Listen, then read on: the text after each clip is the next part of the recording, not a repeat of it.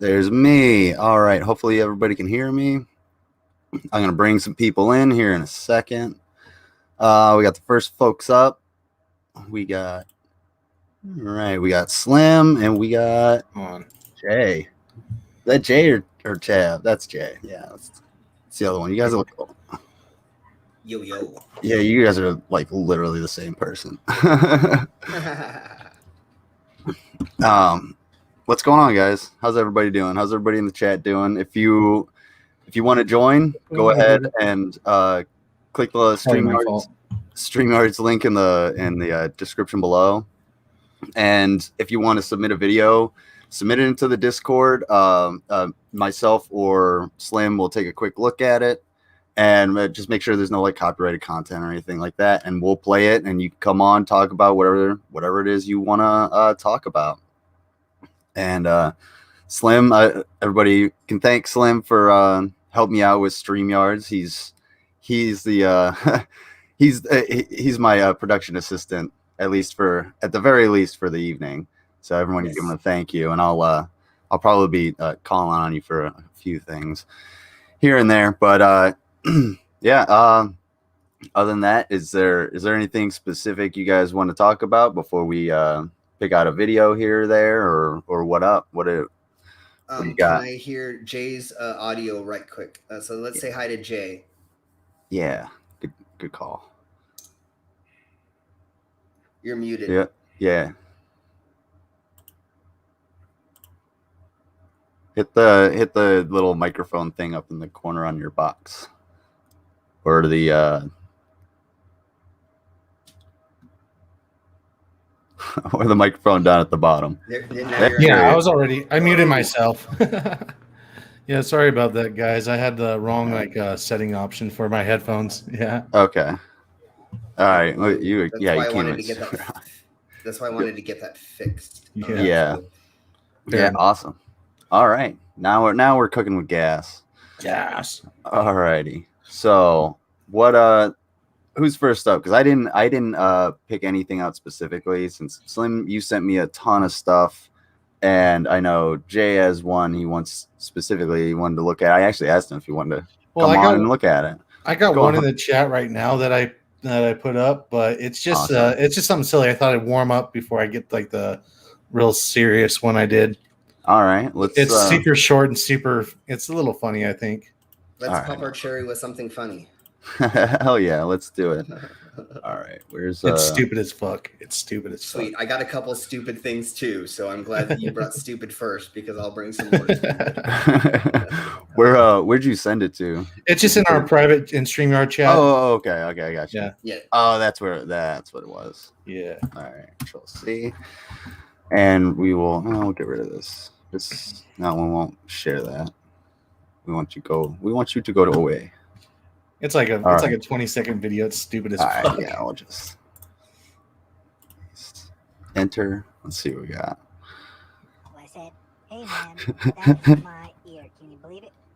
Wait, what's that? We need a little bit more audio. Hey, don't you do that. That's all the audio I got. Okay, buddy. You're nuts, man. Unfortunately. Sorry. It's I was fucking around with Snapchat filters back in the day. I actually have a video with like 1.1 thousand views of me getting sliced in half as an orange. Really? Where's it at? All right, I'll show it real quick. Hold on. All right, yeah, send me that. That was funny. Hey, so the audio is probably going to be like really low for almost all the videos. Probably it was like on a shitty phone back in the day. Well, it's the way it runs through StreamYard is what Slim explained to me, right? It just doesn't put out quite the same audio as Streamlabs. So we're gonna work on the audio later. I've got to show you a couple things to help boost that, but we didn't get to that today. But people, you just turn your volume up a little bit more when we're playing the videos and turn it down when we're talking because it'll be a little off this time. Okay. Yeah, it's like watching a movie on TV or something, you know, or commercials between the movie or whatever. So. Exactly. Everybody say hi to Pip Parrot. Hey Pip. Hey, what's going on, Pip? I missed your message in your stream because I was taking a nap. I was very tired. I would not have made it to this had I not done that. we understand. And let's say hello to everybody else in the side chat. Jay. Good old me. And then you. And then so anybody else who's in the side chat, say hi. Tell me that's how stupid it's 1,000 views. Dude, it's sorry, I didn't mean to interrupt. I just auto played and couldn't really stop it. It's so satisfying for me though. You said you did that on what? Snapchat? Yeah, I did that on Snapchat. I used to like the filters and I like recorded myself being stupid on it. Have you used let me see if I can find out what it's called. Can't hear Slam. I use Face Rig. What up, Bill? Snap Camera. Have you used Snap Camera? Oh, I have no idea what I really used, honestly. I know it was on Snapchat. Okay. And I'm just getting into this. Yeah, so Snap Camera is all the filters that they use, but you can make your own videos just from it. So look up Snap Camera. It's free. And it has like 1,000 freaking things like that. It does the face recognition for like vampires, for anything you can almost think of. You can be a cat, you can be a dog. I mean, anything. Saying it's free. So Snap Camera. Everybody look that up. And if you want to troll people and you want to get into their things, totally freaking do that because it's great to like show up as another thing. You know what I'm saying? So you think I could download that here and make myself an actual lizard? Yes. On this like on stream right now, or do you think it would? Let me stop my camera real quick. I would wait to work on a couple settings to see first. Oh yeah, because it's got to like track my face and shit, doesn't it? Yeah, and it's got you're using the camera that you're using now, and you got to switch that camera. And there's a couple other things you got to switch with audio as well and things. But we can go over that. I have Face Rig, and Face Rig has dinosaurs, so you can be that'd be a raptor. Perfect. So that would be fucking perfect. So in the future, you and I will speak about it, and we will all come on as an avatar of something, and we'll all just be some weird screwed up crap and do our stream or something. That'll be super dope. Sources Rex's. There we go. Everybody be a different security reptile. Bring your different armor. That'll be fun. Yeah, I'll have to download that, and you and I will go over it and check it out. And we'll refine the StreamYard so we can use the StreamYards together. And I don't know if I'm gonna still use Streamlabs because this actually works pretty well, except for the audio output. That's one, and the fact that I don't have like a equalizer or anything like that. It does it through the machine. Just if you download Voicemeeter Banana, I'll show you how to set that up through StreamYard and get the equalization to work. So like I said, there's just a couple more things we need to iron out to get you working to make it so it's. I told you the first stream is going to be a little, and then we'll get it hashed out from there. So this one's going to be a fun stream for everybody. Fuck yeah. Hopefully it's gonna be. I'm having fun already.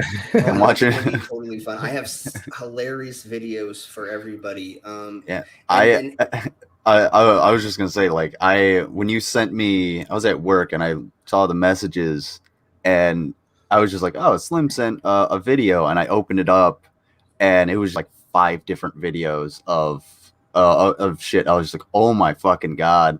Like Slim gives me so much fucking content. I don't know where to start with it.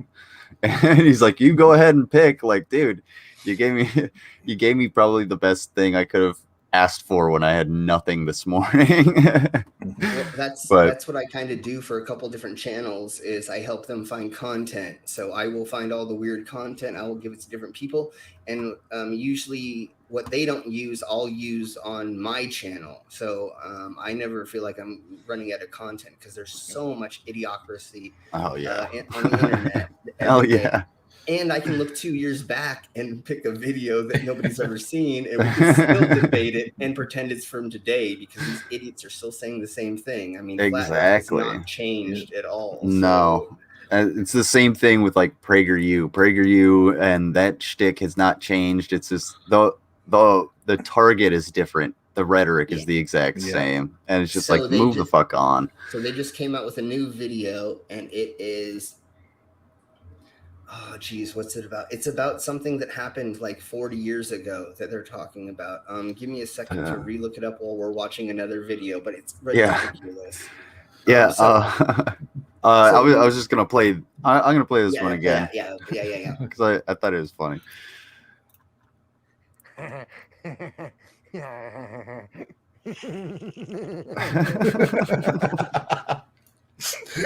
can't believe I got 1,000 views of that.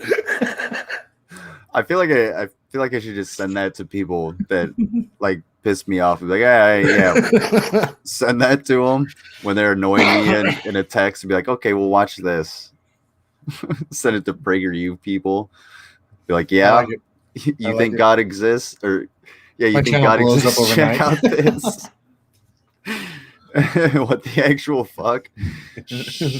It's okay. Everyone is welcome. The next video I put up was a change from the light stuff to the one I made about depression. Okay. And this is done sitting in my mom's wingtip chair with my phone. I actually wrote down a little list of things I wanted to talk about, so I wouldn't have like any weird so I wouldn't have any weird like craziness going on where like I have those pauses and stuff like I just had because I'm brain fart. But one of my friends was going through a rough time, so I decided to make this video. I was hoping she would like see it and be like, oh, that's so sweet. But how it really is. That way. Well, it never really does, but it was also a little bit for me too. I got you. Sorry, I was paying attention. I was trying to pay attention to you and what Slim sent me at the same time, and I can't divide my attention. So I heard what you said, but Slim, I have no idea what the fuck you're talking about, even though I know what you're talking about. So if you would like, I could share the videos and have the volume a lot louder. Let's do that. If we can figure that out. So let's figure that. If you want to send me the video link in the side chat, there, Jay, we can do that. Would you like to see the first video I was going to show, or was Jay going to show the first video? I was just gonna do Jay because he already totally. He's here. Plus, so, I know you've got a shitload of content. So and I'm not worried about showing my stuff. I'd rather show his. So is it the first link that we have in the side chat, or the second? It's the very bottom one in the private chat. Yeah, I put it in both chats. Okay, so give me a second to just get that all, making sure that my audio is completely ready for that. I'm going to share it, but then I'm going to check my levels right quick. So here we go. If you will, please. Boink. There we go. And then let me just check my audio levels. I'm going to put this up, that up, and this up, just to make sure that it will actually play the audio at the right level. Oh, and I have to. Look how handsome I used to be. Oh, man. What the fuck happened, man? Don't do drugs. Don't do drugs, so the ones will look like me. So, yeah, please don't do them. Man, that makes me want to do drugs. It's depressing. Let's see. Let me know if the audio is too loud or not loud enough. If it needs to be changed. Hey everyone. My name is Josh. I'm an snowboard instructor at Bear Mountain in Big Bear, California. Rocking my Big Bear beanie. But anyway, I'm going to talk to you about something personal. And I'm going to talk. There's an echo like crazy. Yeah, there's like a hardcore echo I was hearing. I have no idea what that was about. Give me a second. Let me try this, and then let me know if there's still in. To you about my life. Much better. There we go. Basically, about 12, 13 years ago, spill it, bro. I started battling a fit of depression, and I have been battling it for well over a decade now. And the saddest thing about it is like, I never saw myself as someone with potential. I never saw myself as someone that could do great things. I thought I was just gonna, one day just be put in a hole and no one would ever notice. Felt like a tree falling with not making a sound, not having any effect on anybody's life. And lately I made a 180. Anybody that knows me will tell you that a year ago I was severely depressed. I was gaining a ton of weight, and I was in a relationship that I did not want to be in. And I was overall a very sad person. And I wanted to talk to you guys about how I'm feeling now and why I didn't. We can pause it here if you want. Go ahead. Yeah. Pause it when you want. I was just gonna say, I didn't want to interrupt until you got to like a good point or a good like stopping point. No, stop it wherever you want and make your commentary wherever you want. Because like it is be really boring for just to watch this all the way through.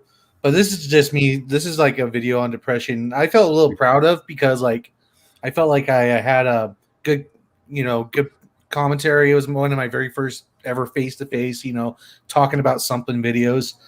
And it was something I was a little proud of. Now, it's obviously trash because it's shot on like a crappy little cell phone I bought at Walmart, Right. but this is what was happening here is I had a horrible experience with a girlfriend, and she was a horrible human being. And then, I started talking to my ex, who was super sweet, super kind. And, I saw her going through some similar stuff, and I wanted to let her know that she was not alone, without straight out telling her like, hey, I think about you a lot, Right. Like I was like, yeah, I make YouTube videos here. Check out, here's my channel. And, randomly there's a video that kind of, can help you out. Right. So, I got you. Yeah, no, I was just gonna say like my depression. I've had depression my whole life. I can't even remember when I didn't, but like, Mine goes the other way. I don't gain weight. I lose a shit ton of weight. I just like stop giving a fuck. Like when my dishes pile up, that's when I'm like, okay, it's time to fucking do something. That hasn't happened in a while. Actually, since I started streaming, it's the only reason the dishes pile up is because I'm streaming more than I'm like shitting myself with depression, like laying in bed and fucking, especially for where I live. I know you're in California, so you have like you're in the desert, so it's sunny, warm, pretty much all year round. Yeah. In the winter here, it's like doesn't even get light out until 9 o'clock in the morning, and then it's already dark by the time you get home. Sometimes like 4:30, and it's just like, dude, it feels like you lost your entire fucking day, and it's just such a drain. Like, you just want to go to bed at 5:30, like, all right, I ate dinner, I guess it's dark out, it's time to go to bed. See, with me, right before this is after I lost 100 pounds. I was like 280 at one point. I was 280 at one point. This right here in this video, I was going to the gym every single day. I was eating a high protein meal. Like I had I had exactly how much protein I was intaking and all that, and I was like gaining a ton of muscle. I had all the confidence in the world. And most of it was because this one girl that now you may be like, oh, this guy's creepy. You're talking about this girl so much. But you got to understand, like, this is that girl that was your best friend in elementary school. And then at some point in high school, she comes up to you and she looks at you square in the eyes as cute as possible and says, will you go out with me? And you're like, you got to be fucking shitting me. Yeah. You're like, you are so far out of my league, girl. And, and then, you break up, and 13 years later you have you see her, she says hi to you online, and then you have like that real wave of like emotion and all that stuff come through. And I hate the sound because it does sound like really simpy and stuff, right? But with she was like my best friend for like all elementary school, all middle school, and most of high school. And then one day something happened, and I didn't hear from her for like ever, and it kind of broke my heart, and it always does break my heart. But it breaks my heart in the way that if I didn't talk to my mom for 13 years, it would break or my sister for like 13 years, it would break my heart because I love my sister very much and I want the best for her. And the same thing goes for her. It's not all like I want to smell you or anything. It's like that. I want you to be okay, and I want to know that you're not dead in a ditch, and I want to know that you're happy. That's more what it's about with her. Yeah, I made that video for that. Anyways, I'm gonna try not to sound so creepy anymore. No, you're good, dude. I just wanted to say to Pip that thank you. Pip's really, really sweet, and she's the one that puts out the like the Sunday story time, right? A bunch of story stuff. Yeah, it was like I forget which one it was, but it was the other day. I was just chilling on a Saturday or Sunday morning, just sat there listening to Pip do like just speak it was like a fairy tale, and I was just chilling. I was just chilling out listening to it, and it was probably one of the most relaxing fucking things I've experienced in a long time. So I would encourage everybody to check that out. Go to Pie Parrot or Pip in the chat. Go to her channel and subscribe. Pipperot. We are Pipperot. Pipero.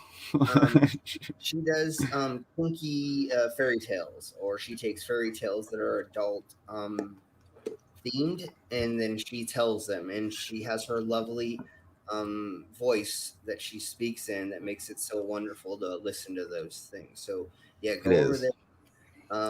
Yes, please put a link. Is she blue? I don't think she's blue. I'm gonna go subscribe she is right now. Yeah, she could put a link in there. She's blued up. She got it. And we're going to have you on at another time, Pip. We've already figured out who we're going to have on for today and pick the videos. So if you want to come on next time, let us know and we'll get that organized. Well, if Pip wants to come on, she can come on tonight. Like I don't have any more than you guys like in here now. No one has really contacted me yet to be like, hey, I want to be on or send a video other than Realize. And Realize doesn't seem to be here. I know Rav wanted to be here. Rachel wanted to be here. I'm not sure who is actually in the chat. I know Rav is probably there. Tal but will it's up probably to drop by a little later too. Awesome. Sweet. So it's up to whoever calls in below, because I think I can have up to 6 people, right? Total who call in. Without having to, kick anybody. So if you want to call in and share your video, send your video to the the call-ins link in the Discord, which I will pin in the chat here in a second. And just give a call below at the link that says StreamYards. It says call in here. It should at least. And if not, Slim will slap that in the chat as well. But yeah, do you want to continue with this video? Say a little bit more about it? Only if you really want to. It's up to you, man. It's your video. We can go. You can go a little bit longer if you want. Okay, I'm really glad that you made this video. A lot of us in the community deal with depression. Hell yeah. I've been that my whole entire life, and just recently I figured out a way to get out of it. So thank you for making this video. We all need to hear this sometimes and to reflect on ourselves. So let's listen to some more. Oh yeah. Why I'm talking about it now. And the most the number one thing about the topic I guess we could talk that covers this is depression. We got some serious echo. I felt very alone. I felt very sad. I felt unloved, cared for. Even though I was with somebody, I didn't feel loved or cared for. I didn't know why. We got some serious echo. Yeah, I don't know. I don't know. Hold on. I'm trying to send a link in. Give me a second. It's okay. There we go. All right. I never really knew why. There it I always is. felt this way. I just knew that I did, and I thought it was normal. I thought everybody felt like I did. I felt like that everyone got as sad as I did, but nobody around me seemed to show it, and it always confused me. And I felt physically unable to get up in the morning. I always felt a little. It's the fucking worst. A little sad. Asking myself, it's like having 1,000 questions running through your mind, and you're trying to answer them all, and every question just makes you feel worse. Yeah. It's like, am I worthless? Am I loved? Am I lovable? Do I look good? And it's a sad thing because I didn't know I had potential until the last 6 months. I started working out, got a job I really love. I love snowboards and I love snowboarding and I love fucking teaching people. And I've been around it since 2012. I've been working on the mountain. I was a lifty for at least 6 years. I was a lifty. Jesus. Yeah. And I decided that, this year I was like, I'm going to teach it. I said, fuck it. I'm going to do it. I want to do it. And I'm going to do it. And lo and behold, I actually was able to get a gig snowboarding and snowboarding instructing. I'm a professional snowboarder. I'm a professional snowboarder, believe it or not. That's pretty dope, dude. So, it's weird. I get paid to snowboard. Yeah. And it makes me so happy to feel like I'm achieving something that I want. And it's good money too. You don't, I've talked to a few people like, oh, you're a snow bum. Mm-hmm. But the fact of the matter is I really, really love my work and I love what I do and it pays well. Yep. And that's I couldn't be happy. It was the most satisfying job. You want to talk about something is that I lost contact with a lot of my friends. A lot of people I really care about. I still care about to this day. I was gonna say, do you want to hit pause real quick? Yeah. I was just gonna say on the like when you're talking about the snowboarding, that's lightweight. The same feeling I have about like streaming. I've started investing in it, and I've started putting my time and my energy, and I'm thinking about it and thinking about like the little community that I've built. This little a tribal hut we have in the fucking woods right now with all of our freaks and hunchbacks and fucking whoever's that have managed to find this place and feel welcome. Yep. And like it's a really good feeling to be like, oh, I can start moving towards something.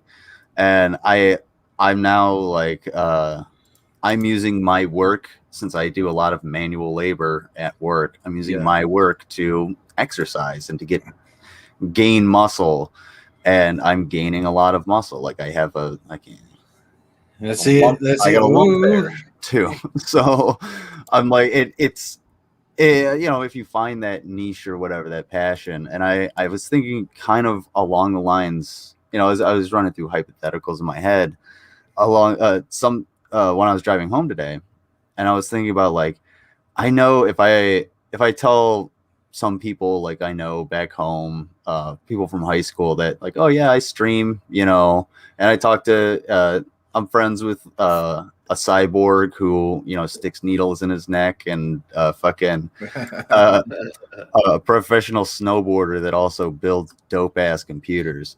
By the way, Slim, can you go to the video I shared, or I put up, about with the new computer, and share the link for or the phone number and the information for Jay's company, or the company Jay works for, in the chat. So if you also want a dope ass computer, thank you, I appreciate that. If you also want a dope ass computer for you know, a good price, let him know. He'll hook you up. But we can. Fuck yeah. And what was I saying? Like, it if anybody were to like look down on me for that, my only response now could be like, well, fuck you. This actually makes me happy. Like, this is actually a good thing in my life. It's good for my mental health. I have friends. Like, I meet new people. I'm talking to people from all over the world. I mean, you guys are in 2 different times. It's 3 different time zones here that we're looking at just on screen, and then in the chat there's probably 3 or 4 more. So it's like I'm reaching out and get to talk to people, and I don't know, that makes me happy. So I don't know why people would want to shit on that. And you have a variety of types of friends too, like everything from snowboarders to like military people and whatever the hell Underhaven does, you know. Yeah. So that's always like a nagging mystery for me. I really kind of want to know what Underhaven actually does, because like dude isn't not unsuccessful. I mean, so is he like fucking, I don't know, selling crack or something? It's a Dogecoin.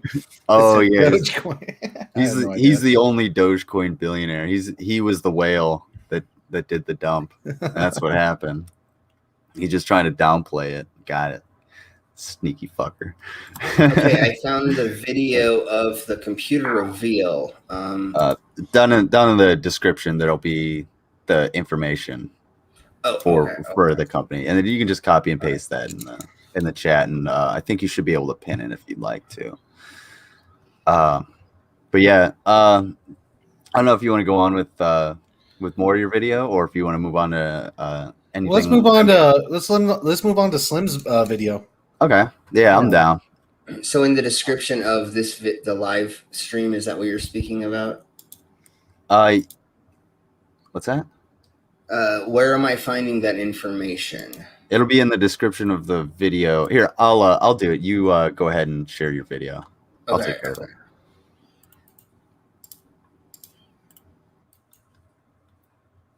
I think I fixed the echo problem. I may have not. Oh, you did put it in. Okay, well, never mind. That's for that. Okay, here we go. And then you're gonna have to accept watching it. Okay. Lizard. I'm watching. Okay. I'm watching for it. I gotcha.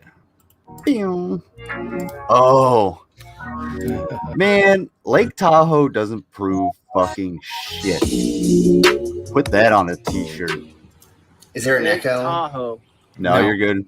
Okay, I fixed it. Okay. You can see some of the crepuscular rays coming down through the clouds, proving that the sun is not 93 million miles away by triangulating the straight lines. That's very obvious. That didn't make any sense. It's not triangle. I'm fine. The straight line. Earth. about to be recycled. It's What? also very obvious that That was the Heaven's Gates dude that was talking. So, What's his this name? gentleman, let me say his name right. I don't want to mistake. Everett Anderson. He takes these clips out and he makes these beautiful, like 3 to 5 minute videos of these idiots saying stuff. So yeah, you send me this guy's stuff all the time. It's hilarious. Yeah, and he's really awesome about letting us share it. So he wants us to share these videos. So he's That's totally fucking down with sweet. it. That's awesome. So let's get more into how this doesn't make any sense. Yeah, please do. and we'll discuss. water is flat and it's filling its container, so you have raised ground all the way around. You know, intelligent human beings should realize that everything has their cycle. Like a wall, Is proving that on a larger scale, It's called a beach. It's called a beach. The The land. It's called a landmass. Earth would have to be hang on a second. I gotta. contained by an outer perimeter, exterior wall container of some kind. We're not saying that planet Earth is coming to an end. Kill me. We're saying that planet Earth Yeah, is about exactly. to be refurbished, spaded under, and have another chance to serve as a garden for another human civilization. Look at those eyes. Look dude. at those Pause real quick. I don't know if I were going to take advice on the future and shape of the Earth. I think I'm gonna go with the eyeball dude, because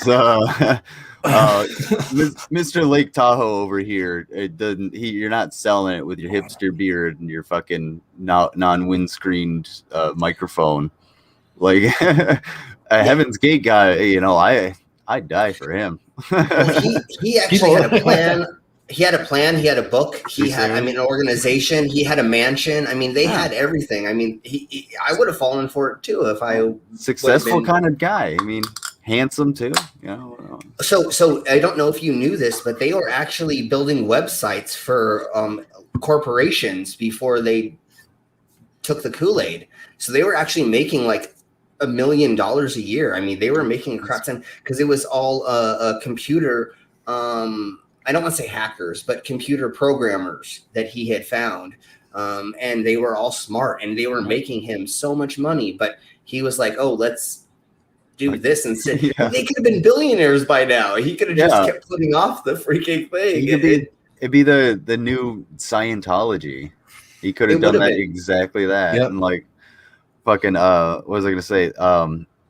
It's didn't they have isn't the Heaven's Gate website still up? Here, I'll check it out. I believe it still is. I think it may be .org and .com though or something. But yeah, I believe it's still up. Let me check it out. But yeah, let's play more. Yeah, let's play more of this for sure. Yeah. And then we'll get to the next idiot.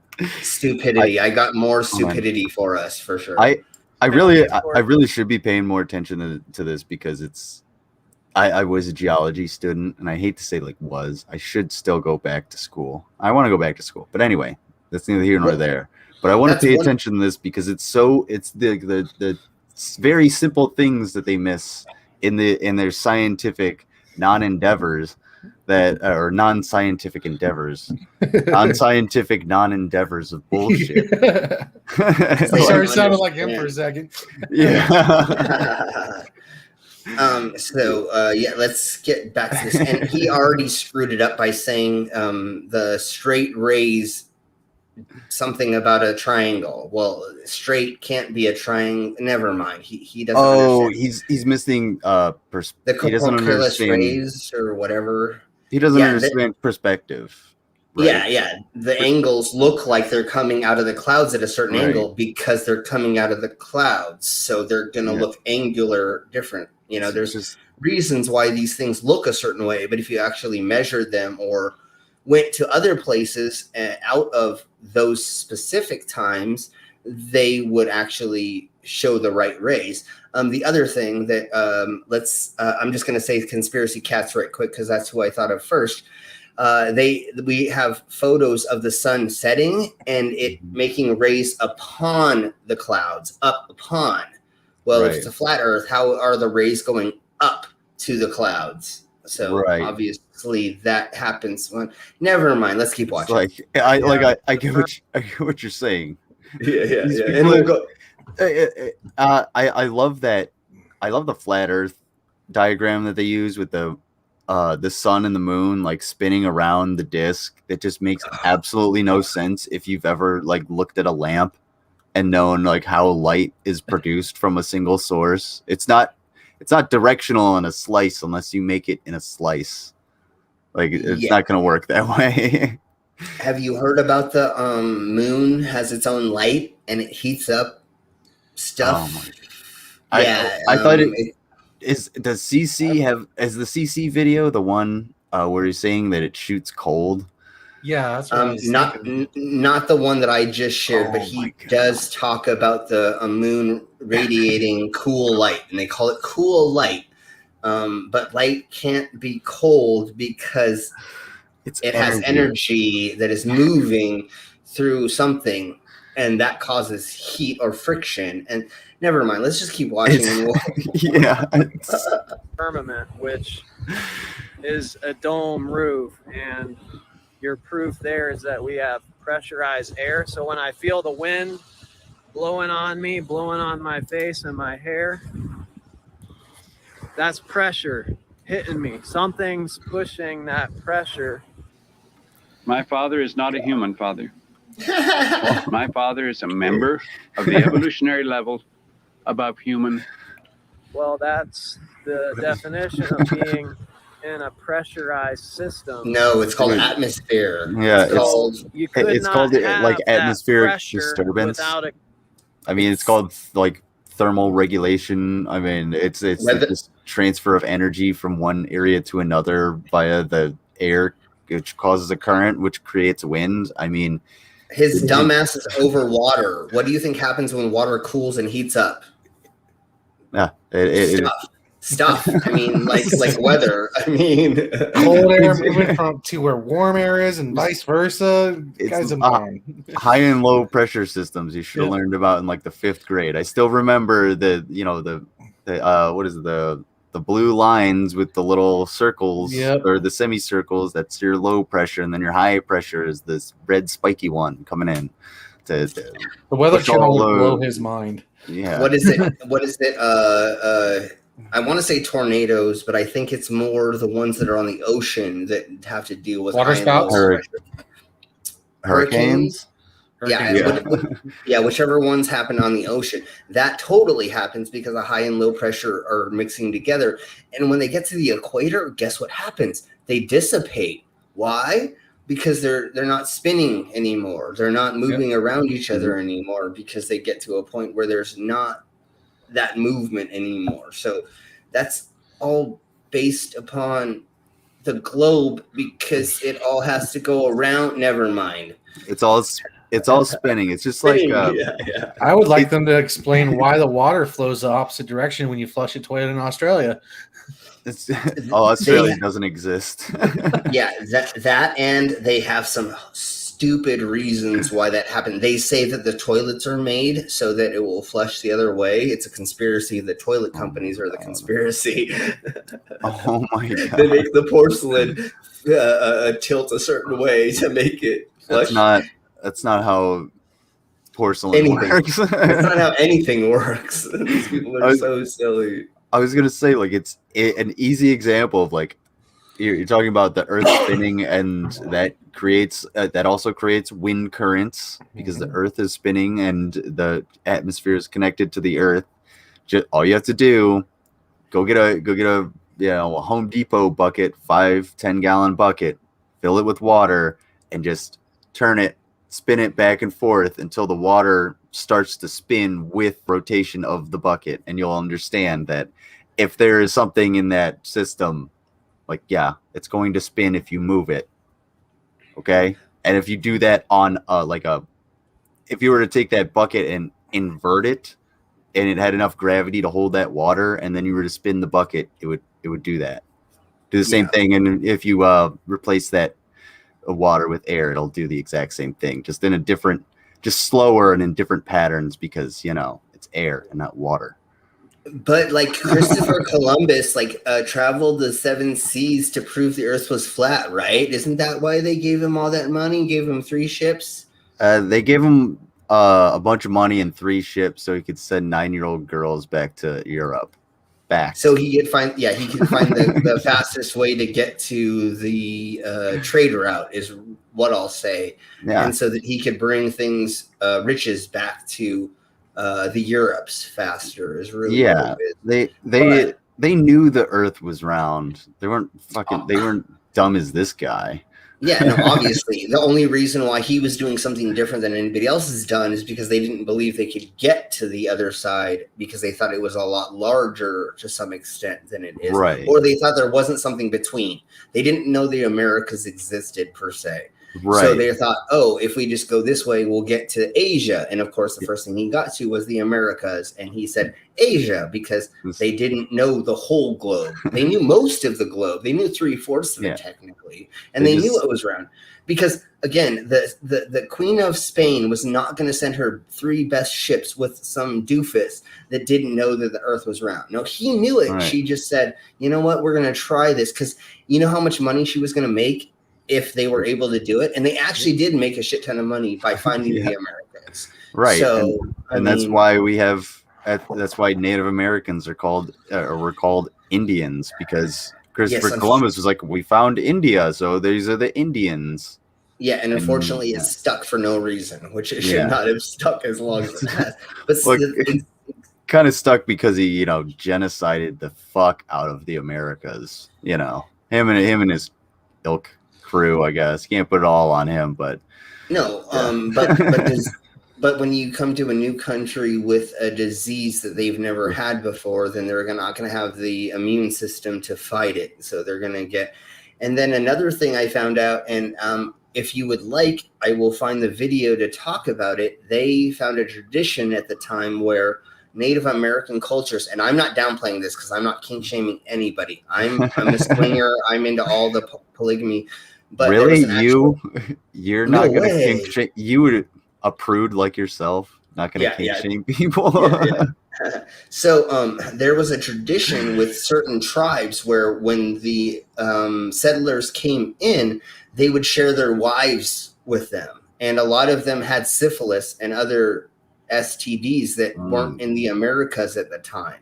So by having these open relationships or saying, hey, we're going to show you respect by letting you intertwine with our culture. Let's just put it that way. Let's just not say they were having orgies, because they totally were, but they weren't having.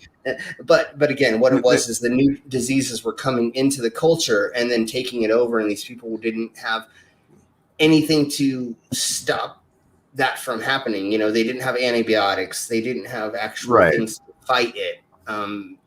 Being from another country, not because they didn't know, but they didn't have the medicine to fight it because it was from another country. So plus they didn't have the immune system either. To fight it, and that was part of it. They've never been exposed to like the flu, before. I forget VD, the original Spanish flu. God.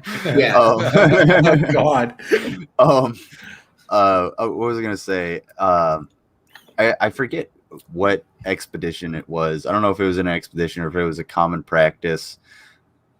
What is in somewhere the sailors that would come in, the indigenous women would trade sex for iron, so they would end up having to post guards on the ship to make sure people weren't taking so many nails out of the ship to go get pussy that they were pulling the ship apart and making it fucking stink of water. So I don't know if that was common practice, but I remember that. And that's one of those things, just if you think,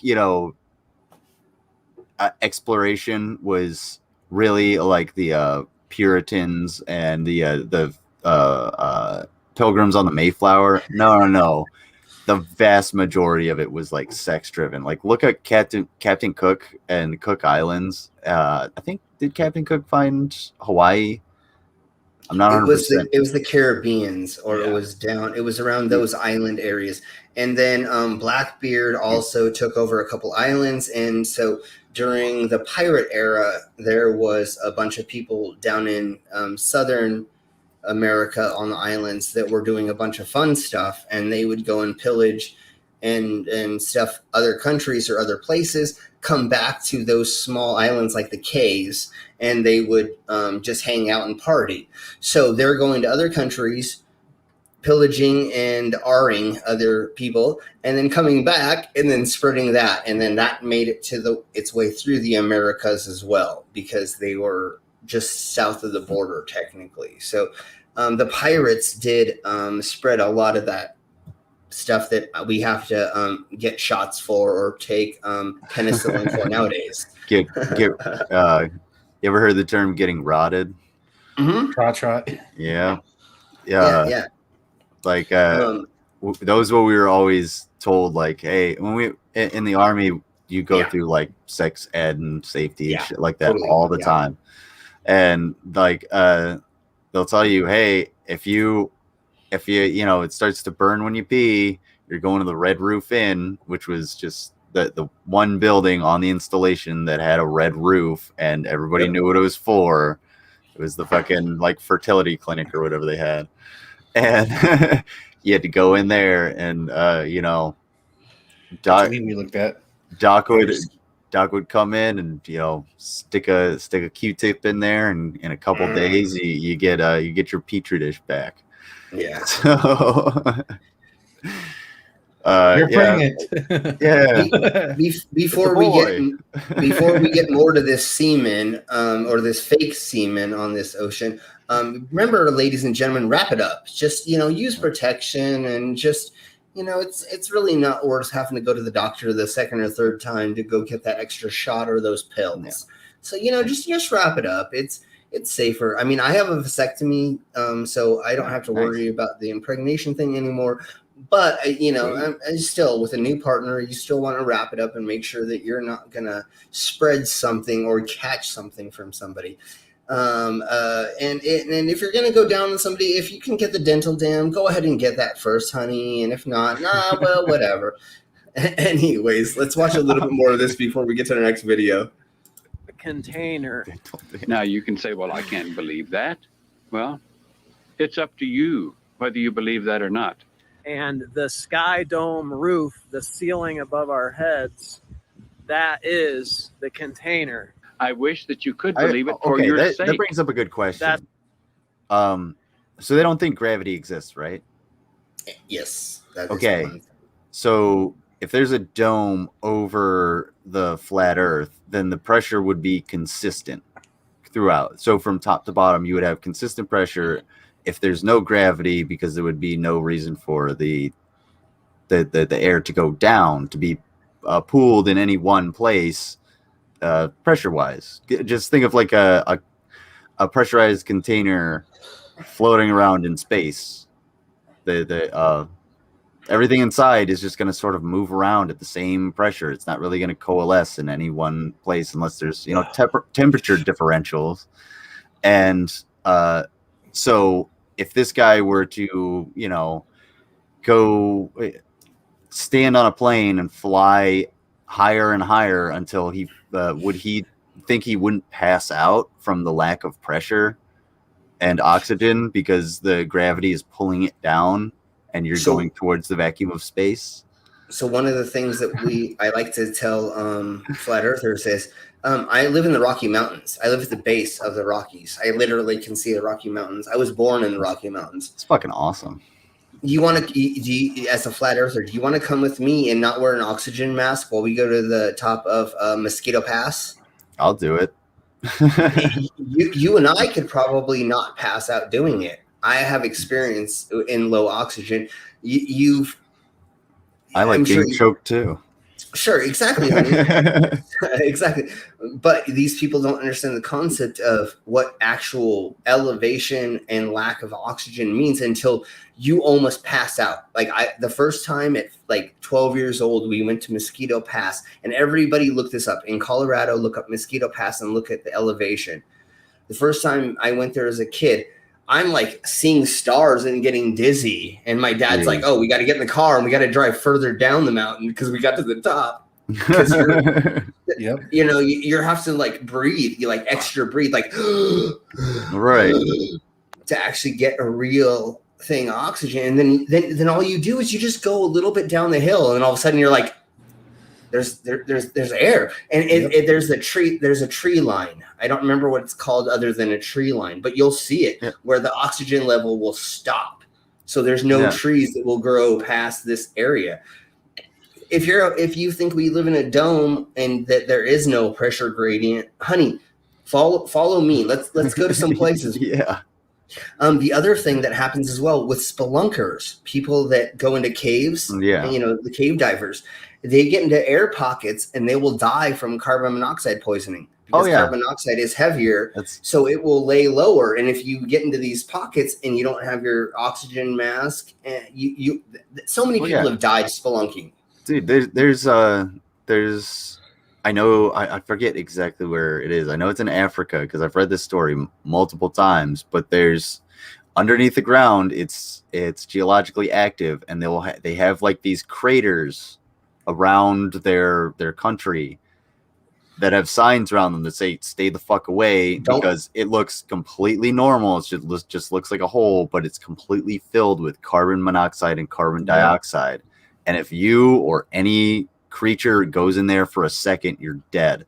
You're not going to get any oxygen. Yeah, you'll see animal bodies all around it, or in the inside of these things. In South America, I think in South America, they're the largest caves in the world, or cave system. And I don't remember what it's called. If anybody in the side chat, if anybody can say, but it does. Anyways, there are just little pockets. They're just these little like things that go down. And if you were to get into that thing, it's leaking carbon monoxide out of these tunnels. And so if you were to go in there, you're just going to pass out and die. Like there's not a way to know, and you can't see these things, just like why people get carbon monoxide poisoning in their house when whatever leaks and they don't figure it out, or they don't figure it out until they don't wake up. You know, and that's the problem with carbon monoxide and stuff like that is it just makes you go to sleep. You're just like, oh, this feels really comfortable. Oh, I'm just gonna you're just like, I'm gonna lay down here for no reason. And that's so, I had it wasn't carbon monoxide, but when I lived in my apartment before I deployed, what's going on, Tequila Mockingbird? Tequila Mockingbird. Before I say this, what's going on, everybody in the chat?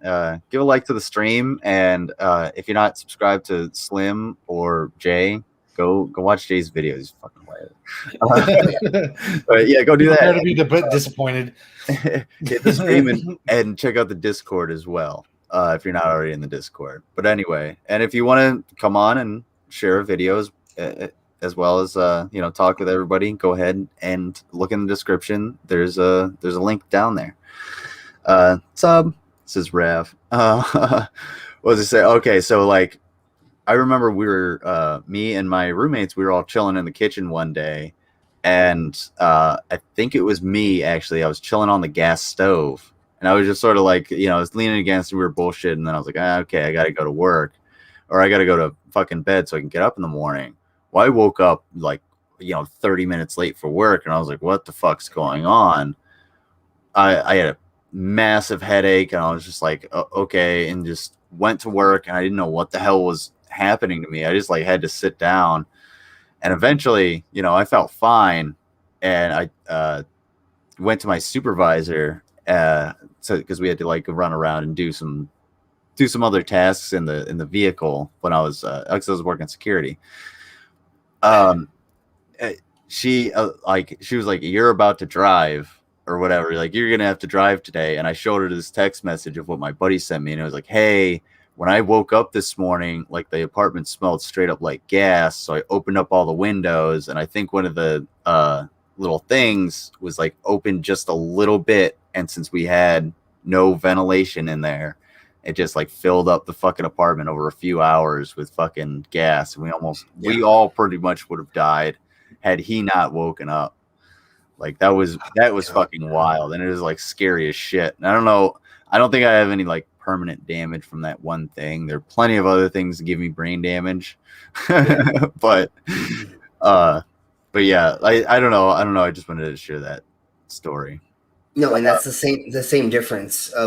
That's exactly what we were speaking about. Is like if there was no pressure gradient, your house would have never filled with anything because it would have just all dissipated throughout the atmosphere.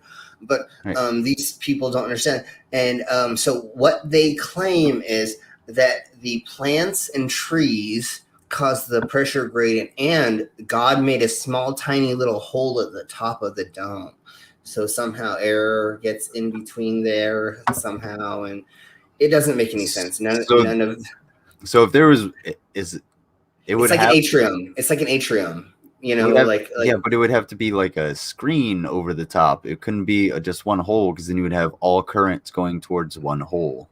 Yeah, well, they can't think past that, so they don't understand that concept at all. So they still don't have a model for their anything. But I know pressure gradient works because I almost killed myself diving one time down in the ocean because the pressure was too hard on me. It was pushing in me, and then I tried to go up too fast, which causes the bends. Yeah, I was gonna say, did you get the bends? I almost did. I didn't get them 100%, but I was down 30 feet, and then I raised a little bit too fast. Not too fast, but I raised enough to where I got sick and I started turning blue and my body wasn't processing oxygen right. And then they did something to me. I don't remember because I was like 14 or 15 that helped oxygenize me or something, or they started doing. I was kind of passed out a little bit, so I don't 100% remember what happened. But how does that pressure work if you're in an aquarium? It doesn't. So, I mean, it's so silly, these fools. So let's watch the last like 5 seconds of this, and then we'll find something. Because I don't think he has anything else to say. Again, we already pretty much completely destroyed his argument because even though I'm gonna say this about myself, I'm completely dumb. I am not smart at all. I tattooed my face. I'm obviously not smart. You have a lot of experience, and you can understand like why your experiences happened too, because you're talking about like there's a difference in pressure, and Irish Stew is like nitrogen narcosis, and it's just like I was gonna say like, were you oxygen drunk? Because I've heard that term before, and that can and that can happen too as well. Like, when people that live in the mountains or live up really high, you go to sea level and you start drinking or you start doing things, you can start getting this weird feeling because you're not acclimated. There you go. So going up or down, if you go 1,000 feet up or down, you're gonna have to wait like a day or two to actually jet lag. And or jet lag. So if you have jet lag and you have, you're gonna feel like wonky for a couple of days. Why does that happen? Oh, we live on a globe that's a big round circle that we have to go across, and there's differences in pressure because it's a very big spheroid basically, and has gravity that pulls towards the center. You can just imagine gravity like opening an umbrella. All of the forces are pulling the umbrella stuff down, but there's also stuff pulling it. Going around and different. We live on a 3D plane, so it goes 3D. It's going every direction, or technically 40. You know what I'm saying? It's going north, south, east, and west. Mm-hmm. What is it called? The thing that they put in planes that has the laser gyroscope. There we go. It goes off of 3 different axes. Why does that happen? Because we're on a ball. If it was on a flat plane, it would be 2. Yeah, that's a really good point. If it was if we were on a plane, all of our instruments would work on like essentially 2-dimensional. Like we wouldn't. I didn't need y'all. I wouldn't need y'all. I think that's what it is. That's the third one is y'all. So it's bend. I don't remember. I just like saying y'all. But it's those 3 dimensions that works on, and even before when we were on the ocean and we were trying to find out where we're going, you're using a gyroscope, and the gyroscope has to be tuned to where you are on the earth so that it is spinning and doing the right thing, so you can kind of figure out where you are. And what about a sextant? You use that because you have to. I'm not 100%. Anybody correct me on how to use a sextant, but you use it to calculate your position based off of the stars, and you have to change the angle. It's curved based off of your position on the curved Earth. Correct me if I'm wrong on that. No, I believe that's right. I was in the Army, not the Navy. I believe that's right, because I have a sextant back behind me that you're speaking about over here, and so I believe that is how that works. Is you focus in on the star and you look at the angle to where that star is, and then you figure out from there where your position is from the equator. Let's put it that way, because I want to say position on the Earth, but it's judging how far you are off the equator, and then you go, oh well, I must be here if we're that far off the equator. I think that's how, because what you're using the North Star, and or if you're in the Southern Hemisphere, it's called something else that I never remember, because sorry, I don't live in the Southern Hemisphere, so I forget. But there are the 2 stars in the Northern Hemisphere. I know. Southern Hemisphere.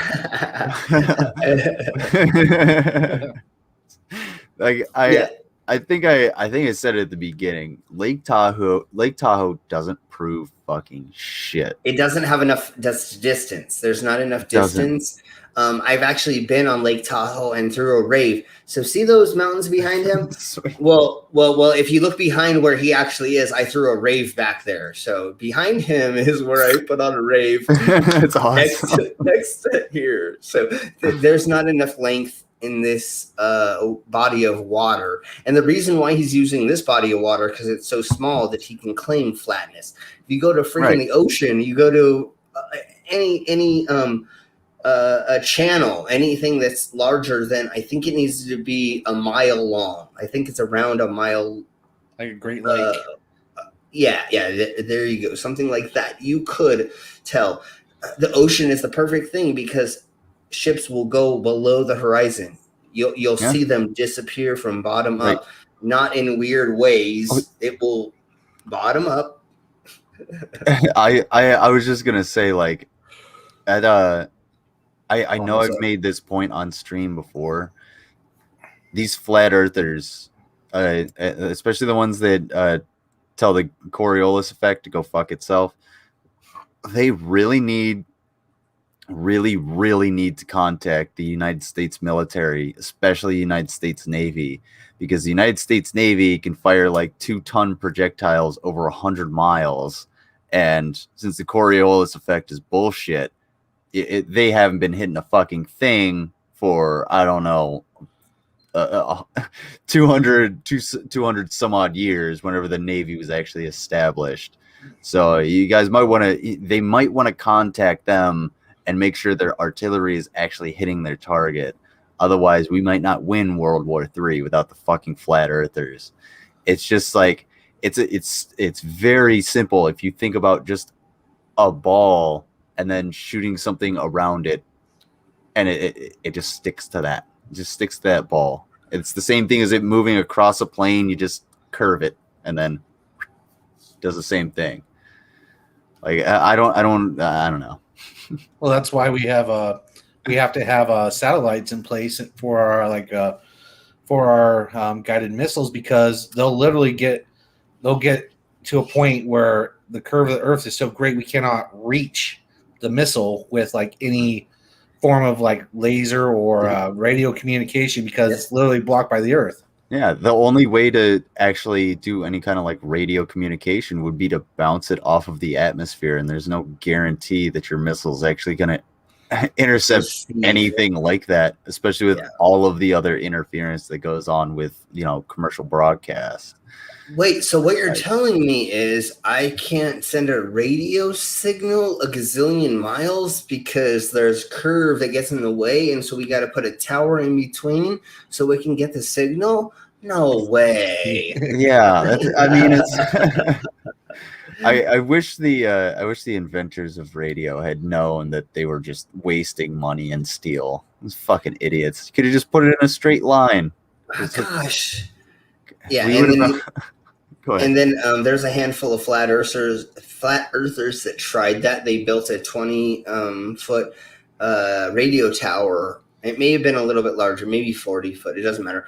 And they tried to bounce the signal from England, and they were 100 miles away or something. And I could be off a little bit on some of these, but they couldn't get it to work. And it was like, yeah, honey, that's how this works. The Earth isn't flat, and that's why they never put out this experiment, or they didn't put it public to where they deleted it or right away. Like they put it out and they deleted it right away. But there was a handful of us that know how to copy and save and download crap. So yeah, there's a flat Earth community that proved radio signals can't go forever. And what they said it was is they said the trees were in the way. They said trees were in the way. Okay. The trees were in the way. Yeah. Real simple. I'll tell you how the U.S. Army fucking figures this out. Okay.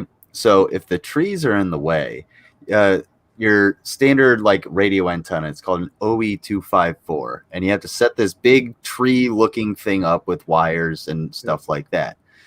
Okay, well, you got a bunch of trees standing around. You don't have room for those wires and that pole and everything. Guess what you do? Get rid of the trees. No, you tie your string to a rock. You throw it over the tallest branch you can get, and then you tie your antenna to that, and then you pull it up, and it will broadcast straight up through those trees. And if you think, oh well, it's a military antenna, it doesn't connect to anything like more powerful than this. All of the energy that this thing is using to run this stream, that radio would use to run. Hey, I need Private Dickhead broke his ankle because he wasn't paying attention, so we need an ambulance out to fucking I'll send you grid coordinates. And like that. So because it can go through.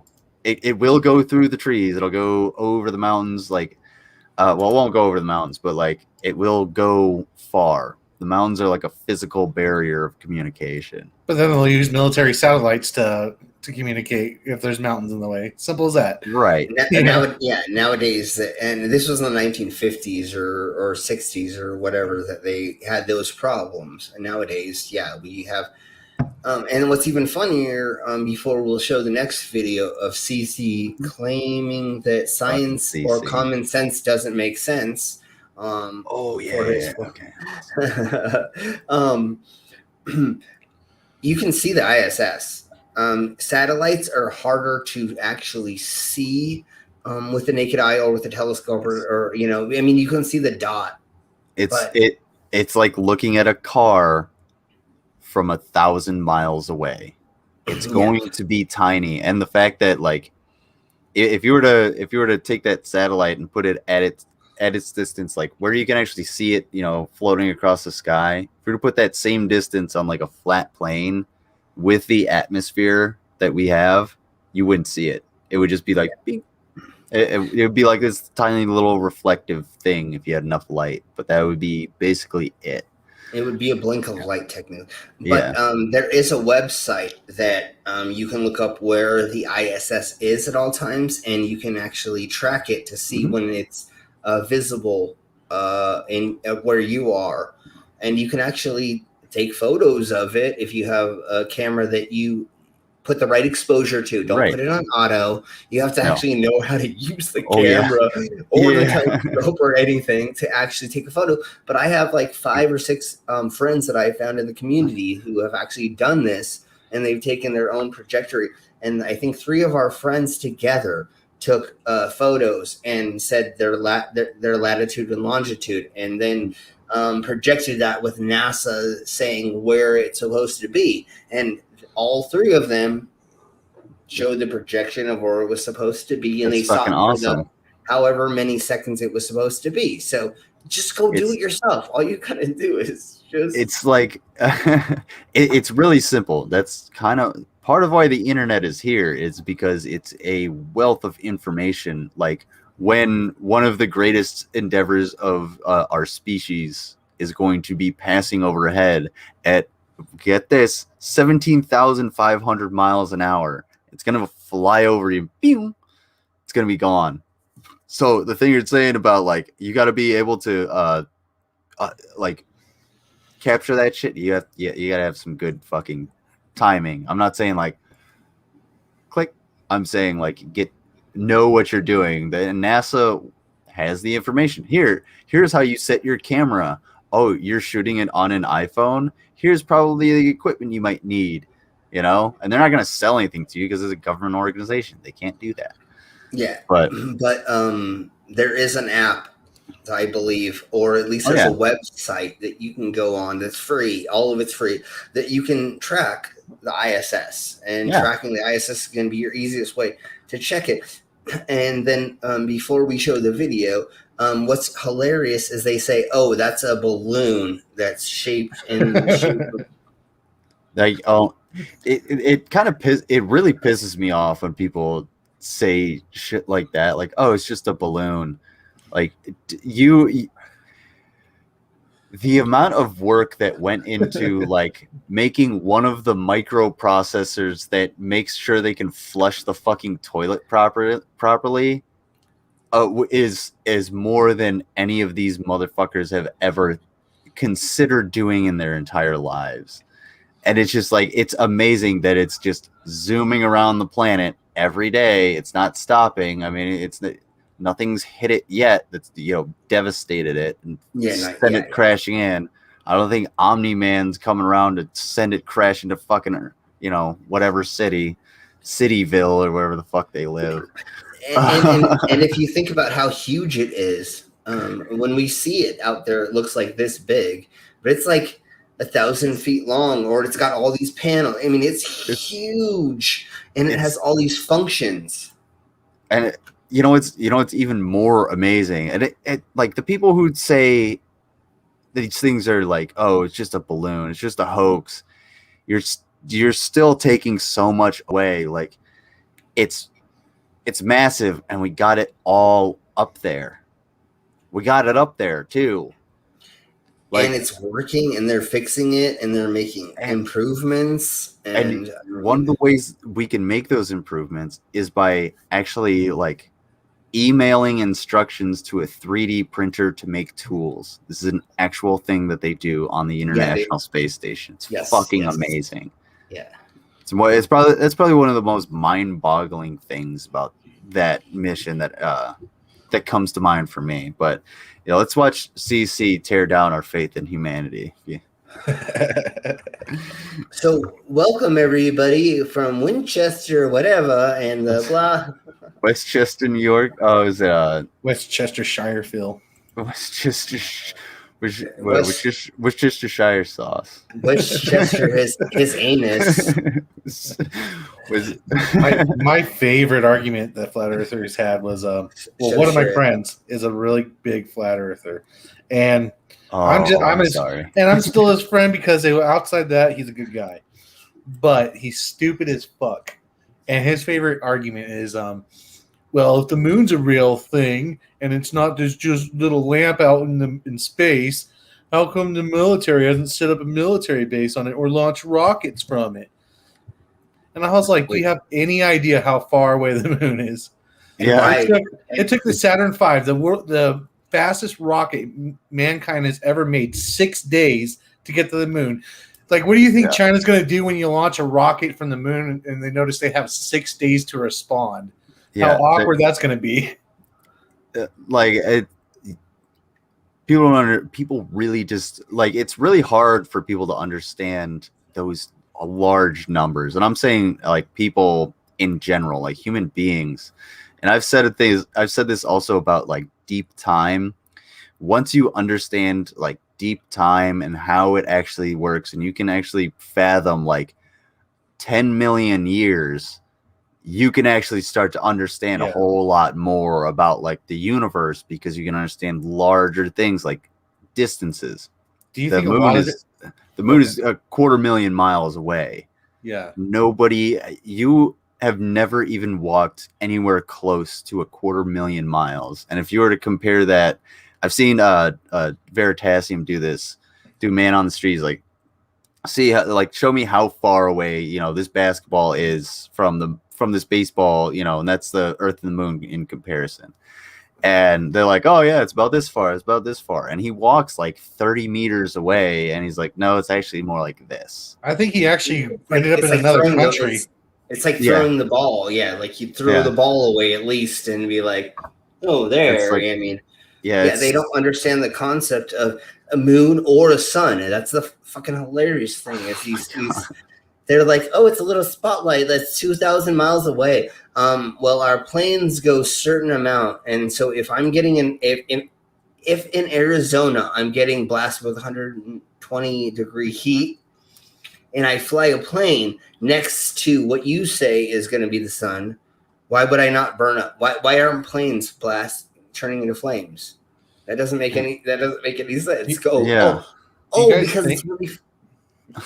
Oh, I was going to ask, do you guys think it has like a lot to do with like people refusing to believe that they're as small as they really are? Well, the thing that really happens is they want to. They're uneducated enough to where they want to feel special.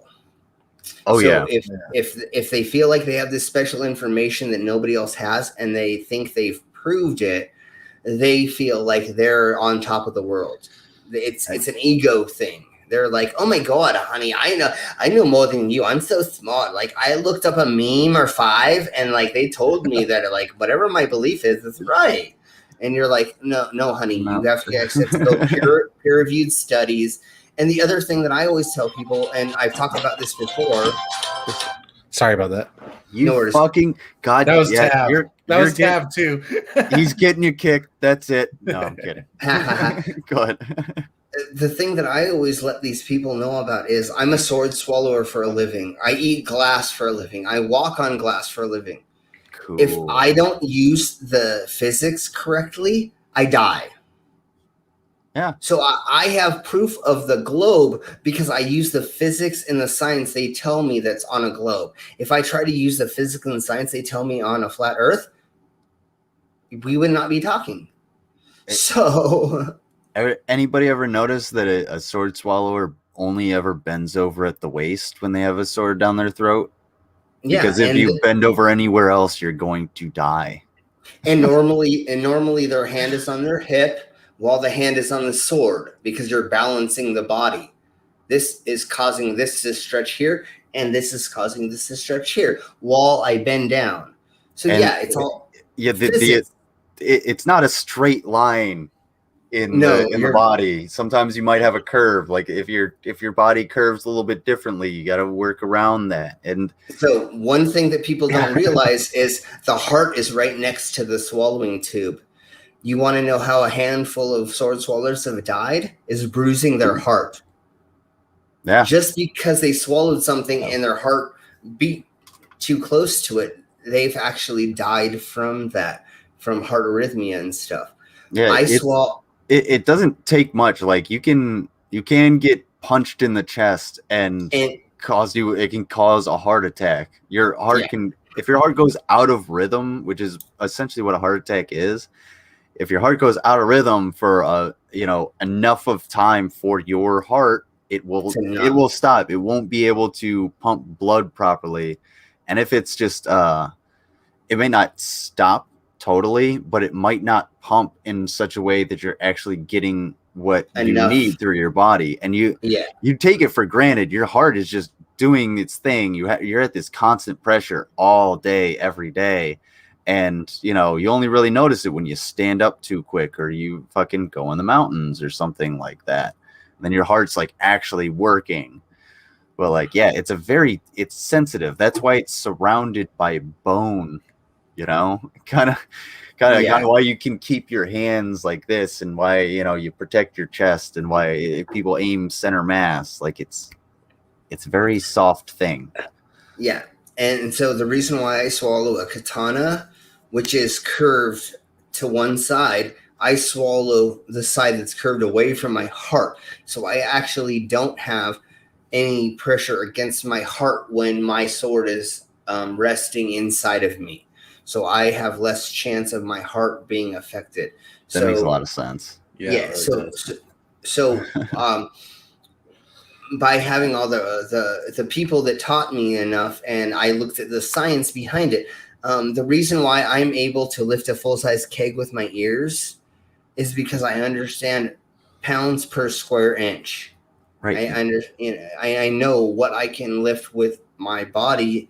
And let me say this really quick. I actually blew out my ear, this side of my ear, live on stage in front of 2,000 people by lifting a keg with too much weight on top of it. I didn't realize I had a weight sitting inside of it while I lifted it. And I swung it, and live on stage in front of 2,000 people. 2,000 people watched my ear rip out live on stage, and I had to hold it closed, do the rest of my set, and then run off stage. And when I got off stage, all my friends were running around me going, "Are you fucking okay?" And I'm like, "Yeah, I mean, I just ripped my ear, but I'm okay." And so again, if that's like the most manliest thing I've ever heard in my life. Yeah, I just ripped my ear, and then I had to finish my set, and my friends were like, "Are you okay?" "Yeah, I just ripped my ear." Like I'm thinking about you like basically you're basically like gonna bleed out. I'm like, holy shit, that's an ear wound is nothing to fucking joke about. No, it'll kill you.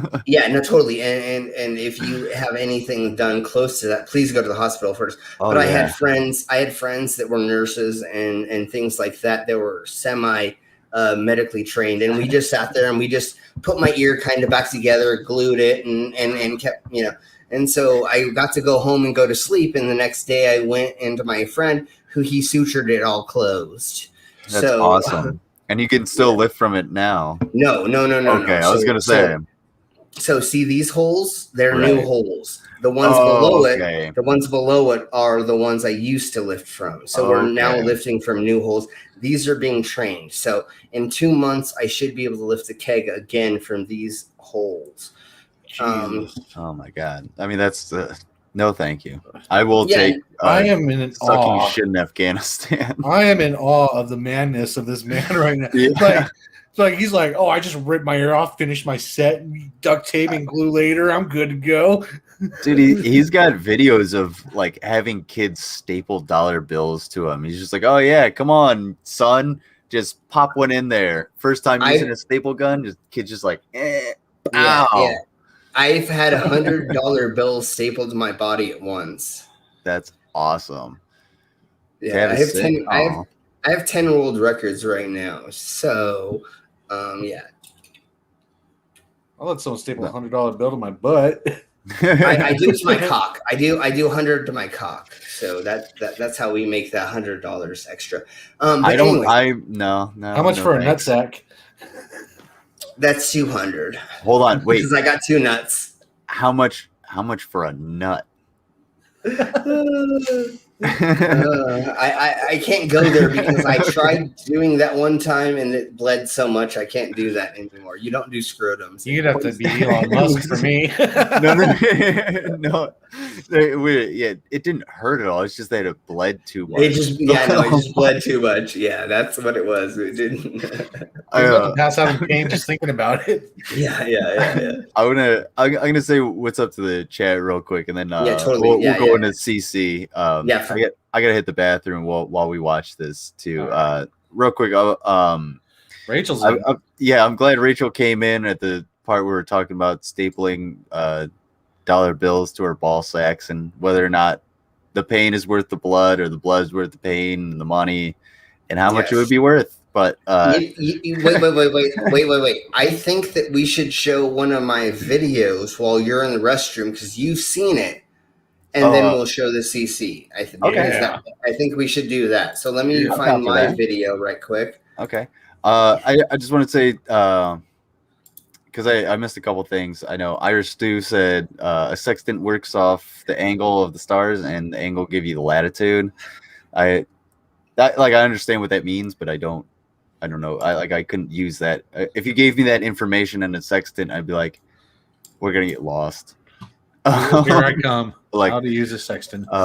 There you go. I use a sextant, but that's for kinky fetishes, and that's a whole different sextant that we use. I was gonna, but we'll talk about that. Sextant is one word. Sextant. Okay, never mind. I thought it was a sextant word. Yeah. Okay, so go. Real quick, the size of the ISS is actually only 375 feet or 357 feet. Okay, but it's still tiny. Like, that's so 100 yards. Well, I think that's the living quarters. You know what I'm saying? Like that's not the whole. If you were to make it like a sphere, the area that it consumes, it'd probably be pretty huge. But before I run off, I wanted to go with Tequila Mockingbird had a question of yes, what would NASA have to gain from lying to us about the world being round? I saw that, but I wanted everybody to finish what they were saying, because I've asked this question so many fucking times, and the best answer I've gotten, or the most hilarious answer I've gotten, is if you add up all of the money that governments give to space exploration organizations, their government organizations, it adds up to like $200 billion. And $200 billion in the scheme of the entire world's economy is like a joke. That's like, that's like what Jeff Bezos has compared to literally the world's economy. And it's like, dude is just a drop in the fucking bucket. It's like taking a spoonful out of the ocean. And not only that might like, once operating costs are covered, what's next? Like, what's left over? You know what I'm saying? The military has more than 3 times that. Just our American military. Yeah, there's going to be like 4 times that probably this year. It's going to be absolutely ridiculous. There's nothing that they gain from it being fake. There's nothing that anybody gains from being fake. It's just a bunch of bull crap. So go ahead and share my screen so that you can go do that. And you got 2 minutes, I believe. Oh, sweet. All right. Before I go, hey, Jay, I can't find the link that I was looking for and the information I was looking for. Go ahead and put it in the chat, and or type something in the chat. I'll mod you, and then put in the information for if anybody wants to build a computer, and then you'll be able to pin it and everything like that. Yeah, we're gonna get your information out, brother. We'll do that, Jay. Yeah. So, okay, so it's no big deal, man. We'll just have a good time. We'll do it another time, man. No, just send it to me while we got just a video playing. You got it, brother. Do that. All right, we'll get that figured out. We're gonna get it figured out. I mean, shocker. Right. I mean, never mind. We'll talk about it later. Figured out. All right. Yeah, I'll be right back. Okay, here we go. Step right this way. Life breaks inside. Step right this way. Life breaks inside. Be amazed and wonder. See the city skeleton man. My street side of his twins. Sexy sweet woman. Beautiful, very lady. Unbelievable again. Painless human pincushion. And GPS fire hater.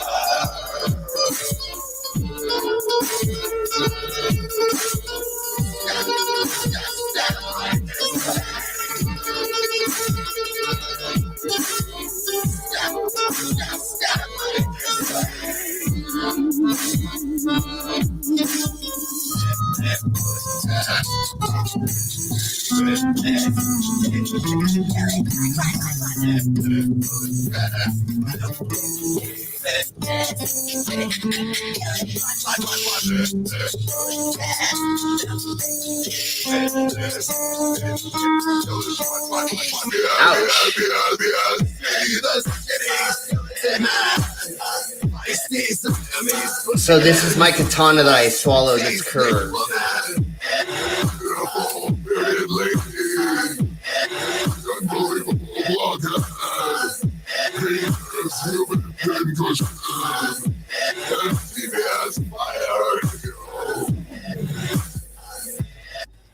And that's where I let the kids staple me. Holy shit. And that's an industrial stapler.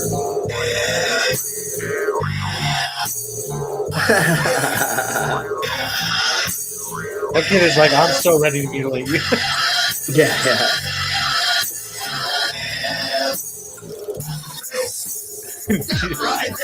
All these kids, like, they look so excited, and right after, like, what have I done? My humanity. That's what is so amazing about it, is that's the response for it is, okay, I don't know how good or bad this was, but we were performing at a Halloween haunted house, and there were 2 different haunted houses. And so what you would do is you would come in and you would choose which haunted house you were going to pay for. And then we had a whole circus tented area, and I had jugglers, I had fire breathers, and then I had me performing. And so while people were waiting, so there was no lines to get in, right? So what you did is you gave them your phone number, and they texted you when it was your turn to go in. So you never stood in line. So you sat inside of this circus tent, and there were carnival games, the pick the duck, the duck thingy-mabobber, and then the shoot the zombie. So it was the little pellet gun, and you had a zombie, and you'd shoot the zombie. And then it was us. So we had burlesque, and it was family friendly, obviously all ages, but it was all these things. And so on stage, I'm on there one night, and I did the thing where I said, ladies and gentlemen, if you want to staple money to me, here's the thing. A 5-year-old, I know we saw people that are around that age, but this hadn't happened yet to me. And a little 5-year-old, his dad sets him up on stage and gives him $40. Oh shit! No, actually it was 220s. So luckily it wasn't a crap. No, but it was 220s, and he walks up, and I was like, oh, that's my side. I'm letting a little 5-year-old staple the side of me, and I look at his parents, and I go, you know what's going on, right? You know how the kids I'm trying to double check that they understand the concept of, because there's people with video cameras all around. Right. You know what I'm saying? So everybody's I'm like, you're okay with this, correct? Again and again and again. And he goes, yeah. And I went like this, and I put the stapler in the 5-year-old's hand, and I helped him do it. And the look on his face was just like, oh, that's so cool. Yeah, he was just like, oh my God, that's so amazing. And then he got off stage, and then I went backstage and did my a warm down or my cool down, and I came back, and him and his son were there, and they were waiting for me. And he's like, can you sign this for my son? And that's super cool, dude. Yeah, it was so amazing that my youngest fan was like 5 years old or whatever. And just imagine, I always imagine on their deathbed, they're going to forget everything else in their life. And they're going to be talking about, I remember when I was 5 years old, I stapled money to this motherfucker, that's what I want to be their last thought is, I remember this dumbass that I got to do this crap to, so it's so amazing. And the other thing that we push while I do my shows before we show our next video is acceptance. We're all different. We're not all the same.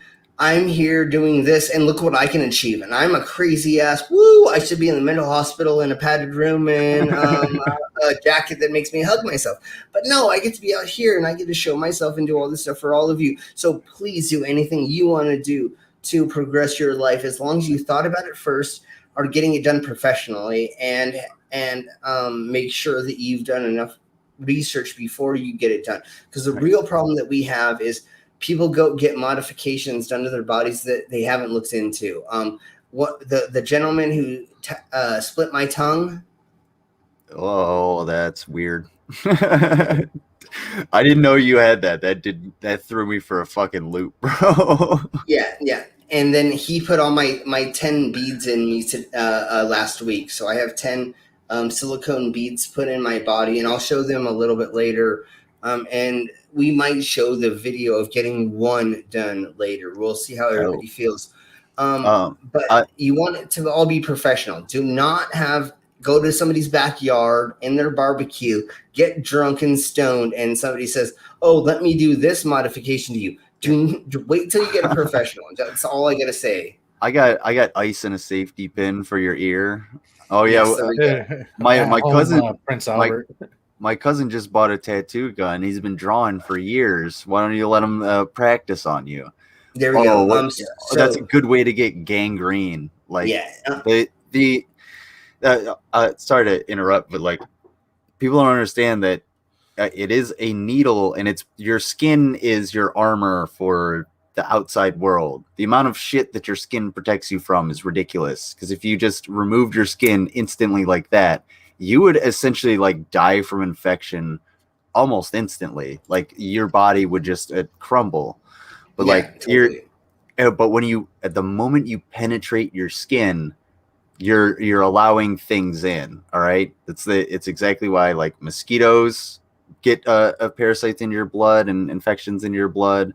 And it's the same reason that when you go to like a tattoo parlor or a piercing shop or whatever you want to call it, if they don't take everything out of new packaging with gloves and sanitize everything, when they're done, and throw everything else into a bin or a sanitizing a biohazard bin or anything like that. If they're not safe with the procedures, fuck off. There's a million other tattoo shops. Trust me, if they're not taking care of the procedures for safety, they're not going to give a fuck about how your tattoo looks. So go in there and look at their portfolio, talk to them first, see how they do another tattoo. You don't have to watch them tattoo per se, but ask them how they do their tattoos. Make sure that company has a certification. and or all the, just do your research. Just do some background research, look at their portfolio, and or sit there in that tattoo shop and wait for somebody to come out that just got tattooed by that person. Talk to that person. Ask them how the experience was, and they'll tell you, and you can gauge off of that too. I've gone with people to tattoo shops, and they'll ask the question of like, "Hey, do you mind if I come in while you're tattooing somebody and watch?" And it's like, as long as it's okay with the customer, sure. And trade numbers, and it's like every once in a while, it's like, "Oh yeah, if you're free, you can come on down. The customer's cool with you watching me tattoo them so you can see the art." And it's just like you don't understand. People are so non-confrontational. They don't understand how much you can get if you just ask. Like ask a question. Just be like, "Can I, or can you, or is this possible, or is it possible too?" And people will give you an honest answer if they're working. They're gonna be like, "No, yes, no." Or let me see what I can do, and just be polite about it. And if it that'll get you more than you could ever expect. And if you're going for a tattoo, it might, not get you gangrene. Yeah, and one of the things that I want to say before we show the computer reveal, I believe that Jay shared, and I have that, is never tell your tattoo artist or your body modifier what you want. Ask if it's possible or what they suggest for the process, because you may want to put something on your body somewhere that they do not feel comfortable doing, or that it's not going to work. Like, say you want something that is not going to wrap around your body the proper way. Like, say you're not going to see certain parts of the tattoo if it's on the certain part of the body because it's curved. Well, ask them how they can manicure it and move it around, or, make it so that works for the body. Like mine, the eyes, you can see here and then you can see there. You know what I'm saying? So we did it so that it looks a certain way. He could have done it so that the eyes were way too far apart and you never see the eyes together, So or it could be under your armpit and shit like that. And it works. Because when you have your arm down, I'm looking into the eyeballs. Yeah, I would see that. Yeah, and so again, it's how it flows on the body, and you have to look at every body type and then put that pattern on there. Before I tattooed my face, what we did is I went into my body modifier and I had him put a stencil over my face, and I walked around for 4 days with that stencil on my face. Yeah, I mean, not from here to there. That was the only thing I didn't do. But see all the other stuff. Yeah, and I actually have tattoos on my forehead and down the sides of my face. Are they? It's UV? down here. Yeah, they're UV and That's white awesome. and other things. And I have 4 different colors in my face. If you took a black light to me, I have purple, red, blue, and green tattooed in my face and around my body. They fell out most of it. So I don't suggest the glow in the dark as of yet, unless your tattoo artist actually has a good portfolio full of UV ink tattoos. I wouldn't suggest it. I have seen UV ink tattoos fail miserably because it's not tried and true. It's not going to glow like a UV poster. It is ink under your skin. You have to have a really bright light, and like this is I have a UV. There. Yeah, I have one of those. It's super right fun. Yeah. I fucking love this thing because it makes. Yeah. Hey, buy one of these. It's only like, I don't know, $20-$30. Buy one and just walk around your house like your stove in your kitchen and shine it around.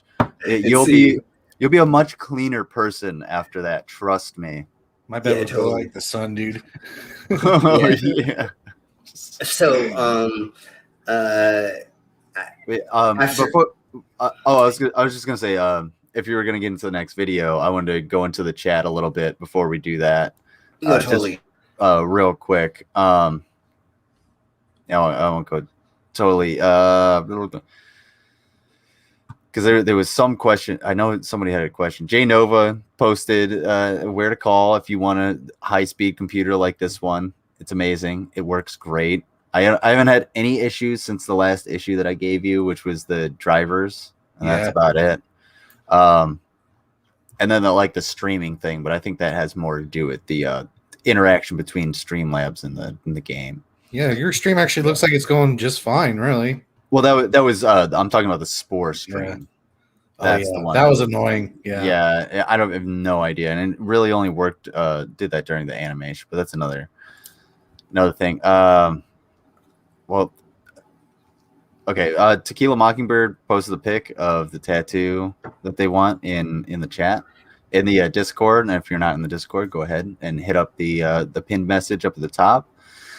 And check out the Discord. Everybody's really fun, and I try to be there every morning to say good morning to everybody. This is some sick tattoos. Somebody share that real quick. Well, because I was trying to find a question somebody had in the chat that I thought. Okay, never mind. Sorry. Other than Rachel wants an under boob tattoo and Tequila Mockingbird. I want to get Digimon crest tattoo to my arms. And sorry, I can't find the question that I was looking for. So are we trying to share the image that they want to get tattooed, or are we trying to share the image of what they have tattooed? Oh, whatever Tequila posted in the Discord, because I'm not looking at. Oh, okay. Yeah, okay. That is super cool. Fuck yeah, I love it. That's totally dope. I never watched Digimon, but like I can get into Digimon now because I understand it more. I asked a question. I don't know if it was. Oh, okay. Rachel asked a question. Just I'll find it. No, I won't. Yes, I will. No, I won't. No, I won't. Just ask your question again. Well, Slim dips out. Damn, Slim's got a big ass house. Holy shit. I know, right? I was like sitting there thinking, I was like double doors and all fucking pimping shit. Yeah, door's like 10 feet fucking tall, dude. Like going to like a grand foyer or something like that. I gotta ask you. Hey, Slim. So you're muted. And I had the camera on, of course. Oh, thank you. That was awesome to see me. I'm sorry about that. Oh my God, I should have. I'm sorry. So we were just saying, like, your house is fucking massive. Like, your doors are 10 feet tall. Either that or you're like 3 foot. I'm really short. There's no way. No.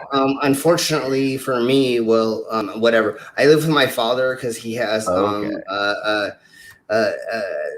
conditions that I have to help him with sometimes. He was in Vietnam and he got through Agent Orange. Ooh, and he has medical conditions that I have to help him with sometimes. So that's the only reason I'm here for right now. So yeah, I'm living in this house for now.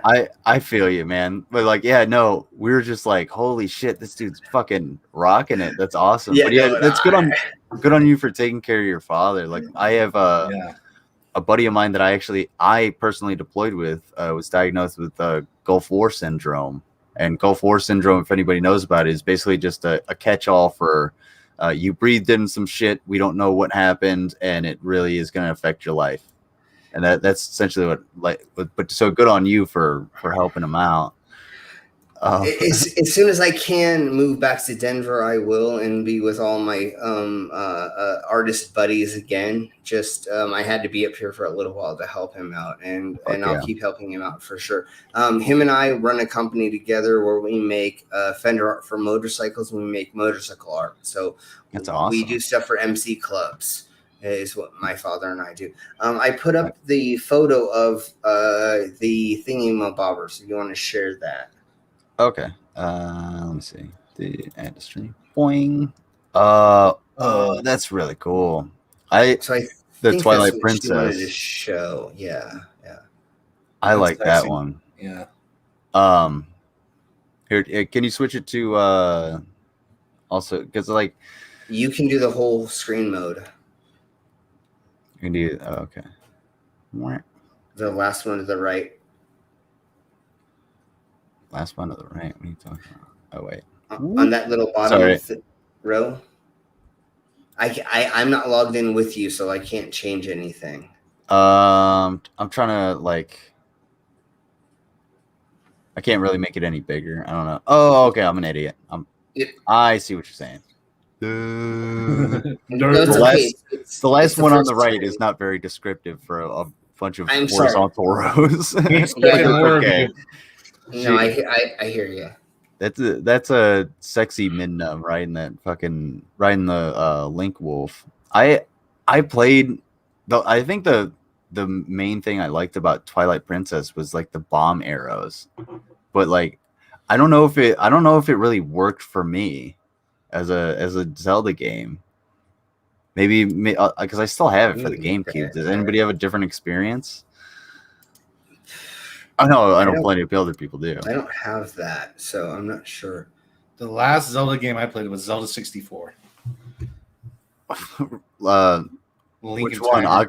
Ocarina of Time? Ocarina of Time, yeah. That's the last one I played. Damn, dude. That's a good place to end. I mean, that's one way to peak. I mean, go for it. Like goodbyes. What? I always cry during the sexy Midna scene. I don't remember the sexy Midna scene. It's been forever since I've played Twilight Princess. I think the problem I had with it was it wasn't there weren't enough enemies for me.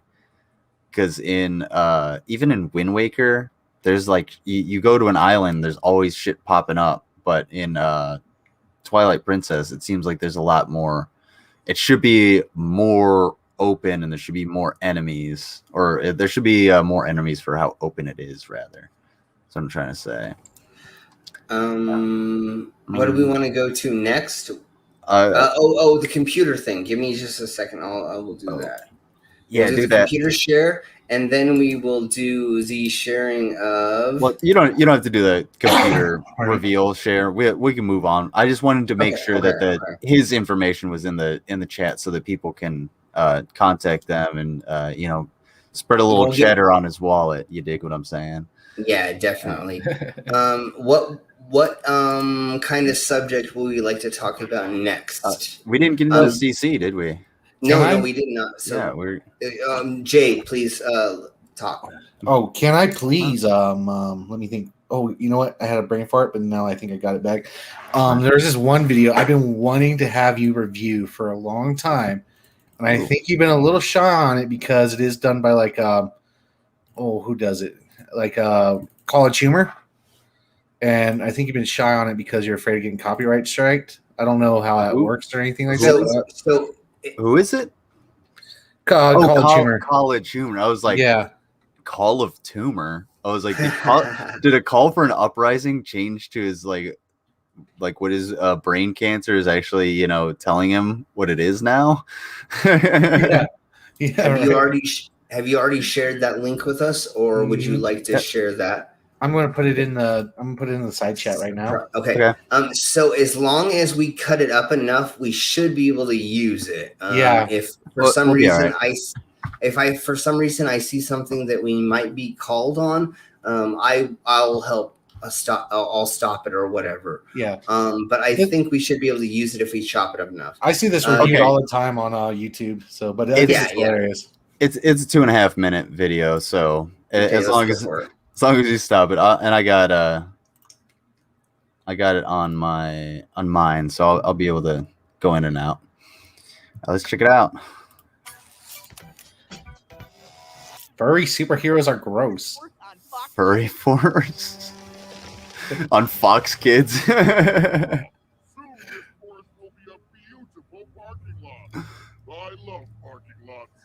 love parking lots. Why? Wait. Why is it a foot? Dude. Why? That's questions that are just not supposed to be asked. Dude, I love parking lots. Why is there a foot? It's a foot. It's a paw. So I get like it's furries, but why is it a foot? You're going to be asking why a lot. Couldn't it be a head? Couldn't you make like a lion head or something intimidating, not a foot, you fucking weirdos? Oh my God. All right. That thing about like acceptance and everything that Slim was talking about. Yep. We have limits. You're about to break those limits hard. Oh, let's do it. Fuck it. We accept everyone. We got here just in time. These animals need our help. Huh. How are 4 kids going to stop me? Persona transformation. Oh my God. What the fuck?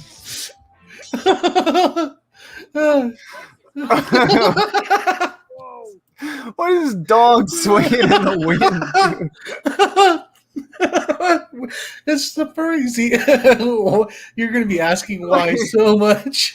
Oh, jeez. Okay. If your face doesn't at least look like this, you're doing something wrong.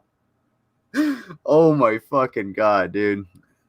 Oh, okay. Why are they so sexy? They make me really uncomfortable. Attack, you fools! Come on, team. We're flying. I don't like this. Complete power up. Oh, jeez.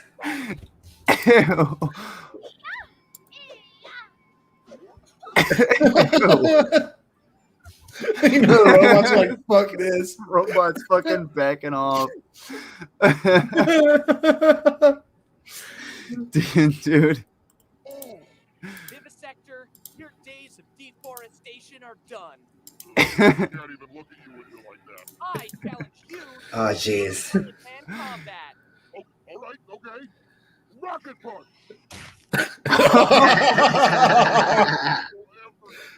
Vivisector, you need to learn respect for the animals. Can you please just release my hand? Ew. He said, did you hear what he said? It's all wet and matted. It's so gross. Prepare to die, perverts. Furries, GIF mode activate. GIF mode. Oh God.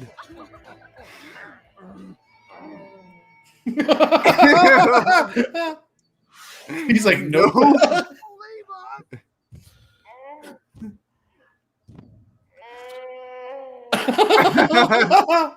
I love you, hip hop. There's like 3 of those. They did like 3 episodes. Holy fucking shit, dude! You gotta.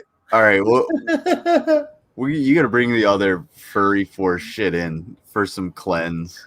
Oh my god, that was fucking hilarious. Okay. I'm all for exploring your kink, but everybody deserves to be made fun of, including myself. That's too funny. Just don't look through my search history. All right, let's watch. Oh yeah, Hard Ray. It's Hard Ray. What's going on, Hard Ray? I thought I was screen sharing. What's up, dude? Yo, what's good, niggers? Whoa. Wow, what a fucking cunt. Wow, way to be a douche nugget, bro. Thank you for that. I appreciate that, Hard Ray. I'm glad you showed a penis that can actually get erect, unlike yours, and a woman that's willing to go on that penis, unlike any woman that's actually been near you. So yeah, what did I just watch, Rav? You just watched a asshole, be himself. Hard Ray is cool. Jerry Noto, I'm gonna tell you to go fuck yourself. Yeah. All right. So that's fun. We welcome the trolls by all means. Yes. So yes. let's welcome to the Department for Army Lessons Learned. Oh, sweet Jesus. Well, moving along. Does anybody that's not Hard Ray have anything? And by all means, don't let that deter you from calling in. I am so shocked that we went from Furry Force and then immediately had something come up that just like totally like blasted our minds off of Furry Force. I know. Cheese and rice. So let's get back on Furry Force. Hold on, give me something. Back on Furry Force. Where's the CC video? Yeah, we'll do the CC video. I thought you were posting the Hard Ray. Like I thought that was a thing there. I was like, what the fuck? Wow. Give me 2 milliseconds and then we'll get to that. I want to get to my friend who made something and I just want to find it right quick. There's something in the call on chat. Okay. I'll look for that while we show this. I got that one. The CC. No, you go ahead and play the CC. I'm looking at the Kung Fu Rainbow Laser. Yeah. Okay. Yeah, I can. What is it? Are you ready? Yeah. Go ahead. Oh, I'm ready. Yeah, we'll be okay with that one. Add it in.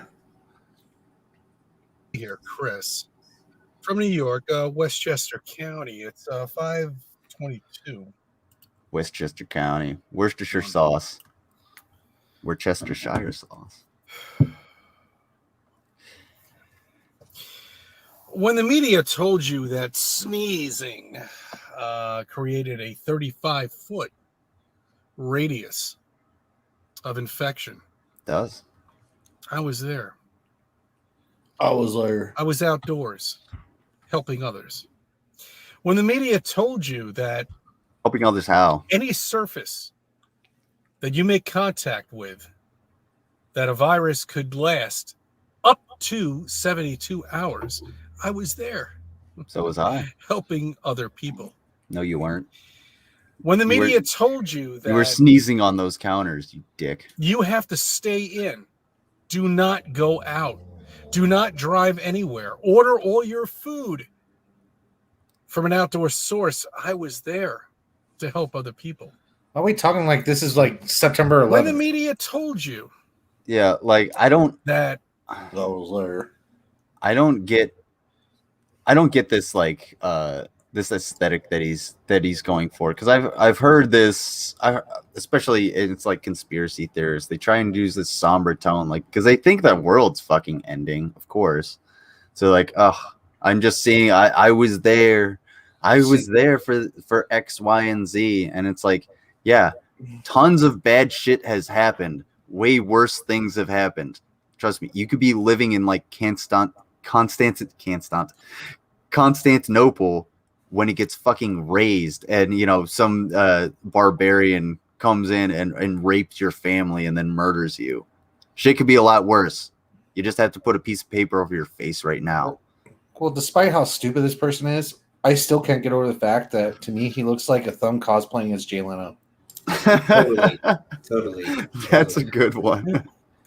So I don't know if anybody knows what he does, but I think he drives around people, elderly people, and disabled people or something. I think he drives a van or something. So he's saying, "Oh, I do all this stuff for these people, so I'm in the middle of this." No, honey, you have like 1 or 2 people in your car that you probably roll down the windows every single time you're in there with them, and then you do stuff. And he probably wears a mask because he probably has to. He probably wears a mask every single time he's doing all this stuff. I guarantee you, because the only time you're going to see him filming is when there's nobody in the vehicle with him. So it's probably like, hey, if there's nobody in the vehicle and you have to, you know, wipe it down and sanitize everything before you get off shift. That's probably what he does. He's just like, all right, well, I got my sanitizing time. I'm going to use part of that to make this dumbass video in my van before I sanitize everything so I don't lose my job, even though he wore a mask all day. Guaranteed. What pisses me off is like he is not in the middle of jack and or shit. Fuck no, dude. Who's in the middle of it are your fast food workers, your supermarket workers, the ones that have to deal and fucking smile every day to the douchebags like him who refuse to wear a mask, or when he does wear a mask, doesn't even cover his nose because he's making some sort of fucking statement and doesn't give a shit about anybody else's well-being. Yeah. And so, you know what happens is he gets somebody else sick, somebody else dies, but he's fine, so nothing wrong going on. Exactly. And that's what Jay Leno's thumb gets to make these fucking YouTube videos, get thousands of views, and drive old people around for whatever reason. Yeah. And this is never the motherfucker that suffers and dies. It's always somebody else. Okay. Now I'm not saying generation is built off that. Yeah, I'm not saying that I wish COVID upon CC and I want him to suffer and die and stuff like that. But I'm saying the people who do these things, the medical exemption assholes that couldn't be bothered to fucking, again, put a goddamn piece of fucking paper over your face for 15 minutes while you go to the grocery store. Those are never the motherfuckers that get the virus. Those are never the motherfuckers that suffer. It's always someone else. Well, you know what? They'd be the first motherfuckers to complain. If they went to the bathroom at a hospital and they saw a doctor not wash their hands, they'd be the first Karens up to the front bitching about that. The fact of the matter is, there are people out there who, for a living, before coronavirus, had to wear a mask all the time because they were going to either get somebody sick because they worked with sick people all the time. And we can't do what we asked them to do? Probably especially like during flu season and stuff, probably the only place I would not wear a mask or take my mask off is like the bank. Because I'm not going to walk into a bank with a mask on at like post-COVID era. If they ask to see my face or if I walk through the door, I'm going to pull it down, like look at the camera or some shit, and then put it back up. Because obviously, if I'm robbing the bank, I'm not going to do something like that. That's fucking retarded. Sorry to drop a hard R, but trust me, showing your face to a camera before robbing a bank, there are very few things in the world that deserve a hard R, but So let's listen a little bit more to this punk, is what I'd like to call him, because. So has anybody seen the video of his wife calling him a dumbass? Yes, I love that video. I haven't. That video. I paid the rent for that video to live in my mind. You know what? Happily.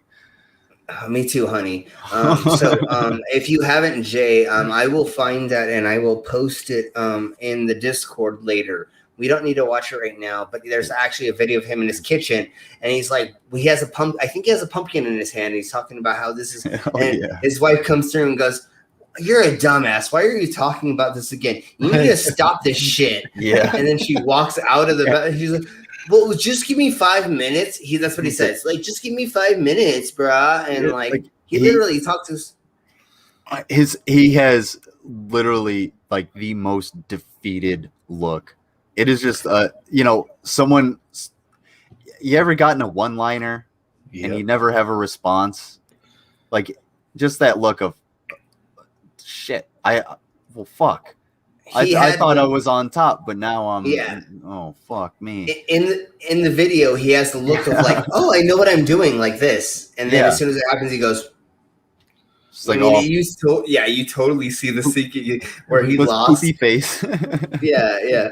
And it's like if you can't even convince your wife and your family of a ideology, you may need to think of something else, homie. Like, I mean, how did you marry somebody that I understand not believing exactly the same thing as your significant other? Okay, right. A dichotomy. What did Paula Abdul have? The Opposites Attract song.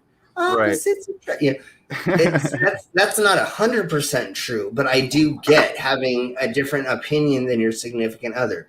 Right. But if your wife is calling you a dumbass for making videos and you have to make your videos in your car instead of making them in your kitchen because you're going to get berated by your family, you may need to think about your life. Because I do debunking videos and I'm on all these streams. Nobody in my household or nobody around me or that I communicate with tells me that I'm not doing something right. Yeah. So maybe I'm not doing something right, but nobody's telling me not to yet. So I'm going to keep trying to do it. As soon as somebody's saying, hey, your dumbass should not be doing this, I'm going to go, okay, and I need to readjust how I'm doing. Right. I mean, it's like, there's a certain point at which you have to admit when you're wrong. All right. And what you were saying about, yeah, you're gonna have disagreements in a relationship, of course. And I posted this in the Discord earlier. Like, you should have an executive decision maker in a relationship when it comes to things like I think the conversations like putting a dog down. You should have someone who's gonna be like, I'm gonna be the one who takes care of this, right? Yeah. I'm gonna be the decision maker, and this is what's gonna happen for things like that. And but if your disagreement is based off of the shape of the literal planet that you live on, I think you really got to find, common ground with the sane person. There's someone has to come in and be the you need an outside executor to go in and say, hey, go fuck yourself. The earth is round. You have some kind of paranoid delusion. And one other thing is, if you go to school and they're teaching you a certain thing, you need to prove to your child that's not true. He's like going to his daughter and saying, oh, they're teaching you the globe is round. No, honey, but like I have 1, 2, 3 memes that show you it's not. His daughter does not even listen to him anymore. How are you going to do that as a father? How are you going to push yourself so far out from your family that they're not going to believe you anymore? He can say, please wear a condom. Please don't have sex. Do the public, the safe sex thing. And she's not going to listen. He's not going to say that. He's totally going to be into the other side. But if he was to say something positive to his daughter, why is she going to listen to him? Why would I listen to you? Right. I mean, he's given wrong information after wrong information. And I would hope that the reason she wouldn't listen to him on things like this, I would hope she would still listen to him because she, that's her dad. It's her parent. But I would still, on these things, I hope she's, brushing them off and disregarding them, not because, he's constantly giving her false information, but because she's thinking critically and she can actually think critically for herself, so that when he's saying, okay, well, honey, it's that time, you look, if you're going to get into bed with a man, tell him to wrap it before if he wants to clap it. Okay. Yeah. And she can think critically and be like, okay, yeah, that's, you know what, my dad's actually giving me good advice this time, instead of, you know, telling me that the earth is fucking flat. You dig? And that sperm is CGI. Oh, that was the last stream. I'm We were sorry. talking about sperm being CGI. Yeah, there is Barnabas, whatever. He said that sperm is CGI and DNA is CGI. Do we want to go to that next? Let's just go to that next. Yeah. Wow. Does he understand what CGI means? No, You he does not. guys mind if I take a quick smoky break? Of course you can. Go ahead, Sure, what you mean. brother. All right, appreciate it. See you guys in a sec. Yeah, Every- of course. Everybody that's in the chat or is watching, as long as you're not whatever the fuck that guy's name is, I totally forgot your name. It's not even worth remembering. Brought in here. Go ahead and hit the StreamYard button. Put the link in, and you can join in, and you can share your own videos if you'd like.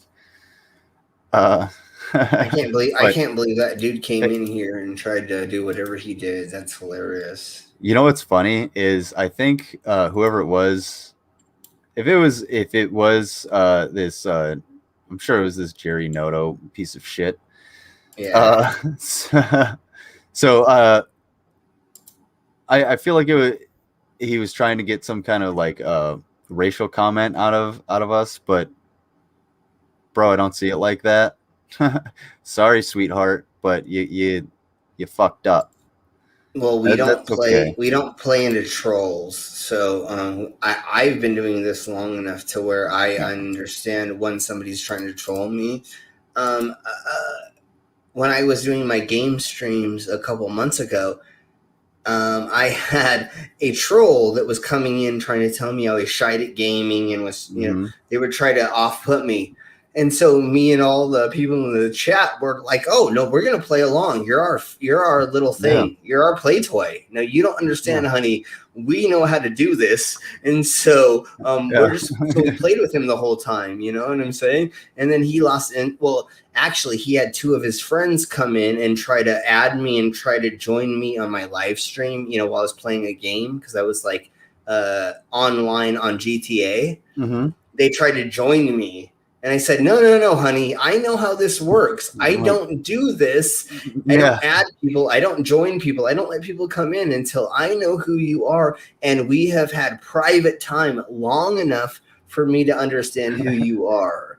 Yeah. And so then they went, oh, crap. And then they left. And it's like, yeah, no, we know how these things work, honey. So we've been doing this for a while. And you've been even you being in the news industry, understanding that. I know what a hard cut is, and I know when to end an interview, and I know how to tell somebody to tactfully tell somebody to go fuck themselves. Yeah, and you can tell that right as soon, really quick. I mean, I don't even know what he said or what happened exactly because I was in the middle of something, but I noticed it automatically you cut him off, and it's like, yeah, totally. That's how we do these things. As soon as I figured out how to do it, he was gone. And you guess what I said? Literally nothing about your race. Sorry, but that doesn't apply here. It was all about your tiny little pee-pee. Yeah, that's all it was. And if you want to be like, oh, just one more asshole swinging their dick around, okay, let's go drop trowel. Yeah, it's honey. One of the things I have going for me, kind of, sort of, not really. Yeah, honey. I mean, if we want to have a dick swinging contest, we can go all day, and I probably can last longer than you. Maybe I might not be as big as you, but honey, I can swing it longer than you can, so it doesn't matter. I bet you can lift more with it too. Yeah, and I can lift more with it. And I've probably been in more porn than most people have watched. So, I mean, just going there. Accepted. Yeah. Yeah, I gotta end this stream. I got a thing to go to. Watch some more. Yeah. Oh, that's awesome. The green. Yeah, so I just got this in the mail. That's super cool, dude. Yeah, I wish it was as big as my brother's White Ranger helmet. Yeah, your brother's got a pretty nice collection of shit on his like shelves and stuff. He's been working on it. And I bought him a pink unicorn Doom guy. Nice. That's awesome. Yeah, and I was like, this is for your stream, bro. But he's been building models. I have a. Hey, you can talk, but I let me grab my Boba Fett. You guys will like my Boba Fett. Oh, yeah. Let us know what else you're doing there, Jay. Oh, right now I am absolutely doing nothing. I took the day off. No, I mean with the models or what you were just speaking about before. He'd interrupted you. There's a snowboard I used while teaching back in the day. Ooh, awesome! And the guitar I'm trying to learn how to play, which I'm not good at it at all. And right now I know how that goes. I moved recently, so I got a bunch of boxes and stuff.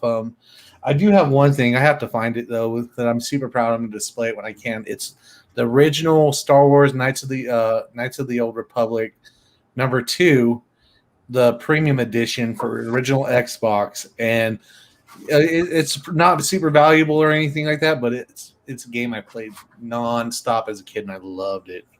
Nice, awesome. So speaking of that devil, they're coming out with a new Addams Family game and a movie, I believe. Ooh. So when I was a teenager, I used to play all the Addams Family games on NES and Super Nintendo.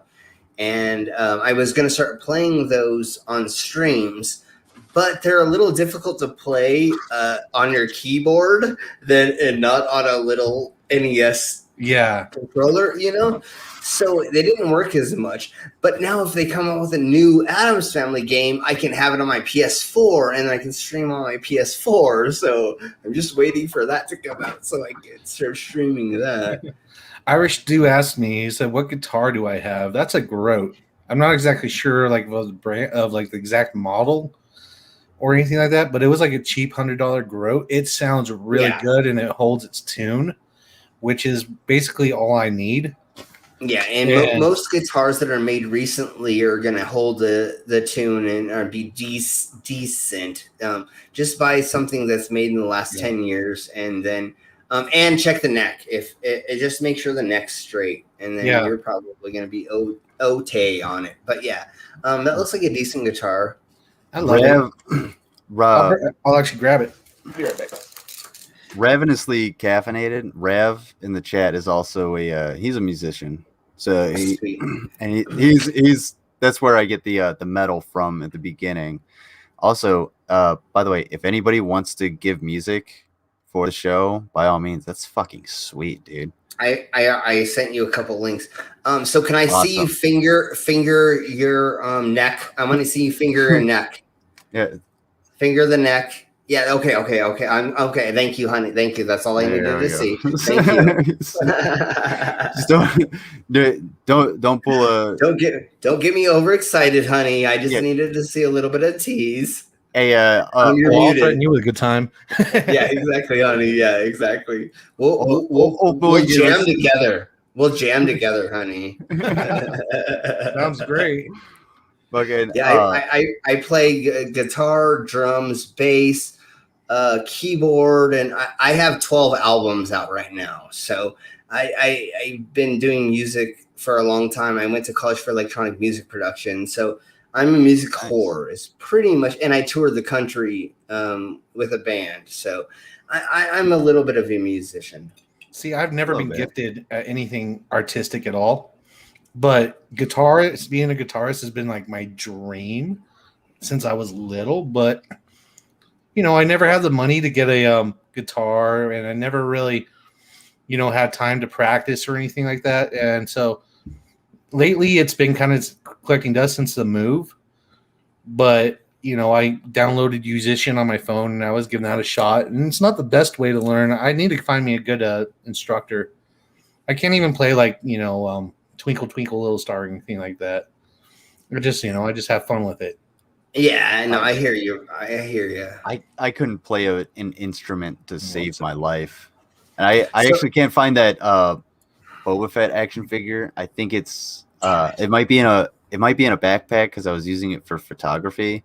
Okay. But I'm gonna send myself a picture of what I use it for, and then I'll show you guys what it actually looks like. It's like stop motion would be epic. Yeah, it's high speed photography. So I can only do it during the summer because I only have that much light, and I can only do it like at noon, and it's really, really fun. It's one of the funnest fucking things. That's what I use all the slow motion and shit that I do beforehand. That shit.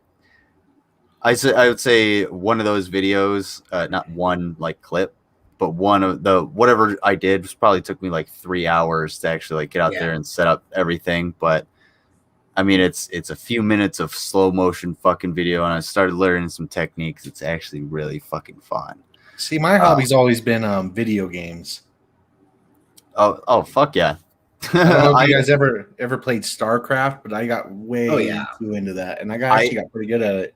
I never played StarCraft, but I have been playing Spore, which is like the Nintendo version, the PG version of StarCraft. But I've taken I'll have to show you guys when I play next time. I've made basically like xenomorphs, and I'm just conquering every small civilization that I can find until I take over the galaxy. Nice. And I'm at a point, and this is the next time I'm going to stream. I'm at a point, and this is where I would need the chat's help. I'm at a point where I have to figure out whether or not I have to destroy this one empire, because it's very small and it's kind of in my area, but it's also surrounded by all of my other allies, and they are allied with me. So I might piss everybody off, and I can't use a planet destroyer because that would definitely piss everybody off. So Irish Stu makes his own music, and he makes wonderful music. Oh, yeah. I suggest giving him a wrench so that he can post a couple things. And then Stu, please join the Discord for a Monitor Lizard and post things for us to be able to play if you want us to play it. And then he will also credit you. So we'll talk about it as well. So please do that for us. I want to share your stuff. Here's what I'm gonna do. As far as wrenches, I'm gonna stop giving wrenches out. Just go to Discord. Well, here's I want to explain why. It's just because I don't want the chat to be full of wrenches. I want people to be able to come in and see like regular folks in the chat, and not think that like, oh, it's just a friends only, and we can grow the community a little bit more. So by all means, post it in the Discord, and I have no problem playing your music during or before or after the stream as like a closeout. And if you're like, hey, check this thing out for the next time you go and take a piss, play this music, and I'll play it for everybody, as long as you're not doing what old boy did and you're not gonna screw me over. Then I am totally down, because I do love new music and I love independent artists, and I love the fact that you guys give me good, really, really good shit.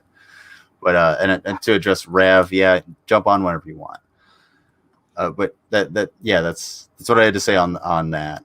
Yeah, totally. And Irish is good peoples, so you can trust. Oh yeah, and I there's people that are in the chat on a regular basis who I trust, and I know what you're gonna give me, and you're not gonna be a dick about it. Obviously, trolls are gonna happen. Trolls exist. You just gotta snipe them down. We'll move on, carry on with our lives. You dig? So let's talk about CGI tadpoles. Oh no! watch this. This is hilarious. Right. You have something? Do you have something before that? No. After that, I just want to let you know I put in a video. I haven't seen it, but it looks like it'd be a fun video review about flat Earth. Okay. Okay. I'm gonna bring. Oh, Tequila Mockingbird was here for just a minute. I was gonna bring. Okay, come back in. Yeah, there we go. Yeah, they want to come back in. They can come back in. Come on. Oh, there she is. Oh, I'm an idiot. There we go. There she is. Hello. Howdy. Hello. How are you? How are you gentlemen doing?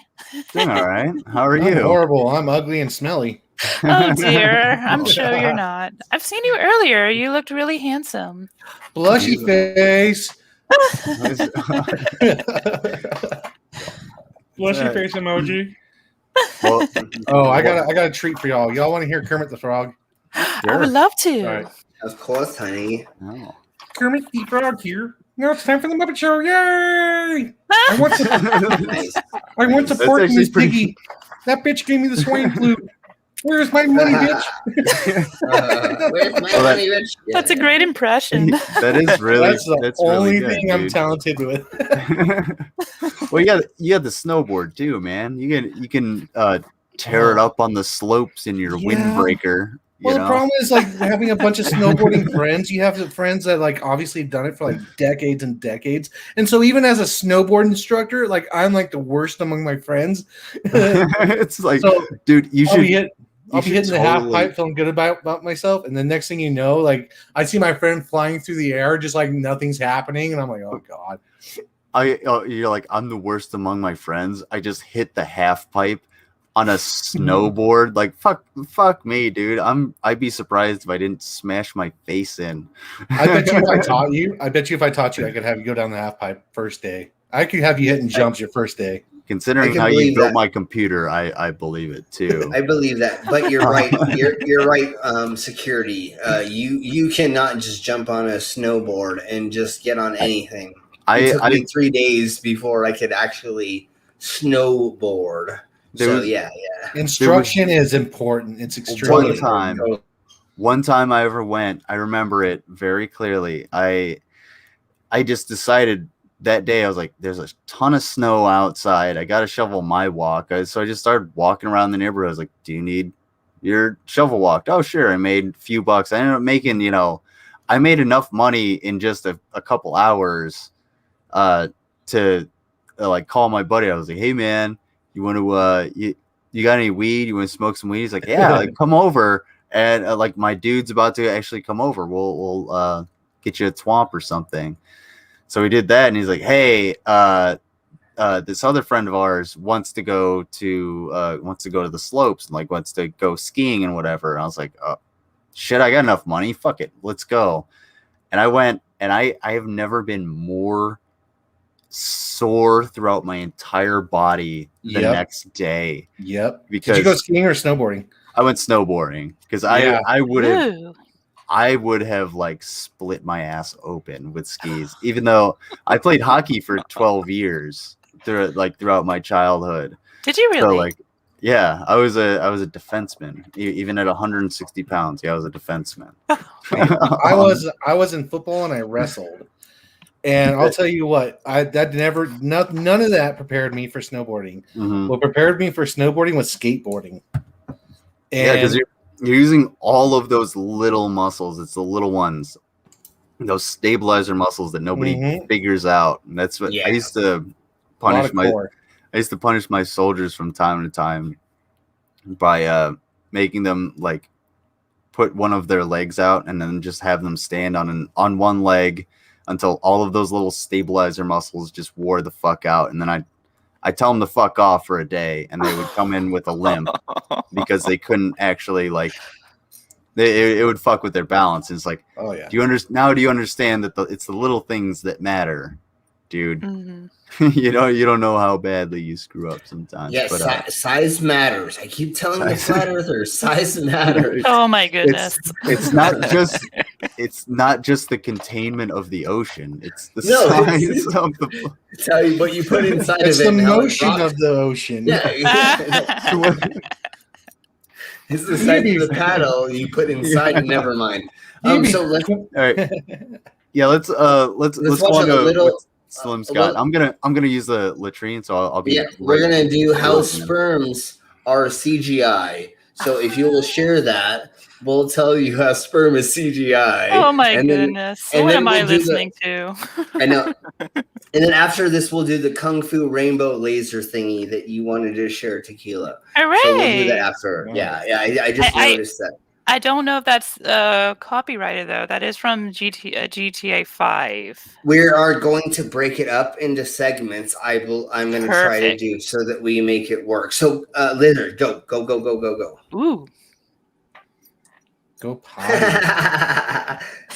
He's like, I'm a producer, honey. That's what I do for a living. So that's why I say these things. Oh yeah, I produce lots of stuff. So anyways, let's watch this while he's away, and by the time he comes back, he'll still get it because it's the same difference. It's just Barnabas saying that he doesn't believe in crap. I mean, I can only imagine what this is about. Sperm brought to you by Michael Bay. At the goat barn. In the boys section, are you, Mr. Nagai? Of course.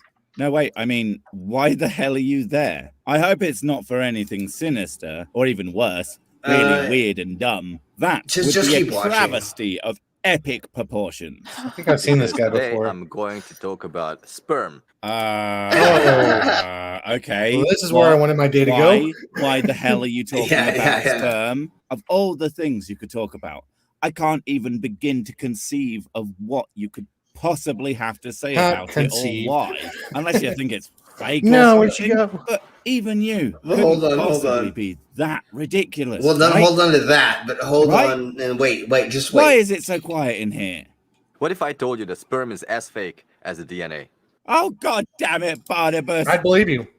Okay, so why did I have to get the abortion? Never mind. That doesn't make any sense. Never mind. There's so many. Why did I have to get my vasectomy? Why did they have to cut my balls to make it? Never mind. Let's just keep watching and we'll talk about it in a second. Why? Why? When I think I have finally found the bottom of the barrel, you just have to come along and prove the one true conspiracy. There is no bottom to the barrel. Only more barrel going on forever, and then the stretching forth of barrel into eternity. And that's the biggest crime you and your ilk commit. Barrels are a thing of wondrous beauty. Barrels are where we store and age our Where does whiskey. tequila And yet go? you sully the beautiful concept of an infinite whiskey barrel with your silly. For shame, good sir. For shame. How can you even look at yourself? Let's investigate. Oh, of course. He always does that. I hate how he puts the hat on. But just to let everybody know, Sir Sick usually lets us use his videos. So everybody go to Sir Sick on YouTube and go subscribe to him and watch his videos. He's a wonderful content creator that you're going to see right now if you don't know who he is. His stuff has actually popped up in my feed from time to time. So if you watch what I watch, which is basically what I watch on stream because I'm logged in. I'm not using the what you call it, incognito or anything like that. So if you watch what I watch and you like me, you're probably gonna like us or Sick. Yeah, for sure. He's wonderful. And him and his wife do wonderful streams and critique content. And then he has the hand that slaps him.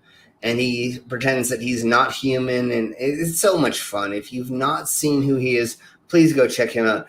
But let's just get on further with this. Really, we'll do this for like another minute because that's all we really need to see of this, and then we'll get to the next video of GTA 5 Kung Fu Rainbow Lasers. You need to figure out how to get tequila back in here.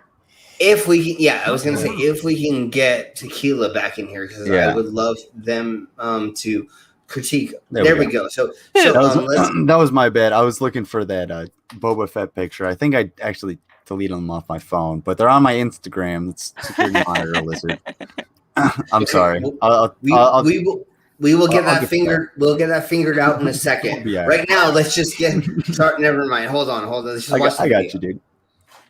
Of course, it's because you think that you are the world's greatest detective. But no, that's Batman.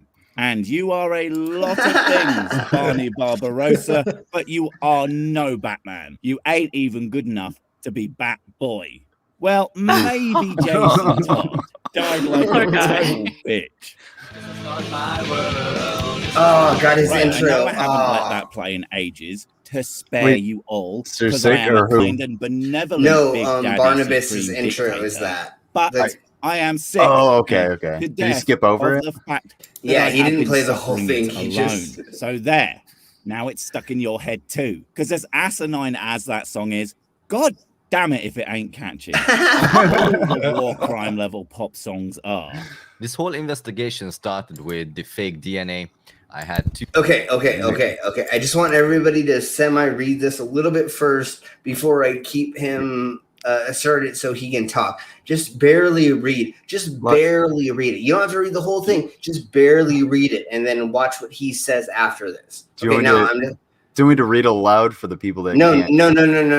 Well, the people that can't actually look at it. Sure. But skim it. I want you to read every third word or something, because that's exactly what he's going to explain. So, so DNA and bacteria and all that stuff predate modern CGI, like apparently by a few decades. So by just a couple. That thing I was talking about. Deep time, it's like a few decades. But he's saying he's saying bacteria and sperm, frog babies, and all this are CGI somehow, way, shape, or form. I don't understand the concept of this, but let me read this real quick. I'm just gonna kind of skim it. So, all right, pay attention, everyone. Well done. Wanted to tell you this or make a vid myself. Same as bacteria is all fake CGI. Same as for sperm is all fake. Sperm is just frog babies edited by some software, etc. Like when they're in the stage where they did not develop any extremities. :D, CGI. It's based on believe equals like you said, quote unquote science, fiction, in parentheses, is a religion. Well done, bro. Last sentence after equals is all in capital letters.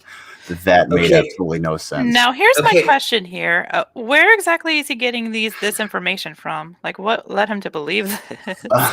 So Timur Sultavanovo, or whatever his name is, 1 month ago, which was probably 2 years ago, said that. So it's nobody. It's a nobody saying that. And again, like I said, please don't read the whole thing because it doesn't make any fucking sense. Just read every third word because it's the same. I was just trying to say it as fast as I could so that regardless of how slowly we go through this, it doesn't matter. You could play that over and over again on repeat, and it would essentially just be torture. You might as well be in Guantanamo Bay listening to fucking Britney Spears with a bag on your head. It's like you being tied up to something and getting whipped and saying the safe word, and they do not stop after you say the safe word. Exactly like what was it? Y'all ever seen what is it? Euro Trip?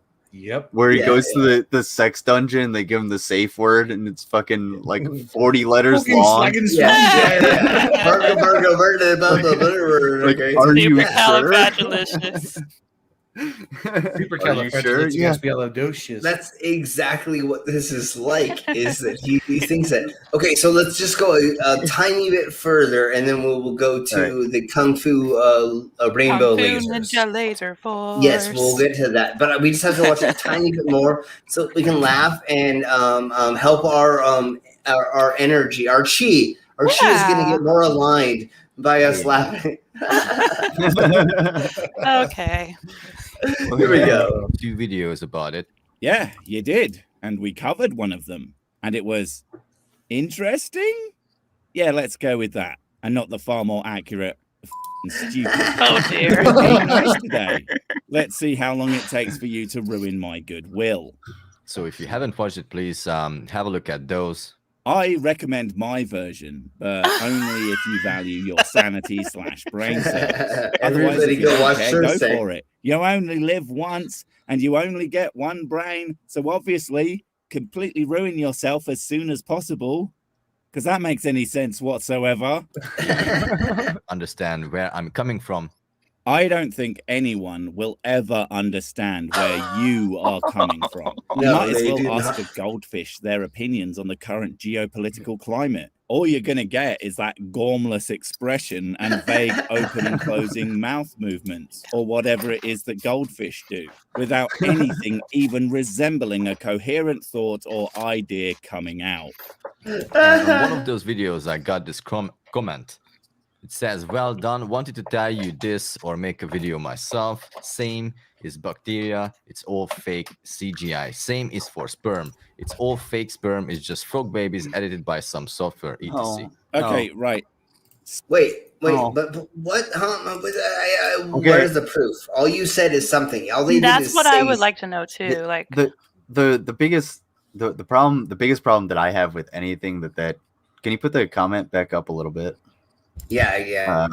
The biggest is just so the biggest problem that I have with this, and this is what this group of folks, this guy and his ilk. If you want to put full screen, you it's okay. I don't have to. I think we can read it. Yeah, it'll be all right. I'm just gonna explain just a small part. Why I don't understand why they think bacteria and DNA are the same thing. Bacteria and DNA are not the same thing. DNA compared to bacteria is like you compared to a fucking a spaceship. Like they're so completely different. They're so differently complex because the DNA runs the bacteria. Yeah, DNA is like a 23 strand or something. Bacteria is less, so it would be maybe RNA or would be less than RNA, right? I would say it's more associated with RNA. So it's a less. Bacteria have DNA. Bacteria replicate asexually, as far as I know. Like that is true. So it is a DNA. Okay. Yeah. No, viruses have RNA. That's why viruses aren't part of why viruses aren't considered technically alive. Right. Yeah, they're not considered living because all they are is a protein shell with RNA that they use to infect other cells and replicate themselves. And it's a question as to like, is that life? But it doesn't consume energy, right? But like a bacteria uses DNA in order to function. It can't. They're not the same thing. Like if you get bacteria on your skin, it's going to do what its DNA tells it to do, which is probably suck and die, which is what your skin is for, and that's how it functions. But like, you can't. If you just put DNA on your skin, it's like it's just gonna sit there and turn into a crust and then like flake off. That's about it. I remember the last time I got DNA on somebody else's skin. I was about to say, yeah. When was the last time that happened to you, Mr. Lizard? It's not dandruff in my hair. It's like Do you have DNAs in a jar that you're just rubbing on your skin? Well, the sauce du jour. No, I got bored and I was laying in bed and gravity. We all know we've all shot ourselves in the eye once or twice, dude. Hey, third time's the charm, right? That's not the goal. Never mind. We'll talk about that later. Just to get over your head. Yeah, I gotta get it. Okay. No, the goal is to get it to like hang on the back. You got to get that close in. Okay. It's that arc, the artillery. It's like it's shooting artillery, man. It's like JFK, the magic bullet. It's the magic bullet. Totally. Aren't you glad you're here, Tequila? I am. It's a joy and an honor to be here. Thank you. I appreciate that. So let's get a little bit deeper inside of this bull crap, and then we'll get to something else. I would love to. Says, well done. Wanted to tell you this or make a video myself. Same is bacteria. It's all fake CGI. Same is for sperm. It's all fake sperm. It's just frog babies edited by some software, etc. Okay, right. Sperm is just software edited frog Hold babies. on. Let him talk for a second, and then we'll totally delve into this. First of all, frog babies. You mean tadpoles, right? They have a name, you know. Maybe if you lot were as smart as you think you are, you might know that. And second, why do they even need to be software edited? Like, either fake them with CGI entirely, or just don't. That makes zero goddamn sense. Which is obviously unsurprising now that I think about it. Like that's it's as far as we need to go with this video because we can all dissect this so easily. I'm so confused on where they get the CGI part. That's not the first time that I've heard that. Actually, they always explosions. I think Michael Bay's doing it. Okay, so him and there's him and Hans Wormhat that say everything is CGI. They say penguins are CGI. They say zebras. They say kangaroos. They say everything. Nothing 9/11 is was real. CGI. Yeah, no, totally. They say everything is all made up so that we have this construct in our head. They think they live in the Matrix. They honestly think that they live in a construct of no reality and they're living in a Matrix some way, shape, or form, like a digital. Are ones these and the same zeros. people who say that birds aren't real? Yeah. Well, no, that's that one lady, but same difference. But yeah. Hold on. She's birds definitely aren't real. Okay. All right. Oh, here we go. I have seen some birds. All right. I've seen birds. They're not real. Let me tell you. Okay, let me get another beer while you're explaining. Yes, please go ahead. I've never shot a bird. Okay, I wouldn't do that, especially not like a raptor or something like that. But I have seen pigeons. Pigeons, why are they walking everywhere? You have wings, fly. They're walking. Why are you walking? Your legs are really thin and stubbly. Like you should be flying. Feeding. Well, but they're not. They're just walking away. They walk away from. They just waddle away. That's it. I'm convinced. Birds aren't real. He's right. Yeah, that is pretty compelling. It's because like they're trying to catch your signature. You're like, because they get you to chase them. You're like, why don't you fly away? So you walk along and they get your. So that's how they scan you. Yeah, do you and really they get your want me voice signatures and shit like that. Do you really want me to find the conspiracy about birds? I will totally hunt that down, and we will totally find that. You should look up where is it legal to hunt pigeons in the United States, because it's legal, I think, in most cities to actually hunt pigeons and eat them.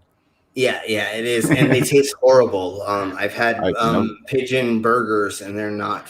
Then never mind. So they eat trash. So yeah, it's like it's a trash burger. It's a trash burger you're eating. Oh, this tastes like a dumpster fire on 5th Street. This is delicious. Yeah. You just add a little Tabasco sauce to it. It's all good, honey. Tabasco sauce. Yeah. Have you ever put Tabasco sauce on Hawaiian pizza? Oh my god! Oh, cheese and rice. Tastes just like a pigeon. Tastes just like a pigeon. In Texas, we put Tabasco sauce on scrambled eggs. So I accidentally found this somehow. MC Toon was debating this lady, and we made this video for her because she said that non-conspiracy theorists can't be kinksters. So dear. We already talked about it earlier, honey. So it's okay, security monitor. But let's watch this really quick before we get into the video about Kung Fu Rainbow Laser. Sure. This is gonna bridge us into what we're gonna see in a second. Okay. Oh yay! But we have a conspiracy theorist that comes onto our channels all the time and says that because. Sorry, I was reading the chat. Go ahead. Yeah, totally. Totally. Because that we are believe in science, we can't be kinksters, is what she said. So share this, and again, this is nothing that we didn't show before, and this bridges us to what we're going to show next. So this actually is something that works together. Oh my god, she is right. It's like Hogwarts. You believe in science, and like the glory holes just disappear. Yeah, totally. So you just have to pull out your magic wand, and they well, that's what we're showing. That's what we're showing in this video. So Ecto Patronum. You gotta share it, monitor. Oh my bad. Okay. I'm not used to this. Oh my goodness! What is this? Yeah, and that's why mode activated. That's why we're practicing. So, there was a furry that came onto our debate channel, and she said that people that believe in the globe can't be furries or can't be into kinks. And there's nothing bad. You know me, Monitor Lizard, that I'm not going to show anything we can't show. This is on my friend's channel, and that we show. And then we'll get to the GTA Kung Fu thing. It's a bridge. And you'll all see the bridge once we get this going. I just want to say before we start, I think most people, regardless of what they're willing to put in their bodies or do whatever they want in the bedroom, are also smart enough to understand that, like, when a ship goes over the horizon, it's because the Earth is round. Yeah, so she was trying to pigeonhole the kink scene and saying, "Oh my god, only conspiracy theorists are kinksters." No, honey, everybody and their mom is a kinkster. You got to realize. I would agree with that. No, that's some, Everyone has a kink. My It's not a- blown out butthole will be attest to that. I know most people don't want to think their mom likes it in the butt, but unfortunately, honey, like, you know, there are kinks that everybody's into. So. I have to go see my mom in a couple of, it's Memorial Day Oh on my Monday, goodness. Oh no, I got a messed up story for y'all. I thought my mom's magic wand was a legit foot massager, and I don't know how many times I rubbed my damn foot with You that goddamn thing. didn't. You fucking My back, my Oh foot, my everything was goodness. sore. I was like, yeah. Mr. J, what did you Years- do? Years later, I'm like, yeah, because that's what she told me it was. She's like, that's a Yeah, foot of course. massager. Yeah. Okay. So getting past that just scarred me for life. Anyways, let's just watch this. Christ. And again, this is a very funny, cute thing, and then we'll get into the other thing. It's very cute and funny. What does Josh smell like? Pussy. Oh my goodness.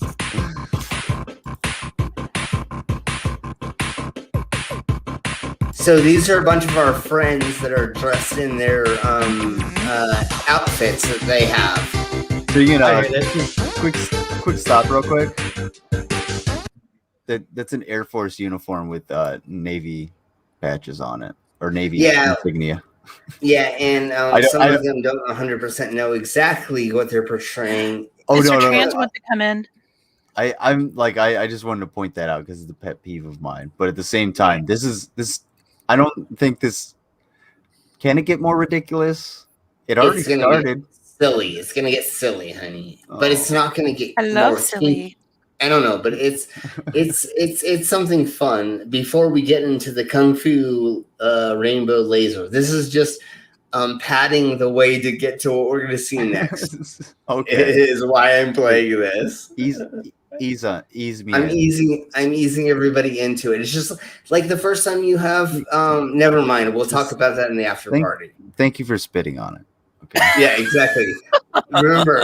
Remember, ladies and gentlemen, lube is your best friend. Your significant other will thank you later. So let's just start this. Why self-checkout exists. Yeah. They must be hot in those costumes. Yeah.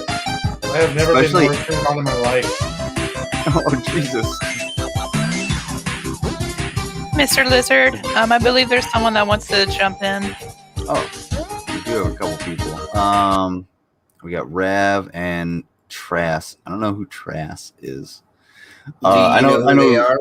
I know who Rav is. I don't know who Trass is. Trass, you're gonna have to let me know who you are in the chat, whether it be the private chat. Trass, could you ask? Oh, I thought that might have been Rav and his bean. Wait, can I get in? Trass, I don't know who you are. You're gonna have to let me know like who you are, because like I don't want to be a dick about it, but at the same time, we had a wiener flop out on the show already today. I mean, I'm down to unmute you, but here, but I'm here. Okay, I got you. I'll unmute you, but Rav, Rav, I'll let you in here. Actually, you know what? I'll let Rav in. I think we can do 5 as total. I wanted to keep it at 4 so that people aren't speaking over each other. What it do? Hi. Yeah. It's so awesome to be here. Fuck yeah, So dude. It's awesome. awesome to have you here. So awesome to have you. Yeah. Thank you for having me, Lizard. Yeah, no problem. I wanted to keep it at 4, but I think we can do this at 5 without people talking over each other. We're pretty standard with each other, and we're pretty cool. So yeah, well, welcome to the crew. And I don't know if you sent anything in, but we'll check that out after. I did. Video. It's a really short, just like a cat video. I don't know. Can I have you put that in the private chat for us now that you're in here, please? And then I will look over it right quick. All right, no problem. Thank you for being here. I can do that while you're playing everything. How ravenous is your bean, by the way? Very ravenous. Yeah. Okay, now back to the fairies. Fully caffeinated. Sweet. So let's get to this right quick, and then we will talk to everybody in a minute right after this, because I feel like most of us that are here have an interest in this. So let's watch a little bit more, and then we'll go. Calling us out on it, are you? I actually would try it. I'd have fun. I'd dress up and go see what's up. Yeah, well, I'm a kinkster, so I just assume everybody else is until they tell me they're not. I hope everybody is as much as I am, but nobody can compare to what my level. But because I run dungeons and put on fetish events all over the country, so Swinger Club. I help run 8 different fetish clubs in Denver. So, but let's watch a little bit more, and then we'll talk about all that fun stuff. Excuse me, you run 8 different fetish clubs in Denver? Apparently. What are we doing here? I help run them. like, I'm one of the top fetishists and doms in Denver. I have experience for the last 20 years being a dom. So I can help scenes, and I am the safety for a lot of scenes that go on while things are being run in Denver to make sure nobody gets hurt. And if anybody's getting hurt, I get the EMTs there, and I provide medical attention before they get there and make sure that nobody dies. Is what my job is to make sure nobody dies. Awesome. I one of my friends from the Army is actually a boudoir photographer. I might want to get you guys in contact, because that might be something you guys could spread a little wet your beaks on. So let me ask her what she's up to, and I travel the country and the world. I'm going to be going to the Europes in 2 years. We're gonna all meet up in the Netherlands, in Holland, to go to do the fun things, and then I'm going to do a bunch of shows around the area there. So we'll talk about that later. Let's watch more fun stuff and not talk about my dumb.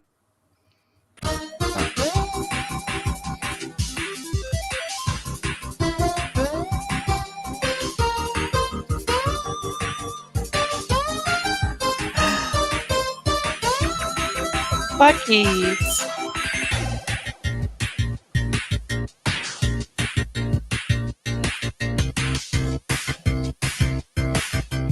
That's not a tail.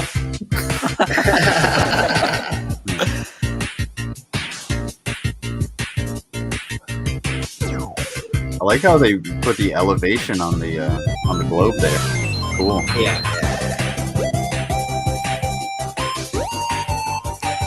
This is all made to make fun of flat earthers.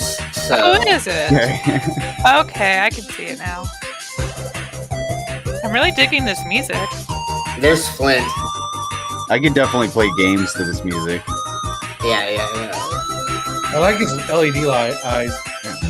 He's got a really good setup too. Yeah. And then watch this, and then we'll stop it right after.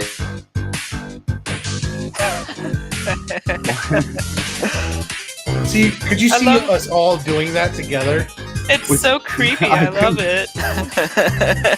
Dude, I don't even like dancing when nobody's around. Oh, yes, you do. Don't tell me you don't dance in the shower. I do not. Like, dancing is actually the one thing I do not do. It weirds me out. But like in the shower, yeah, I'll fight and have arguments and stuff like that. And that's it, guys. We're going to Denver. We're dressing as furries and we're making videos. all right. Yes, totally. Awesome. I know a photographer. It's great. And I live in Denver, or I live an hour outside of Denver, so we can totally have family. do that. Sweet. Sure. I have family in Colorado Springs, so I'd be like down. Fuck it. I'll buy some wieners for the barbecue. Oh, I'm down for sure. Yeah. I'll get the keg and the property for us to do all that stuff, and we'll just go hang out and party for however long you want. I mean, we can just There's the banana house. There's the banana house downtown, and they let us party there as long as they want. It's like 8 gay guys that have this house, and they like pretty much play techno music 24 hours a day. So you just go there and just party. So Dare I ask why it's called the Banana House? You'll find that out, honey, when you get there. The same reason why it's called a banana hammock. There's a lot of bananas hanging out in the air, just swinging around. A whole bunch of bananas. There's a lot of. Well, in my case, it's a plantain. It's a place where people can come together and hang out. Yeah, lots of coming together. Lots of CGI froggies. Yeah, lots of computer programmers up in there, if you know what I'm talking about. Yeah. Oh dear. Yeah. All right. What do we have next? You had a. What would you like to see? Central Park Karen. The lady who went into the monkey exhibit. I think I have a couple other ones as well. I vote Karen. Let's just go with those. Okay, so Central Park Karen. Let's just do that real quick. Yeah. Is this the one about the dog? Yeah. So anybody that doesn't know about Central Park Karen was basically like spilled some racial epithets, I think, to a guy that is a normal Central Park resident, and he not resident, but like participant. He was using the park. Yeah, he's using the fucking park. Thank you. But he goes there, he's bird watching, and the main thing that he likes to do is to have treats so that people will when they have their dogs off the leash, the dog will come over to him and he can explain to them, you need to put your dog on a leash because you don't know who's going to give your dog a treat. You don't know who's going to be around, and you don't know how your dog's going to react. That's all we're asking. And also it's the law. Yeah, and that's why the law is there. Is basically what he's doing. He's explaining why you're being a piece of shit. And this lady loses her mind because she's dumb and entitled. So that's Central Park Karen. And she did it on camera. Like she knew he was recording the video. But listen to what she was doing. Yeah, but listen to what she's trying to do in court now. So this is what we're focusing on. I heard about this one, but I also heard about another. Oh no! This was the barista that got refused to serve somebody because she wasn't wearing a mask, and I think that's a separate one. Yeah, this is totally different. He ended up getting a shitload of money, and she's like, "Hey, I'm suing him for half of that money." I want to take that money from you, because it was in tips. Somebody started a GoFundMe for him through tips, and they gave him like $500,000 because he stood up to this bitch, and she was like, "Oh, I want part of that money." No, honey, that's not how this fucking works, honey. Like that's not how. It was like It was like $100,000, and she wants half of that. And the best part about it, but before we go into this, the best part about it is that the person that donated basically the majority of the money is just like, oh no, the barista and we have legal counsel against you. Don't you worry. You go ahead and sue. It's fucking hilarious. Just epic justice. But I don't want to talk anymore. Let's go into the next video. Okay, so this lady, if you don't know which kind of lizard said, was that she claimed this gentleman I love was Anna. I'm sorry. Yes, and then of course we're showing Anna as well. But now she's trying to sue somebody. So let's watch who she's trying to sue now. Amy Cooper, the woman who went viral last year during the pandemic because she decided to call 911 on a black bird watcher who just simply asked her to put her dog on a leash. And by the way, you can see how she was handling her dog in that video. She was asked her to do something that she was supposed to do, that she called the cops on him and made a false report in that call. Worse. Well, now it looks like she's really learned a lesson from that whole experience because she has now filed a discrimination complaint for her employer who had fired her after the video of the whole incident went viral. Give me a break. Okay, so give me just 5 milliseconds to say this before. So she's trying to fire. She's It trying wasn't to his sue. fault. It wasn't their employer's fault either for firing her. She did something horribly wrong in public, and it is their choice as a private company to fire her. I do not. I hate that people. It's a weird like half and half when somebody says a corporation. Go ahead, Elizabeth. I was going to say I have the perfect way to explain this because I have a little bit of experience in this. I was public affairs. Okay. I was public affairs for the United States Army. And what I had to do was be absolutely 100% objective and report the news. Sometimes, like one of the things I was trained to do was write a press release because things go to shit all the time and you have to be able to explain why that happened, right?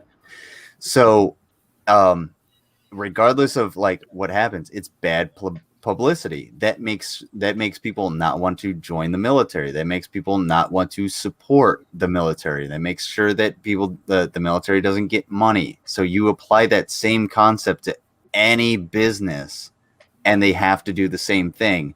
You're going to ruin my profit margin, so I have to let you go because you were acting like an asshole. And that can extend from whether you're Central Park Karen or you're just fucking around on Nazi Facebook being a Nazi. Like, hey, look, you're making my business look bad. You're gonna screw me over.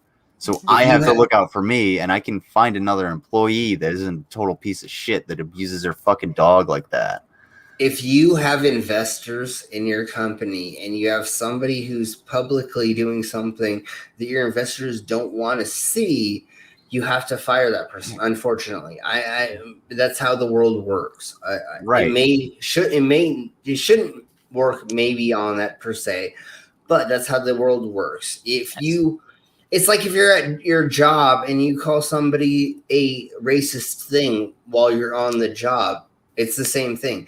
Right. You're on video saying something that if I'm an employer, which I am, I run 3 different companies. I help my father run a company. I run a freak show. I run a sideshow. And then I also help other people run their stuff like the YouTube, kind of like with you, Lizard. I'm in the background and stuff. Fuck yeah, trying to help. So I run multiple things. I can't be racist. I can't sit there and just spout off bull crap in front of people. Otherwise, I lose all my jobs. That's how this world works, honey. If you spout off a bunch of stuff.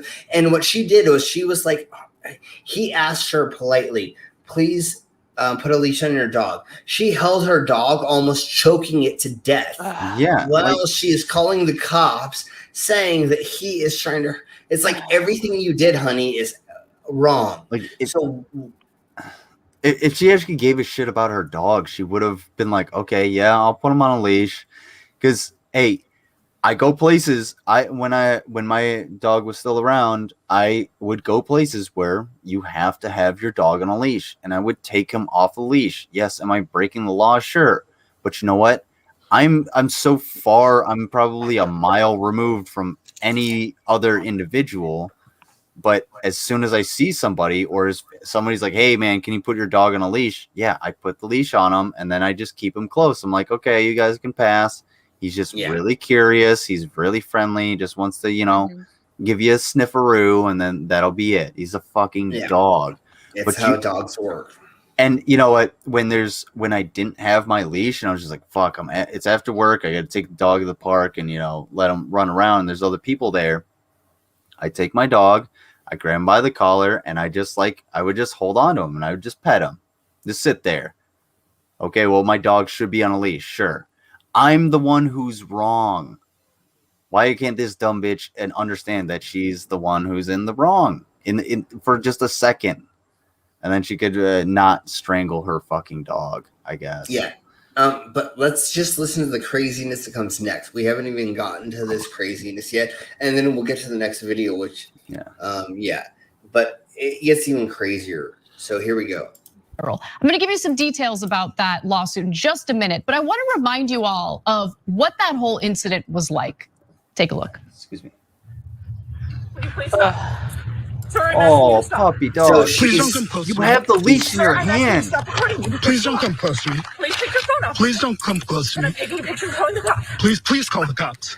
You could just And walk then- away.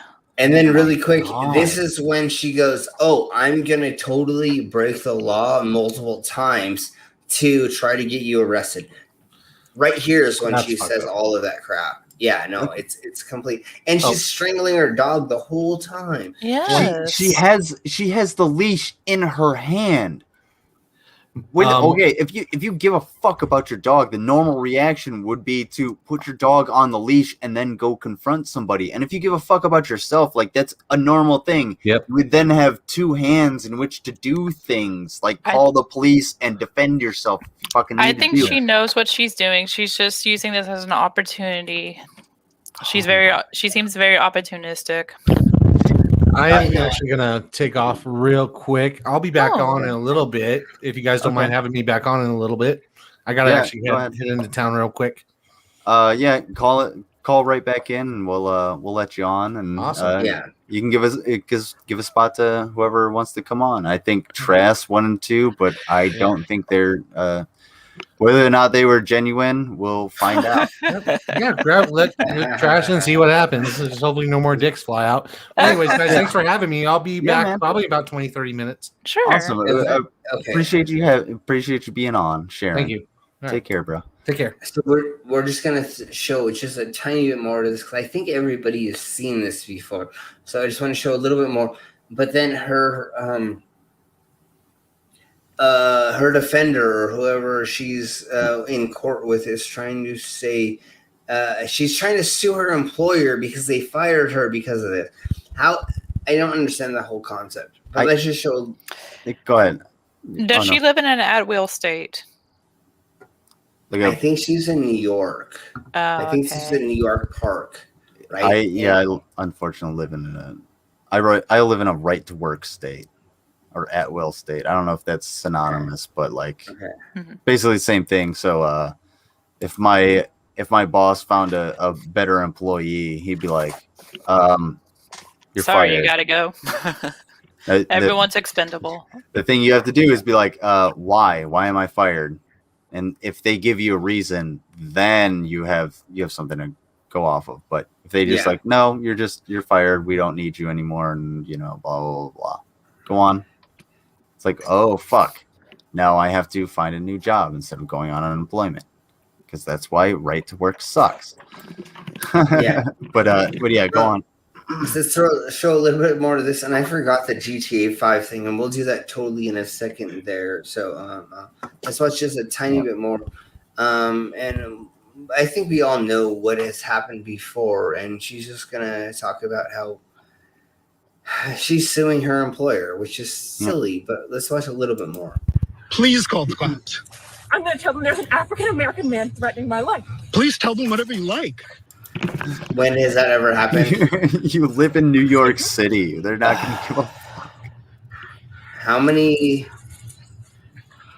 I don't understand Your dog. any of this. I can't do this with a dog. Yeah, please stop because that dog wants to get the fuck out of there. Right. That dog is not happy. You can hear that wheezing of the dog. It does not want to be held by the collar. If you ever held your dog by the collar and it starts giving that raspy voice, and or flipping around, and it's just so dumb. Like you should know. That dog deserves better. Yeah, the best justice that she could have gotten in that time if the dog just did its thing and twisted around and broke her fingers. That would have been fucking awesome. Because I mean that'll happen if your dog's big enough. You twist your fingers. That would have been amazing. I would have loved to see that happen. But I think the dog is loyal to her. That's how dogs are. Poor puppy. You can do better, pup. Yeah, so let's watch the GTA 5 Kung Fu check it out. right quick, and then I have something else or a couple other things. Unless anybody else has anything that you want us to show.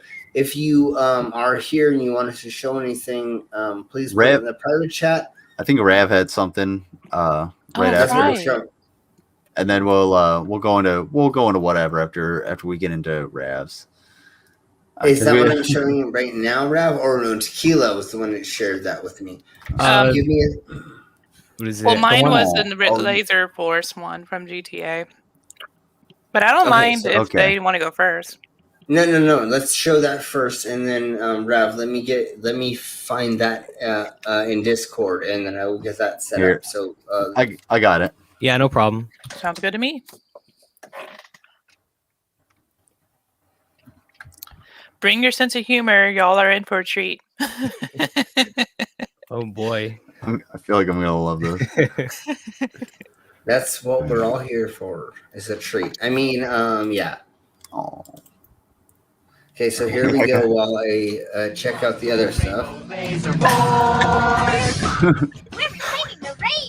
Kung Fu Rainbow Laser Force, the upper middle class superhero team that protects your innocence any way they can. They are Tallulah, Sebastian Caden, Zoe, Quota, and Quota. We're heterosexual overdance. Fighting evil in multicolored skin, tie caught off suspended. I'm happy to wait. I don't even need to masturbate. I dare off on the face of justice. Sex is bad. And violence is good. From sex. Kung Fu Rainbow Laser Force. Nice. I love the fucking doing the football helmet. Oh my god. Oh my god, there's a lot of flashing colors. Yeah, hope Yes, that was amazing. If you got epilepsy, type 1 in the chat. We might get a lot of ones from one person. Zip. All right. Okay, my drunk ass forgot what I was getting to next. What were we trying to show next? No, I got Rav's video. Little cat video. Kitty cat video. A little cleanse. A little cleanse, you know. And then I know we have tons. And okay. Zale song didn't show up and wanted to do the Woke Crackers commercial with what's his face, Wardork. So I don't know. We'll save that. Yeah, we'll save that for when he gets here. That wouldn't be fair. I'm allergic to this video. Yeah, show this, and then can we show the Denver sheriff that died of COVID that said he was an anti-vaxxer? Oh, I got it. The perfect thing we can show after that. No, show this. Show this first. We'll show this, and then It's only 12 seconds long. I got exactly what we need. The best position for a cat is when they go to a low position. Aren't you supposed to squish the cat? Like they're ready to pounce? No, as in like that's when like they're most relaxed. I thought that was when they're showing their butthole. Showing you your butthole. I keep trying to get close to my neighbor's cat. I keep trying to feed him treats and stuff, but he keeps hissing at me. Throw it at him. I mean, it's terrible. The cat hates me. No. Show me your butthole. You gotta show me your butthole. Yeah. Do I really? Did that actually work? Yeah. Do it and try not to get arrested. The cat is basically like feed me and get the hell away from me. I know how that is. Yeah. Put the food on a string and then lure in. All right. Let's check this out. You put the gerbil in your butthole, and the cat. Never mind. I think that's something else. Oh, there we go. The cat's got its gerbil butthole. Oh, how cute! No, that was a gerbil. That was a sock. This is a sock, also known as a cat or a feline. I don't know what you're getting at. When they tuck their front paws under like that. She does look really relaxed. Are you fuckers ready to exercise? Not just exercise, but prancercise. God I damn, think this I've seen this pillhead. before. This Oh, pillhead. you've definitely seen this before. It's Get like your where ankle weights it's in like place, bro. it's like Make it prancing. full. Yeah. Make it. Oh yeah. Hold on, we're going full screen for this. I see your So like, pussy. what would you do Thank to? you. What would you say to someone if you see them actually doing this in the park? Literally nothing. Just keep walking. Go. They don't have any earphones on or anything. They're I would walk up. I would You walk don't up need to 'em. them. I would ask them what drugs they have and how much it costs. and they're like, I'm just prancercising. You want to prance around with me? Like she's getting it. Like look at all these calories just melting off. Oh yeah. I like it. I like the think hand I'll spank. be. It's She does more the like a butt spank. humiliation. Yeah, this butt spank. See the butt spank she does right now? Look, she does.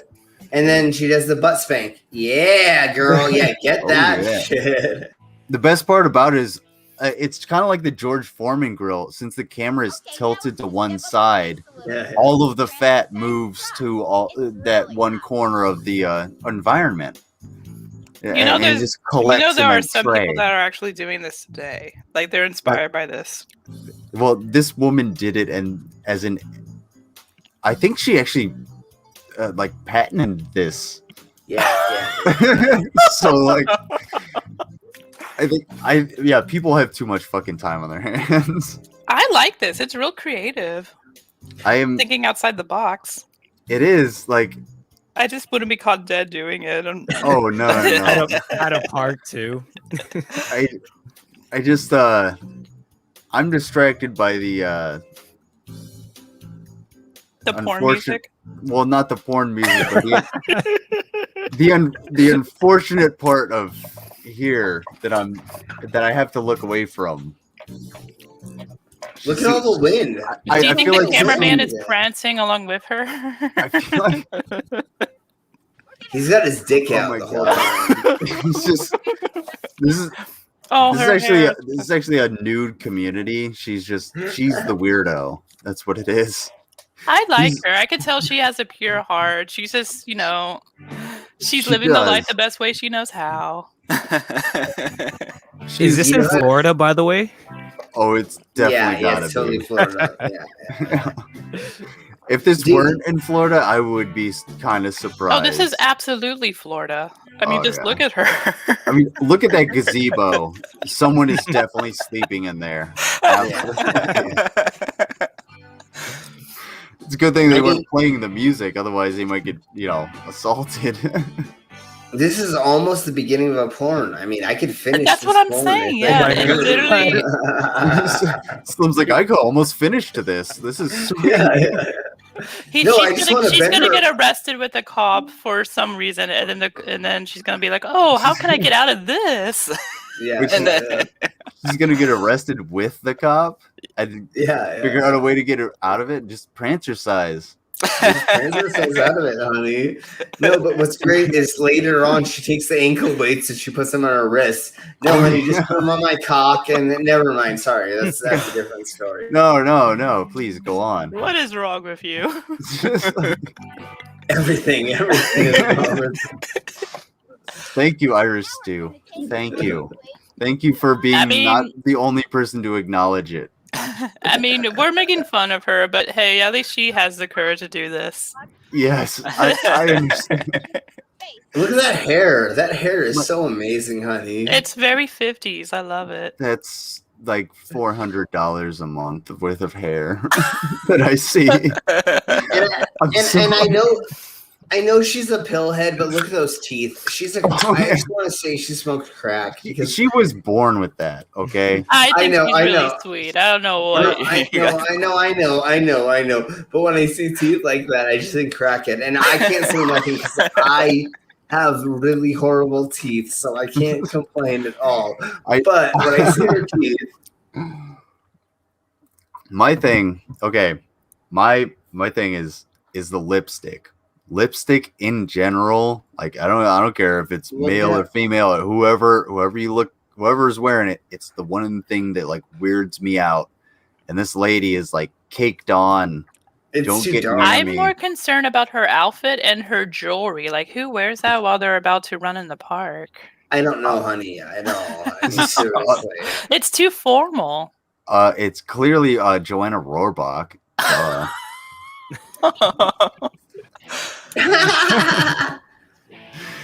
And how long did she? But eccentric people tend to be the sweetest. I think that's because they're like naive. That is It's true. like- I would believe that. Yeah. Look at that. Look at that. Just It's like she's getting it. I mean, Is there like nobody else in this park, or did they clear the area for this? No. They're all huddled in here waiting for the fucking storm to pass. And hoping Joanna and her cameraman doesn't call the fucking cops. look at it. She thinks she's getting it. She's like, yeah, I'm actually doing. Do people like? Is she really like losing calories by doing this? Like, Oh no, not in any way. Barely. I mean, not more than just barely more than just walking down the street. Like playing she's Pokemon not, Go.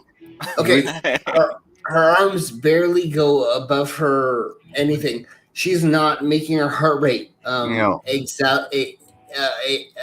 accelerated more than 5 minutes. I think it's like 5 minutes of.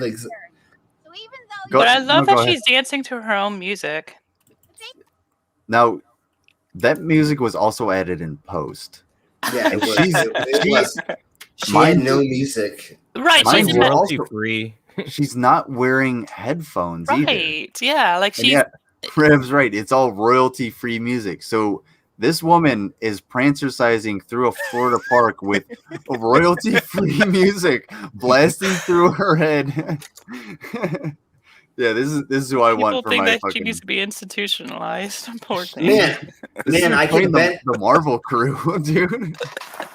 I could bend her over in that bush right there and have sex with her while she's bent over and cause her to lose more calories than she just did doing Would she- that. Does she So- pran- It's true. Did she prancercise during sex? Yeah, no, I she don't- probably does the whole. I don't think she's ever had sex that cost more than, a handful of calories, if you dig. No, you're right. No, you're right. Poor There's thing. probably been her old senator husband that's dumped in her after like 5 seconds of pushing, and that's been it. She needs to find a pool boy. Just, honey, find a pool boy, and you'll be okay. You don't need to prancercise anymore. Ooh, spicy. Yeah, she's out here because the pool boy was more interested in her husband is the problem. Oh, that's So- right. You need it. So go after a gardener. So Yeah. you're on the chain of. He was like, let me go ahead and make you let me get you a trademark and get you a camera and you go out with your friends. There you go. There you Meanwhile, go, honey. this young Filipino boy is gonna go to town on my millimeter Peter. So Yeah. He's at home having fun while she's out prancercising. Oh, that's man. why you just have to have the whole orgy. You just bring the whole everybody involved, and you get the pool boy, you get the Everybody- chef and I the bet waiter. she's getting and- really good at tennis. Everybody, Yeah. I bet you her husband's really good at skiing. And he's really good at ping pong. Yeah, Never mind. He's got a lot of upper body strength. You know. what I'm talking about? He's got the whole. He's good at moving things around and ratcheting. And, you She know. probably It's has a just- shake weight at home. Yeah. It's just too much. The hair, the outfit, the It is. makeup. It's a lot. It's just this is like the aunt that you meet once a year and you're like, oh yeah, it's Aunt Christy. She lives in fucking Florida. I hear there are a lot of lizards in Florida. She tells me every fucking year when her, she comes with her husband that, I don't know, owns boats or some shit. What does he do? Yeah. Has Go ahead. anybody noticed yet the sign to the right up there looks like a big ass pickled penis? It looks like a bat to me. Well, that penis. I mean, it looks like a dildo or at least something. It looks very phallic. It looks very. I don't know phallic. where your mind goes to immediately. What? It looks like where my mind goes.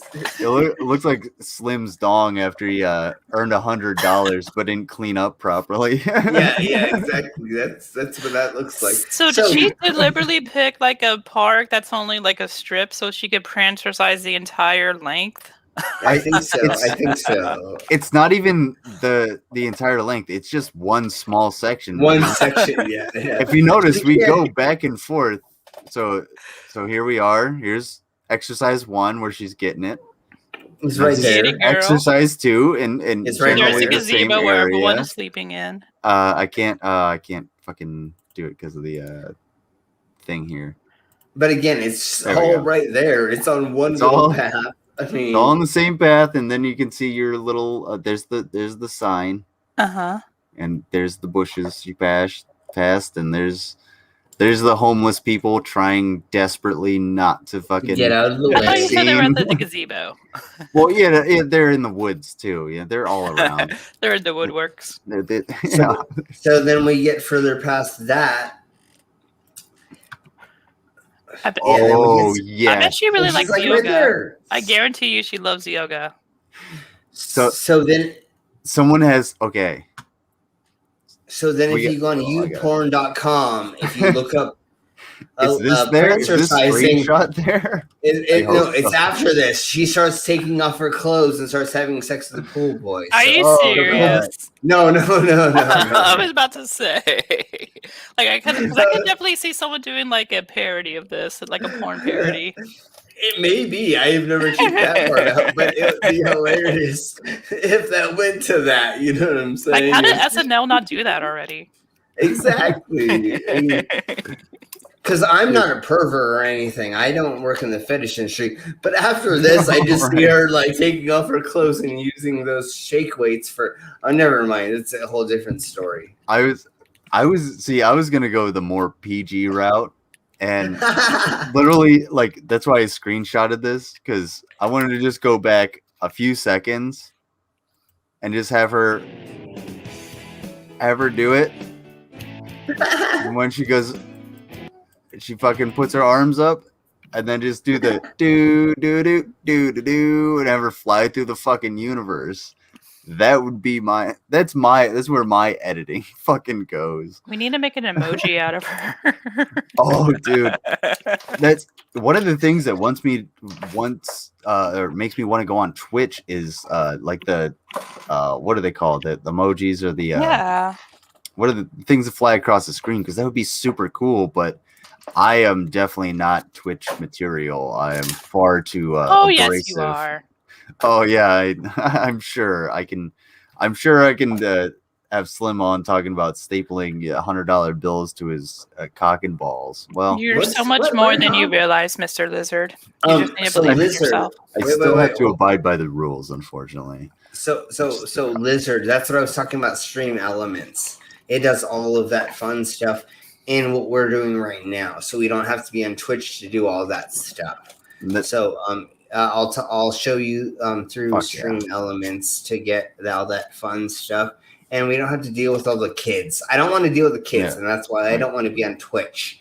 I'd rather be on these platforms other than that, but we can still do all the fun stuff. So you and I will work through that. And we'll work on it. If you could pull her out and make her Superman, that would be fucking awesome. And we'll do a bunch of crap with that. That'd be so funny. Because like I can see her being a soccer mom. Definitely. She's a sucker mom. I mean soccer. Yeah. Oops. I don't know. I don't think she wants to mess up that lipstick. But then again, it is on there pretty thick, so she might be willing to get rid of some of it. We don't know. I'm not joining Roarbox. Mr. Lizard, have you been watching Hell's Kitchen? Oh yeah, as long as it's season 6, which is the best season of Hell's Kitchen, absolutely. But so no, I'm gonna totally try to find out who she is. I'm gonna go visit her and I'm gonna make a porn with her. Oh yeah, dude. Send me a link. Excuse me, kitchen nightmares. Oh, kitchen nightmares. Yes, yeah, actually, same difference. Her in a kitchen and me having sex with her. That's a kitchen nightmare. It's actually funny you mention that because I watch Kitchen Nightmares like all the time. I can see that. I've seen every. I know the difference between the British and the American versions, and I know the British version is so much better. Is it because of Gordon Ramsay? Fuck yeah, it's Gordon Ramsay. Who else would it be? I'd pee in Gordon Ramsay's butt if he let me. I don't know if I'd let him bottom me because I'm not. Would you let him peg you? I don't know, man. Like I've never been pegged. I've sat down in the wrong place once in a while, but like never been. Would you let him call you an idiot sandwich? Yeah, because he's a professional, and if I were cooking in front of him, I'd be like, oh yeah, they're probably, you know what, that might get me to be pegged for the first time because I'd be like, oh, okay, just bend over. Well, I really liked his spin-off show where he's like reviewing not restaurants but hotels. I thought that was really an interesting change. Hotel Hell was great. It's Hotel Hell, that's what it was. Yeah, it's it's a good, well produced, not super overly produced episode or series from Gordon Ramsay. Mm-hmm. The problem I have is with his intro because it's so like, everything's so overblown and overexposed, and just whoever was doing the graphics on that was not the person that should have been doing the graphics on that. Should it have been this Prancer-sized lady? Absolutely, because she would have at least used some pastels and palm fronds and pizzazz for it, But is that something you would expect out of Hell? Out of Hell? This? Yeah. Or Gordon Ramsay? Well, it's Hotel Hell. That's the theme of it. Well, if Gordon Ramsay comes up and I'm in hell, I'm gonna be like, oh shit, I'm doing something right. Are you gonna cook for me? But if it's Prancer size in hell, I'm like, yeah, this seems about right. This is pretty spot on. Pretty much what I imagined.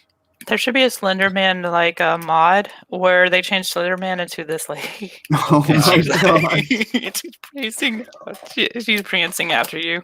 Somebody has to make like a I don't know, Fallout 4 mod for the Prancer size lady. As she gets closer, you just hear the generic music get louder and louder, just like in Slender Man. Oh, better yet, okay, now work those hips. What's her face from what is it, Silent Hill, the new one? I love Silent Hill. Oh, like the what is the new one? Who's the big tall lady? That's Resident Evil. Yeah, that's Resident Evil. Yeah, that. I'm not into all that stuff. Yeah. Sorry. They already modded it where like every time she would pass by like an open door, she has to kind of like hunch down, and your player would have a fly swatter every time she'd go past.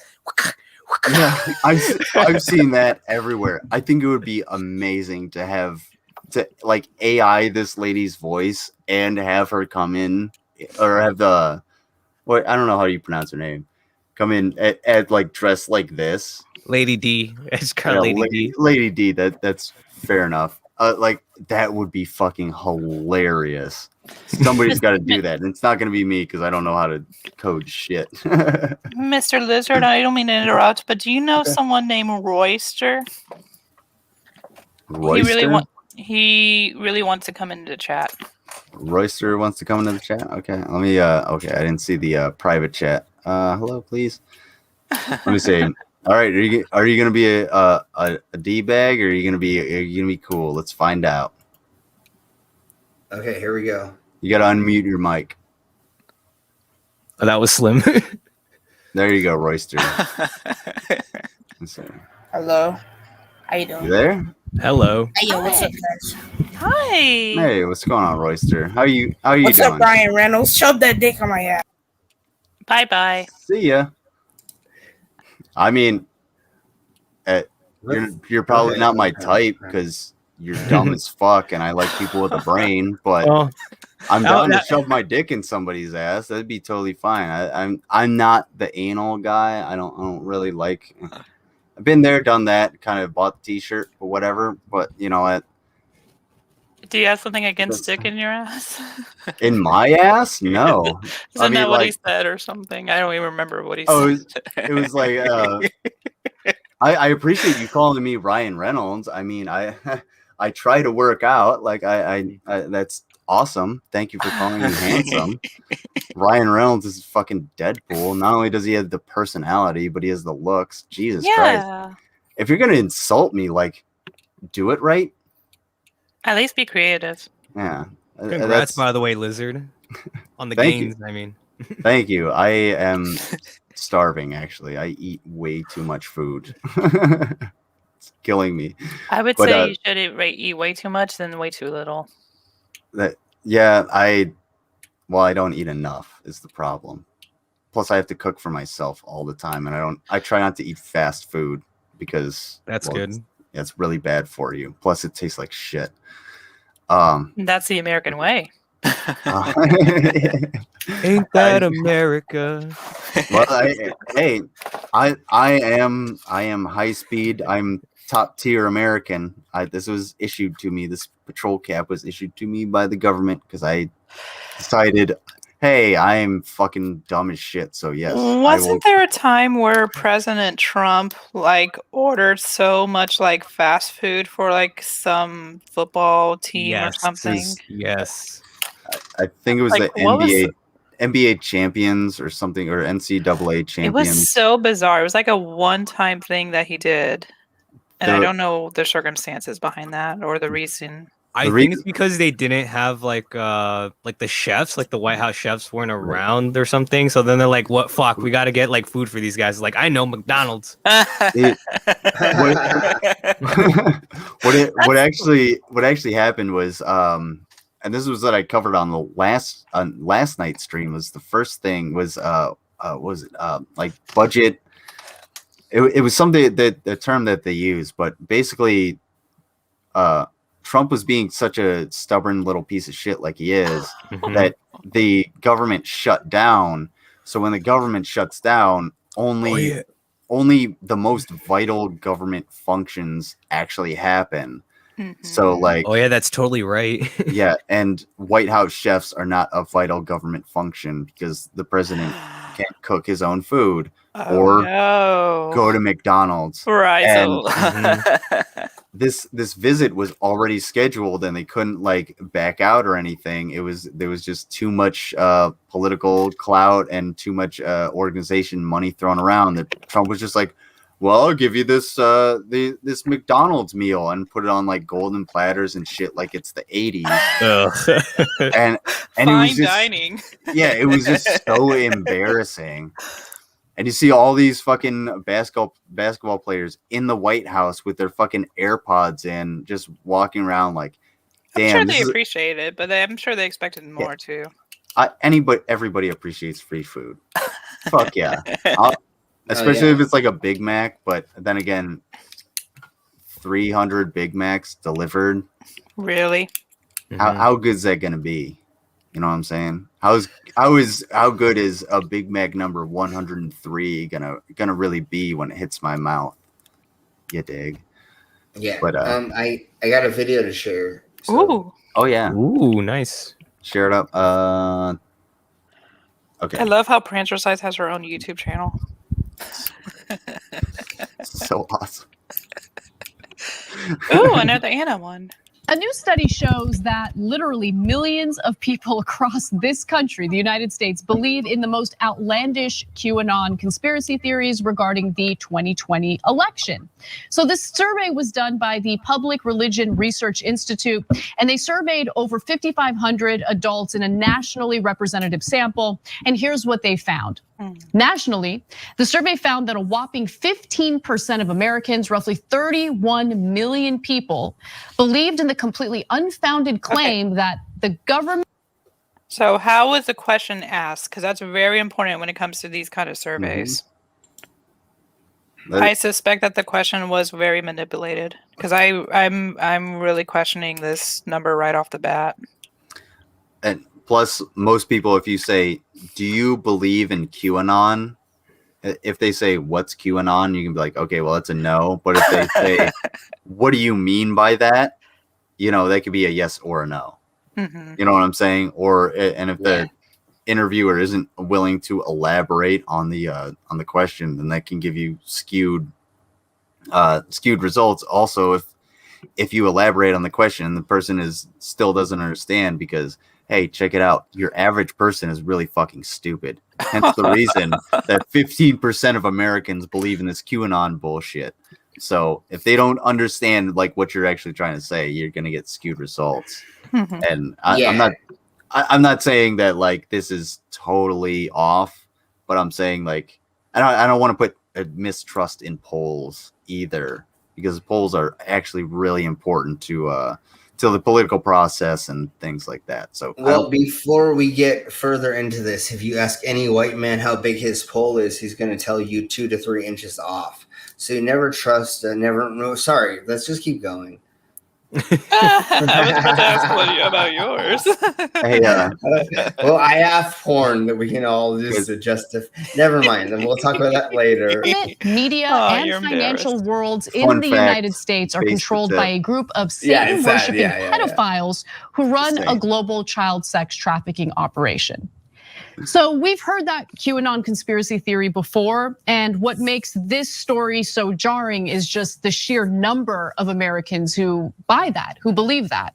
In fact, the figure jumped to 20%, or 42 million Americans, for the less outlandish but still baseless claim that there is a storm coming soon that will sweep away the elites in power and restore the rightful leaders.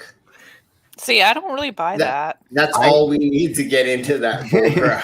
But what are the rightful leaders though, in their eyes? Yeah, that's a good point. Like, who's gonna be the replacement? And I don't understand why these people think that. Like, do you think you're gonna be on top?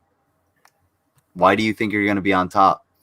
Just because you agree? No, you'll be cut down just as quickly as anybody else. Like what?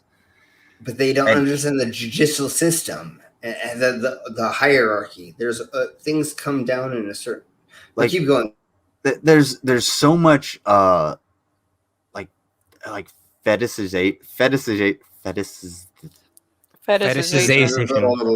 Thank you.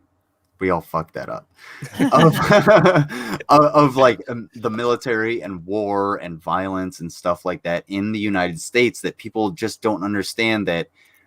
If we were to actually go into, say, a civil war, if this storm, quote unquote, were to come, then it would be absolutely devastating. It will be bloody. You think like running out of meat in the supermarket during COVID was bad? Just wait until all of the workers that were in that supermarket are fleeing for their lives. You dumb fuck. It's not going to be there. The food's not going to be there. You're going to have to work off of like what resources you can get. And there are people all over the world, especially in the Middle East, thanks to the United States, who actually know this shit. And they live off of like that sort of thing. These people have never understood anywhere near that kind of strife. And anytime they've seen it, they can never empathize with it because they're so comfortable and fucking entitled. And it's like, the more you want this war, the less prepared you're going to be for it. They're fascinated by the idea of it.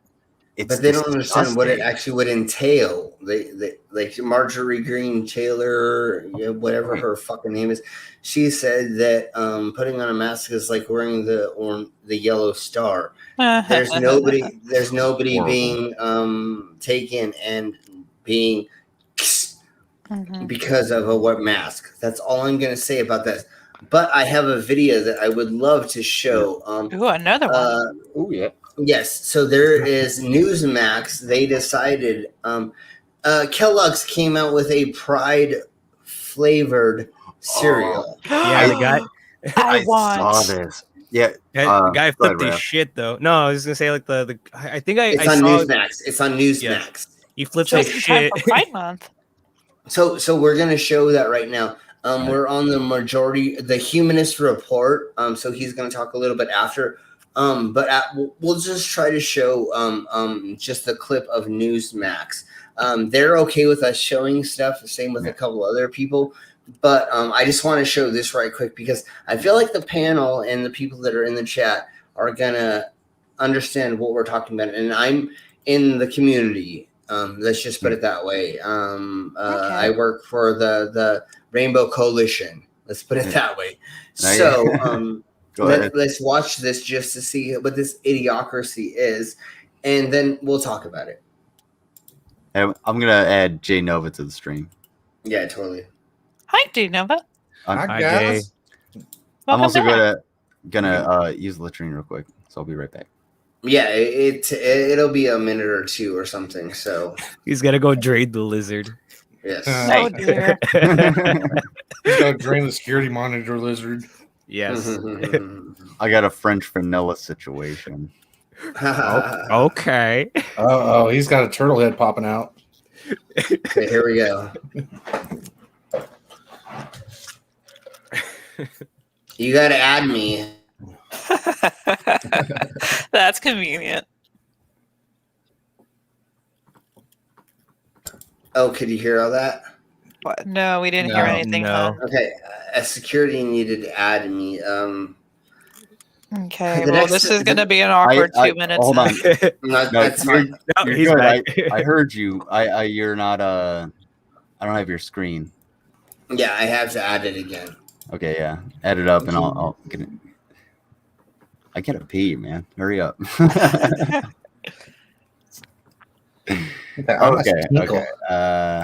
Alrighty. There we go. Yeah. I'll be right back. A woke theory. Yeah, this fucking asshole right here. I love how they. What does woke even mean? Listen to the latest lunacy. I don't know. Kellogg's, the cereal brand, has come out with a woke cereal. Yes, a woke cereal. This new cereal called Together with Pride features all the Kellogg cereal characters like Tony the Tiger and Toucan Sam on the box to promote Pride Month. Come on, man. The cereal is rainbow hearts covered. I love how they put edible glittery hearts glitter. as if How that's a nice. bad thing on the screen. Yeah, here's the worst part. The cereal slogan, too amazing to put into a box, and then lists a space for kids to write in their own pronouns. Seriously.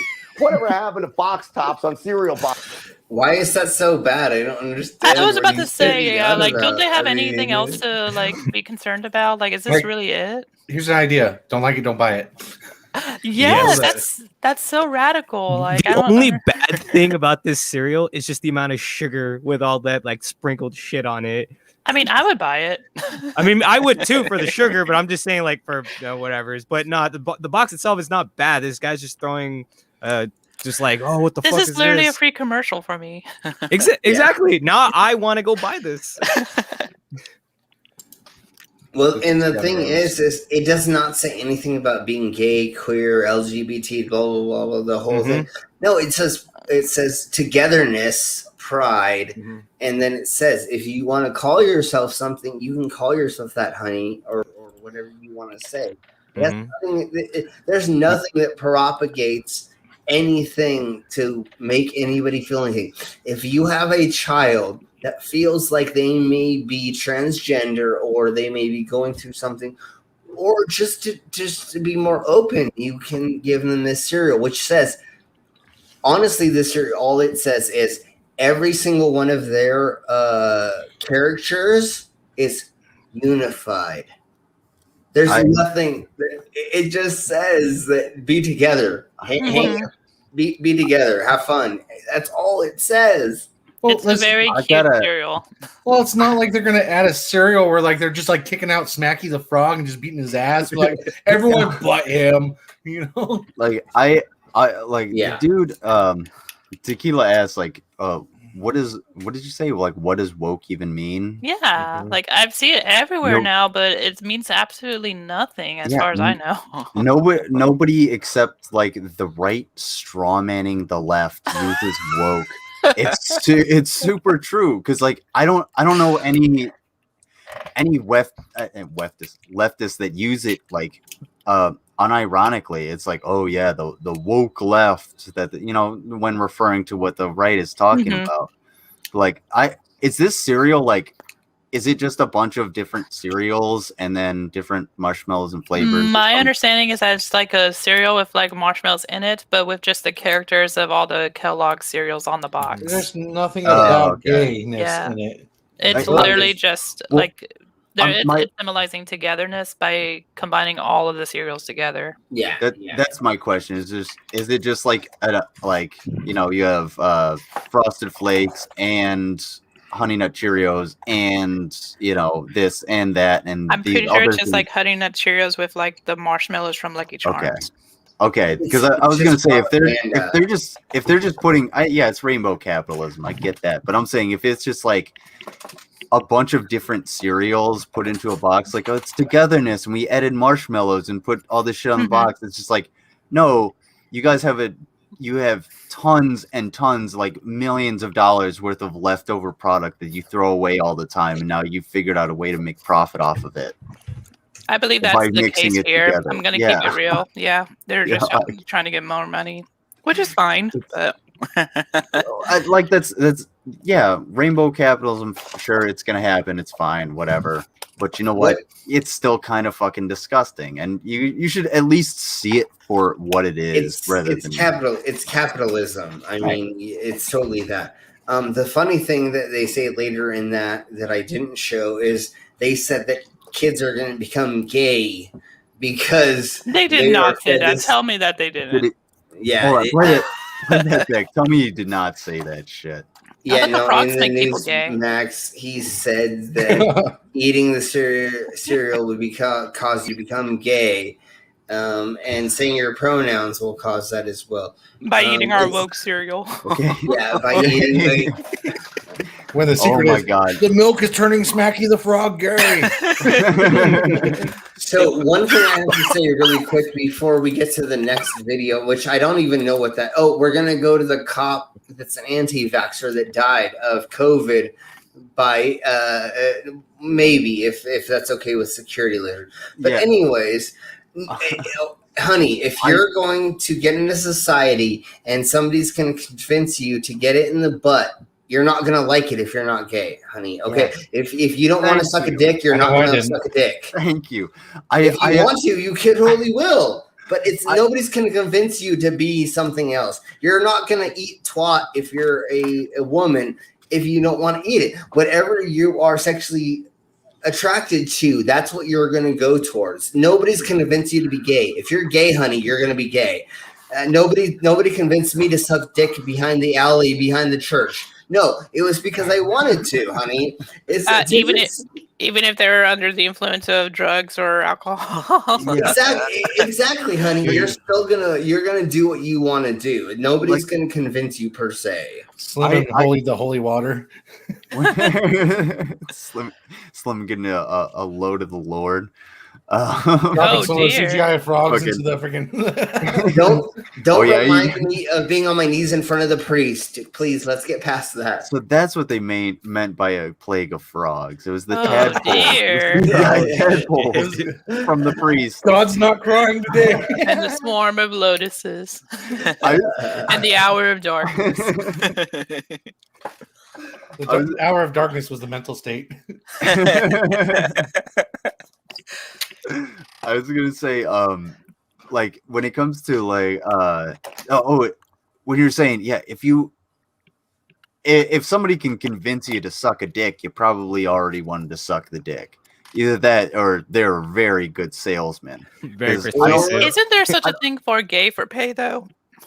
I mean, I get that. I'm not talking about that. I'm talking about like not for money. I'm talking about like, if I just go, hey, suck my dick, and you're like, there's a lot of straight like porn actors that would do gay films, right? Too, and like what I'm saying is like when it came to the that ridiculous super straight movement that lasted like 6 weeks, and before it got laughed out of existence.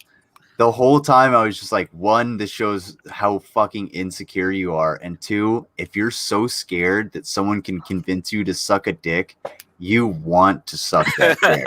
Yeah, You want that thing in your mouth, dude. Like, just embrace it. I know it might not be the best thing for you in your community, but you know what? You don't have to be a dick about it. You just need to suck one. You are what you eat. Yeah. You are what you want, apparently. And or if you just want to have that relationship, why do you need to tell us, honey? Like we're honestly not going out per se telling you that what relationship we want. We're just saying, don't marginalize us. Don't tell me that because I want something different than you, I'm less than you. So once that's an even thing, do whatever you want. I don't care if you only want to be completely straight. That doesn't matter to me at all. Don't tell me what to do though, you know, and why are you pushing that on me? And honey, if somebody gets their sex change done in the right way and have the hormones, and you're never going to know. So if that person really did not want to tell you, and they should, and I'm not saying they should, but if that person didn't want to tell you, you would never know. Because I've been with people where I'm like, I didn't know their gender was different. You know what I'm saying? Like, I how can I tell? These people forget that there were TV shows in the 90s and 2000s that had episodes where it was like Maury, where they brought out people who was just like, I'm actually a man, and you were just like, oh shit, that's actually a woman. It's like, the person looks like a woman. They have the complete physique of a woman, and it's like, I am biologically male is what, you know, I guess you could go with now, the proper terminology. But it's like, I'm a man.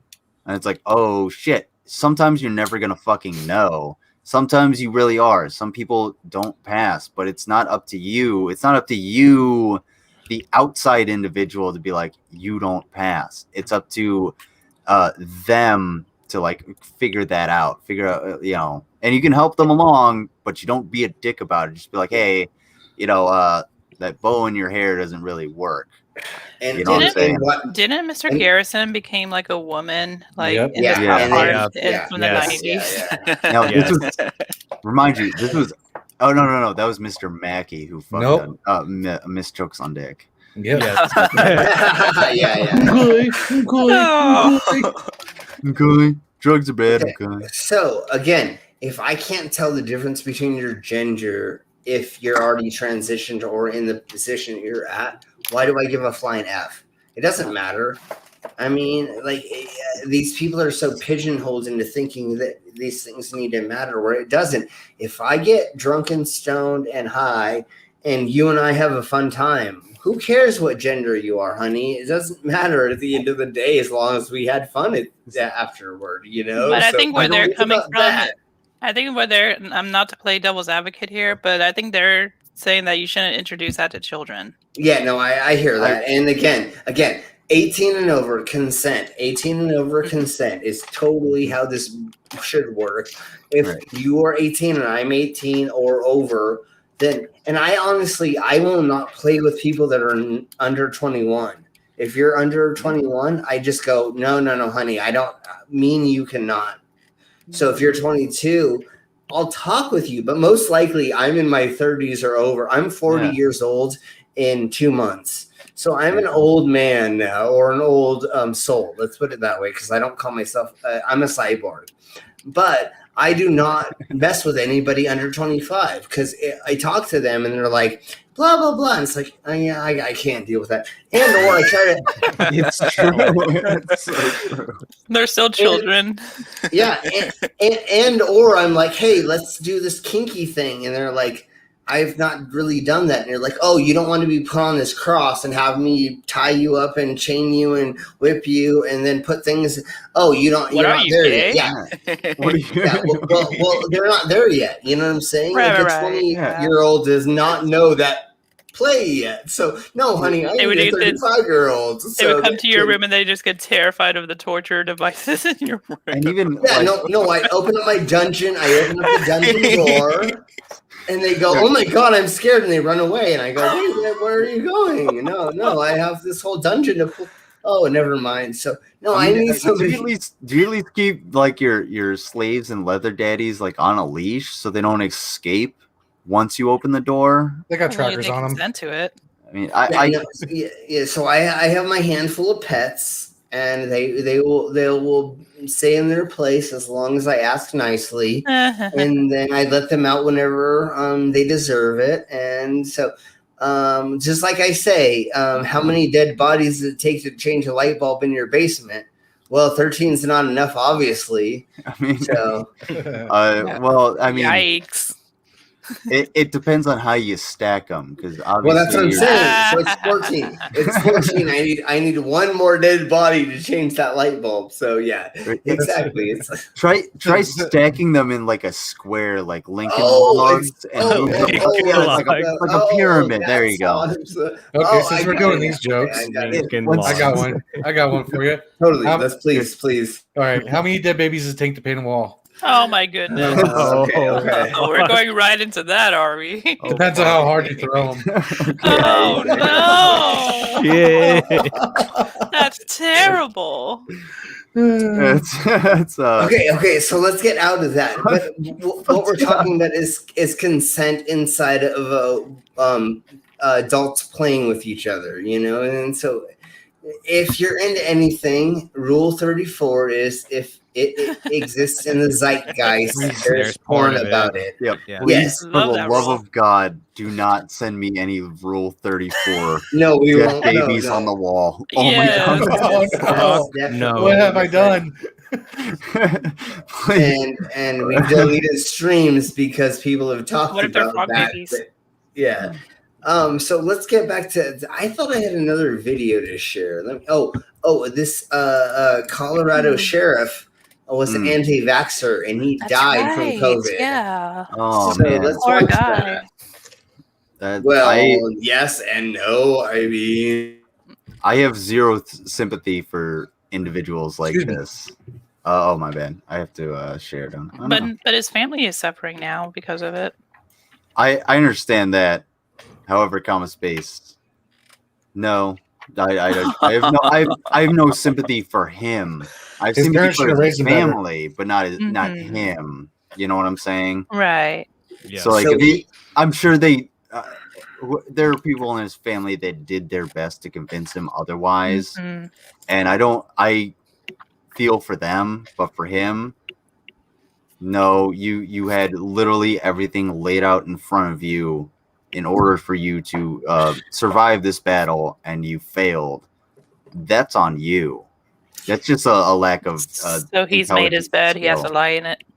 Yeah, basically, and he was a major anti-vaxxer in all his posts. So for the last 6 months, he's been saying, "I'm not going to ever get it. I've got a great immune system, and I'm never going to." So he's actually been pushing that he wasn't going to die from this. Right, and this is probably going to sound callous, but I don't give a shit when plague rats die, because that's what he was. He was spreading this anti-vax. He was spreading the virus. He was probably anti-mask and didn't take any precautions. So he was a plague rat.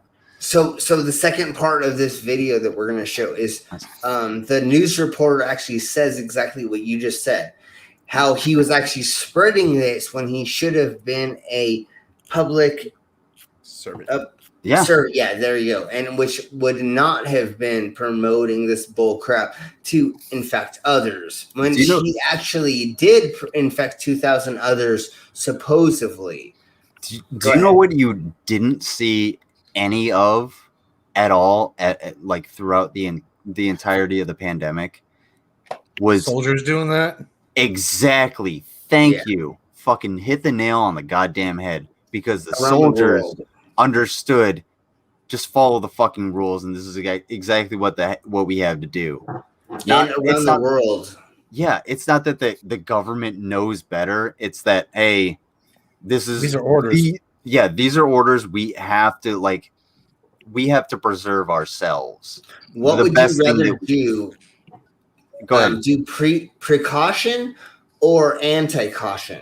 Precaution, right? So you're gonna that's amazing, because this is one of the times that the military, the government, has actually been proactive instead of reactive. Because that's all the fucking government and all the military ever does is they react to shit. And it's like, oh shit, we have to prevent this stuff. Put on a fucking mask. We can provide them for our soldiers. We have enough money. Well, that one small contractor in Minnesota that's connected to Raytheon, they got $400 million. Yeah, they don't need that. We're putting it towards masks. Too fucking easy. And what is it going to harm by anybody wearing a cloth mask over their face in public or anywhere else?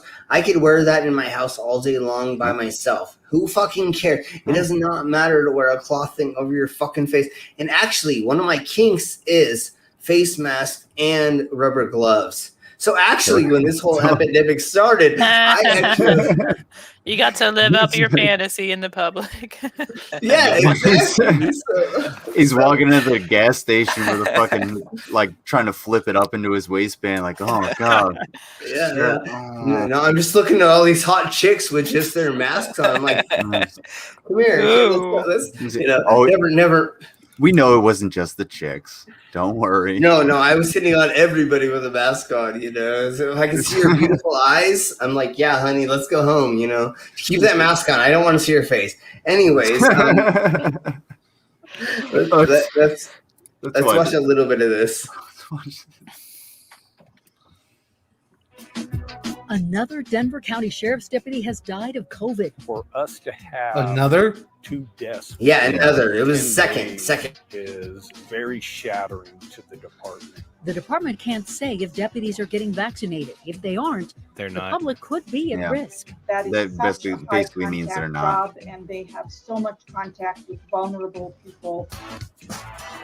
Every vaccinated person My- wants to win Colorado's I think law. my, The problem is, my not every response to that- vaccinated person seems to have I don't know. tickets. My husband checked his record and my Slim's son gone. checked his, and none of us were in there. Plus, development pushes people out of their homes in Golden. In this neighborhood, the dirt is now worth more than the structures that sit on top of them. And Denver 7 viewers offer. Okay, for just a second, they talk about something else, but they'll get back to it. So hold on. Your story didn't help. Your story was the cause of this happening. Good evening, and thanks for watching Denver 7. I'm They're going to talk about it again right now. Glad you're here tonight.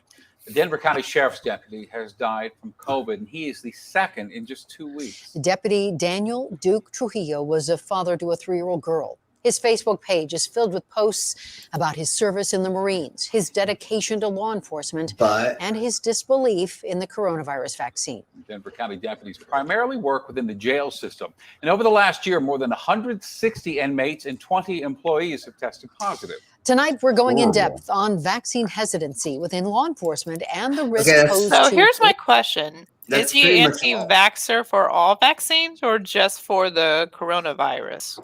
They're always just for the coronavirus. They've all been vaccinated before. And if their punk asses actually wanted to go to another country, they'd have to get vaccinated. Right. So, Okay, I'm probably the most vaccinated person on this screen. you probably are for sure. I would agree with that. I've been to Holland and Germany and Mexico, so I've been vaccinated for a couple other things. But you are probably the most vaccinated out of all of us. I've been to Korea, Iraq, and Kuwait, with touchdowns in other countries. But those are the ones I actually stayed in. In Korea, you've got to get all of the STD. Never mind. We'll talk about that later. Don't worry, I vaccinated him the night before. Yeah.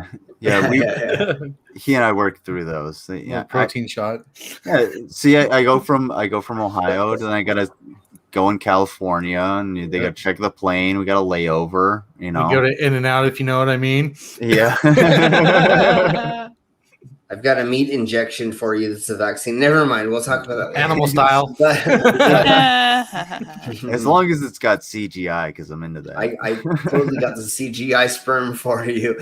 But yeah, you have to get all these vaccines to go to different places. If you want to go to Africa, there's like 21 shots or whatever that you got to get. And even like simple diseases in other countries that we don't have an exposure to, you have to get a vaccine for. Were we talking about this last night about how the Europeans came over to the Americas and killed all of the natives because they didn't have the I don't remember what immunity. we talked about last night, honestly. Yeah, no, I hear you, brother. I hear you, but I think we did talk about that. It was the immunities that you have to have so that they You don't would think get. it would be the other way around, that the colonists would get the disease whenever they were migrating over to America. Well, the problem was is the Europeans had a bunch of diseases. It wasn't the fucking right.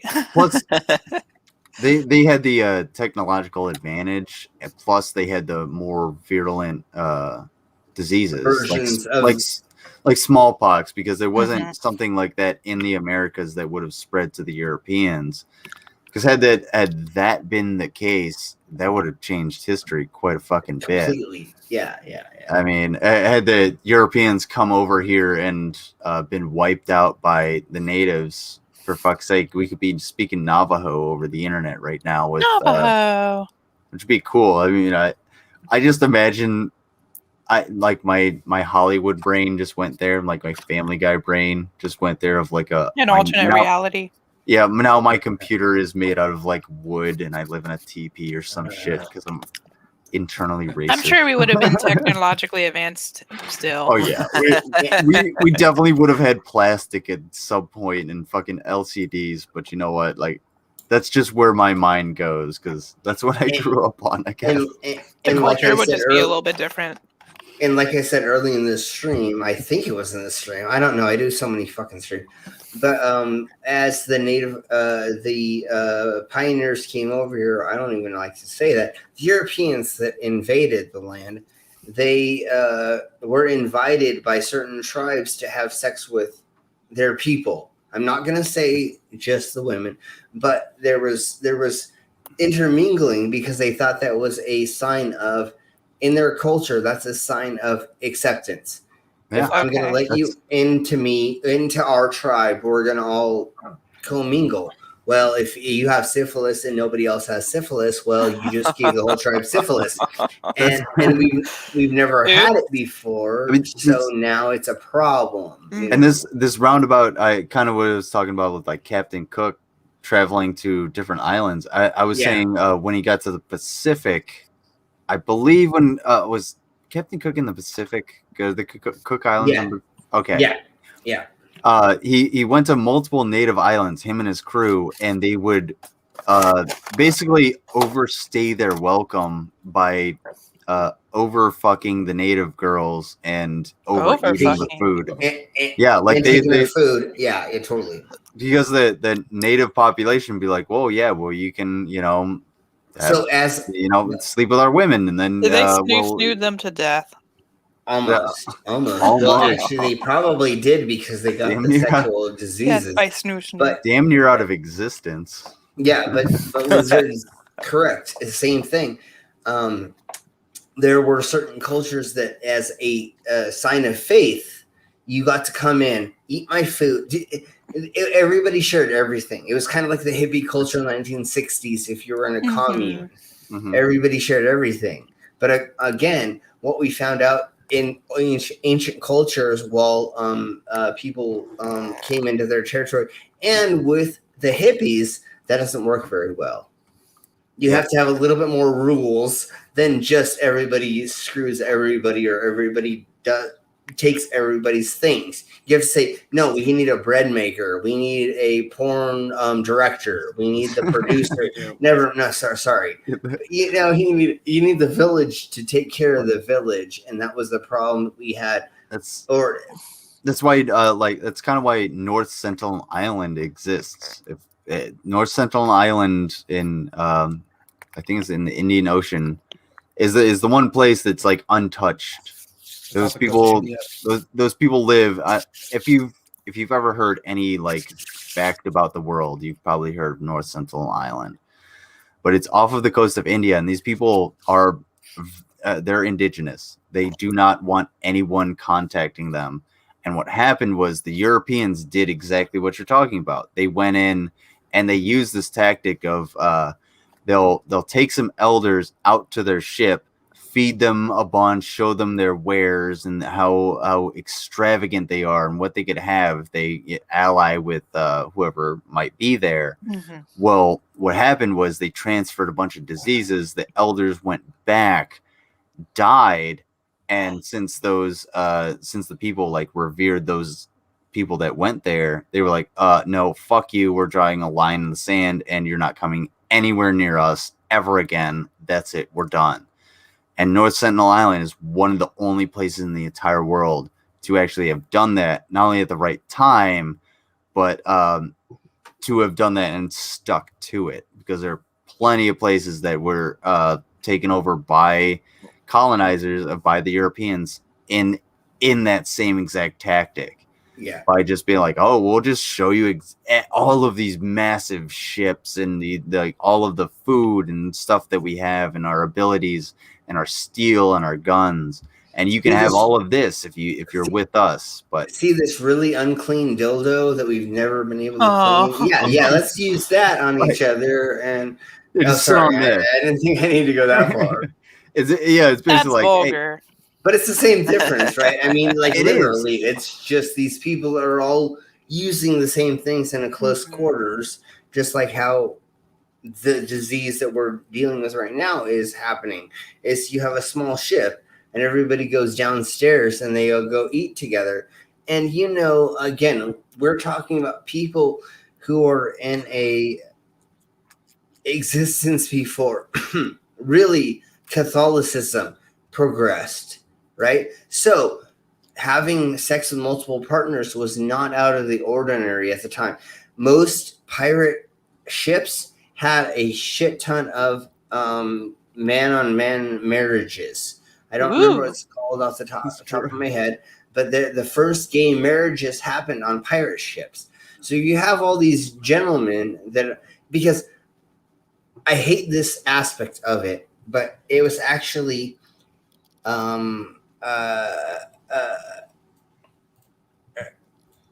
it was bad to have women on ships. It was a bad omen if you had vagina. If she had a period on the ship, that was a bad omen and they were going to lose it, right? Even though there are female pirates. We will go over that later. But at the time, going to say there's two that I know of. The lesbian pirates. Yeah. Oh, they happen to be lesbian. Well, yeah, actually,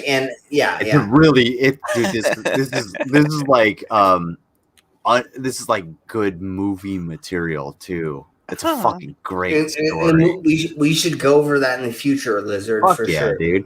Dude, I love that story. It's great. Go ahead. Yeah, but not just because it involves lesbians, which. But it's progressing the movement of humanity. But at the time before that, it was very taboo to have a woman. So you had a bunch of dudes that didn't want to be around women on a ship for 6 months straight. Who do you think is going to be on the ship?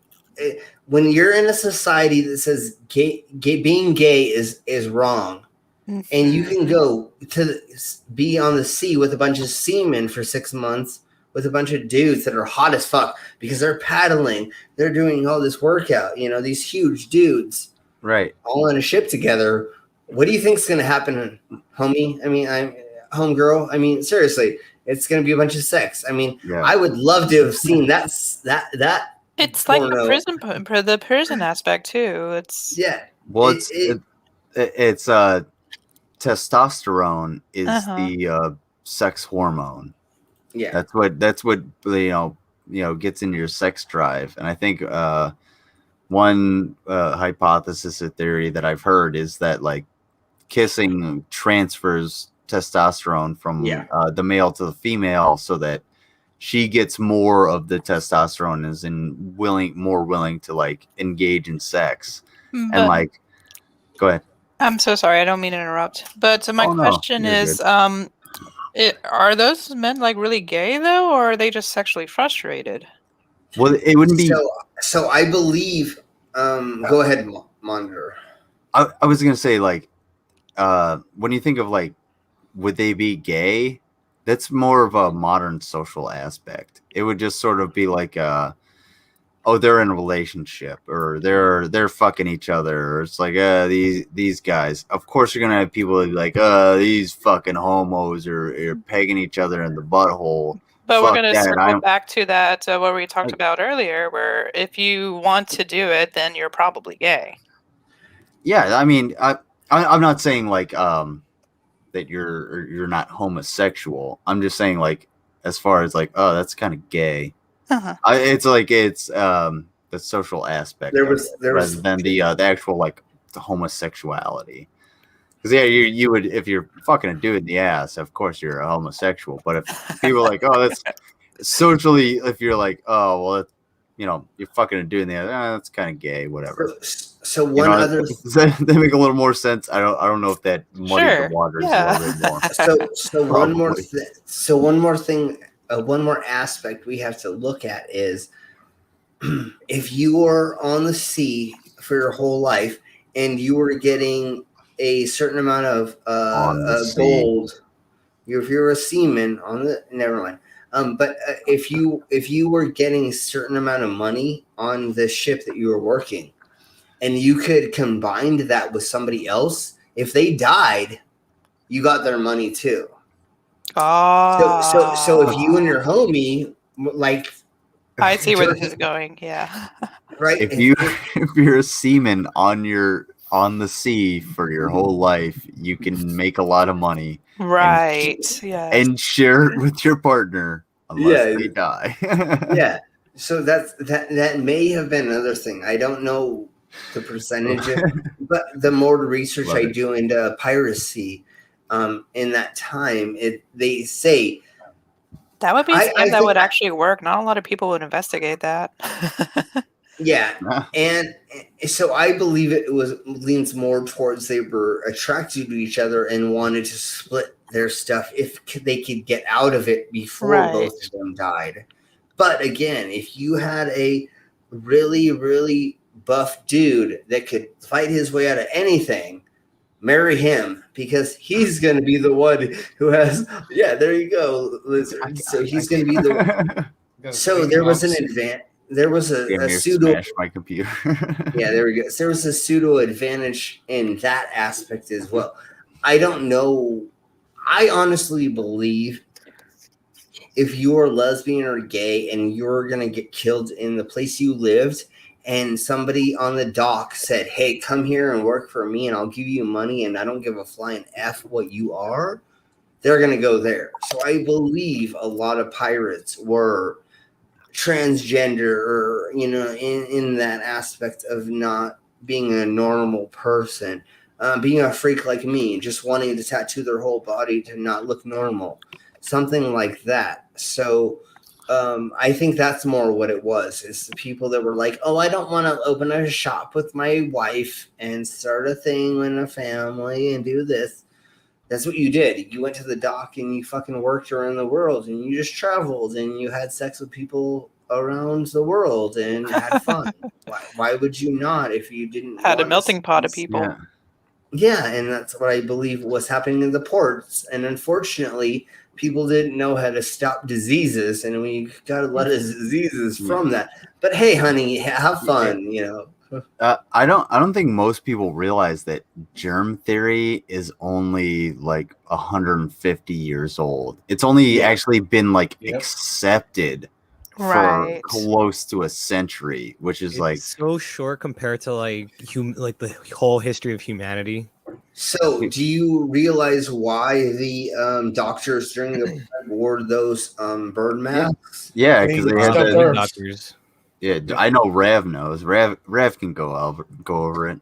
No, but I do know what Slim's saying, but I do want to hear his explanation though. So they put the like scented thingies in there or whatever, and they thought that the oxygenation of it not getting purely into them was something. Miasma. Yeah. So that's what they thought was really, and honestly, they were almost onto it. If it would just been a cloth mask that they put 3 layers on and they put it on, they may have. But again, I don't know if there was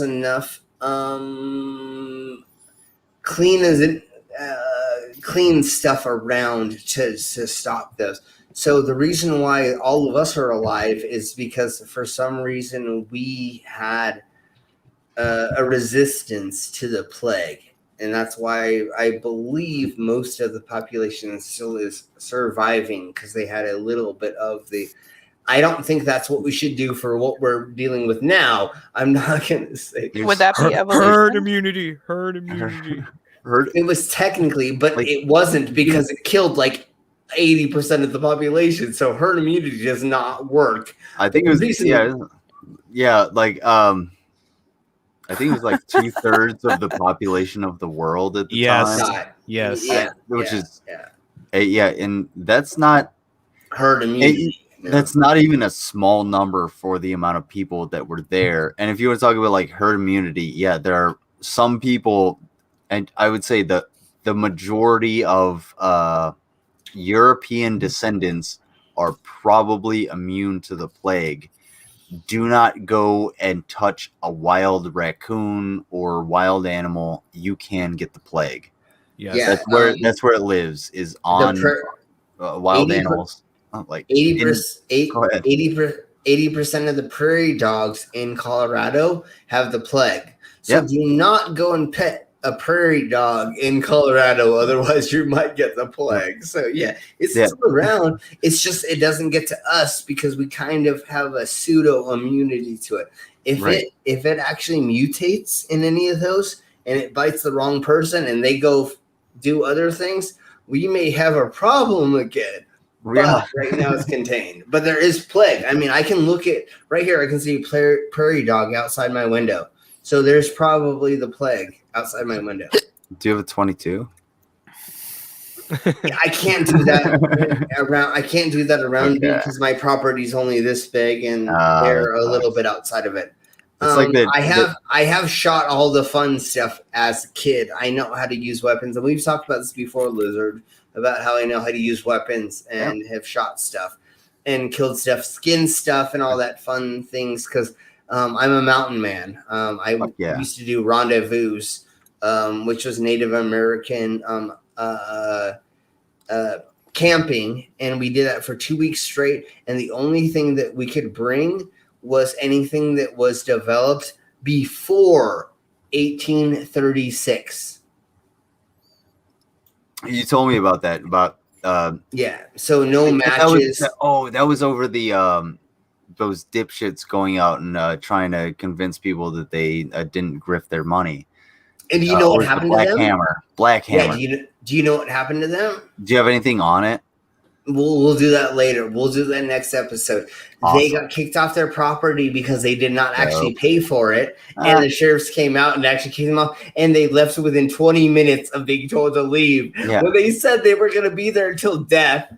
It's almost like when people come up with authority and firearms, you kind of fuck off pretty quick. When your life is in danger, yes. And when your reputation is in danger, absolutely yes, because you're gonna be like, because you can die, but you can also like it's harder to live with a shitty reputation too. And I'm not saying like don't kill yourself. Totally. But did you see all the millennials that were out there in those photo shoots? There was no survivalist. No, they were out there on their photo shoots. They didn't have boots on. They didn't have any gear on. Yeah, we talked about this a couple months ago, but we did this together. Yeah, I went over to that entire thing about how these motherfuckers are just completely ill prepared, and I'm glad that the sheriff's office was there because I know those police officers at least have a general idea of how to survive in that fucking area. Again, it's chaparral, it's rocky, it's I've bushy. Been there. You're not going to farm rocky land. If there are 10 rocks in a 1 square meter area on the surface, there are 1,000 below you in that same fucking area, and you have to get rid of all of that in that 1 square meter area in order to farm it. Now multiply that times what a city needs, and then realize how much you can go fuck yourself. Okay, so they illegally pretended to buy the land, for one. Oh, that's so fraud. Yeah. So I want to see what happens to them later, and we'll talk about that later because I haven't delved into that. So they fraudulently pretended they bought the land. The sheriffs came out, or whoever. I think it was the sheriffs and the natural, the people that do the state stuff came out, and they said, no, you can't actually be here. They had not built a permanent structure at all within the 6 or 8 months they had already been there. I believe that 21 of their people had already left, so there was only 10 of them or something like that. So what did they think was going to actually happen, I don't know. I honestly don't know. I don't know what we're talking about. No, and especially, like the Warhammers. The Warhammers are just their ideology doesn't make any sense. And now you're throwing me off because you can't make me do two things at once for even a second because I was just trying to respond to somebody. Now you're talking about Warhammers. Unless that's what we were actually talking about. Are we talking about Warhammers? That's who was on the mountain. That they were called the Warhammers. No, it's the Black Hammer. Oh, sorry. Okay. I thought you were talking like Warhammer 40K and trying to throw me off. I was like, no. Sorry, no, they're called the Black. Yeah, the Black Hammer. Yeah. Real quick, I'm gonna. Sorry, I got thrown off because let me let him realize because he's been sitting here for a little bit and I know he wants to come on. So I'm gonna let him realize. I know I said I wanted to keep this to 4, but I'm going to go ahead and put it 6, and that's it. If you want to submit anything, go ahead. If you want to call in, go ahead. But you're gonna be waiting. That's about it. I love you already. I love Pokemon. Yeah, I play Pokemon Go every day. Do you really? No, I was singing that Mikasa song. Song. Wait, are you Gen 1 or Gen other? 5. Oh, how dare you! I don't like you anymore. Team Valor, yeah. Gen 1 all the way. How are you? How are you, Lizard? I'm doing all right. I'm hanging out. How are you? How's things in Realize territory? I might be getting land. I might be getting a job. Oh, nice, dude. Where? What you gonna do? Where are you working at? I don't know, IT for a government agency. Just nice, dude. Is that a salary position? No, it's per hour. Oh, that's pretty dope. Can you let us know when you find out aliens are real or not? Are you excited? Yeah, I guess I'm excited to, really boost my income by a lot. So when you flying to Russia after you spill all of the secrets? Oh, Mr. Lizard. When are you gonna go to Area 51 and free ET, man? That's what I want to know. Like, what is that in Area 51? I don't know. Is it just weapons? Probably just weapons. It's probably like the most boring shit. It's probably just some poor kid from Iowa just like, oh man, I joined the ROTC and now I'm just like tightening bolts on this fucking missile. It's just tightening bolts on a death laser. Yeah. I wouldn't even say it's a death laser. I'd just say it's some shitty missile they're gonna crash into the ground. Like, oh well, that one didn't work. They're just military weapens, right? They're not alien weapons. Yeah, like the alien weapons. The alien weapons, I'm pretty sure we gave to the Israelis. You guys are wrong, man. There's a bodacious, like the Lady D that we were talking about earlier. That type of height alien waiting at Area 51. Oh yeah. Why is it called Area 51, by the way? I want to show you. That's the 51st section. So they went through. It's a whole number system. I'm gonna stop you there when you said 51st section. 51st year. 69th section. No, but I believe it's that kind of just, section. It's a coordinates, or that's a. It's so like it's about airspace. Yeah. Okay. Okay. It's a Airspace, military thing then. right? Airspace Okay. and the land space below it are broken up into sections. So you'll Okay, and this happens to be the 51st in the state or in the Right. country? no, it's the no, just the area space. That's the Jesus area fucking Christ. Sorry. Banned. Damn.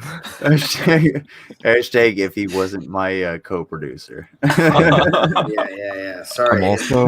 no, you're good. Yeah. What's no, up, it's like- realize? So you have like So it's a coordinate. yeah, it's basically a coordinate. So like you have sections of the United States that are sectioned off. So you have like 1 through 857. And Area 51 just happens to house a very top secret area that you go get shot if you go into, because it's in the middle of nowhere. No one can really access it. You'll get shot if you go into it, and they can hide all their fucking secrets because the United States is massive. You will be erased. Yeah, you will. And Well, you wouldn't necessarily be erased, but nobody will give a fuck if you get shot because you. Like, well, you You will no longer exist. You went into never Area existed. 51. Like, well, how did he die? Oh, he got shot in the face trying to infiltrate Area 51. Well, that happens. The really great place about that is it's really flat. So when they go to do tests about anything with any kind of weapon system or projectile or because they test a bunch of crap out there, like literally if you go out there like 3 months out of the year, you can hear them testing artillery as well. So what it is just it's so flat out there that it's easy for them to test things because their trajectories are easy. And I think because of where it is in the equator, far enough away from the equator, that it's the projections are pretty flat. I mean, you know what I'm saying? It's kind of easy for them to figure out what they're trying to do when they do things and then make those projections for other places in the world. And yes, I say figure out a lot. There was a video that I saw on YouTube, and it was about a guy who was calling into some radio station, and he claims that there was like some secrets in Area 51, and the entire radio show got shut down minutes afterwards. Was that? And he was like panicking whenever he was saying it and stuff. I'm pretty sure it was fake, but it was still a fascinating story to hear. The government doesn't cry about things coming out because they pretend it's not real. So I mean, there's a handful of things. Well, go ahead, Elizabeth. I was gonna say it's easier to make sure you believe it. It's easier to think everybody around you thinks you believe in a conspiracy than it is for me to lie about the actual truth. Just be like, this dude's fucking crazy. It's gaslighting, right? Yeah. Well, just like we do with Mike Peel, I think is what his name is. He has an inflatable banana in his backyard that he calls Dr. Peel. So I heard Mike about Powell. that It's multiple Mike Powell. times, actually. Yeah, So Mike Powell. Yeah, Mike Mike Powell. No, Mike Powell. And if you don't know The this, good Mike. please Google. Everybody that is listening and watching in the future or right now, please Google Mike Powell has an inflatable banana in his backyard that he calls Dr. Peel. Already Please on do it. that. Mike Because Powell. there's 300 videos we have all made about this that is fake because Hitler said that if you say stuff enough times that people will believe in it. So we all made a thing that said this so we could prove that point. That's Poor guy. It's like such a poor interpretation of like what Goebbels actually said. If you repeat a lie long enough, it becomes the truth. Yeah, that's what he said. Well, it's still a lie, but people just the thing believe it. is, like these people kind of took it as just like if you just repeat the same thing over and over again, people would accept it as the truth. No. I don't There's care still how many evidence. times. I don't care how many times the salesman tells me that this car is good. I know it's a piece of shit. It's I a can lemon. open my eyes. Yeah. Fuck me. Yeah, If I want exactly. lemons, I'll go to the grocery store. Exactly. But hey, I got a little bit of a cleanse. Hang on one second. Let me make sure I have it up. Cleanse our palate. I have a video about how Mike Powell does have an inflatable banana in his backyard that he calls Dr. Peel. But you show that first, and then we'll go All right. to that. All right, this is a little cleanse. This is has to do with Realize, but I think we can all jam along. Yes, please. We'll be gravy. Ooh.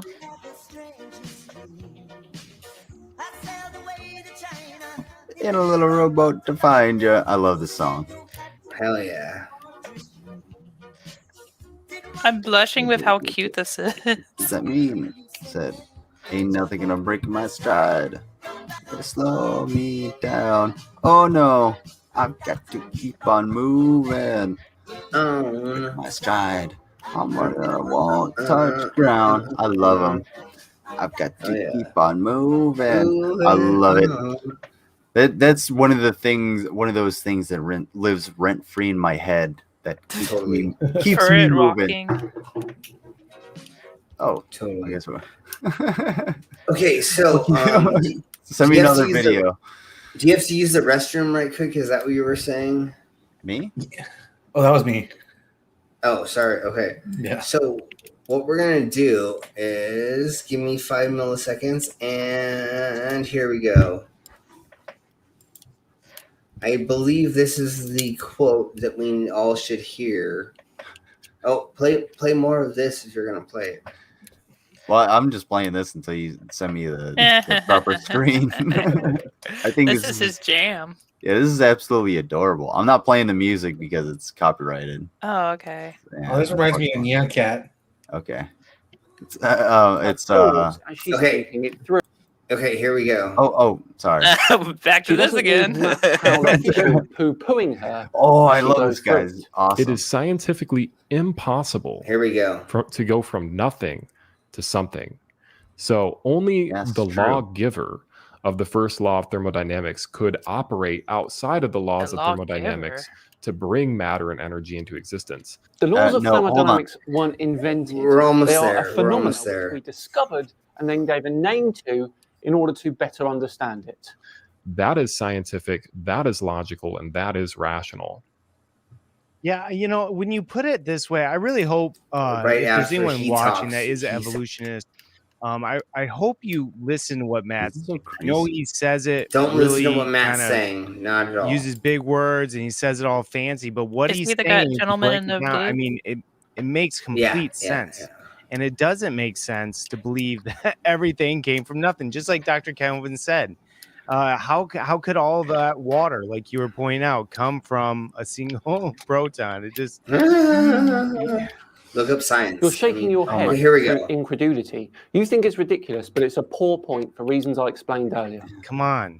It just sounds so stupid when you put 1 second. So easy to Oh, this is your defend. inflatable banana one. Yeah, I think right here Eventually, he says it. they will believe it. So it's a big Oh, lie. Oh. Okay, give me just a millisecond to go. Just You- back a you tiny go. bit. 11. Okay, I think here we go. It's like Hitler said. He said, make the lie big, make it simple, keep on saying it, and eventually Did Hitler really they say will that? believe it. No, Yeah. It's a Goebbels big did. lie. Yeah. No, Yeah, it that was was somebody Goebbels. else. Yeah. Okay. Hold on. Let's try this. Make the lie big and keep it simple. Okay. Matt Powell has a giant inflatable banana in his backyard, which he names Dr. Peel. I believe it. I must remember to keep repeating that. Just yeah, it's Hey, a man. huge lie. I'm not gonna lie. If anybody has a video, making sure everybody knows that, like an announcement, send it to me so I can play it on the stream. Because I feel like that's something important. Everybody needs to know that. We have to spread the word. Yeah. So if anybody has any kind of, I guess it's a big lie, but if there's anything out there, No, like no, that, no. I have let me proof. know. I have proof. I have Oh, proof. do I you? made a video that's proof that he does have that. Oh. So let's play that right now. He's No. let me see. No. I have proof. He said if you say it, it's true. So we totally said it. So here we go. Let me see. Let's see. Let's see how. See if this works. Oh my goodness. Oh wow. Dr. Peel. It's true. You people are having way too much fun with this. Can we all agree that banana has some serious sex appeal? Out. But I find this video appealing.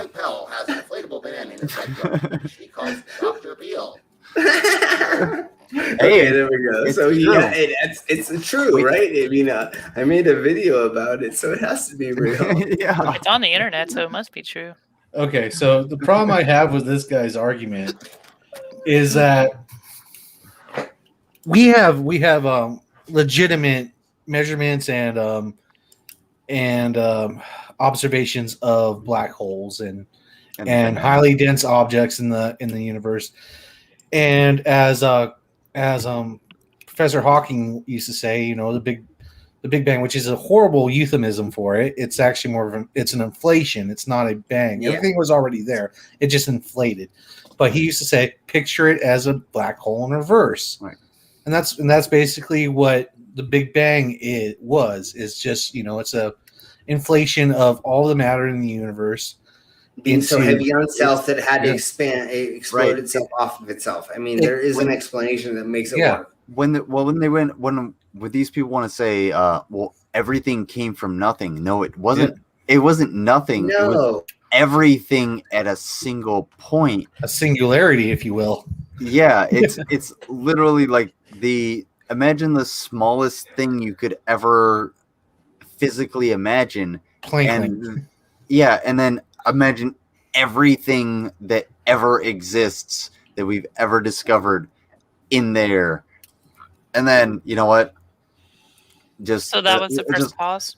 Yep. Yeah, the first cause was actually this. Or is there even such a thing as a This is first cause? it's the not. first cause. The thing that kills me is his counter explanation is that a magic man in the sky made up some rules, and then all of a sudden, universe. You know, it's just like it just happened, and if that's But I feel that that's what's most compelling. That'll be the most compelling argument for them is they want to know what's the first cause. And if you can't explain that, then it has to be the magic man in the sky. Then what's the cause before that, and then the cause before that, and then where's it end? Their argument is that he is and always was the first cause. It's a circular argument. Yeah, circular logic. What's the cause of him?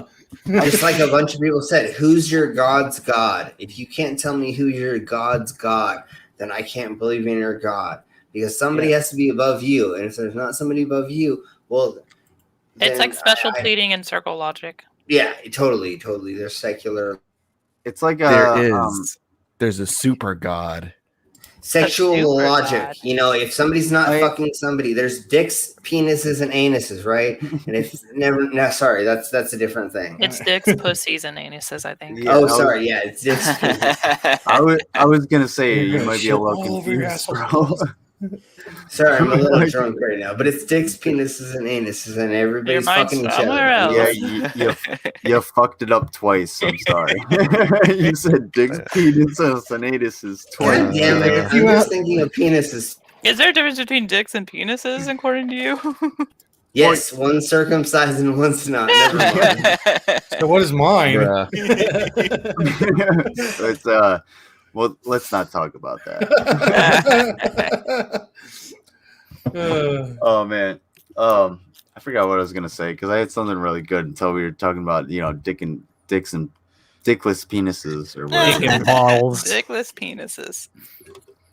Oh yeah, I also have something else. Okay, I found out an update on the Black Hammer and their association. Do we want to watch that for a second? That's racist. Absolutely. Yeah, it is totally racist, but never mind. So we'll watch a little bit of this and just laugh at it, and then I'll find more fun. I got more funny stuff in a second. Awesome, dope. I try to do horrible with funny, and then horrible and funny. I try to go back and forth. My poor name's gonna be Black Hammer. Yeah, exactly. Okay, so I haven't not pre-watched this, but I think Nintendo's going to sue us soon. Oh yeah, totally. Oh man.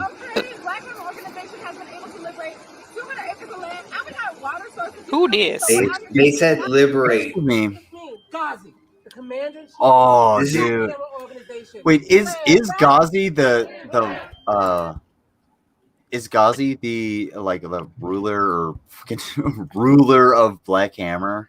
I think that's a fitting title, actually. I thought that was I don't remember. There's a couple people who are their leaders, but again, this is right before they got kicked off the mountain, I think. If this happened after they got kicked off the mountain, they're freaking silly. Because literally they went up there and said, we bought the land, they raised $200,000 to buy the land, and they said they did. And I know, but they said they did, and then now they're getting kicked off of it. So obviously they lied about everything. Who does that? Oh, the white man. The white man lies. Never mind. We'll just keep watching. It's because you didn't understand what property taxes and the cost of living and building are. Because if you're gonna buy $200,000 worth of land, okay, if you get $200,000 and you buy some land, you're probably only gonna buy $10,000 worth of land, and then everything else is going to go into your building, shelter, and survival. At least. And none of these motherfuckers understood that because they went out to some campsite and grifted $200,000 from some fucking idiots. They would have to maintain the land too, and that's going to cost them. And I don't remember. It's a good point. Sorry, let me. If they don't know where to build, if they don't have any engineering experience, they're gonna build in the wrong part, and they'll be like, oh well, we'll just we need to be close to the water. Well, yeah, you need to be close to the water, but you need far enough away that when this river actually erodes away that cliff face, you don't fall into the fucking river and die while you're sleeping. You don't get flooded during a storm and stuff. Yeah, exactly. You're not in a floodplain And this is Chaparral. You are going to get flash floods. You need to be high up. Flash floods will kill you if you are in the driest part of the desert.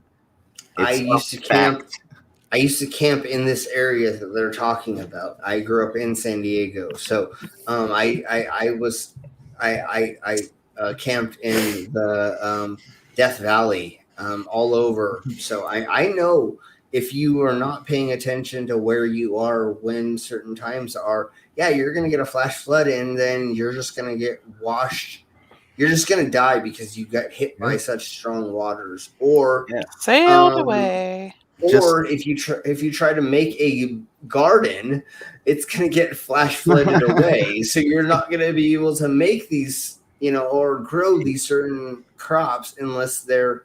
I don't even understand what they thought they were doing, because if you look at it, okay, so one thing I'm going to say before anything else, the photos and video they took was of them at a park. Yes, so absolutely. I went over that on stream. Yeah, I was going to say, I think you went over it on the stream. They're sitting at a park pretending that they're these pioneers. Or whatever they want to say. We don't even need to show any more of this video because we already know this. But that's what they were trying to do. Because that's exactly what they were. They were LARPing. There was I went over, I kind of tore them down the way I go over other people's production. Totally. And if you're an amateur, if you're like me, and I'm not going to shit on your production, okay? I have my setup and I have it a certain way. There's a certain point at which I've failed and fucked up. But there's certain ways that you really, really screw up, and it's really easy to point those out. And when you're at a campsite and none of you are wearing the proper gear and none of you seem to understand the first thing about the land or whether or what arable means as a word, then I'm going to call you the fuck out. And that's exactly what these people did. They went out to a bunch of like a non-arable land that was super rocky, camped out, said they tried to grift people out of their money, and ended up being called out because they were really bad at what they fucking did. Simply, they would have been way better off if they just like taken some pictures, some landscape pictures of the land, and then just like working on it and removing rocks and shit. People would be like, "Oh yeah, we'll give you more money," and then they get more money and then fuck off in different directions. That's a better scam. How am I not someone who would never scam somebody? How am I better at scams than you dumb fuck? If they would have taken rakes or shovels, take equipment and pretended to be like moving the land, I think that's kind of what you were getting at. Yeah. Then I would totally be like, "Oh, I'm going to give you $200,000," and they raised $200,000 for fake land. But again, they're just sitting. I mean, they're wearing windbreakers and thinks that, like, honey, you're not going to survive in the Southern California desert and at 30 below. I mean, it literally gets 90 degrees or more during the day, and then it gets like 20 below zero. He's so right. When I was there was a point. Sorry to interrupt, but there was a point when I was in Louisiana, in the fucking like summer, basically, and I was at a point where I was like, I'm not gonna get into the whole situation because it's a long story, but where I had to sleep outside of a tent. I couldn't be in with the other role players because it was training. So I had to sleep literally outside of the tent. So what did I do when I got cold? I just dug around in the actual grass, and I used some Bear Grylls bullshit to fucking make a bed for myself. And I don't think any of these motherfuckers would understand that you lose like 60% of your heat through the fucking ground. Yeah. So how are you going to do that when it's rocky and you haven't prepared a bed, or you haven't found any scrub brush that isn't going to give you some kind of fucking rash or infection? And not to be a dick, goodness, but just like we were talking about in Pip's stream about the Smurfs, there was only one woman to like 500 dudes. When they showed that video, there was like one female for 20 dudes. That's not how you make a society, honey. Right, bro. like, Chica, anybody. It's got to be the other way around. And hey, Tequila, I think you're the only female in here. Like, that would be pretty fucked up if we tried to create a society around this podcast. Like, holy shit! Not want that at all. Stop. Think about the competition. Oh my god, it'd be a bloodbath. Holy fuck! Like, for real, like it's true though. Like, and I know TJ the Amazing Atheist made this point a long time ago, and it's really stuck with me. If you have 100 men and 1 woman, you cannot repopulate the earth. If you have 100 women and 1 man, you have a chance. Because so you're saying that we weren't evolved from Adam and Eve? I mean, if you want to, use your Bible other than for transferring acid, then go ahead. But that's. But what I'm saying is like if you have 100 women and 1 man, you have a chance at actually repopulating the earth. Mm-hmm. But with 1 woman and 100 men, that woman can only give birth once every 9 months. All right. If you have, and that's 1 birth every. Not with that attitude.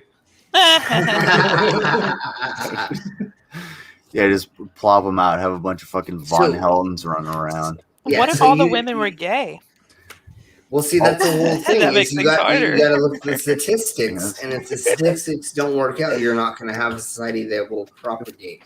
And if all the women are gay, at least I got something to jerk off to, right? Yeah, what if it's the other way around? Like, what if a single guy is gay and like an island of 100 women?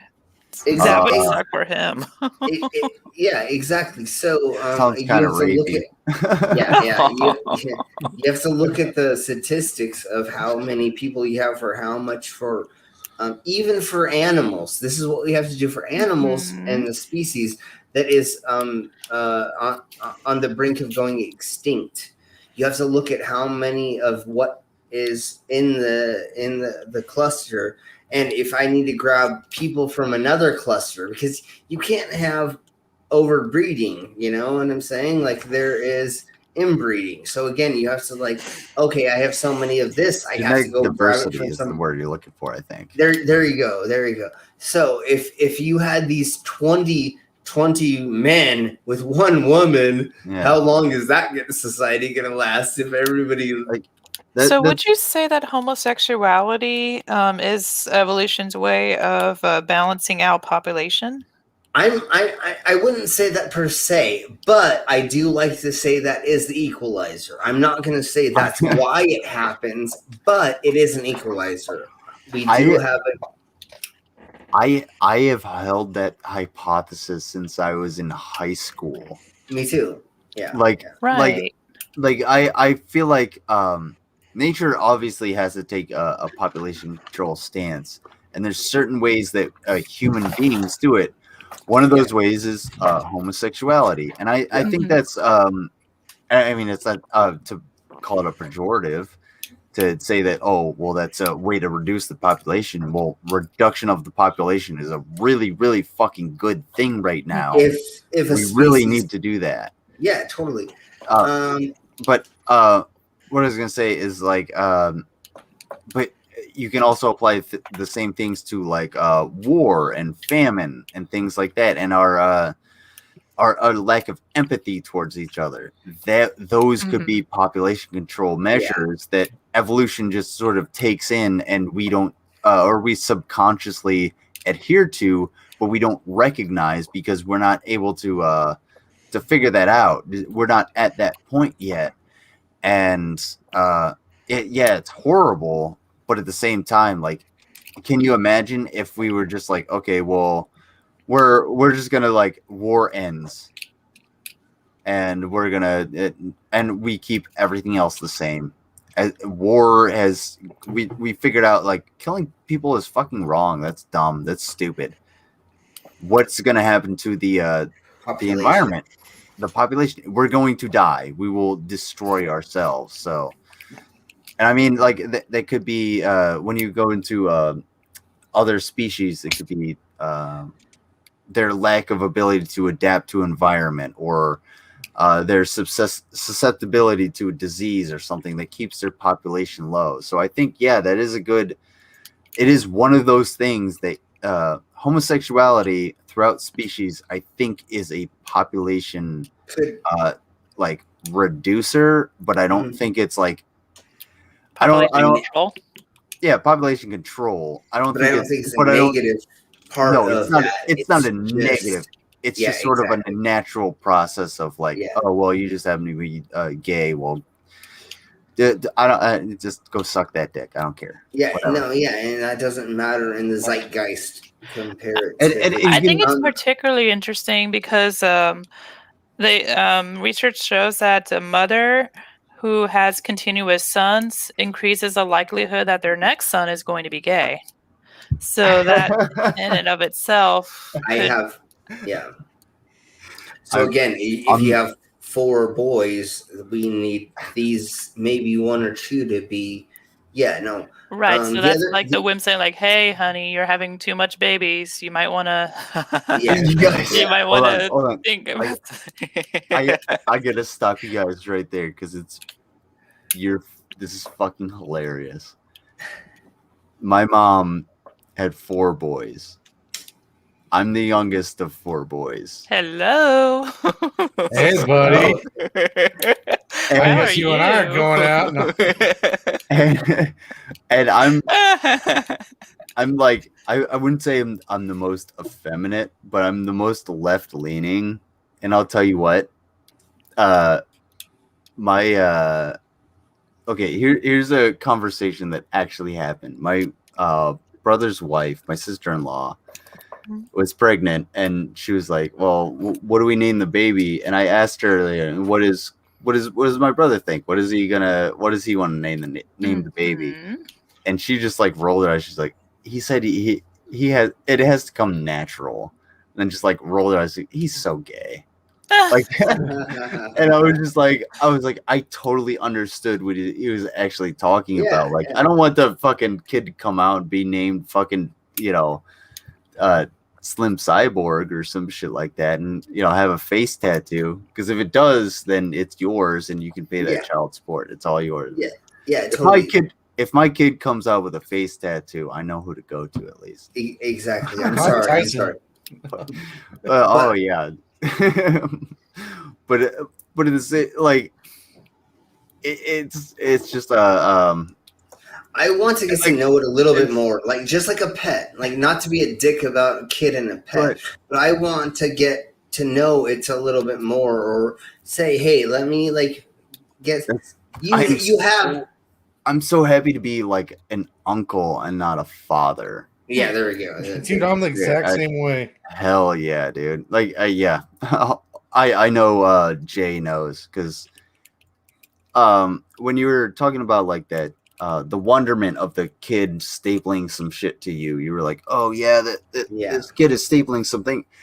I've had that same look of like wonderment and just like discovery when I put a firecracker in a beer can that was empty, and then I put one in a firecracker in a beer can that was full of water. Obviously, the one that's full of water is going to split open a lot more and cause a lot more damage.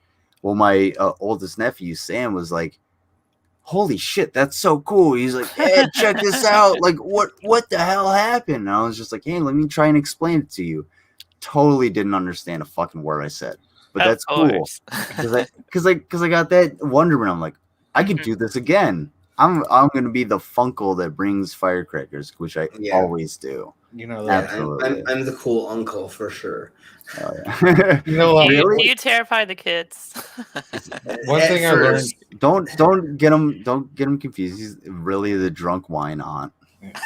One thing I learned in my years of snowboard teaching is that the easiest way to like light up a kid and get him ready to learn is to show him something simple that he doesn't think he can do. But like there was this trick that you could teach kids how to basically, stand up really cool on their snowboard, looking like a badass. But it's super simple. And so that's like the first thing you teach them is how to do that. So they look at it like, holy cow, look what I can do now. And then they're in the mindset like, hey, I can do this. I'm confident. Yeah, for sure. You get a little bit of confidence. And their face lights up. It's adorable. When you go to teach somebody, the main thing you want to get them to understand is like, you are here to fail. Like, go ahead and fail. Fail as hard as you want. Go ahead. That's why I'm here. I'm the teacher. Yep. If you fail, I'm going to go over, I'm going to pick you up and be like, hey, here's what happened. Let's try it again.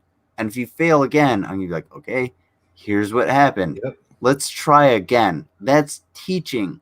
You actually teach people. I love teaching. And I love teaching my soldiers new things like that they didn't know that I had experience with. I'd be like, okay, this is what a butthole tastes like. Yeah. If you're gonna go into the Navy, you need fiberglass tape over your butt cheeks. It keeps them a lot closer. You don't want to use duct tape because everybody knows what the rip sounds like. But that's neither here nor there. Oh my goodness! This is why I love you, dude. Nice. I try.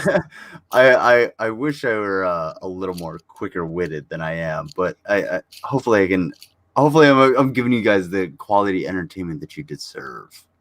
Not that you need, but the one that you deserve. Okay, Batman. I am the entertainment you deserve. No, that's what I strive for, but I appreciate it. It's hard for me to take compliments, I guess is what I'm trying to say. But yeah, Slim, I don't know if Slim has anything or if anybody else has anything that they wanted to share. I was thinking I wanted to do the second episode of Furry Force, but I thought maybe that could be like a weekly thing where I show up with a Furry Force video. Yeah, we'll do that as like a cleanse for these fucking idiots, like the people that come in here. Yeah. Or basically everything that Slim gives me. Hold on, let's see.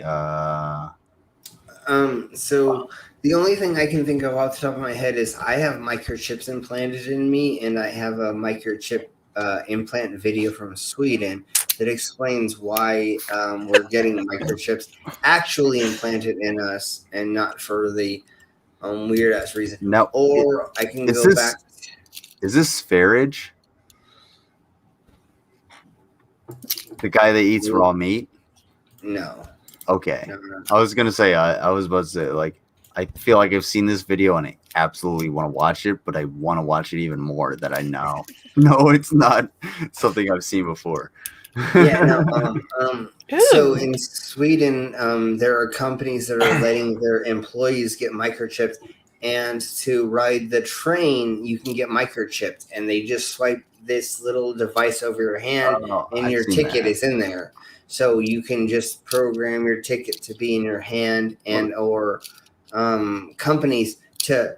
So what you have to, the easy thing is you get this little microchip, and I have it right here. Mm-hmm. If you can see that little light bulge on my hand, that's my microchip, and I have just the mark of the devil. I was about to say, yeah. And I have these other ones.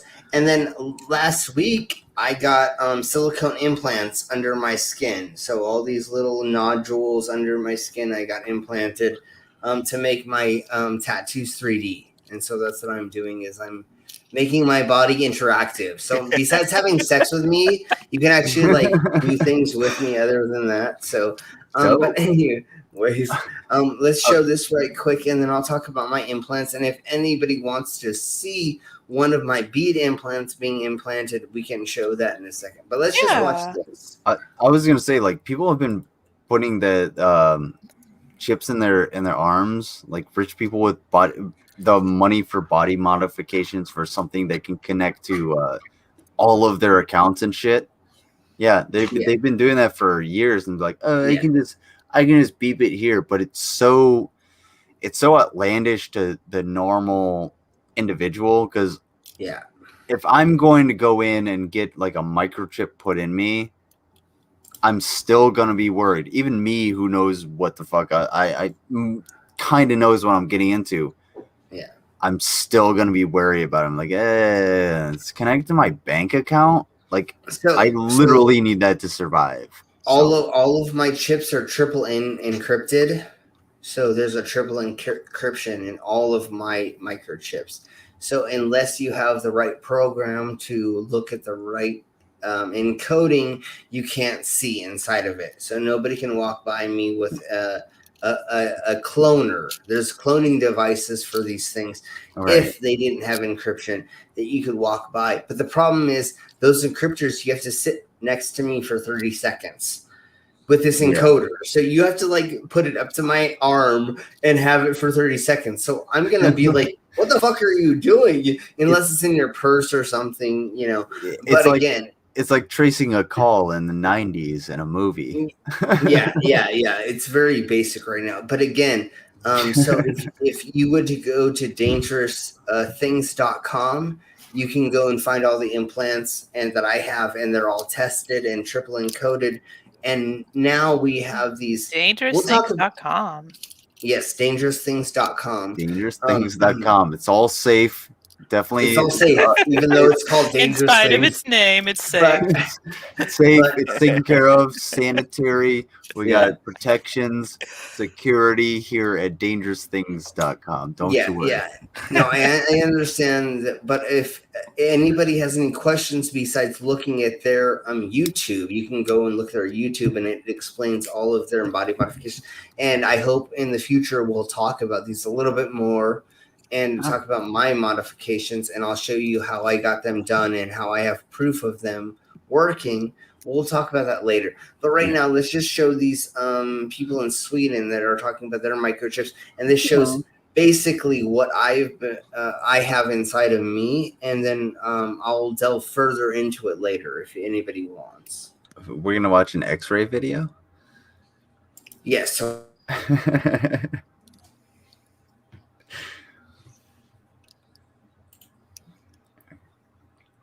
12 wrestler deaths at WWE ignored. The most cutting-edge Wait, thing what about happened? Hannes Sjöblad isn't the phone in his hand. It's the microchip actually in his hand. The tiny implant is the latest advance in a biohacking technology that is steadily becoming a part of normal life in Sweden. We have created a new implant, which is not a chip, it's a full device. I mean, this is kind of like transhumanism, is it not? Different vibrations. So is a chip inside his skin lighting, or is it the phone that's lighting? I think it's the phone that's lighting. No. Yeah. No.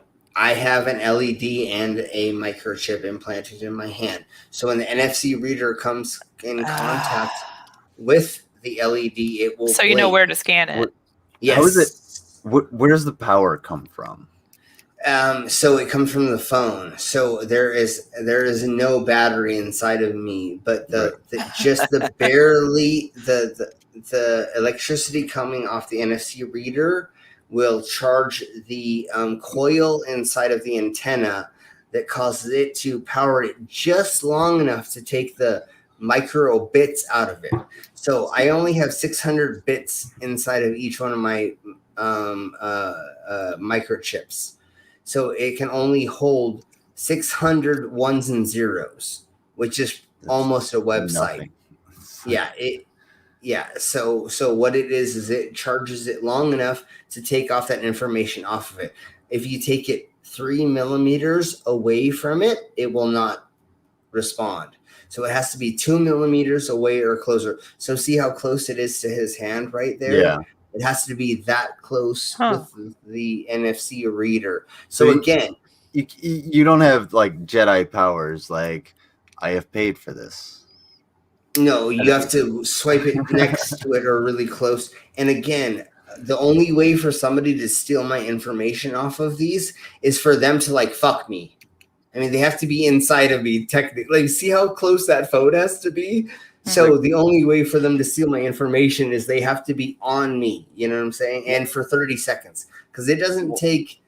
It's not instant that they can steal that. And if you had a cloner, the cloner takes 30 seconds to a minute and a half to clone and take the information, clone it, and then put it somewhere else if it wanted to. Is this the same technology that they use for dogs? Yes and no. So these are NFC, and NFC is different than RDFI. So the things they use in pets are there you go. Sorry, I'm a little drunk. But anyway, don't worry about it. We're in the same boat. It's a little different. Those read off of a different thing. Your phone cannot read RFID or FLMNP. Anyways, it's NFC that they're reading off of, and that's the microchips that I have in me. They're NFC. Okay, so it's a different chip. So or different. Okay, so using this current technology, I could essentially get a chip in my dong, right? How did I know you were going to say that? Yeah, we're gonna go there because I'm about to scam the shit out of people. All right, so I get the chip in my dong and I figure out the code and I code it so that anytime it's in contact within a certain proximity, it's taking money or contacting their income or whatever it may be. And then I just go around and I prostitute myself to people that I know that I watch that have this chip, and I'd be like, hey, you want to jerk me off? Because I figure that that's a thing you could do, and it's probably going to be some rich asshole that doesn't want to be seen jerking some dude off behind a dumpster that's going to do it. And I'll be like, whoa, that's $8,000 that motherfucker's never going to see again. What does he care? He's gonna be like, "Why is my hand glowing while I'm jacking this guy off?" I was about to say, yeah. Yeah. So there is the way to do the bank transfer stuff, but these have to link up, so it can't be anonymous. Okay. This reader has to have the transponder, and these things have to connect. And I'm just gonna say there's gonna be a workaround. There's always a workaround. Totally. There's gonna be somebody with a fucking wire that goes from their from their dong to their phone and like actually connects to the headphone jack while they're fucking getting jerked off and getting gangrene or whatever the hell. Well, that's why you have. I'm sorry. That's why you have the signature, or you have a second or third authentication. So even though I can swipe my hand to pay for something, my phone still has to ask me, do I want that? Or right now we have we still have multiple access to authentic. Yeah. So right now it's still type in your verification code if you've jacked off this dude behind a dumpster for 30 minutes. Your phone is saying like, did you really just jack off this guy? No, wait, hold on, everybody. At some point in time, it will be if you jacked off this dude, you had to play with his taint first, and that's how you get your. Oh my goodness! Really? Did you give him a reach around, or do you want to leave a tip? Yeah. So that's you have to have a little bit of poo on your finger. yeah, exactly. You have to have some kind of interaction other than souvenir. Yeah, exactly. So. But that's what we're working on as the biohacking community.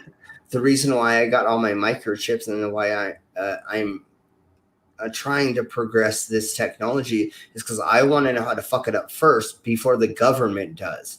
Because if the government makes laws about this before I know how to make the laws about it, I'm screwed. But if I can go to Congress and I can tell you how I know these laws should be made, we should be able to have it safe, hopefully. If 200,000 of us go to the Congress and say, these work a certain way, and we have people that know the technology and they can say this works a certain way, this is how we fail safe these, this is how we make it safe for the society to have these things.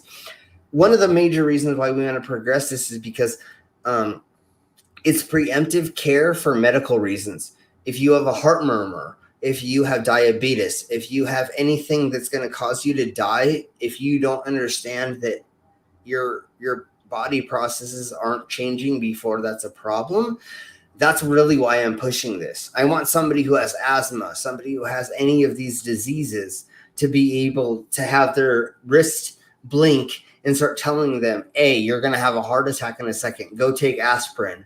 Go call your doctor. You're about to have a stroke. You need to do this. So people are going to refuse to get this because they're going to consider it the mark of the beast. Totally.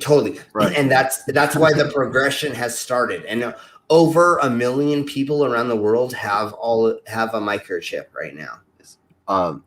So we're slow. Go ahead. Well, I was going to say, I don't even know where I was going to start because you put out a couple facts there because like 1 million compared to almost 8 billion is. I hear you. Right. You. That's nothing. Yeah. That's nothing. That's a joke. But like at the same time, it depends on the impact that such an action has. Because if I am one person that launching 15,000 nuclear weapons, that's going to have effect on 8 billion people. But if I just have a microchip in my hand, that has an effect mostly on me, and it would be optional. I don't understand who.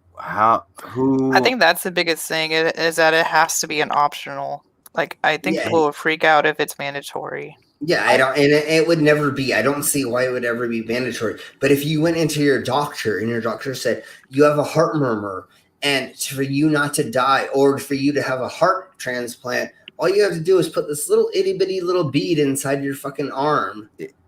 Well, even better yet, imagine this: if we developed the technology to a point where doctors had like a Pip-Boy. If you've ever played Fallout, have a Pip-Boy type device on their wrist, on their arm, or whatever they can say. And when you go into that trauma hospital, like you're in a car accident or a fucking, flying vehicle accident, or, Invincible becomes our universe. I love that show.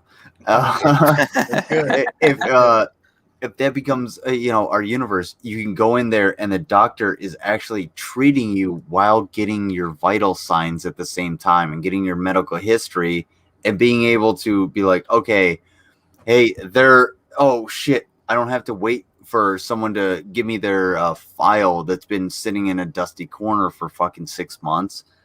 Hey, they're allergic to X, X, Y, and Z, and then we got to make sure we don't mix that with this because they're on this medication. You can really easily responders. That few seconds. It's always a few seconds that could easily save some people. Yeah, let me fast pass this right quick because I know what you're getting at, and I have friends. I have a friend who owns a bar in where I live. He has a heart murmur. He has a watch that is calculating every minute. It's taking his heart calculations because if it goes off, he has a problem. He has a thing in his heart that will re-shock his heart to make it go back. Pacemaker? No, it's not a pacemaker. It's external. It's this thing outside. It's the new version of it that goes off of his watch, right? So it's Wi-Fi. Every minute, his doctor gets a reading on his computer, which he doesn't look at constantly, obviously. But every 3 months, he goes in and they look at his heart monitoring and they see what he needs to do to make his heart better or what they can do to evolve the technology that they have in this thing. So if he had a microchip inside of his body that was monitoring this, that was sending to the cloud, or was able to just monitor on a hard drive and send it would be way better than having it trying to go to a Wi-Fi, an external place. And or if it beeps at him when his heart's going off. But if it was just his body telling him that, it would be way better. There's a handful of other devices that are already put on people that if there was a internal way to process their body systems, it would make it easier for them to not go into diabetic shock. Think about it like this: if you have, if you're in severe detrimental health, like you're talking about your was it father or father-in-law? My father, yeah, your father. So imagine if he could have more freedom in which he has some kind of diagnostic chip implant within him that says, hey, your blood sugar's too low, or your heart rate's not working properly. Are you okay? And it's like, oh yeah, well, I just stood up too quick. I'll just do this, and I don't respond within 3 to 5 seconds. Okay, well, an ambulance has been called. Yeah. It's too fucking easy, and it's just like all it is just like pulling your phone out of your pocket, and the chip inside you doesn't have to do the work. It just has to send the signal. Yeah. And what I was saying is, like, how does it actually work? If we were to get the technology to make these things work off of our own biological processes, sure, fine, that'd be dope. If if 911 was called and I'm completely incapacitated, that'd be awesome if they could just come up and be like, okay, well, we're gonna check out this person's medical history from what is the most up to date, and we're gonna do what we can. First responders would have their success rate would go from fucking whatever it is by like 20, it would increase by like 20% because they would be able to do the things that they needed to fucking do. So people that are scared of this is just like, I understand you're scared. It's change. It happens. You don't have to do it. That's fine. They're looking at it the wrong aspect. They think it's not for medical advancements. They're going, oh, the government's tracking me. No, honey, that's not what we're trying to do. We're trying to help you so you live longer. Literally, if you're afraid about the government tracking you, throw away your phone. Throw away your phone and go live off the grid. That's basically it. Like there's nothing you can do about that. If you have a phone in your pocket and you're bitching about it, if you're bitching about the government spying on you through your phone, do you understand like the amount of information that you videotaped in a 1 minute bitching about the government spying on you through microchips and vaccines is like a drop in the bucket compared to the amount of information they've collected from you from the time you bought that phone. Like they know where you've been. They know everything about you, basically. They know what sexual position you like, what porn you like. I mean, seriously, you like they know everything. And what's even great, it was during the insurrection, all these people that said, I don't want the government following me. They're all taking these live videos the whole time. And they were proud of it. Yeah. And it's like, honey, do you understand the concept of, oh, we don't like the government being on a business. You tweeted, you sent emails saying how you were going to take over the government, and then you went and did it. And then afterward, you said how proud you were that you tried. You just gave them a paper trail, honey. Like, do you not understand how this?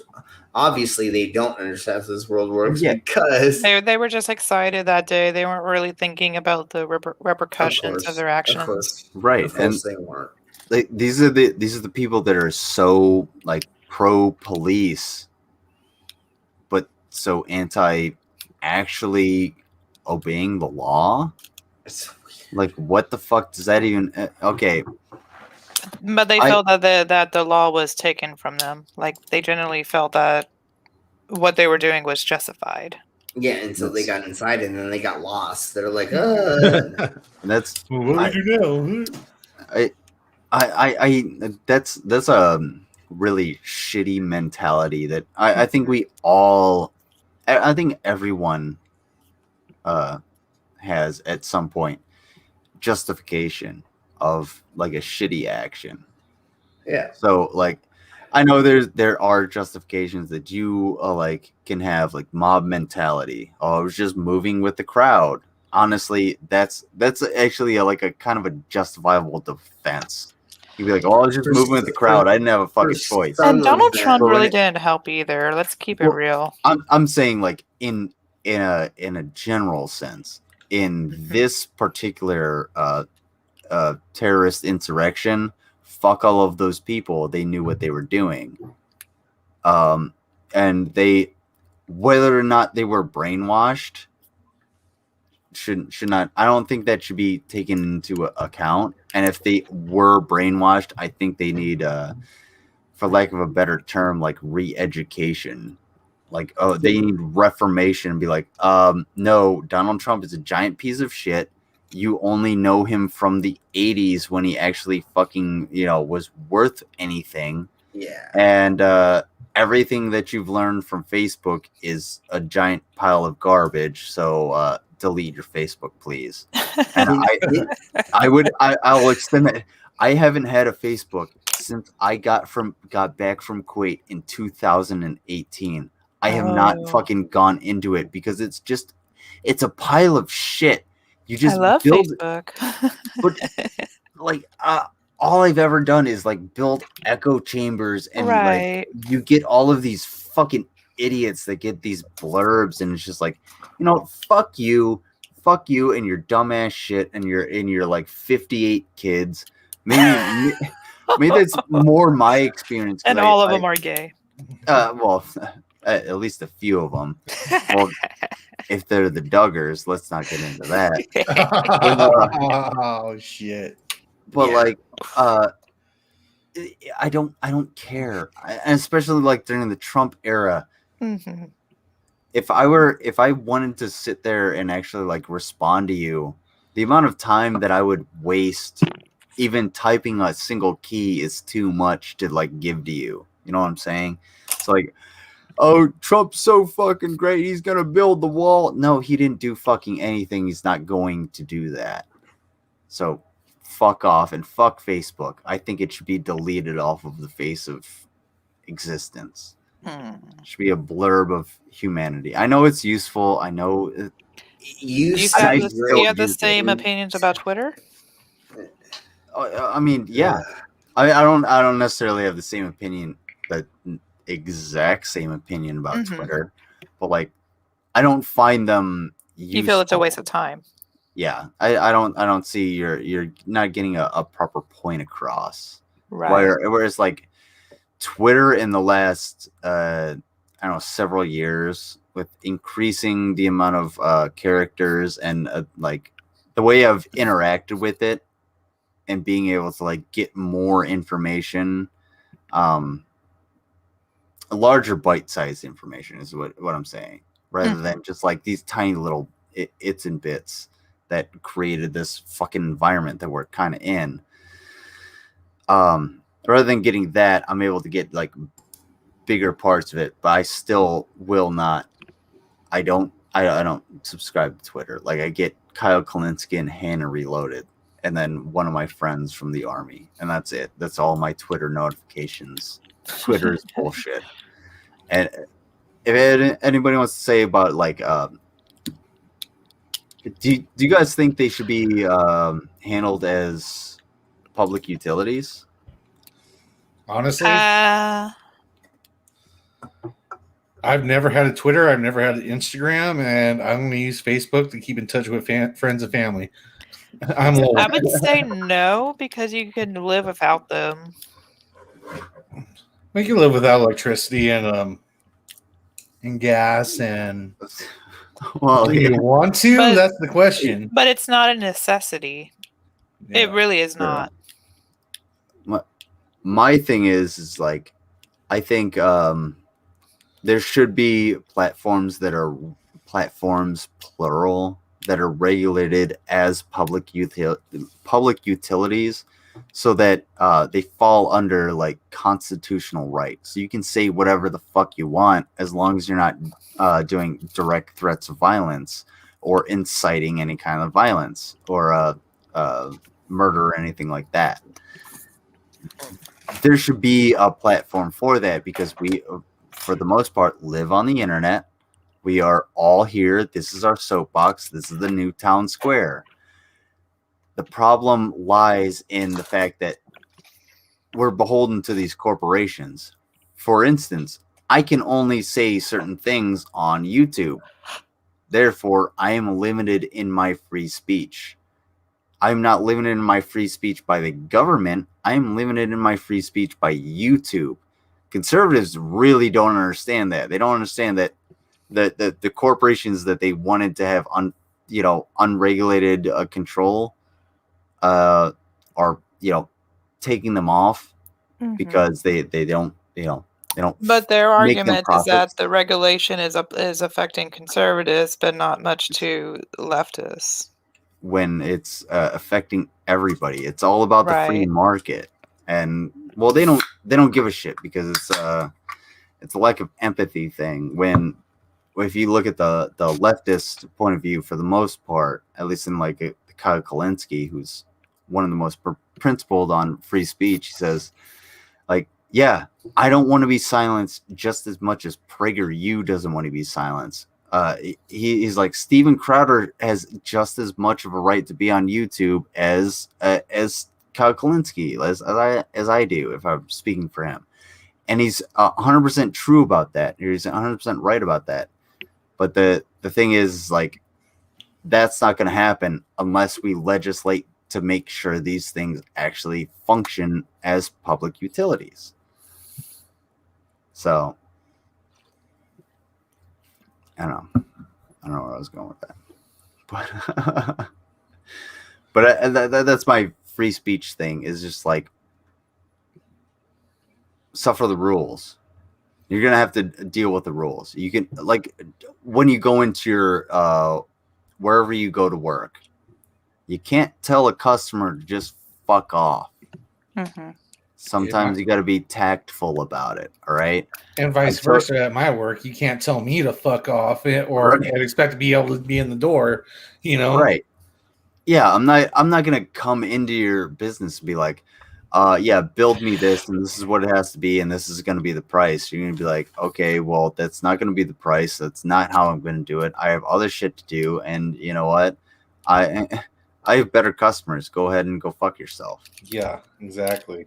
Like, and that's how people are like, well, I want my freedom of speech, and but they don't realize that we live in a country where the freedom of speech of like private corporations like YouTube, their freedom of speech is saying, hey, this is what I get to have on my platform, so on and so forth. Now, do I agree with that? I think it's a stupid thing to do to limit your platform like that. I think as far as like business decisions, I think it was very stupid. But at the same time, I have to understand that because as of right now, there is no legislation against their right to have whatever they want on their platform. I have to accept the fact that I have to follow certain rules and guidelines and stuff like that. I can't be spreading misinformation. I can't be spreading hate speech, and I can't be spreading stuff that can get people hurt. Yeah, so, their terms of services. Yeah, it's every time PragerU's dumbass says, "Oh, we got kicked off of this platform. We got kicked off of that platform." The only thing that runs through my head. Maybe you should stop getting kicked off of platforms then. Yeah. The only thing that runs through my head is that scene from Liar Liar where he's screaming in the phone and saying, "Stop breaking the law." Yeah.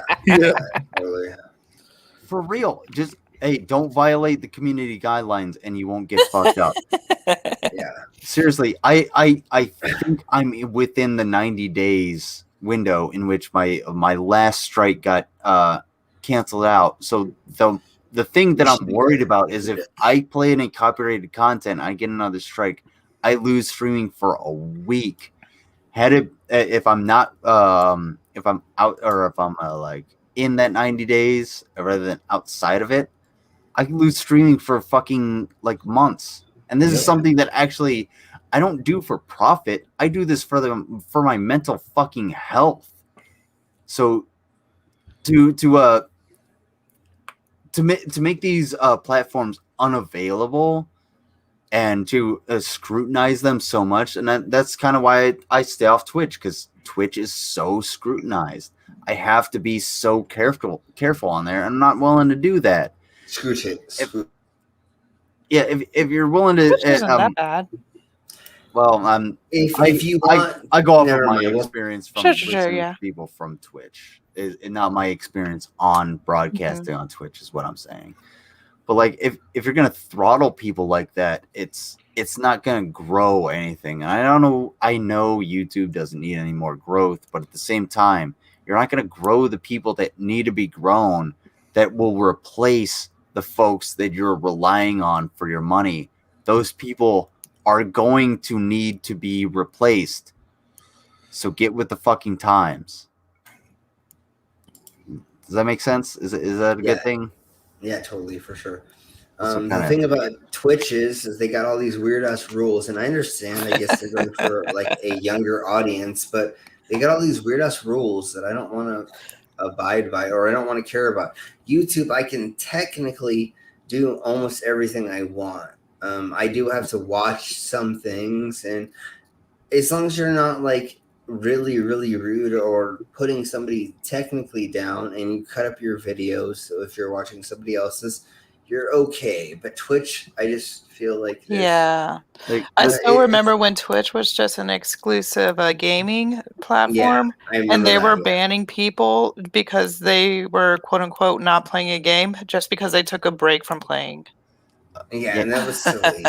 and now they're crying about the hot tub videos, which is hilarious. I mean, I agree with the like shitting on the hot tub viewers, but Yeah. I would agree more, with that. Yeah. That more has to do with like the platforming of like, no, this is not what that's for. Yeah, we go don't want. somewhere else. We want to avoid nudity and stuff. Totally.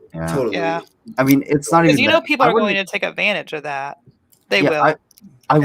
I wouldn't even say it's the nudity part. I'd say it's the like exploitation of a loophole part. Yeah. Well, It's yes, like, that. because like I mean, I hate to be the MRA fucking asshole, but like I couldn't do that. I couldn't sit in there like I couldn't sit in a hot tub and have people give me money. Like that's. But I'm not saying. Twitch doesn't want to do that. They don't want to be known for that or sponsored that. And that's the main thing with that. It's like, well, why? I don't know. Why would they allow that, and why is that not just like instantly kicked off? And I don't know. I feel like to see if they can make money off of it, but I think they're not going to be doing that in the future. I think they wanted to try it, but I don't think it's going to work out. See, they shaved their little bit off the top, and they're like, "Yeah, that experiment failed. We'll get our profits, and go buy another yacht." I think so, and I think they're gonna get rid of it very soon. So it is like midnight for me, and I've been streaming a couple hours before we started streaming, and then I worked before that, so I'm at like 12 hours of being awake and working. So I'm gonna need to bounce off here right now. Totally so that I fine, can get man. a little bit, because I have another show that I do at 11 o'clock in the morning. Ooh. So yes. in 12 hours, I'm going to have to, and I do that in drag. So I'm going to have to get my makeup done. I'm going to have to shave. And I do the whole dude, this is a super fun show. I love your accent too. The New York accent. Oh, God. What's your character's name? So we have the cookie and we have the biscuit, and we're gonna have the Danish as well. So we're gonna have the 3 breakfasts thingies, and we're just gonna get fat and drink coffee and tea, and we're gonna eat breakfast stuff and have fun, honey. Already hooked. I'll be there. I'm definitely bringing the mimosas. Get your coffee, get your biscuits, sit down on the couch, and just relax. It's all good. Is she Jersey and Well, we're New York and New Jersey, honey. So we're from that side of the United States, honey. And then we just talk and stuff, and we have fun. We look at the dumbasses that are the conspiracy theorists. We have fun with the flat earthers, and then we see all the other fun stuff, and then we find other fun things to have fun with. So, honey, we just have fun. Lots of fun. What? So we'll do that. For me, it will be Mountain Standard Time at 11 a.m. I don't know what that is for everybody else, but please subscribe to my channel and hit the little bell notification and watch us. And we stream on my channel. I stream 4 or 5 nights a week, and then I will be helping Security doing his stuff as well in the future. And then I help Pip Parrot and a couple other creators. So hope you don't burn yourself out. Instead of me performing on stage swallowing swords 5 nights a week, now I just sit here and I produce 6 or 7 shows a week. So I'd rather do that because I don't have to put as much metal down my throat. So I mean, you're like a living meme of like fucking sword swallowers during COVID, like just holding a phone camera up, like like a wooden spoon down your throat or something. So fortunately for me, I have a bunch of background in media, and that's why I like being a producer or helping people get their shows going or making them run a little bit smoother. And somehow my dumbass is able to talk. I don't know why people listen to me when I talk. I wouldn't listen to my dumbass, but people want to like listen to me when I talk. So I mean, I just keep talking, Slim does definitely have a lot of good shit to say, and he has a lot of great experience too. And motherfucker runs. You're very eloquent, yeah. Yeah, and you know what? I can't even see the face tattoos for the fact that you're actually like so professional and she said eloquent, and actually like you're successful too, because you know what you want to do in life and you're actually doing it well. And not only that, but you're open too. And you're like, hey, yeah, well, I'm cool as fuck. I'm Slim. Come be a cyborg with me. Let me be one of my pets. plug your Ethernet in my butthole, and we'll see what we can push out and fucking make fun of. Come to my dungeon and see my cross. Exactly. I've been on stage my whole entire life, so this is just what I love to do. And if I wasn't doing this, I would not be having very much fun because I've been depressed my whole life. And we were talking about that earlier with Jay. And this is what makes me so that I get through my existence, is talking to all of you and having you all here with me and having so much positive support around me. So thank you all very much. And thank you, Security Monitor Lizard, for bringing me on. And if you would like me to help you produce these shows or do anything and bring you videos or anything, just let me know. If there's anybody else who is doing any shows, if you would like me to come on or help you with your shows, please let me know. I've been doing this for a long time, and it makes me very, very happy to help out with these things. And on my channel, we talk about transgender body modifications and all different lifestyles, and that's what we're trying to promote on our channels, is talking about what we think it may be taboo, so that we can make it not taboo, so that it's more acceptable in our zeitgeist for all of us.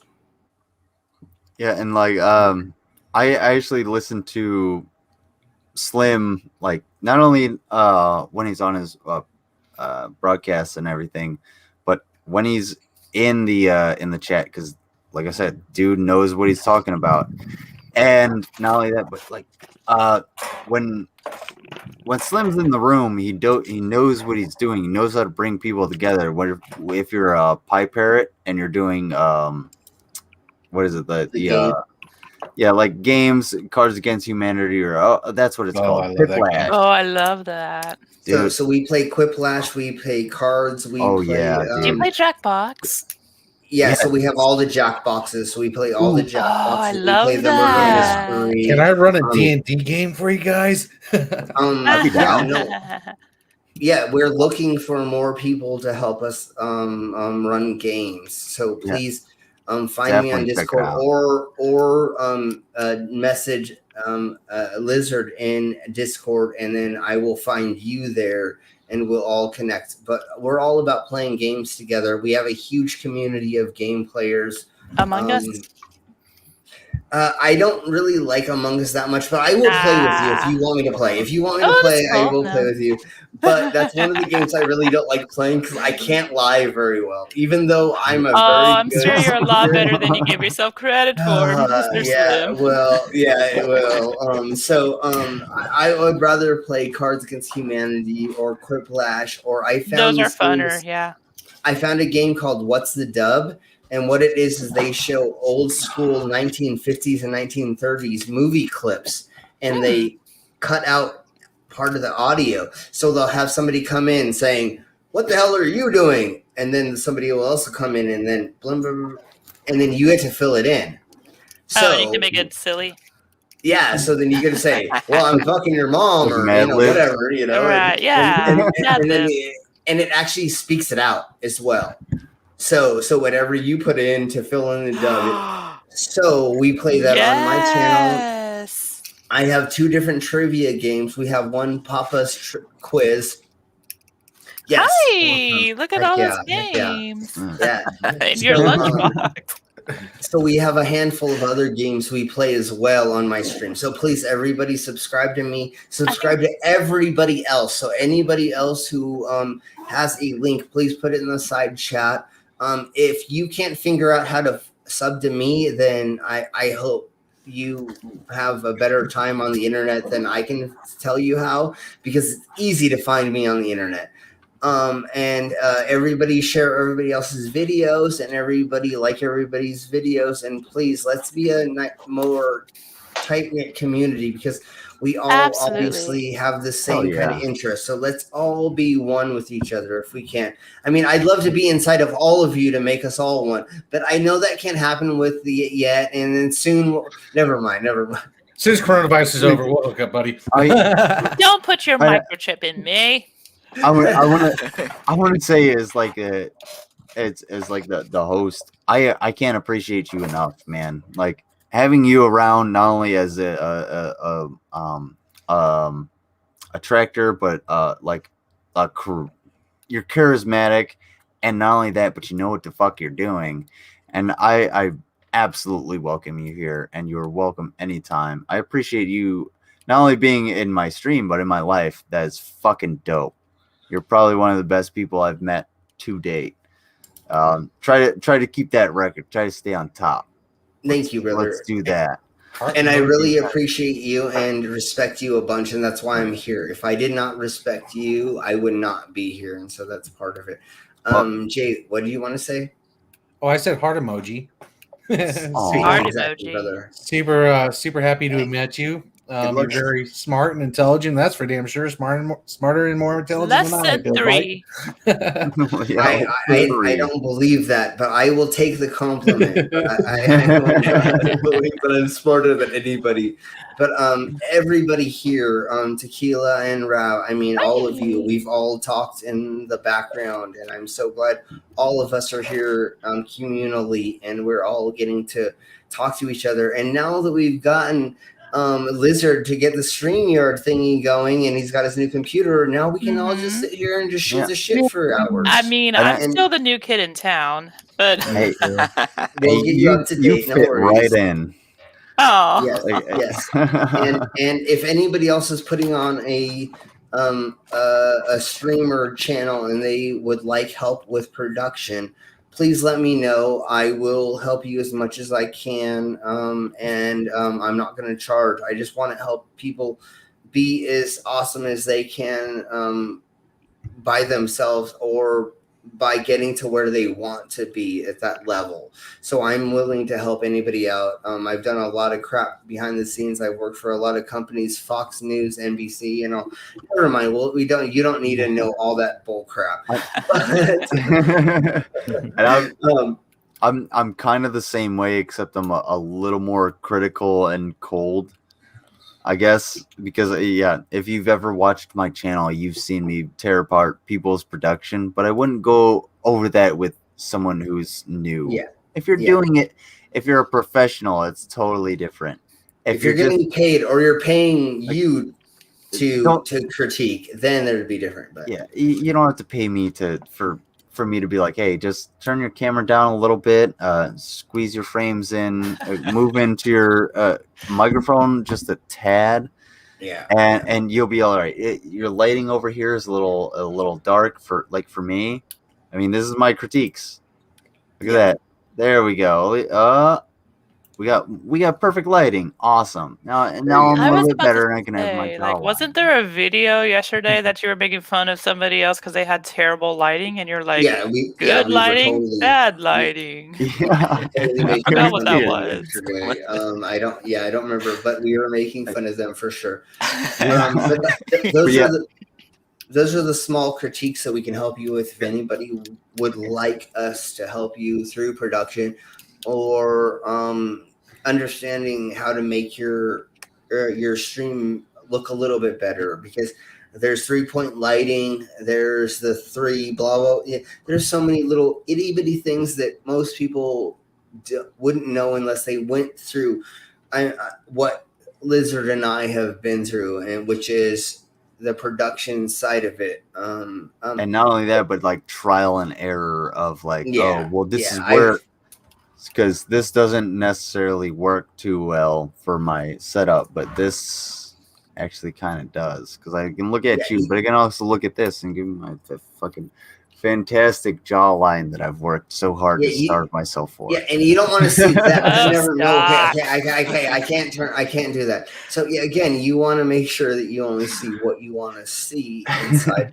And there are ways to shoot certain things. And I have multiple cameras. I haven't used on this stream, but normally when I stream, I will use 3 different cameras to have 3 different positions while I do a stream, because that's the effect of production, So there's a small handful of things you can do, and we'll all go over that. And I love you, Lizard. I love you, Tequila. I love you, Rav. I love you, Jay, and everybody else. Thank you so much. And everybody else. And we will do this very soon.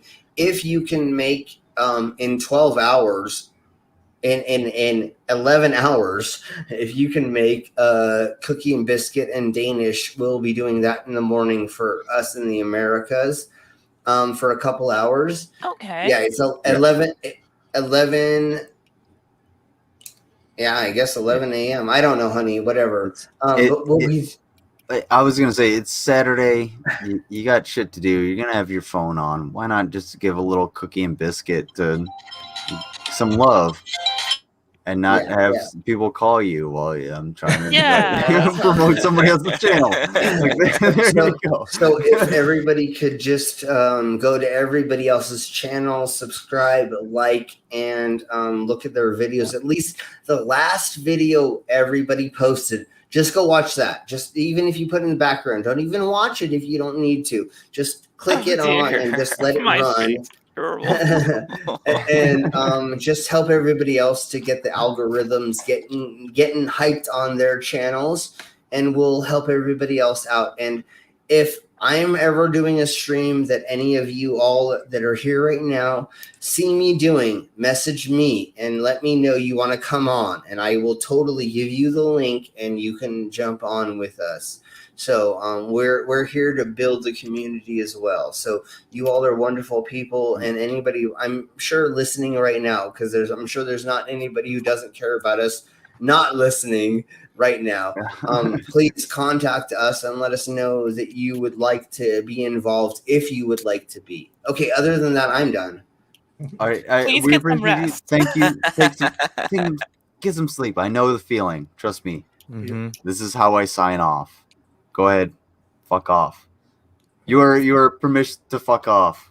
Fuck off, everyone. Yeah, fuck off. Permission granted. Fuck off. Sorry about my phone, guys. Thank you. Night. Can we all give a good round of applause for Slim for fucking off? You know, thank you. Thank you for taking care of yourself. Okay. No, like I want to make that like a serious thing. If people were just like, man, I really need to go. Thank you for fucking off. Fucking off. Let's everybody clap for fucking off. But yeah, it's not a pejorative.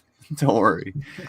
Yeah, thank you, Slim. I want to definitely thank Slim for being here and providing so much content and being not only like basically the main producer, and I was the co-producer of this episode. It's fucking amazing. It's wild. I don't know who the fuck Sonic the Hedgehog is, but bro, you're not getting let in. Sonic the Hedgehog, silly fool. Yeah, well it's Cernic the Hedgehog. What is going on here? I'm looking at the private chat. And right, I see it too. Like, fucking fuck these people. He's a sweetheart. You leave him alone. Is this a real person? I have no idea. I have no idea. I don't want to see another Winky. Do they want to come in? If they want to come in, I think they were just saying hi. Oh well, they sorry, they soured my tastes. Bye again. All right, well they say bye again. Whatever. So do you guys want to watch? I had a couple videos up. Well, I had one video and one suggestion, and the video is Steven Crowder. Okay. I want to get louder with Crowder. Lizard, I'm so sorry, but I really have to go to bed. I gotta go to work tomorrow. Yeah, no worries, man. Hey, look, anybody that has to leave, do whatever you want. Look, I want to pee and smoke. Fucking. I got a good idea. No, because trust me, I would chill out for like another 2 hours, but I gotta sleep. You have to work on a Saturday. Go get some fucking sleep, bro. Go get some sleep. I appreciate you being here, but bro, I would rather you be well rested and be on the next stream than be here right now. You dig what I'm saying? Yeah, I get what you're saying. All right, thank you. Yeah, love you, Rav. Take care, bro. Yeah, we love you, bro. Good night, Mr. Rav. Thank you for the music, by the way. I can't wait to hear more too. Yeah, Rev's got fucking great music. So I got an idea. Let me let's all take a 5. take a 5. I'm gonna put on Steven Crowder, and we can all Sure. I need to get some tea anyway. absolutely, and we'll sip some tea to fucking this dumb motherfucker. let me get this. All right, you guys go ahead. I'll take care of everything. All right, I'll see you guys in a sec. All right.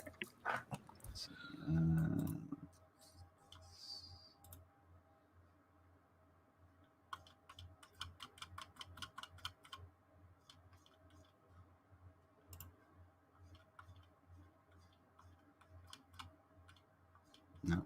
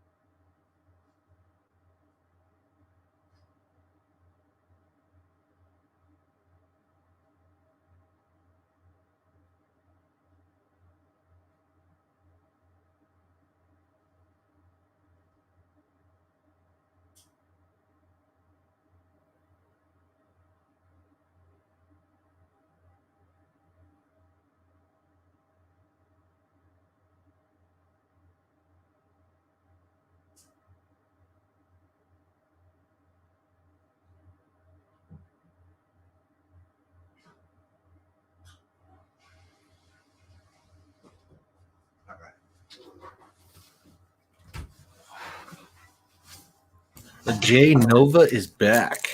Oh shit. Oh shizzle. Oh shit. Fuck. Oh god, that's not a good oh shit. No, I knocked over my water. Fuck. Hold on.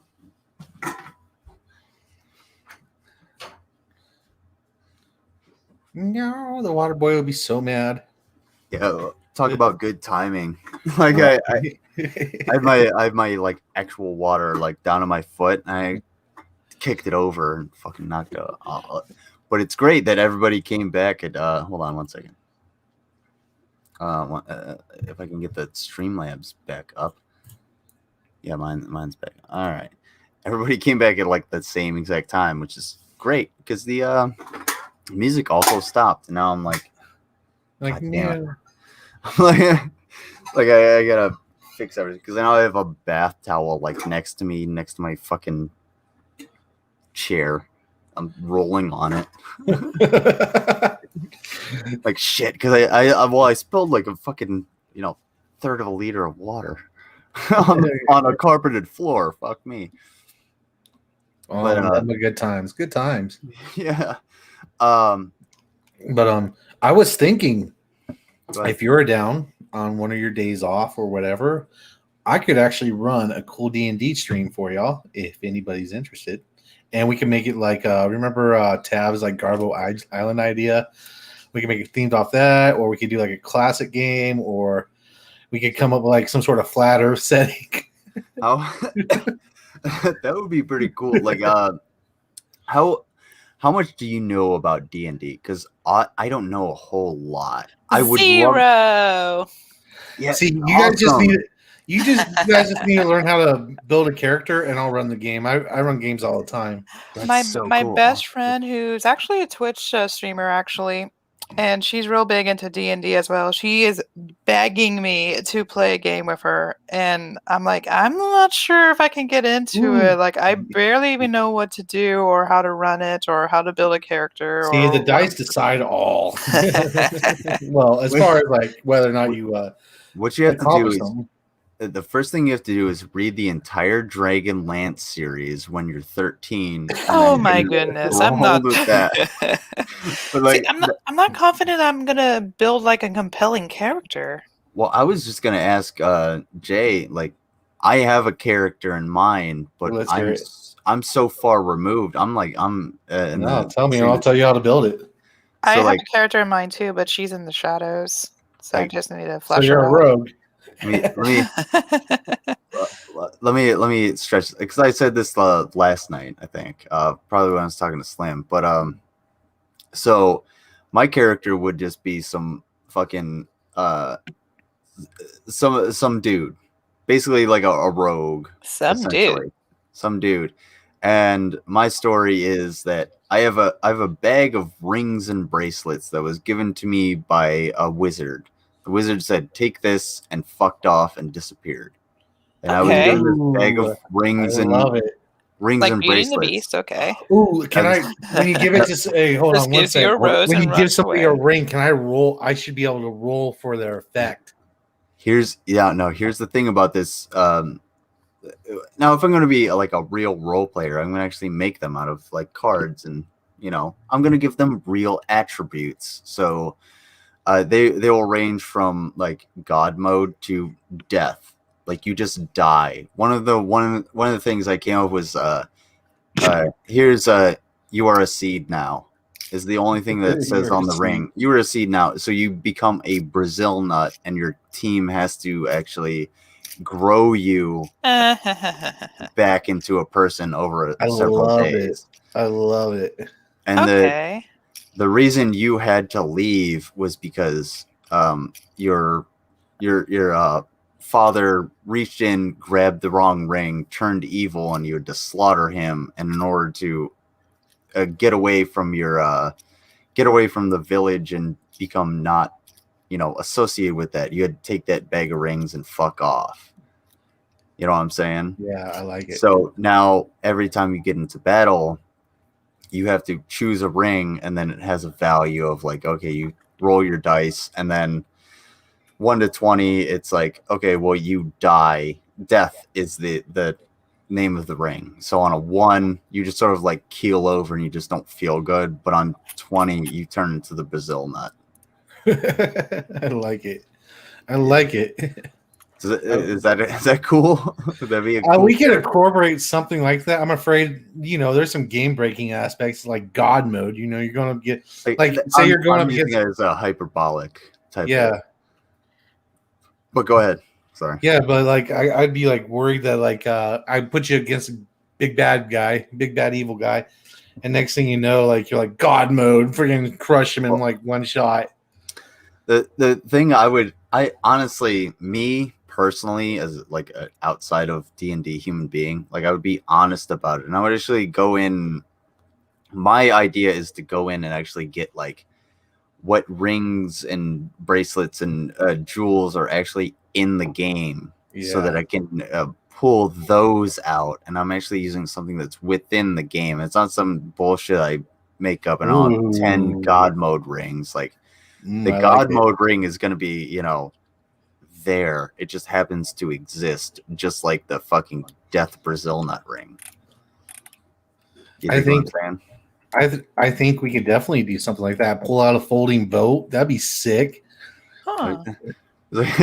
All right, here's your roll. You ring it. You grab into your bag of rings. Ring turns. Roll for initiative. Oh, you rolled a 3. You turn into a canoe. Okay, so it's a Wheel of Fortune. Yeah, it's like, oh shit. Well, I'm a canoe for the next 6 turns.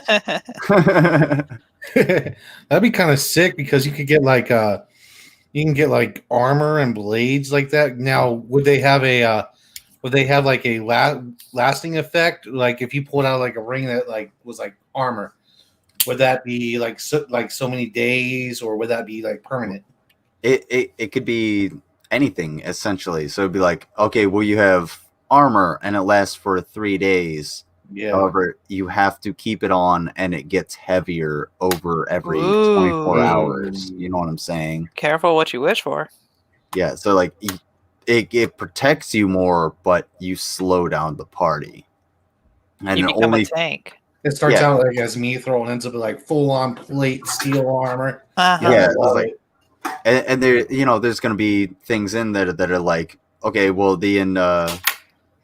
if you roll a anywhere between a 5 and a 10, just those numbers, the entire other party dies, and you get their loot plus 20 gold. See, I like it. See, my most creative character idea was like, I'm gonna make Revan from Star Wars.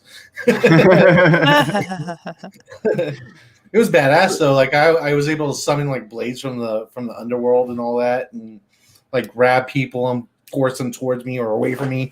It was pretty cool. The cool thing about D&D is like you can make, just like you can make that character. Like you can make any character. Like you can make anything you want. Hell, just as long as it's not like a giant walking like dildo. Yeah. Well, I mean, anything's possible. Yeah, it is a role-playing game. I mean, I want to be something that I am not normally in real life, so I probably wouldn't be a giant walking dildo. But the point of D&D is that it's playing pretend, but for adults. Yes, exactly. Well, it's about having fun at the end of the day. Right, yeah. It's I don't think like I feel like I found this a while ago, but after it was George Carlin. You spend the first 5-6 years of your life like building your imagination and learning to walk learning to walk and talk, and then you spend the next 12 years of your life learning how to sit down and shut up. You beat the imagination out of people, and that's what hinders creativity. And creativity, when you have a creative person and you hinder them down, like myself, like I could create a lot more things, but I just don't have the motivation or the understanding of how to do it, because I'm in this limbo of creating shit. But like, well, the way, all right, so listen, I'm gonna put something in the chat, and this is the perfect example of like what D&D is about. And now all of this is 100% role play on the spot, and I just added it, and we could make commentary on it. So better than Steven Crowder. Yeah, but it's quick, and it's a quick little story, and it's super cute. I know Tequila is gonna go, oh, but it's what, this is what happens in D&D games. It's adorable. I've hotkeyed so much my work, I press the wrong hotkeys. No worries. No. What I was gonna say is like certain people don't understand that you can have an imagination as an adult. Yeah. Like, bring out a box of Legos to a group of adults and see what happens. They're going to mill about for a little bit, and then they're going to start playing with those Legos. Yeah. If you brought a box of Legos, like a giant container of Legos, out to me and another group of adults, I would look at it and be like, so wait, we're here. Are we just milling about? They just brought out these Legos. Fuck yeah. I'm going to go. Oh shit. I'm going to start building some fucking. Yeah. I don't give a fuck. What is that? I don't care what that asshole. I got Legos here. I'm going to build some shit. Yeah. Because humans like to do that. We like to use our brains. Humans like to do those things. We like to entertain too. A lot of us like to entertain, and so like when you come up like a good hook or something like that, or like something tragic that makes everybody feel it around you. For example, the last game I ran, we had a ogre, a bugbear that hated everyone but children. And so this bugbear just went around saving all these children. And eventually we got to an arc where there was ghost children. And the very end of after we beat the big bad guy in that haunted house, I made it so like the children hugged the bugbear goodbye and said thank you. And it was a very touching moment. Like in the moment it was touching, I definitely, right. It was, we role played it out and it came out to be such like, people were tearing up and, like, oh my God, it's so cute. Poor Rose and Thorn. They're going away, see their mom and dad and all that. And the bugbear lost these two children that it absolutely adored. But it was so satisfying for everyone around because we all played our part in that story. And it turned out to be like a very touching moment. Right. It's an interaction. It's a social interaction, just like anything else. I mean, I don't know how better to explain it, but that's how it should go down. This video is called The Legend of Spurt. Well, this is what I'm calling it. Spurt. Oh, I love Spurt. Spurt's amazing. Spurt's one. All right. What are we watching exactly? It's Critical Role. It's a channel by as long as we make commentary on it, we're good. I don't think that. What is the subject of this? Because we got it's an animated. It's animated. They did a D&D session and they animated part of the session. Oh, okay. Okay, I got you. And it's super cute. Let me know if it's super I love super low cute. for you guys. All right. Me too. I think you guys like it. Oh, wait. Hold on. Sorry. How dare you? Oh, we can't hear anything. You can't hear anything? Yeah. No, man. It's probably because I have the audio muted. Does that work? That's a lot better. Let's restart it real quick. All right. Yeah. Because like not only is absolutely adorable, but it's actually kind of hilarious. Under your current leadership? No. I have the volume up as much as I can get it, so okay. So if the volume is up as much as I can get it, unfortunately, I have to rely on you guys. Sorry, I have to push the burden of proof on you. But so now, all these players, including the little dragon guy, they're all being role played by their own characters. So right now, from what I gathered, the story so far is like they ran into this kobold, which is what that guy is, and they're trying to get navigation through a tunnel or through a mountain. Damn, you just made me think of a new like ringer bracelet of you are slime. So like, okay, well, you have to give this to one of your companions. Why? It just has. It can't go to you. It has to go to one of your companions. Yeah. What happens? Oh well, there's slime. They just turned to slime now. That's it. The slime from Dragon Quest. You pulled it out. Now it's slime from Dragon Quest, and you just sit there. Oh well, done. Well, they have a slime cube monster in here. Oh, that'd be fun. That would be dope. I like those, and I don't know if you guys ever played Pool of Radiance. No, not yet. Oh, dude, That's one of the reasons why I wanted that, like, not the Windows 10, because it's not compatible with Windows 10s like XP and shit like that. But like, it's like a D&D turn-based game, and it explains it's the same exact thing as all of this. You would absolutely fucking love it. I don't think you'd leave your house. You could be that guide.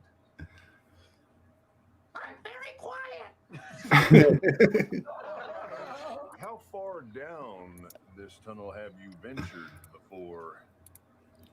Yes. Point back the way we came, about 60 feet. About 60 feet. How long have you lived down here? 11 days. 11 days? How long do kobolds live? 11 days. In your 11 days, what is the worst thing you've ever seen down here? My brother got eaten by a green slime. Oh my god. I fucking called it. You did. Did you see this before? I did. No. You did, Mr. Lizard. If I had seen this You're not before, fooling me. if I had seen this before, I wouldn't have fucking called it out so quick. I knew it. They fucking slimed him. Is this you? Are you the one that slimed him? That's why you're trying to call me out. I got it. And that's the slime that ate him. I never said it was poison either.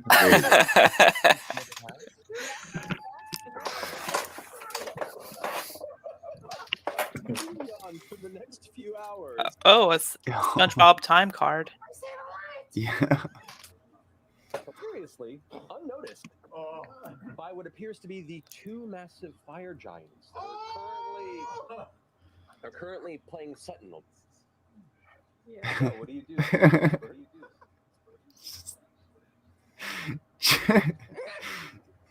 Slime him too. Okay. Oh. No, give him some bag of bees. Well, I guess that's one way to get rid of a giant. What? Yep. I was gonna say you're just gonna turn the bees to be fire, and then you have fire robot bees. Robot fire bees?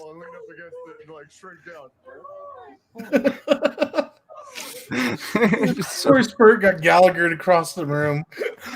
That's awesome. Yeah. Dude, that's fucking hilarious. And that's the shit that happens in like every single game. This makes me want to play D&D even more. Cat has a crazy deep meow. I have to know what that's about. I've seen this and it is. No. Oh, is it that Can't get enough cat? of your Yeah, meow, baby. I think they have several videos of this cat. Take your finger off of the camera, please. Yes. No. Mo. That's fake. They're faking that. They're adding that in. Mo. Let's see. Hold on. Mo.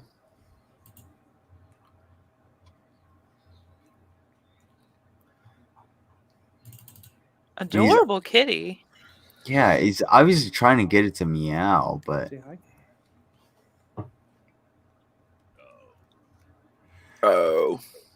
I feel like that's genuine. I feel like that's a burp. I think so, because he's really trying to get it to, meow. But you can always add any voice, like in post editing. No. True, but like, no. Let's see. Oh. Oh. Mo.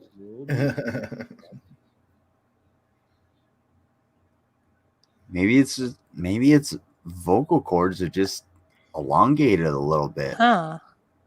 I don't know. I feel like it's a little genuine. I don't know. Cuz you can easily fake this yet. Right. 100%. Sure, but like Say hi. Say hi. is this like the is Does this the the cat- only video they have though? Does the cat know what say hi means? I mean, I'm not sure if cats really respond to prompts like a dog would. Well, let's see. cat's gonna play with some toys, it's gonna actually make some noise, right?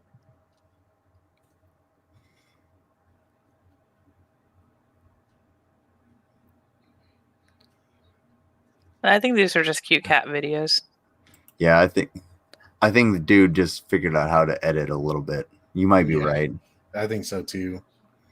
I got something for you. I got something for you. Yeah, I was like, I kind of have this belief that believe only half of what you see and none of what you hear. Have you ever seen The Adventures of Kim Jong-un? Ooh, I haven't. Which one should I go to first? Would you send me Tequila or the Wikipedia? That's just a song. I'm pretty sure you can't play it anyway. Yeah, I don't. I'm sorry to avoid music, but I understand. Yeah. You get it. Well, I put a link in for The Adventures of Kim Jong-un. If nobody's ever seen that, it's a fucking hilarious series. Have you seen the robot chicken skit of Kim Jong-un and Kim Possible? I have not. It's hilarious. You should look that up after this. I thought this was gonna be like a different animation, but no, this is totally not what I was thinking of. Kim Jong-un. Also, Kim Jong-un is likely dead. Didn't he make a public appearance a few days ago? That's CGI. Yeah. Unlike sperm, that might actually be CGI. Like, I'm not even kidding. I honestly think that his sister actually runs the majority of things. It's quite in possible. the country. It's quite possible. Well, there was a report. It was a news report. I forget where it came from. The source of it.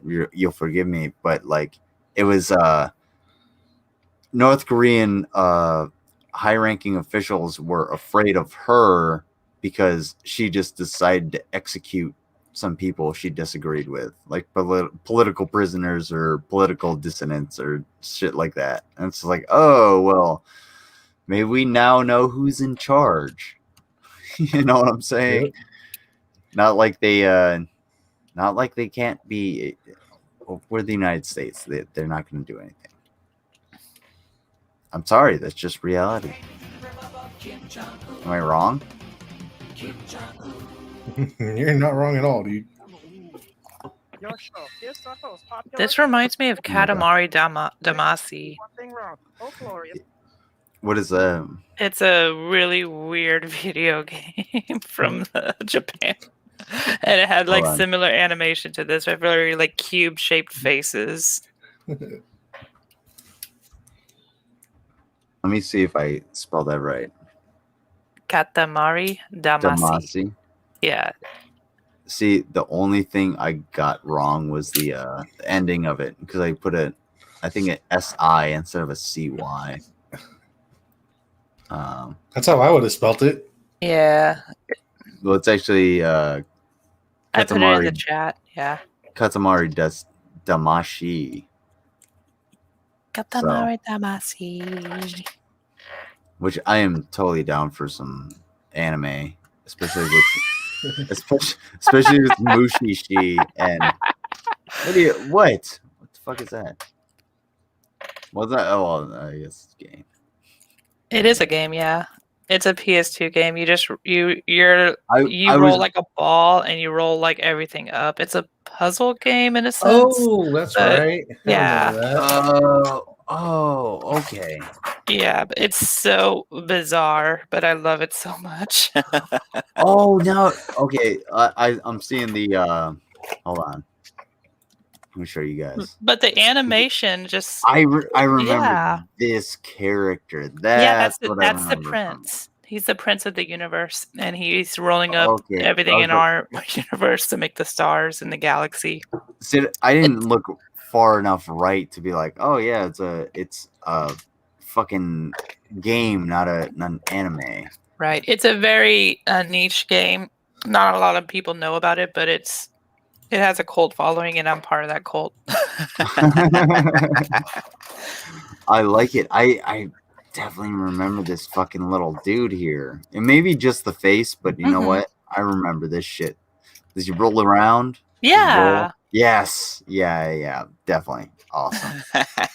I've at least seen like a GIF or a meme where well, we got some fucking recursion there. Crazy goodness. But yeah, like I'm just saying the animation of this cartoon is really similar to the cutscenes in that game. It's very cubish, very bizarre, very expressive. I was gonna say this particular individual, this particular character reminds me of Tiny Tim from Futurama with the crutch leg. Please, sir. He's always getting on a little skateboard. No, it's not as. That's the awesomest part. Oh, he doesn't have a skateboard. He has like a raft with wheels, and fucking Bender steals it from him. The internet continues to spread lies about you, Supreme Leader. They are jealous of your power and good looks and dancing abilities. Of course. Oh my god. Of course. You gotta show your baby to him. Oh, the USA. I love how the USA was in. Bruce Willis. Of course, it's Obama. I love how accurate the USA is portrayed. I've always been fascinated, like how other countries like see the United States. Yeah, me too. Like it's hard to. It's kind of like asking other people, like, what does my accent sound like? Right? Yeah. It's an outside looking in, and the United States, if you're the inside looking in, you're like, oh god. But if you ask other countries, like, what do they like mimic an American accent, they would either mimic like a Californian accent or a Texan accent, and like nothing else. We actually had German exchange students when I was growing up, and I remember asking one of our exchange students, like, what does an American accent sound like? And he's like, I was like, give your best impression. He's like, he literally did this. He's like, I was just like, what?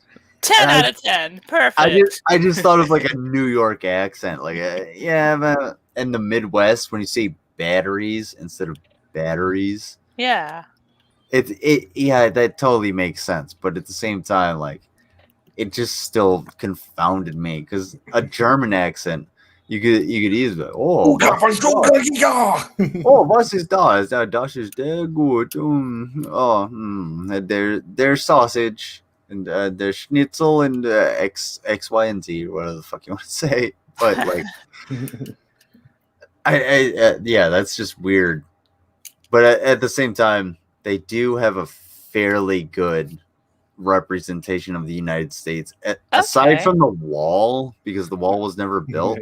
We know that, but the kids standing guard with a rifle. That's Bruce Willis. Gets represented in anime like this. That's Bruce Willis on the wall with him. Yeah. Wait, that was Bruce Willis? I'm dead serious. From Die Hard. Oh, gotcha. No shoes. No shoes. Hold on. That is Bruce Willis from Die Hard. Yep, no shoes. Hold on. That is Bruce Willis from Die Hard. And he's cowering. Terrified. Yeah, he's terrified. He's scared. Why are you so scared, John McClane? You have an MP5. You know how to use it. That's because Kim Jong-un's on his way. Oh! He's come to take him away. Did neither John McClane nor Barack Obama? Okay, John McClane, a basically superhero from Hollywood, and Barack Obama, the president of the United States at one point in reality. Why is Obama even there though? Like, that doesn't seem. do they Kim Jong-un? Right? Yeah. Well, let's take a look at this picture. They have this gigantic wall around America, and the president of the United States of America doesn't have drones Apparently not. or artillery. This sack of shit right here, standing on the wall, upgraded or increased. Literally during an impending storm. Yeah. Oh my god. Oh, you just fucking pointed that shit out. Yeah, the storm of drones that was Barack Obama's increase of 430% of fucking drone strikes that still killed 90% civilians and innocent people. Jesus Christ. Holy fuck. Is this like what? I don't even know where. That'll blow your mind. I feel like I'm like, is there stuff coming out of my ears? Is this version of Obama only know how to express anger? Because it seems that's the only expression I'm seeing out of it. Well, of course, he only knows how to express anger because he's Obama. He's very aggressive. People are still trying to escape to North Korea. Oh, he sounds exactly like it too. Like it. So, did his gun just limp down? Probably bulletproof. Okay.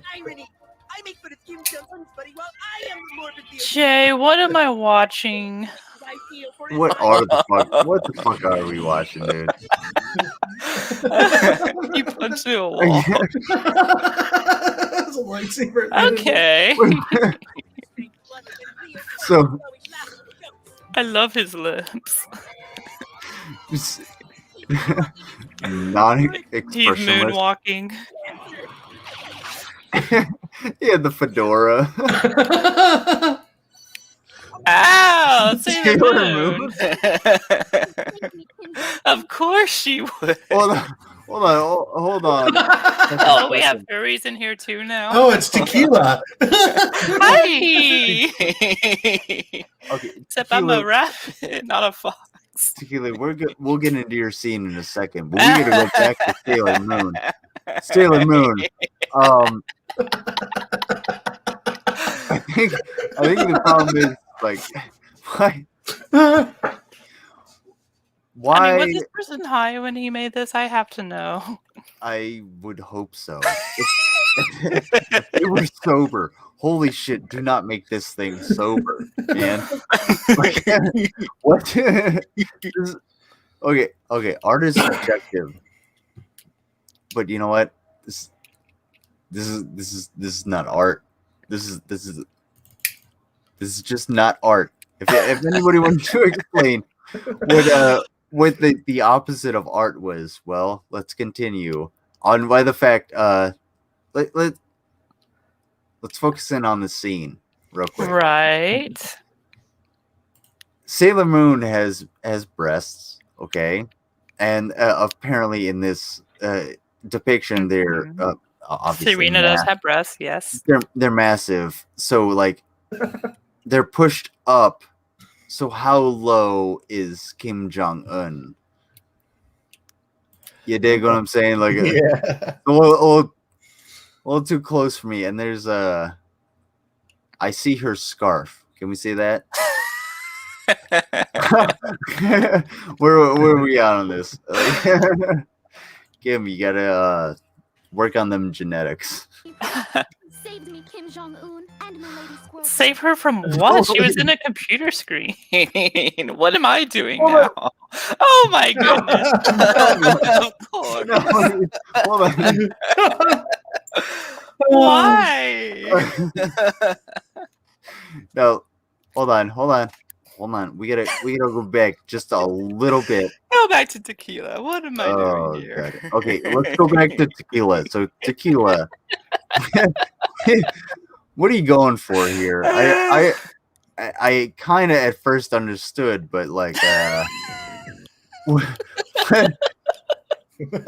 where did I even come from? Like, what is going on here? Did I just barge into their house? Like, well, sometimes it gets a little chilly outside in the elements. You gotta.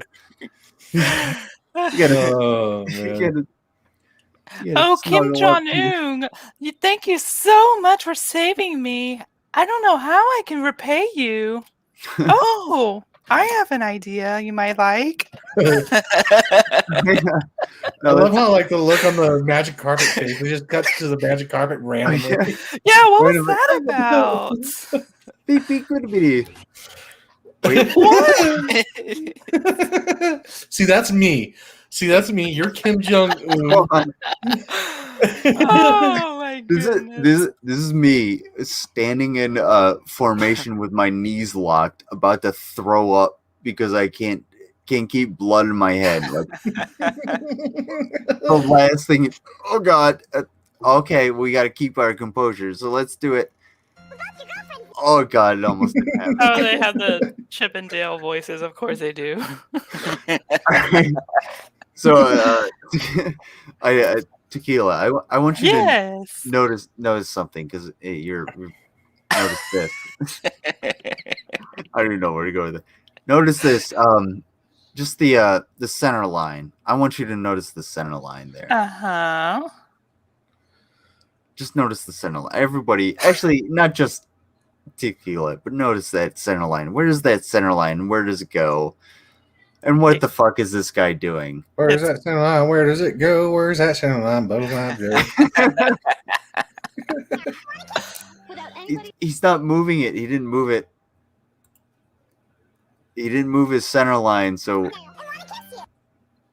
I want to kiss you. Without anybody making us. I don't think Serena's breast is that exaggerated, but that's just me. You know, the first time I thought that, I thought those were her knees for some reason. I almost have a better question, but so here's one. Mm-hmm. And here's two. Okay, yes, so what kind of stress are these two individuals under that their eyes are popping out of their fucking head? Oh my God damn. They're both in anime. That's the stress. They just found his 13-inch vibrating anaconda. It's Kim Jong Un. It's got to be. Kim Jong Un saved the day, and they're just impressed with his heroicism.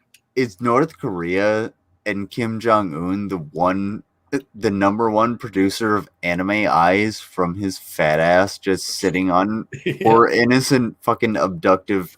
I don't even know what the fuck kind of girl of course that he is. is. I mean, look how awesome this cartoon is. Well, yeah. Oh, he's got the power schnoz going on. So without anybody telling us to. Okay. Well then. Oh God. I mean, I would watch the entire show of this. Okay. I put all right. I know you love Pokemon. I know you guys love Pokemon. I do. Oh hell yeah. All right. So the next one is, I don't know if you ever watched Pokemon Rusty. It's one of the greatest Pokemon stories ever told. Episode 1. Ooh, I feel like I've seen some of this. I feel like I've seen this as a GIF. And yes, I'm gonna say GIF. Today's the day I become a Pokemon trainer. I say GIF because it's not pronounced Georgia. It's pronounced Georgia. Get over it. I call it. I don't give a shit. Absolutely not, Rusty. But Dad, It's always creeps me out that they're only 10, but they travel the world alone. What's weird is Link in Legend of Zelda is only like 13. Who is red? Oh, he's an Is that right? Yeah, Link as the original character is supposed to be like a 13-year-old, and I understand like you're appealing to the audience, Right, yeah. but as an adult, like I thought he was more like 16 or so. well, No, he was 10. Well, Was he young Link 10? is like 10, but then like he sleeps for 7 years, and So then he he's 17. he would only be 17. Like fuck it. In Ocarina of Time, anyway. Well, imagine yourself as 17-year-old you looking back on you. Yeah, you're a fucking idiot. Don't give yourself a sword at 17. You'd be like, you'd slap yourself and be like, are you kidding me? Do you know how much damage you're about to do? Well, it is dangerous to go alone, but I'm there with you when you're 7. I'm me talking to 17-year-old me, and I'm not giving you a sword. That's probably the best thing that could happen. 17-year-old me with a sword is probably 18-year-old me got a rifle, so I don't know how much of a better upgrade that was. But see, 17-year-old me did have a sword, and Tav has a cut on his hand to prove it. That does not surprise me one bit. Okay, so what is Rusty gonna do? Let's find out. We'll find out. What's wrong with Bay's Town? We're not even on the map, Dad. I'm 10 years old. I'm an adult. I can go wherever I want. Oh, he's starting to develop his own independence now. You're gonna stay here and help out with the deli. Now, deliver this chicken panini to the professor's house, then go to school. It's just down the block from... I know, Mom. It's literally the only other house in town.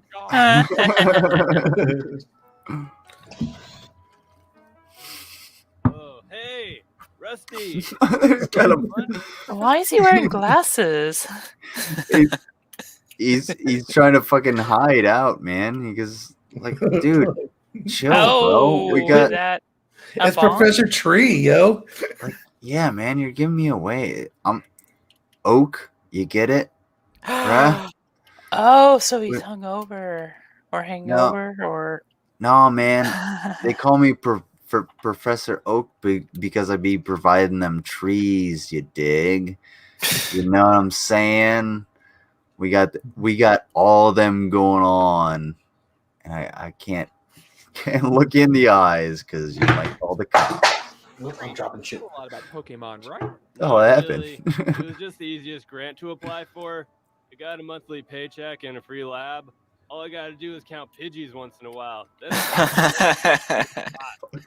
Didn't told you that. I'm pretty high. So you want to go out and study Pokemon for you? Yeah. Awesome. I'll do it. When it begins, I'll take this Kakuna. yeah, be my guinea pig and travel the world. Give me your findings. You're willing to do my work for me? Yeah. Sure, go ahead. Fuck off. I'm like, get out of here. Hey, let me show you how to take good notes. There you go. Here's a webcam for you. Please record every Pokemon you find. All right. Hold on. Let me see something. So, Bruce Lee says, "Can we join?" I don't know why you say we. Look, dude. I'm smarter than the average bear. You have no avatar. I don't know who you are. You say we. We're gonna have floppy ding dongs in our chat again. Oh, he's talking about Snufflebub as well. I sub. Okay. I'm wary. Like, I don't know if you sub. Like, I can't check that right now. I can't check that in chat. No, I'm not gonna or chat in real time. But like, you gotta understand.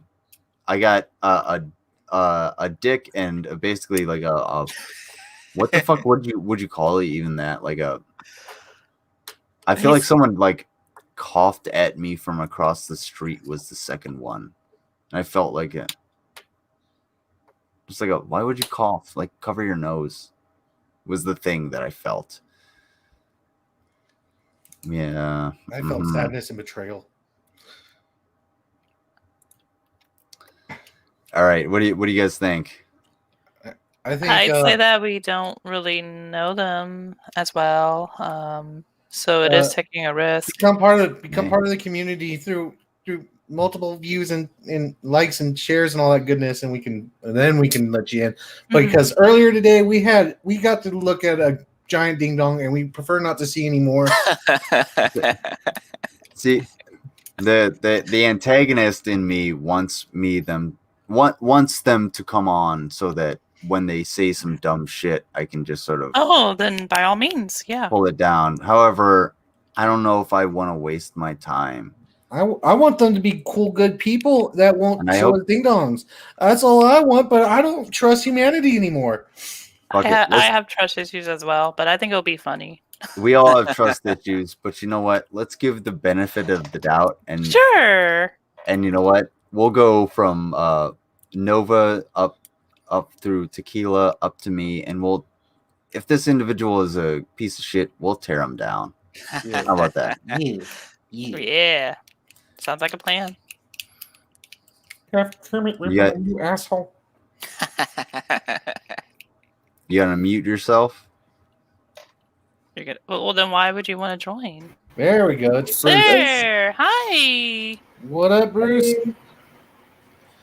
Scared the shit out of me, dude. I was like, oh, great. Better close my eyes, get ready for some ding dong action. No, dude. I'm not scared of you. What is this guy like fucking I'm not scared of you. I'm 50 years old, my guy. My God, this nigga. All right, excuse the language. But this kid. Go, Lizard. Can me and my friend join? Who the fuck are you? And This is like I'm a fucking daddy, nigga. Oh my God! Oh my God! Dude! This big ass hell. He looks like a Kool-Aid man filling himself with chocolate milk. Goddamn! Fuck up, bitch! Before I kill you, nigga. Oh yeah, you're gonna kill me. Run here, nigga. I'm such a fucking dick. Dinosaur tail, dog. How did you find this channel, by the hold way? on, everybody. How did you find your? Everybody, chill. He can't even find his dick, dude. This dumbass is pretending to suck his Shut own the fuck dick up, on Brian camera. Reynolds. Oh dear, I think we've heard enough out of you, Mr. Lee. Hold on. This dumb motherfucker was trying to suck his own dick on camera, and it's all recorded. You just got recorded trying to suck your own dick on camera, you dumb motherfucker. Welcome to the world. Welcome to the world of the internet. Just let him go. He's a kid. Dude, he's just pissed, dude, because everyone calls him fucking Kool-Aid when he fucking walks in the room at the school, dude.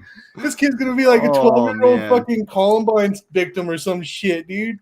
Oh no, dude. This is the kid they would pass over. Not worth the fucking.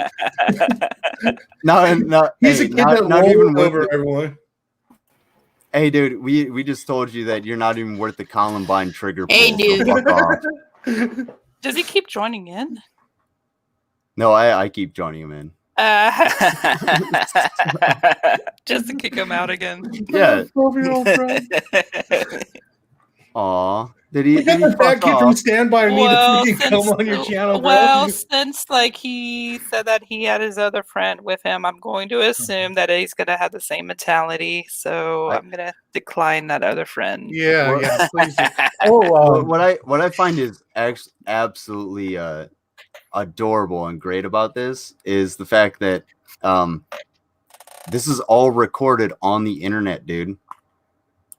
This is all recorded on the internet. This is what you are doing. That is you from Family Guy, dude. So guess what, bro? That's are you proud of that? I'm making a gift of that shit. Nobody's paying attention to you. You're silenced. Nobody. You're not on. Hey. This is adorable. I got like a 12-year-old kid trying to figure out how the internet works. Looked like he was trying to figure out how his penis worked. Like, yeah. Hey, you don't abuse it. You gotta, bro.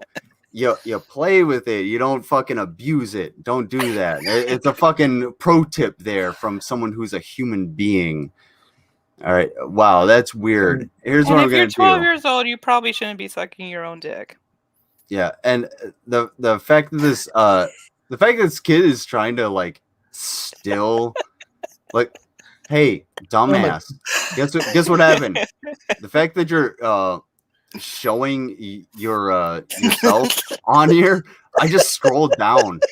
I'm not looking at you. You're inconsequential to my life. Get the fuck out of here. You're such a fucking idiot. He's like, I'm gonna kill you. Yeah, bro. Hop on your fucking Huffy and just like Ride your fat ass over your. You two are going at it. My so goodness, he's just a hilarious. child. I just find He's it. a beating. I find it hilarious. I'm just watching this kid like. I can't hear what you're saying. I don't care. But you get to watch it. We don't. I'm more curious how he found your channel. It's called an algorithm. I figure that's why most people found my channel. But hey, I found your channel by searching for Mike Lindell and then changing the filter to like most recent, and I believe I found one of your live streams at the time. Yeah, that's probably or something like that. Yeah. Probably the last live stream because I put Mike Lindell in the in the tags. Hello, my But, friend. Hey, I've We don't trust you, SP. I don't trust you We don't either. trust you. Here's the thing. You guys want to know and this is for Nova and Tequila. You guys want to know something cool? It's called it's a thing called production. So Ooh. I actually can Here we go. Got it. So I can actually Bye-bye. ban the fuck out of you. And I can do whatever I want in my studio because this is my studio and you're not welcome in my fucking chat or in my fucking studio. So you can fuck off because you're a bunch of little kids. And it's really funny that you tried to get on here. And the fact that I recorded all of that, and if you come in to being a fucking dumb piece of shit like you're trying to do again, guess what I'm gonna do? Record it again. And you're gonna I'll just post that.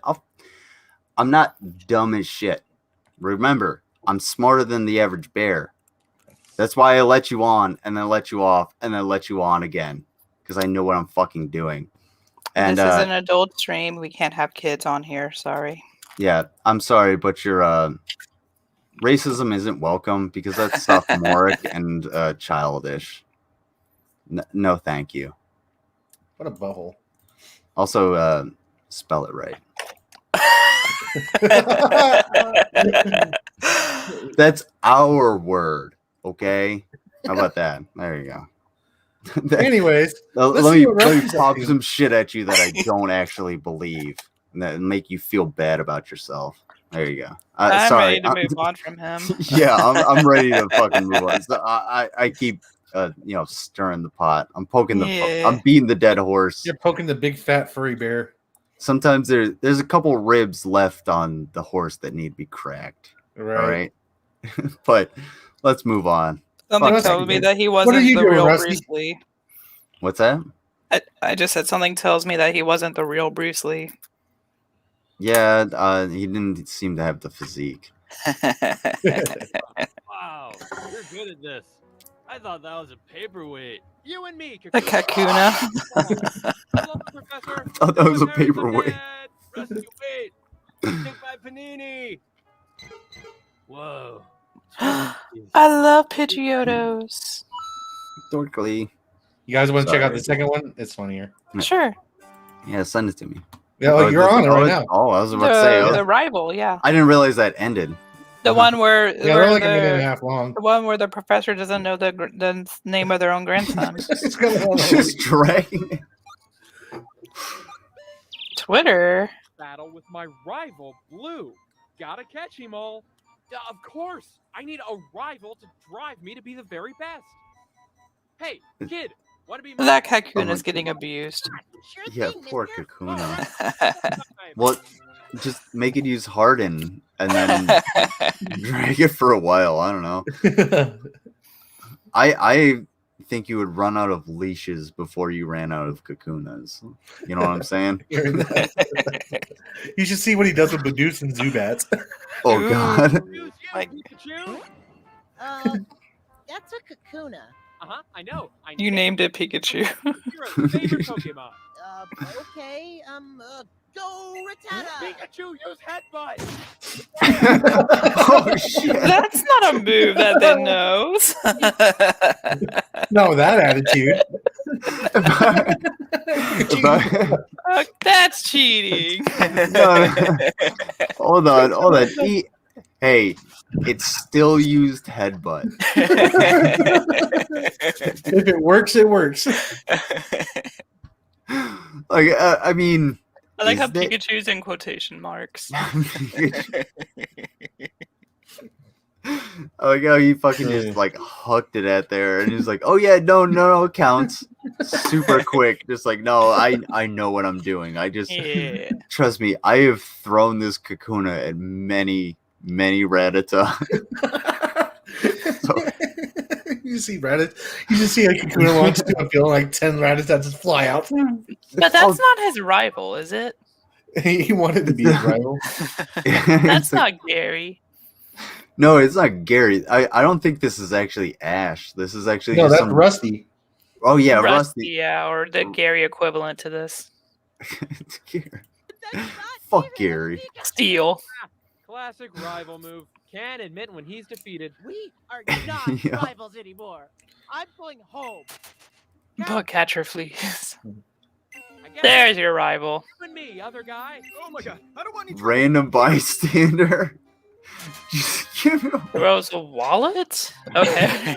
It's a game, $17. Pikachu, I've only been a Pokemon trainer for 2 days, and I've already defeated all of my rivals. I just need to catch a few more Pokemon, and we'll be ready to take on the... That Kakuna hates you. Oh, it's Bidoof. I dreamed of this day. Pokeball, go! Oh! That's not, what did I say? I have to ask, what is the existential crisis, the hell that is a Pokeball?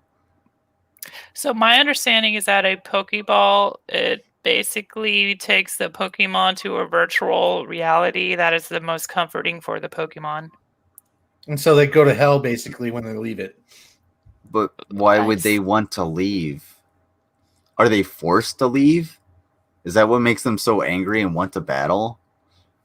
Well, they battle because they respect their trainers, and whenever their trainers expect them to battle, that's what they're going to do. But you're putting them in this euphoric situation and then completely removing them from that and telling them, "Hey, go and do this." I understand the loyalty part, but that's a manipulation of their emotions, and Right, and I think Pikachu in particular is one of the rare Pokemon who is intelligent enough to realize that the Pokeball is just a matrix, and that's why he doesn't like to be in the Pokeball. Pikachu is the one non-heroin addicted Pokemon in the Pokemon universe. Literally, the only reason why they made Pikachu not go into Pokeball is for marketing purposes. They need Pikachu to be walking around Ash all the time. Yeah, let's be real. That's I 100% agree with that. That's yeah. But at the same time, I'm talking about like, yes, that would be hell. Why would I want to be in just this euphoric this utopia? But is it like I think mundane? it's more like whenever we go into like a dream, that's similar to how they experience when they're in the Pokeball. That's not selling it for me. I would really rather be asleep than awake. I don't think you understand my level of depression and anxiety. I don't want to be dead. I just don't want to be awake. Let me ask you this. Would you rather live in the Matrix then? Yeah, I would. It depends on how good the Matrix is. Moving along. Like I don't even know how to understand it. Would I rather live in the Matrix? Like, would you rather live like in a fantasy world? But that's a question.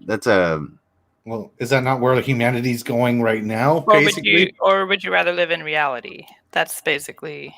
Well, I mean, yeah, Jay hit that on the head, kind of, because a lot of people have rejected reality and don't live in it. But I'm saying, I think what you're trying to say is like, would you is it like the blue pill is stay in the Matrix, right? Blue pill is the Matrix, and the red pill is reality. Yeah. So would I blue pill? Like, I don't have any outside perspective, so I can't make that difference. It's like, do you prefer oak trees over sequoias. Well, I've never seen a sequoia. I guess I prefer oak trees then. You know what I'm saying? So you don't have that experience. You don't have that. But if you were to look outside and be like, oh, I've seen an oak tree and a sequoia, and I think, you know, they have I break them down to their aspects. Right. Sure, you know what I'm saying? So you don't really have a matrix to compare to make that judgment. Not necessarily. I don't think so. Sure, that's fair. I don't know. Does anybody have any more videos or any more topics they want to bring up? Oh, I like that laugh. What do you think of, like, all right, you're in the military. Now, you know that, well, yeah, you were in the military. I'm sorry. And so, hold on. Let me, women, what's the sign a guy is a loser? What? Money. That's it. Wait, where is that? That's where it has like the guy that's on the bed. It's like to the left. It's the almost. It's a third column, second row. There. Oh, is that's like Reddit text to speech stuff. What? It's not actual like commentary on something. Right. It's just like reading the weird stuff on Reddit. So I wouldn't play that on this channel simply because like you can listen to that. That's right. Yeah. I just thought it was an interesting title. Oh, I'm definitely gonna listen to that shit. I want to figure it out. I want to know if I want to figure out what makes me a loser. You know what I'm saying? My thing, my question to you is like, you know that the government next month is going to have like the Navy and the Army and all that do a report on what is it, unidentified aerial phenomena, right? And they have video of like these TikTok UFOs and stuff like that, or not when I say UFOs, I don't mean they're obviously piloted by aliens. They're literally unidentified flying objects. Right. And what are your thoughts on that whole situation and the videos? I mean, it's a UFO. A UFO is an unidentified flying object. Yes. It's so ingrained in the American psyche that it is identified with aliens that we think, oh, there's some kind of conspiracy. No. An unidentified flying object just means that it's in the air. We don't know what it is because we can't track it through radar and identify it. We can't visually identify it, and we can't properly track it. Yeah. Okay. Using the tools that we have. So if it's a piece of aluminum that just happened to be folded in the right shape and fly through the atmosphere and be picked up by radar, that's an unidentified flying object. Now the ones that they're releasing are like, oh shit, this is an aircraft. It's a crazy aircraft too. It looks like. I'm not saying that what it is. Right. I think it's just the government just testing out different aircrafts. That's what I would think, because that's what I hope it is. You have to think about if you're gonna go from a space to the Earth's atmosphere, you have to gradually like move into that. Otherwise, you're going to hit the friction and you're going to instantly like just burn. You know what I'm saying? I'm not saying like a alien spacecraft would obviously know how to enter a fucking atmosphere if they come across this way, but it's not going to go from. I don't think there's a technology available, or that would be available, that would allow us to allow a spacecraft or a craft to go from space, the vacuum of space, into the atmosphere without some kind of registration. You know what I'm saying? So if you were going to just like blast in the atmosphere at light speed, of course there's going to be like a shock wave and stuff like that. But if you're going to ease yourself into it, people are going to notice you. We're going to notice you. The ISS is flying over. They have it's like 5 sunrises and sunsets every day because they're flying around the planet. Eventually, somebody's gonna see you, and I don't think that this correlates to that because. Yeah, I feel that Occam's razor fits this as well. Plus, if you have that technology, why would you bother with observation? Why wouldn't you go into a conquest? Would be the next question I would ask. There's some crazy theories on why that is.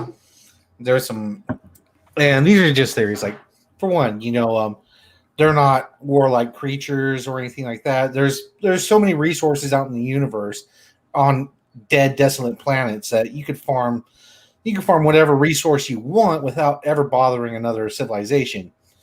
If there are bothering a civilization, the only good explanation, because there's only one reason to conquest, and that's to take something. And if you could get whatever you need out from the neighboring planets, like say, Venus is just as acceptable, Mars is just as good. Why would you bother with Earth with a resistance? Now, the one thing we have that you cannot find anywhere else in our solar system is life. Mm-hmm. So that's where their attention is. It's on life. It may not be us, but that. And this is just me just throwing out the crazy. And so they want to, like, if anything, like, they're curious like we would be. They would be curious like we would be. They want to study us. They want to study our technology. Hell, they might even be interested in our politics or anything like that. As stupid as it sounds, it's the only thing I could come up with. They would be interested in like stuff like, there's reports of them shutting down nuclear silos or whatever. I don't care. But the truth of the matter is, if I was an intergalactic civilization, if I wanted resources, I'd just go out to an asteroid, get resources. If I wanted life, I'd go to where there's life and go check out that life over there. So my thing is like, maybe they just want to check us out in the little backyard and be, we could be the little zoo buddies. And I don't think Russia has anything even close to the capabilities. Some of these things are growing like 17,000 miles per hour. No, some of them have been recorded going 3,000 miles per hour. This is ultrasonic, This is like stuff that we have just recently had missiles be able to do. Like if you're gonna go through the atmosphere depending on the speed you go through the atmosphere, you're going to generate a significant amount of heat and a radar signature and stuff like that. So you have to go higher up to reduce that. And you would think that if you could go from one solar system to another, you would have managed to hide your radar signature. Yep. You would be your aircraft would be so streamlined that it wouldn't even compensate for like solar wind, let alone fucking radar signals. Yeah, I think if we see them on the radar, it's just because they don't give a shit if we see them on radar. Yeah, it's a show of force. Yeah, basically, it's just like, excuse me. The same thing as it's a You're right. So I'm hiccuping. I'm trying to like contain it. It's a different way of setting off a bigger bomb.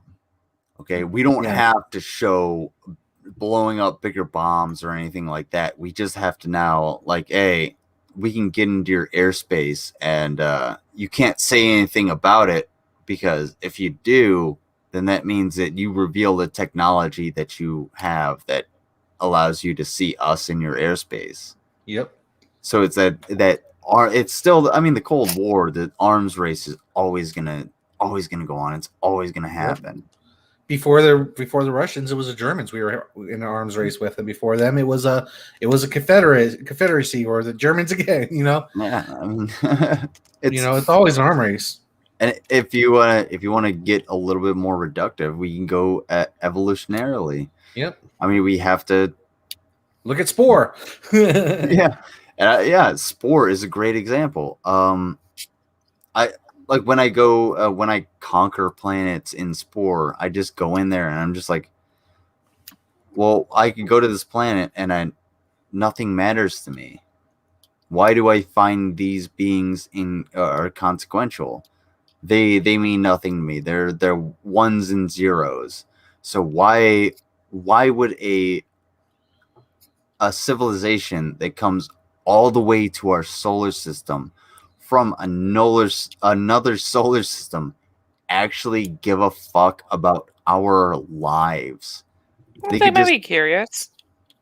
They might be curious, but they could just look down on us and be like, okay, well, that needs eradicated. We're just gonna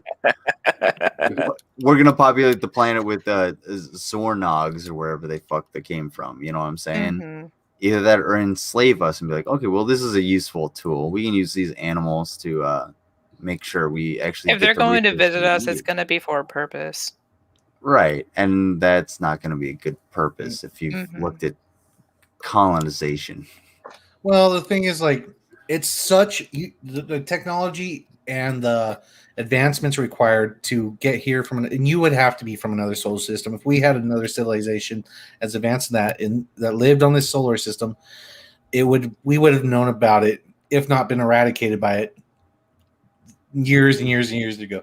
But for something to go from one solar system to the other, it would have to be so advanced and be so old that our idea of historical conquest and like in the past, all that's moot. That's moot because they have thousands of years where that could not actually be the case at all anymore because they've gone. We have no idea what they're thinking could possibly be because it's literally that far beyond us. As old, just imagine doubling the age of when the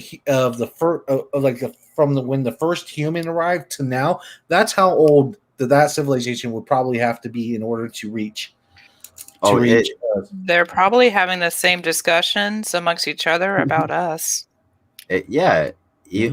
While they're on some ship coming towards our planet, being like, "Oh, I can't wait to sap this thing of resources."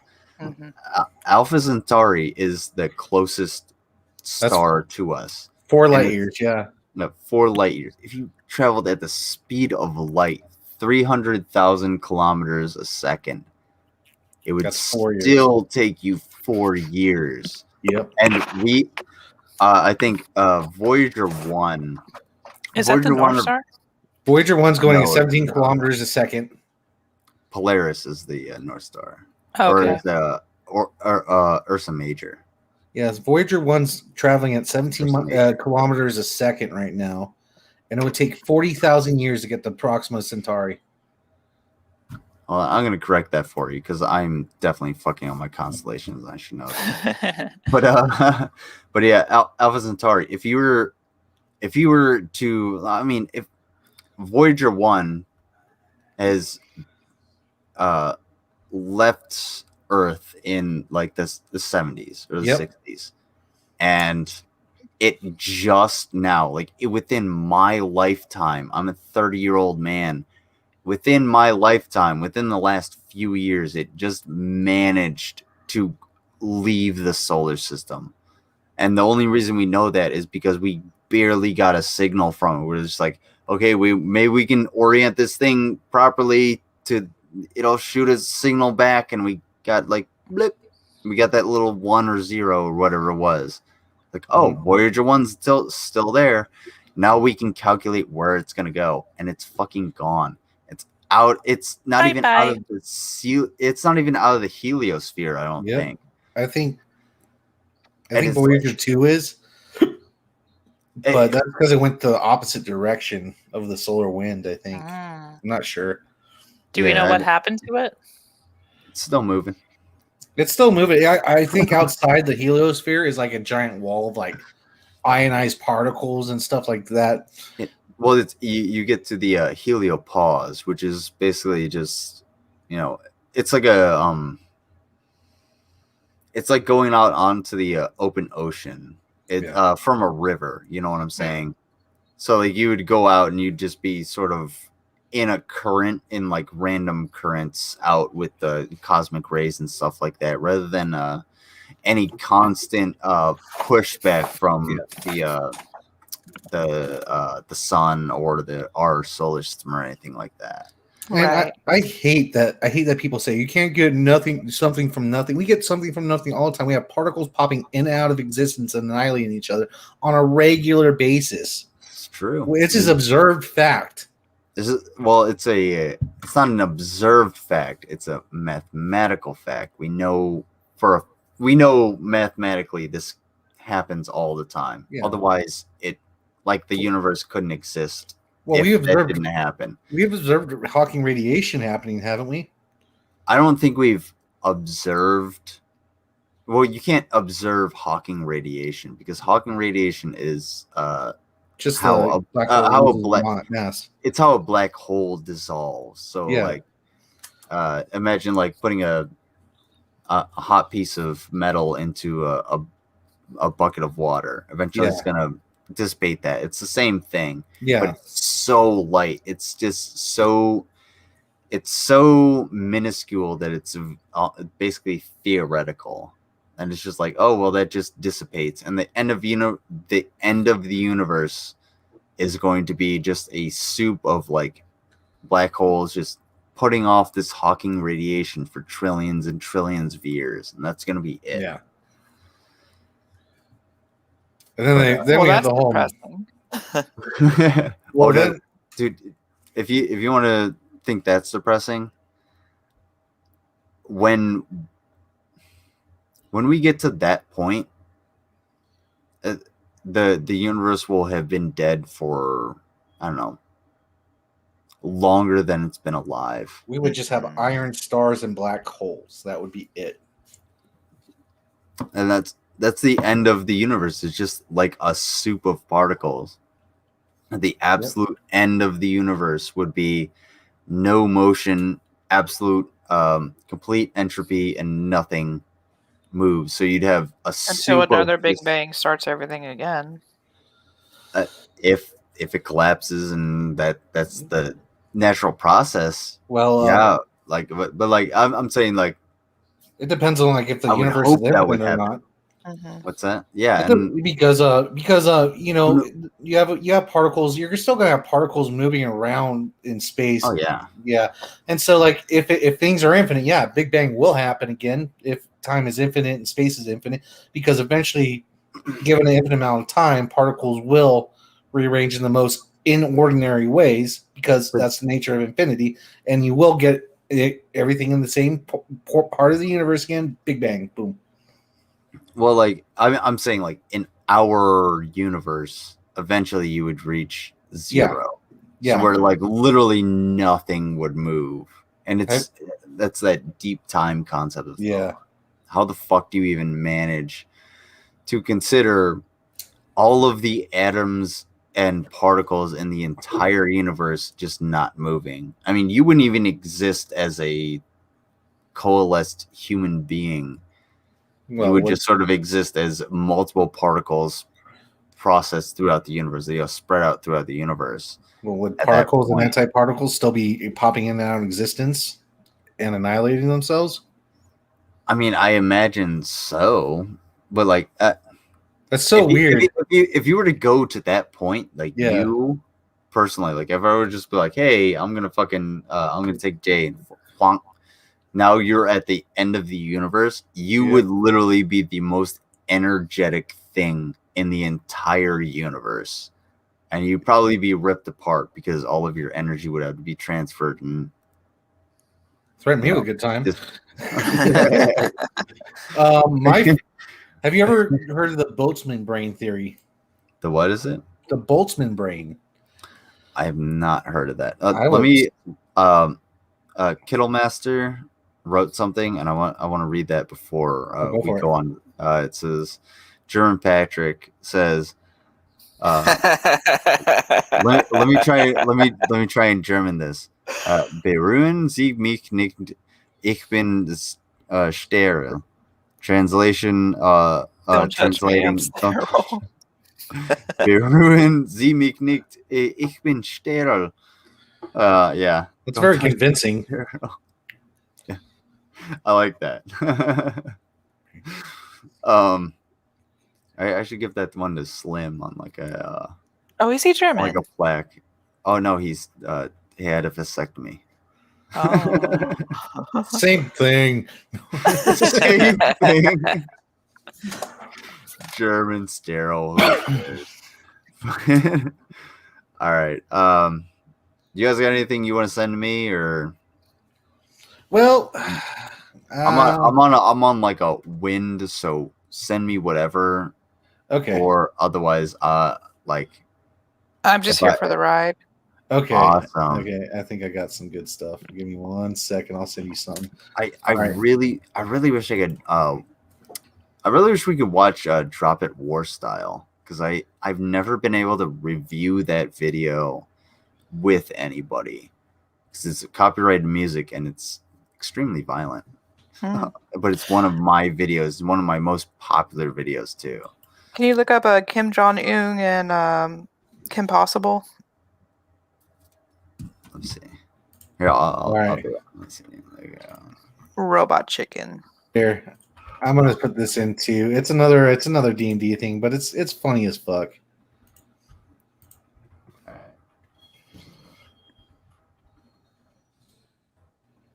Kim Jong. Adventures of Kim Jong-un versus Kim Jong-un. There you go. There we go. Oh yeah. I know for a fact I've seen this one. I haven't seen this one. However, that's news to me. Yeah. God.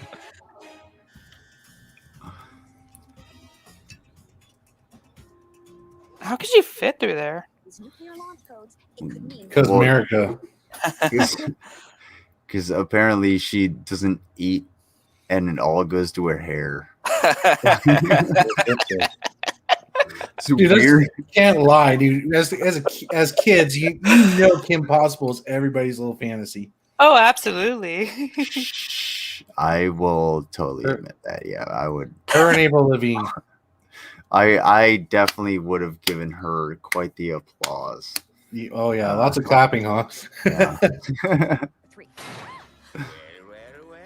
Oh yeah, I remember this one. I like how he has the men's sign in his own personal bathroom.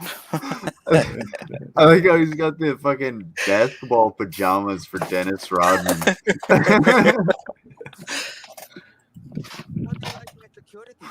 I've made certain improvements. Improvement. You are Kim Prison. Stop mocking my name. Okay, Kim. So where's your Kim? Who's that voice actress? On vacation, imbecile. More like you're competent.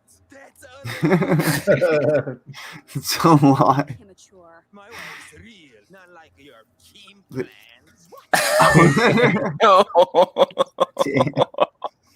God, that's some cold shit. I mean, isn't she technically still a child?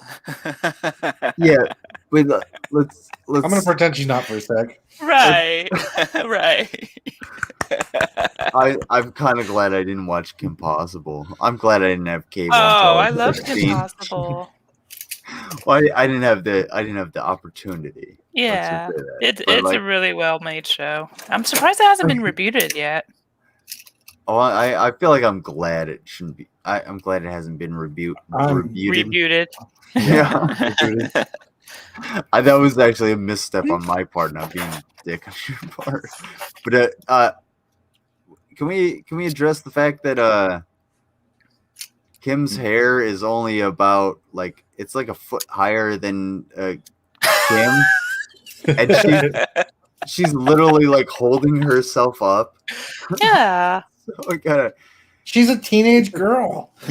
Yeah, and why is he the less than the size of a teenage girl if he's the dictator of a country? He is a very short dictator. That's why. Breasts don't form a perfect right angle. Really? Man, I've been fucking around with some weird tits, dude. Yep. All right. So the next link I sent you was another Critical Role animation. Scooby-Doo gang tell each other how they really feel. Let's do it. I'm sorry, I did. Yeah. I have to. Oh, I remember this shit. Have been delivered. We're best friends and I love you. Aw. But I have to tell you that you're weak. I mean, I've heard of damsels in distress, but you make Oh shit. look like Ronda Rousey. I like how big her tie is.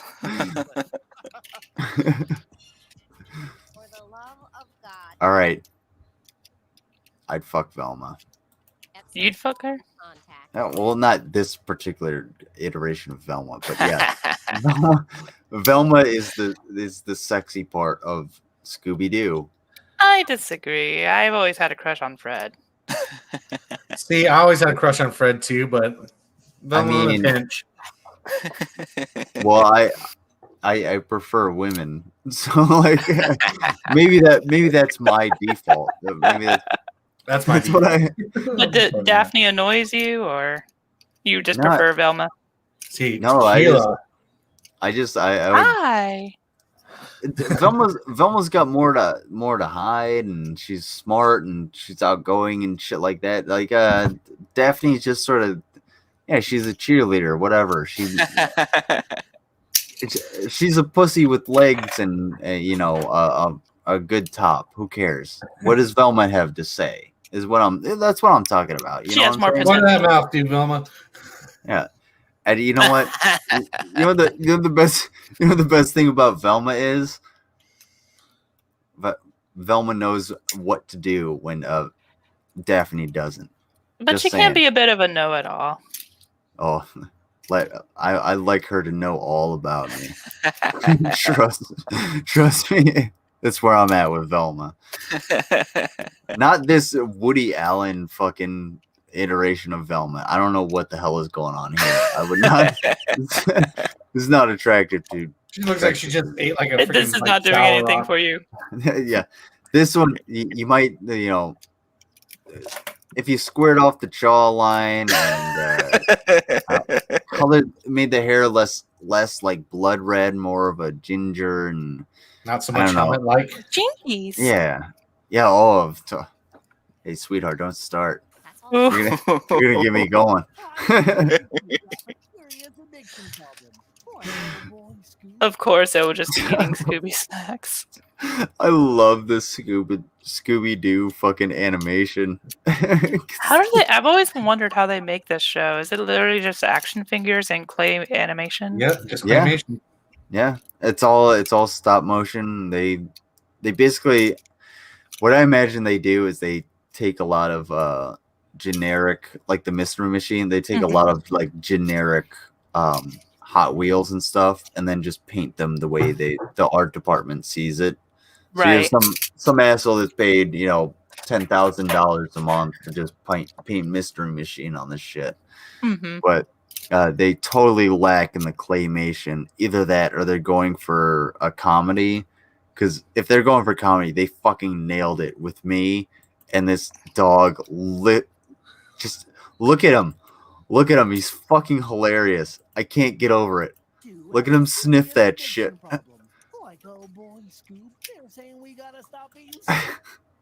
Maybe I just love dogs too much. You do. You do. You have a problem. Just like they have a Scooby Snack problem.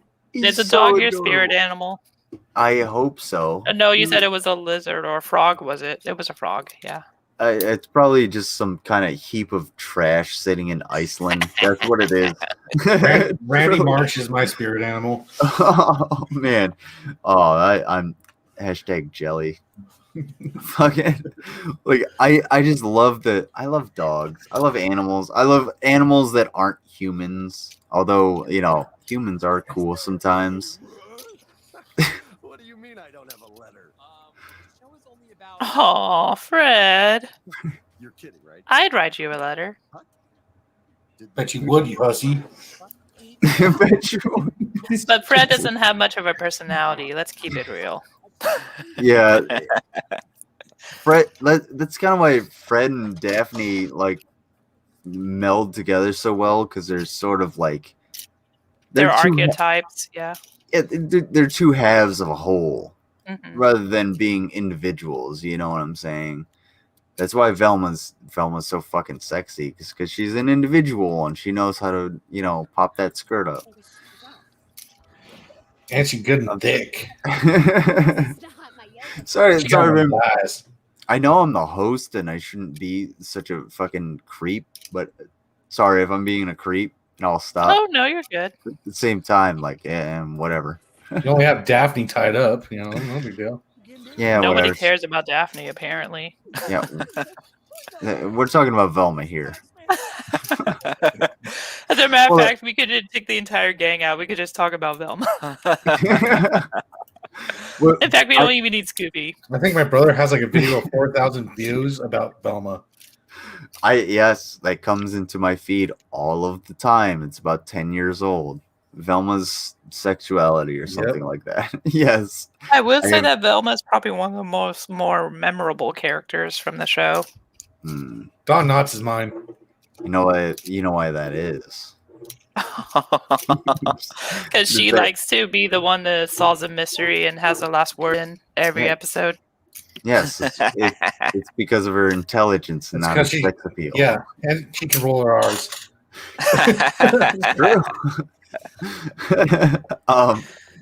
Like, can we take a quick brief look at this frame here? Not only okay, we've gone over Scooby-Doo. What's going on with his eyes? I don't think anybody has seen a dog.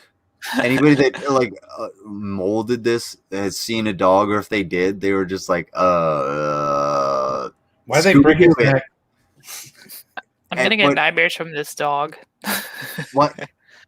Why is Shaggy's head on Kevin Sorbo in Hercules' body? I gotta start up my camera because I gotta show you something. That kind of defeats the purpose of him being Shaggy. If you let your eyes zoom out just a little bit, why does Scooby-Doo look like this? Hold on. Tell me I'm wrong. Oh, dude, get out of here. That makes me have to fucking... no, I can't change the video because he still looks like that. I'm with you, Lizard. I mean, the point of Shaggy is that he's really lanky and ungracefully thin. He totally looks like a finger. But here he looks like he's like disappointed. It looks like he might have skipped to leg day or something.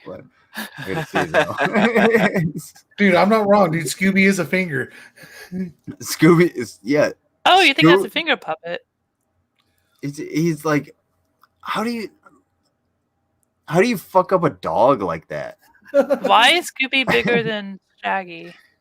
I think he's standing up on his because his dad was on his hind legs. Yeah, I think he's standing up on the table, but I'm not sure. Not only that, but again, the musculature and the tunic. The tunic is what throws me off. If you had the musculature, I'd be like, that would be forgivable because you'd be like, okay, well, it's just, it's an art department. They have to work with what they got. But the tunic, why does he have a tunic? Shaggy doesn't wear a tunic. Shaggy wears a t-shirt because he's a fucking stoner and he's lazy and he likes to put one thing on every day. Like the rest of us. He's an underachiever. Well, he's actually, you know what? I think Shaggy is an overachiever. You think so? Yes. He goes above and beyond for not only his pooch, but for the community. I think he just wants Scooby snacks. Well, yeah, that's the truth. That's the truth. It may be his motivation is to get the Scooby snacks, but he sucks down a shitload of weed and then piles into the community and rips the mask off of everybody. It's not like Velma may be the brains while Fred and Daphne are off, getting some vanilla sex in some spiderweb-filled room. But it's really Shaggy and Scooby that are the draw. They're the ones that figure everything out. They're the comic relief. not only that, but they trip the traps. They're the ones that are always running away from. They're like alert and we fucked everything up. These are the recon. These are Right. recon Marines. Okay. They trip the traps that Velma set up. Yeah. Shaggy and Scooby are the recon Marines of the Mystery Machine. There you go. Fucking nailed it. Hoorah. That's why he's so buff. There we go. Okay. I thought it was just because he was Ultra Instinct Shaggy. Maybe it is. Does he go Ultra Instinct in this? That would be cool if he when. Oh, it looks like he's going aggro. You never seen the meme of Ultra Instinct Shaggy? I've seen it. I mean, this is a representation of Shaggy. If we were to have Shaggy with at least 1% of his power, I don't think my internet could handle that. You'd have to buy another computer for me, man. Yeah. I mean, hopefully it's under warranty, but But yeah, it looks like he's getting roid rage or something. Bro, you don't understand. No, you don't understand. No, dude. No, I totally understand. I don't want to be in this conversation anymore. I think we've all been here at some point. And unfortunately, I imagine Tequila, you've been in this with a dude. Oh, absolutely. Oh yeah, that's no, you don't understand why you should fuck me. It's no, I don't want to. That's the point. Go away. I mean, that doesn't work. You know what? I have a family emergency, so I'm gonna have to leave. Take care. I appreciate that. Yeah. I hope they're all safe. God. I don't know. I'm pretty sure every dude has been like this at some point. Because I'm not gonna lie. Of course, I've been. You don't know how to interact with people. You don't know how to attract the opposite sex, at any point normally. So to do it when you're young, especially, it's so awkward. Oh man, especially because when you're young, you have a boner at everything, so you're always doing everything with a boner. So especially during that time, you're like, hey, I like you. Yeah, I can tell. But that's how we socialize, right? It's, you go out and you hurt people, you get hurt yourself, and then that's just how you improve your social skills. Yeah, and it's getting failure is a part of progress. So and a lot of progress. I was gonna say men have this experience of far more than women of rejection. Women don't deal with rejection nearly as much as men, because you guys have the opportunity to just be like, oh yeah, well, I'll put my pussy out there. I can. Yeah, women tend to be the choosers. Right. So it for men to not understand how to deal with rejection, or not understand how to move on. This is usually how they react. That entitlement, well, I did everything right. I feel like I'm doing everything right, so I should get your pussy. When no. Let me blow up your phone a few times. I just don't want someone to cuddle me. Yeah, the fucking let me stalk you for a while. You can go for it, girl. No. Hey. That's what happens when you reject someone. You have to be careful how you reject them, because then you get stalkers. Yeah, and that's horrible. And I feel really bad for women. It's just no, just fuck off. If people just learn to think critically once in a while and fuck off once in a while, we'd be better off. At the same time, I have known a lot of women just to classify every nice guy as a stalker. There was this girl I knew, and she hit me up, and I was like, hey, let's go on a date. She's like, oh no, that's okay. And I was like, okay, cool. So a week or two goes by, I hit her up, say hi, and nothing sexual, nothing crazy, nothing implying I wanted to go out or anything like that. Then another week or two goes by, and she posts something. I'm like, "Hey, you doing all right?" And then she just like lights me up, and then she tells all my friends, like, "Oh, he's a stalker." Blah blah blah blah blah. And I'm like, I hit you up twice. Another time is to see like if you're okay because you had a sad post, and it's just like I think it's so generic to call guys stalker these days because like any guy that shows any interest in you whatsoever, from a lot of women, not all women, all of a sudden they just like want to classify as a creep or a stalker if they don't like him, if they're not into him that much. If they like him, it's cute, it's adorable. It's like I didn't mean to use that term lightly, so please forgive me for doing that. No, you're good. I want to say like yeah, I understand where you're coming from, and that's one of those that I was gonna say you would probably understand, but your brother might understand this a little bit better. In the Middle East, one of the things that you do to dismiss somebody, like you just do that and you turn away from them. So when you go wash and your turn hands. away, it's just like it's like an ultimate offense. Like, are you fucking kidding me? You're gonna dismiss me from me? That's what I keep that in my mind for people who are going to try and fuck me over like that. Yeah. Okay, you're gone, dismissed, done. Just like the people in here that tried to fuck up my stream. My stream is obviously still going, and I fucked with the people that came in a little bit, you know. Yeah. So that was fun. But the dude that came on, easily done, son, you're gone. And I learned my lesson because I came through, and the next person that came on, I was like, hey, we're gonna try you, and then we're gonna fuck with you. Too easy. Yep. But like it's you don't have to have people in your life. There are certain people you just don't have. You didn't dismiss. Yep. And Exactly. and I don't think a lot of people really understand that just hardline no of dismissal. Yeah. And just being able to be told no is a fucking revelation to some people. And that's where a lot of like sexual assault comes from, is like a lot of dudes don't understand, like, oh, when you get that bravado, and speaking of somebody from like coming back from like basic training, you get that bravado. You're like, oh, I'm full of testosterone. I was trained and well fed and exercised by the government, and I'm a fucking man's man. Somebody tells you no, you get angry. It's just a thing that happens. It's a hormonal thing.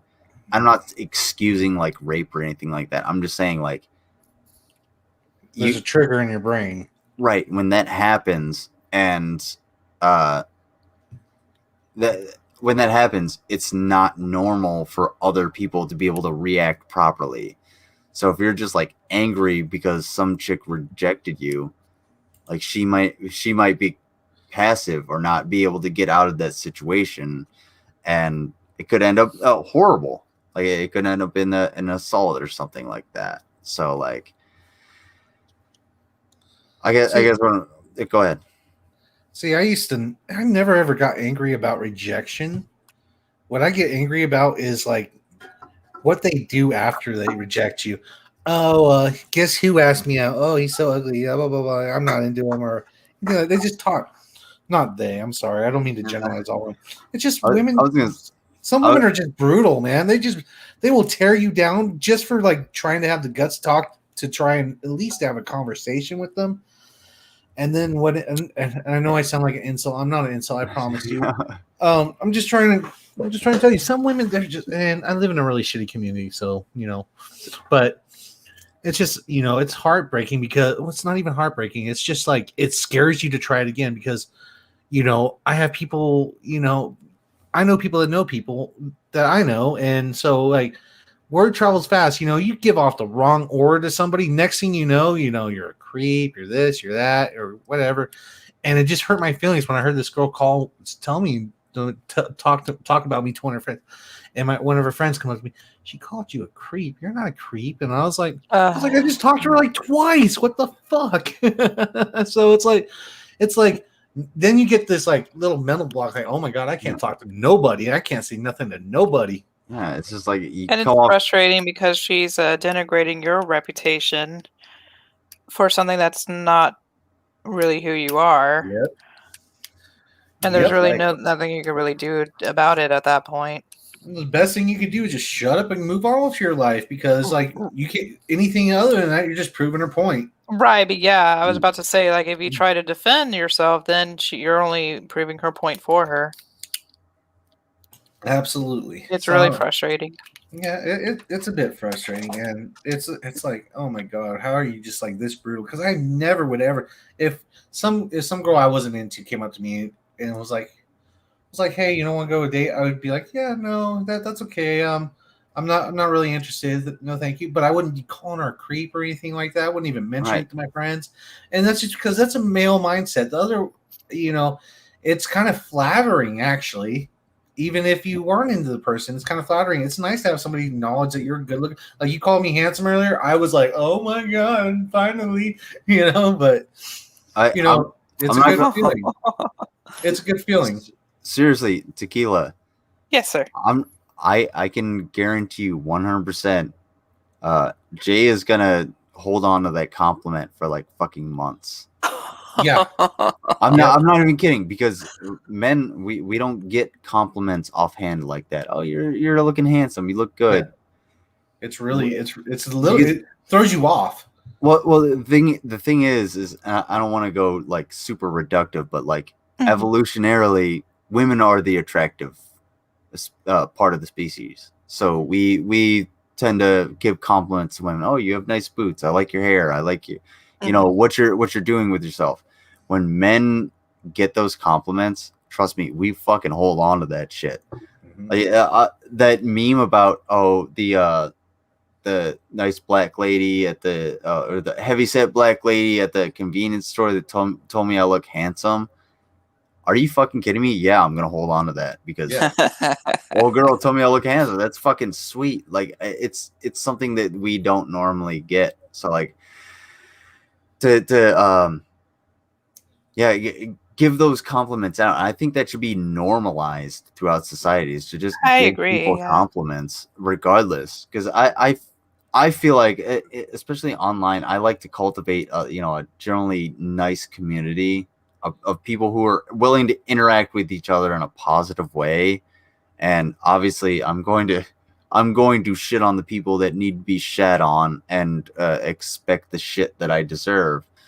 But at the same time, we should be able to normalize that throughout society and be able to, I should be able to walk up to you and be like, oh yeah, I like your dress, the same way that you come up to me and be like, oh dude, those are some fucking sick ass jeans, or hey, I like your tattoo, or whatever the fuck, or nice haircut, or your chrome dome is shining, or spectacular today, or whatever it may be.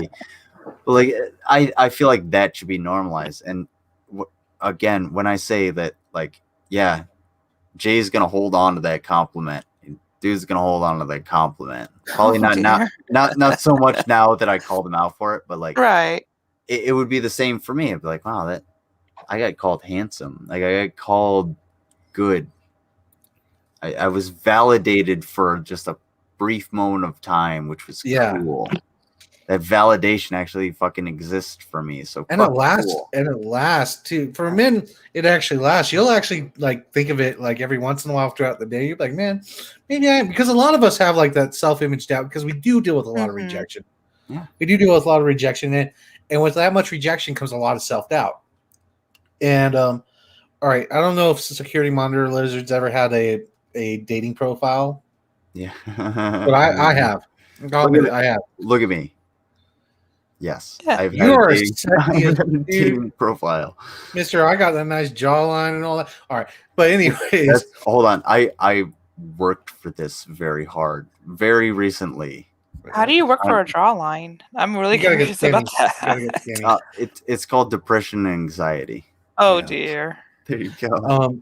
But it's all bone. I remember when I would. I've been on a few dates on dating profiles, and trust me, they're few and far between. and you go and you say out of curiosity, you go to the girl that you're dating, hey, you know, just out of curiosity, what is it like on the dating site for you? It's a totally different experience. Oh yeah. For men, it's like you get one message every month if you're lucky. And then the dating pool dries up. Well, that's if you're lucky, you get a direct message, okay? Mhm. And then that conversation usually never goes anywhere. No, it's normally they say hi, and then you sit there and say, "Oh my god, I hate it when people respond with hi." Because the person that's willing to contact you is not willing to continue that conversation usually. Well, and when you reach out, like you have to constantly reach out to other people, or they're playing hard to get. And you know what? If you're gonna play hard to get, don't be on a dating profile. Yeah, you're already hard to get. Yeah, you're already hard enough to get. I can move somewhere else, but like, yeah, and you know, you'll if you're a dude on a dating app or whatever, you'll send out message after message after message, and you have these memes and these gifs of, you know, people putting a piece of chicken on a motor that just swipes right on Tinder. As long as you have a male profile, you're gonna get 1, maybe 2, maybe 3 matches. If you're a fucking female, god damn, that shit's gonna be pop, pop, pop. You're gonna get messages all the time because you have the choice. You get to decide who you want to fuck. Yep, is the thing. And I'm not saying that from like a salty perspective. Don't get me confused with like an insult. I'm saying that's like about facts. That's factual. You guys get the choice, and if I force that choice, then there's a term for that, and it's rape. It's called illegal. Let's put this into perspective. Yeah, through personal experience, through my whole embarrassing experience. I recently got back on Tinder. And trust me, when you're single as a guy, you don't just have Tinder. You have Plenty of Fish, you have Meet Me, you have all that, because you have to cast a wide net. And ever since I got back on Tinder, like 2 weeks ago, I have swiped to my swipe limit at least 5 or 6 times during that time frame. And I've, work, I'll swipe a couple times and then get back to work. But through all that swiping, guess how many matches I've had? 1. Nope. 0. There you go. Nope, 0. Zero. Yeah. And the reason why is because and this is just my theory, is for one, a lot of those profiles, women get on there and they're on there for a day, they find who they want and they dip out. That's fine with me. And so there's a lot of dead profiles for one. For two, that's the matter is, for two, the fact of the matter is, I'm not a doctor. I'm not, I don't have my shirt off, and I'm not anybody's ideal version of a one night stand. I don't try to flatter me. I know the truth. That's the fact. And so the fact of the matter is, I'm swipe left material. I'm fine with that. I just want somebody to give me a chance and listen to me and say, hey, this guy's a nice guy, and all that. And with this whole dating profile situation, it's really hard to get that, because all they see is like what you do, because of course they make you put what you do, where you live, and all that. And the first question, if I do get in contact with somebody, do you live with your mom or anything like that? Oh, like I got roommates. Oh, never mind. And I'm like, then you do a little bit of research, and they're living with their mom. It's like, I mean, I would say Tinder is probably like the worst. If you're gonna try and like start dating somebody, Tinder is probably the worst option. But if you actually want to like fuck and just like hook up, I would say create a Tinder and be like, hey, yes, I just want to fuck. Here's, contact me if you want to, blast one out. I think that's where I've gotten to on Tinder. I'm not saying that's where my profile is at. I'm just saying like that's what I think of it. I just cast a wide net. I get all the shit and just like try and find something. Man, I sound depressing, and I sound like I sound like an incel piece of shit. Well, I found the best way, and it feels weird to me, is to meet people like through your work, and that's where some of my girlfriends have come from, is like through my experience in the army. I've dated soldiers, and I'm like, I work with you, and I'm attracted to you. And you can actually interact with that person. You can have a interpersonal relationship before actually getting into a relationship. See, I'm not sure if I agree with the like whole dating with someone that you work with, because if it doesn't, absolutely. because if it doesn't work out, then you're stuck, and it's very awkward. Yeah, that is 100% true. Do not do it unless you are. Unless the circumstances like permit. For me, like in a different unit or something. Mm-hmm. Yeah, like we were able to do workarounds so that we couldn't like we were different units and worked at different times and stuff like that, so that we could still have a relationship, but we were still in the army. We're working together, and I'm trying to think of. I don't know if I outside of the army, if I've ever actually like gotten into an interpersonal or a romantic relationship with somebody in my work, but at the same time, it still kind of applies because you're still working together. You want to have that bond with somebody before you actually like get in with them, and the dating profiles, the dating sites really take a lot of that shit out. And it's unfortunate because where else do you really go other than like a bar or a club or somewhere? Like for me, I've bad social anxiety. Yeah. Let alone in the middle of a pandemic. Exactly. Yeah. I don't like people behind me. I don't like being in crowds. I don't like people, being around me. So like, especially with the pandemic, why would I go out to a bar to try and meet people? Like, it's limiting. It's very I don't know. I guess normally my self-esteem gets shot to shit at bars. You're like, hey, can I get you a drink? Fuck no. Oh my god damn. Is that what they say? Dude. Hey, security monitor, Lizard. What is that? Not what they say? Don't they say shit like that? I've never gotten that because I've never. That's because you're sexy. No. Sorry. Am I? Listen, I'm a straight guy, but I do you. I really honestly I feel like I'm gonna ask you guys honestly. I might as well because there's only like 4 people here. Am I actually like good looking? Because I don't see myself that much. I see myself as so very average. Stop, Mr. Lizard. You are very handsome. You and your jawline are very great looking. Yes. Me and my jawline aside, I'm saying like in general, like I don't see myself as that. I see myself as very below average. I'm not even kidding. I think everybody looks at themselves and they see their own flaws. Yeah. And then they see that they are below average. I don't like this. I hate this. I hate my nose. And I also feel fat. So that's why I get like. I have my share of flaws as well. Plus, I have bags under my eyes. But that's kind of why I don't like, unless I'm wearing like a really nice shirt and I have my hair like right where I want it and all that, I turn off my cam.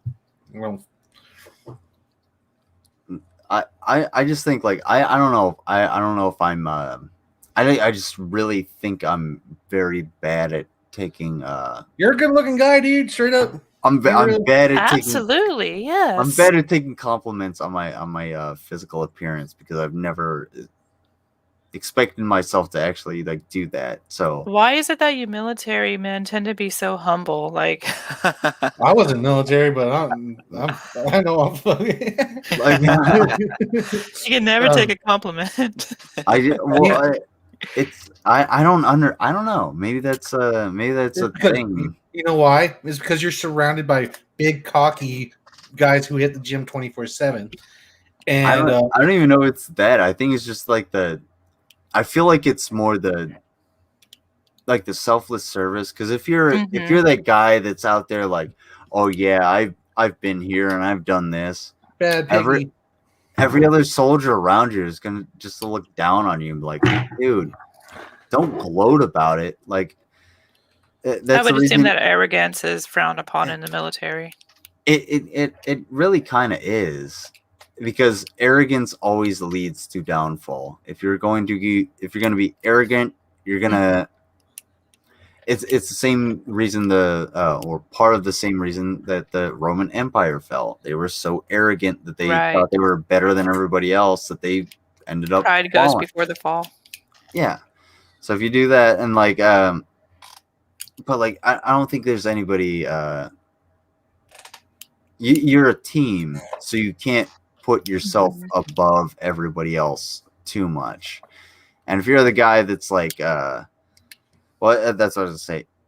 Don't ever ask a soldier if they've ever killed anybody, because if they gloat about it, there's two reasons they're gloating about it. One, they never did it, and two, they're a psychopath. So like it's just that sort of thing. It's not. I'm not saying like I'm like I'm not Captain America. I still have my flaws and insecurities, but like I just don't see. I don't see the value in promoting myself in my physicality when in reality I see myself as like painfully average. Does that make sense? Well, I know painfully average is Chad's. You're not a Chad. You know? Yeah, I don't know. I would think that if you're painfully average, you would not have an audience. 500 subs, guys, remember? Yeah. That's true. But like I mean, at the same time, I'm 165, combat veteran, American, white male, straight, brown hair, brown eyes, 6 foot tall. Like how more average could I get? But I want to bring in Kittlemaster. I don't know. I'm gonna bring them in, and we'll have a little more conversation. I'm gonna have a little bit of a smoke. I will see y'all in a second. I'll do that. Here's what I'm gonna do. Swap us. Kittlemaster, you're gonna be the one that has to unmute your mic, because I can't do that from here. So when I get back, I'm gonna put on a little bit of music. I'm gonna go to the bathroom. He's gonna smoke, and I will be back probably and before. Tequila's gonna have some tea. Absolutely. Right. No, You remembered. Is it tequila? Sometimes all you need in life is tequila. It's because I got the shakes. Anybody? No? Okay. All right. So let me put on some music. Everybody go do your thing, and I'll take care of everything. And I will bring in Bad Piggy or Kittlemaster in just a minute, and we'll get her back to everything.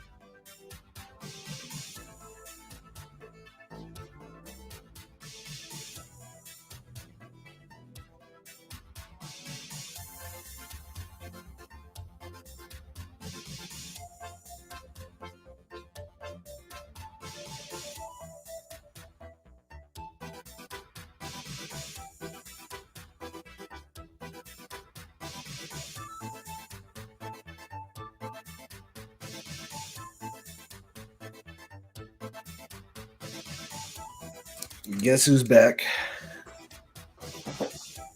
Back again. Joshy's back. Back, my friend. I hope I got that right.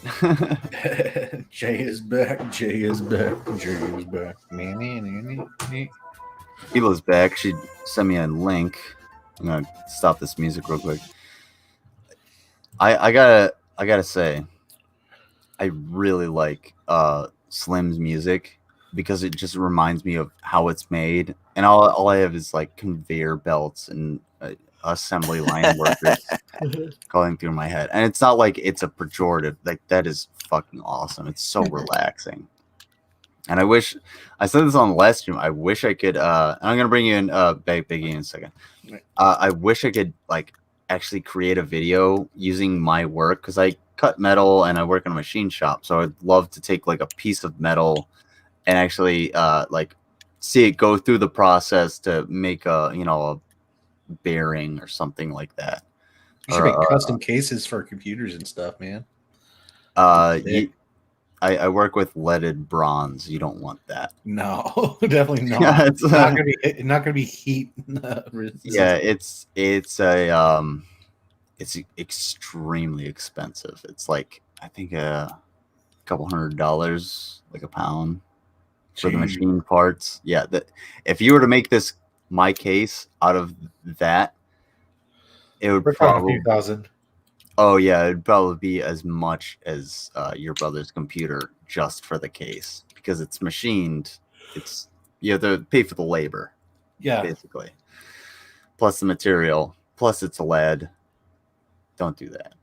Don't be around lead. The only thing better about Rob's computer than your computer is the graphics card, and that's because it's like a $1,500 graphics card. Well, the only issue I have with mine is that On a star makes no difference who you are. Sometimes all you need in life is tequila. I fucking love it. That is awesome. Well, oh man, I'm thinking about being a streamer, and I think that's how I want to I want that clip to play every time someone subscribes to me. That would be awesome, dude. Dude, I love these things. These like little. One of the things that sticks in my head is Vosh. Like I don't watch Vosh on a regular basis, but one of the things that sticks in my head is the like Vosh fan. I'm a Vosh fan. Every time he gets like a donation, I'll be listening to that in my head, and he's just talking. And somebody gives a donation. It's like, I'm a Vosh fan. I'm a Vosh fan. Just in the background, like, yeah, that's cool. I could dig that. I'm a Lizard fan. Yeah. But yeah, that would be totally awesome. Clip that. And yeah, if you're streaming, everybody subscribe to Tequila streams, and we'll be down. We'll be there for it. I know a guy that's good at production. He's half cyborg, so yeah. See, I need to work on my production before I start streaming. Yeah. What would you stream? Well, right now it's just a lot of it's just trying to get things just right. I'm sorry to cut you off, but I said I was gonna bring Bad Piggy in, and I didn't. So I want to Bad bring him Piggy. in. Hey, what's going on? Who's the real Bad Piggy in this relationship? The one that's got to unmute their mic. I don't have that power. I think they're AFK. That's okay. Whenever they come in. Yeah, you're in here. I'm sorry. That is my fault. I totally neglected to bring you in. But Jay, I'm sorry to cut you off. I can't. I can't. Oh, The little mute button at the bottom of the screen. It's too hard for them. No, Kittle. It says unmute. Mute, unmute. It's a big red. It's got a microphone with a line through it. I'm not trying to talk down to you like you're dumb or anything. They just want us to play a video. It's the same video they've been posting for 3 times in a row. I didn't see that they were posting it multiple times. Sorry. I don't know what to make of it, but Here's them. Oh, fuck me. Oh, for a second I thought there was those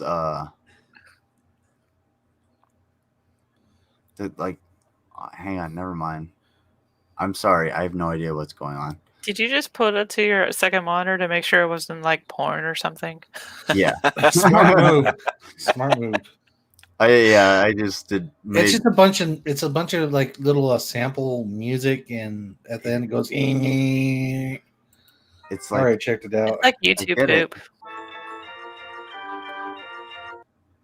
Like this is nightmare fuel. This is literally just like visual information. I mean, if I were a computer and someone would just be like, okay, we're gonna upload this file to you. This is what I would expect it to be. It's just I like, mean, okay, well, I there's like that. the watermark. It fits, except it's over another watermark. Like The point of this is just to preview the different effects that this program is. It's a commercial. I'm not quite sure. I'm not quite sure why they want us to watch it, but I don't see how any of these effects are moving along. yeah, I think someone just made a video where they just jumbled effects together. Look at the description.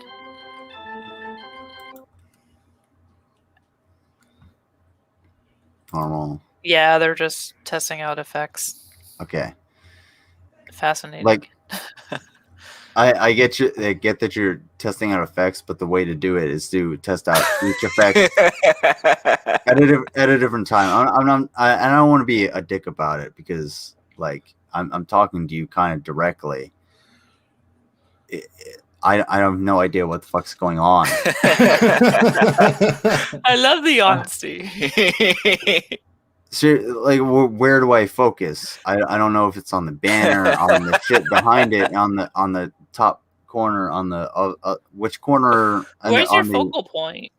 Exactly. There's too much going on. So if you wanted to give effects, give me effects from the teeth in the front, and then how you added these in. Click on the profile picture. We shouldn't have to do that though. That's like I just have one question. Why am I horny? Trust me, you're not the only one. But like it's it's confusing. That's where we're trying to figure this out. That boner is not going to be confused for long. Well, my seat was getting wet. That's all. Let me click on this. All right. Yeah, I'm not going to your fucking channel preview. I think he just wants more. I think he just wants free views. I'm calling it as it is. Yeah, well, dude, you're getting the same amount of views that I'm getting. This is damn near a 12-hour broadcast. Like, what the fuck? It's called strategy. You should learn a thing or two about it. Like, if I were gonna put my own videos up on some random stream, I would actually be like, okay, let me catch them at this point so that I know they're gonna actually listen and they're gonna fucking put it up. But what? So why can't you unmute yourself? Do you not have a headset or anything?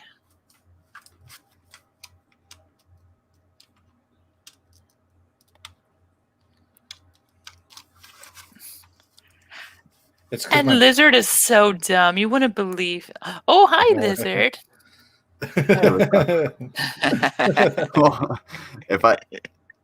Well, I'd find that offensive if I didn't agree with you. I totally wasn't talking bad about you when your headset was off. Oh, of course not. You weren't calling me stupid. Who wants to watch Pokemon Rusty Team Rocket? I would love to. I would too. After that interesting video I just saw. Yeah. I'm gonna say all right. It's cute that you are making a movie. I'm just not quite sure this is the right angle you want to go. Bad Piggy sent me another link, so I'm gonna show Bad Piggy how this is done. Yeah. So well, I'm gonna create a new tab. I'm gonna move it over into a new window. I'm gonna move it over here. We're learning. And I'm gonna paste, and then Control V. And I know it's a YouTube link, but I still don't trust it.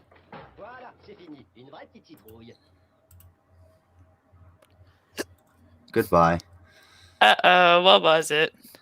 It's just I don't know what you're trying to get at or what you're using. What your angle is. Yeah. Bye. Fuck off. We got better. I'm looking at it right now. And you just saw like the 3 seconds of it, and you. Dude,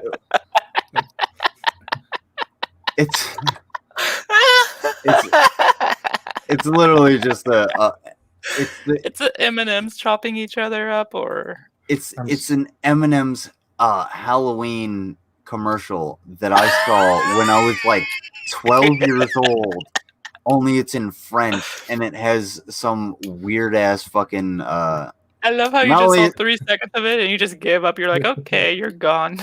Yeah, I've been there, fucking done that. I got it. I got the troll. Too fucking easy, dude.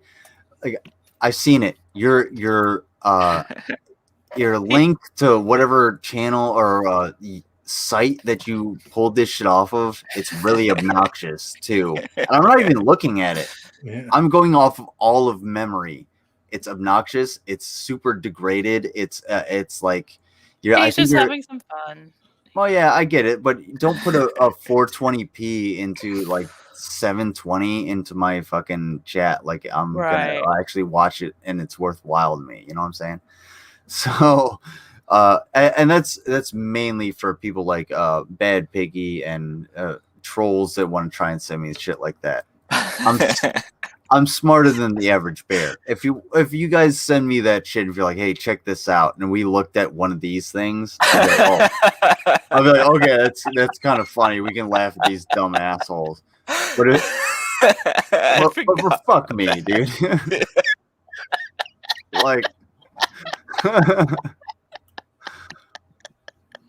Jesus. No. God damn it.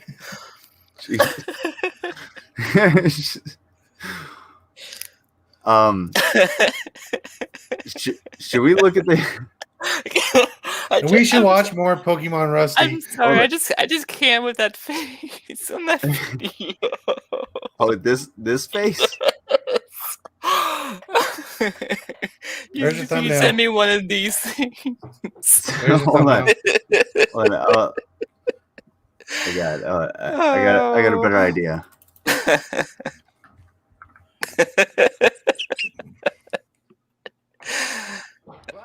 I thought you said we were gonna watch this. Oh no, we're watching it.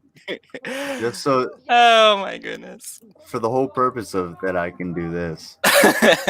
Oh, they destroyed it. Oh, okay, and I know what happened. I was about to say they destroyed my fucking. They destroyed my link. No, I just copied too much. Oh. Thank you, StreamYard. That's again. There we go. Hold on. Existence is pain. If I were to describe pain to like a blind person and I could only give them one image, this would be it. That would be it. I'd be like flashing in front of their fucking, I don't know, brain force or whatever blind people used to see. This reminds me of like the 90s like Nickelodeon where it had like the screen that had like a face. Oh shit. Oh yeah, I remember that. It was like they would like blue these or that's exactly what that is. It was like 2 or 3 different colors. It was like black, green, and blue, or black, red and yellow, or something like that. And it had these weird fucking faces that did something to you. It was like, oh, what's going on? Oh, welcome to the. It was just. It introduces the next show. Yeah. Here. Oh my god. I know he's looking. Hey, you're looking it up? I am, yes. Here, you guys like cute little stories? No. I don't think they were stories. I think it was literally. Here it is. Yeah. What is this? Bandicam? Why would you? Hold on. Why would you have? Never mind. Why would So you I have? put- Oh, it was called Nick Jr. Yes, that's what it was. Nick Jr. It was like, oh, it's Nick Jr. Oh, what's going on over here? And another one slides in or some shit like that. So I posted a link to one of my favorite content creators, and every time he doesn't upload very often, but every time he does, I have to watch it. It always cracks me up because it brings me back to like when I was growing up as a kid. Oh my god. Someone made a video compilation of all the promos, and it's 45 minutes long. All right, this Oh, is a story this about looks when I was 11 terrifying. years old and my brain decided to go all screwy and have itself a seizure. And seizures aren't very fun. I wouldn't recommend having me, especially if you're 11. Oh my god, Mac and me. Steven is over my house, and he brought me Okay, Matt along with him. We're in my room. Steven's playing his Game Boy, and Matt and I. looks like it's all made from Microsoft Paint. Probably is. Well, there's a little Photoshop in there, maybe. On this day, unimaginable was happening. I'm sitting there on the ropes. I got my shitty ass little Weedle card. He's over there. He's got a Blastoise on firearms and shit. Let's hit some dingers. Jesus. Fucking Mark Steven's McGuire. little brother. What kind of piece of shit loses to Steven's little brother? So I pick up a card. I'm hoping for a miracle at this point, and lo and behold, a miracle does happen. Everything goes black. Did he just fart? Foaming at the mouth like a wild animal. I'm having what some people would call I love the poster. I was about to say, yeah, like the Three's a Company poster. Laying there, half dead, eyes wide open. What a ripoff. Now, Steven and Matt, they see this whole thing, and they think I'm faking it. Oh, come on. I was just about to win. Stop laying there being an asshole. Who the hell? Before my dad finally walked in. Hey, what kind of shit do you guys want on your hot dogs? Whoa, what the hell happened to him? Ketchup. Oh, yeah, we think your son's dead. I don't know that because my brain doesn't work anymore. Dude, that's totally true. That's totally true. Totally true. When you're a kid, if shit like that happens, I don't know what happened. I think he died. You just have no like connection to that, and the parents like, oh fuck, the goddamn kid's dead. It's funny that they introduced like the Caesar on the Pokemon episode, because actually there was an episode in the anime where thousands of Japanese kids got seizures because of a particular Porygon episode. Oh yeah, Yeah. There was like a 30-second clip where Pikachu was flashing yellow, and then there was like a blue and red flashing lights. I don't know how that. Yeah. They actually reference that in Pokemon Rusty, where that again. What happens is Rusty's dad they get into a car accident, and Rusty's dad's all fucked up, and Rusty's like, I know what to do, and he puts him in a Pokeball and takes him to the Pokemon hospital, and so eventually the dad gets healed in the Pokemon hospital, but but they put him back in the Pokeball for whatever reason. No, he uploaded him into the system, and he's like, well, I don't know how things get worse. Next thing you know, comes Porygon floating in, you hear wah, wah, wah, wah, wah, and the freaking lights start flashing. I remember there was a reference to that episode in the Simpsons when they actually go to Japan, and they're like, oh, this is that TV show that gives you seizures. And it's like, no way. And it's like super mega like robot action time or whatever the fuck they call it. Sounds about right. And Bart and Lisa are watching TV, and they turn on, and it's just this robot flying through the air with like flashing lights coming out of its eyes, and their pupils just completely dilate, and they just start like seizing on the ground, like I don't know like how that passed like the people who were like editing it and stuff. Like, how do they not know that this is probably not going to be a good idea? Maybe they didn't have epilepsy. I mean, because like it affected like children. Yeah, mostly. I mean, it affected like, let's say 100,000 children. 100,000 children in the scheme of Japan as a whole is basically nothing. It's like a drop in the bucket, because Tokyo as a population of like 36 million as the city itself. So if it was like 100,000, I would have to actually have the numbers in front of me. But if it was like, you know, half of the kids that watched this episode actually developed like epileptic seizures, yeah, fuck yeah, get that thing, throw it in the ocean. Holy shit. But Well, they no, did. They deleted that episode, and it's really hard to find it these days. well, it's not impossible to find it. So it couldn't have been that bad. Well, then again, heroin exists. So I mean, there's that. Porygon has never made an appearance in the anime since. I mean, I couldn't remember. I don't remember anything past like Lieutenant Surge. Let's hit some dingers. I actually used to use the lesson learned from the Lieutenant Surge episode on my soldiers. I'd be like, look, I know you want to advance. I know you want to be like a sergeant or you want to be an officer or something, but you have to understand you should go from private to like specialist all the way through until you get to like that officer point.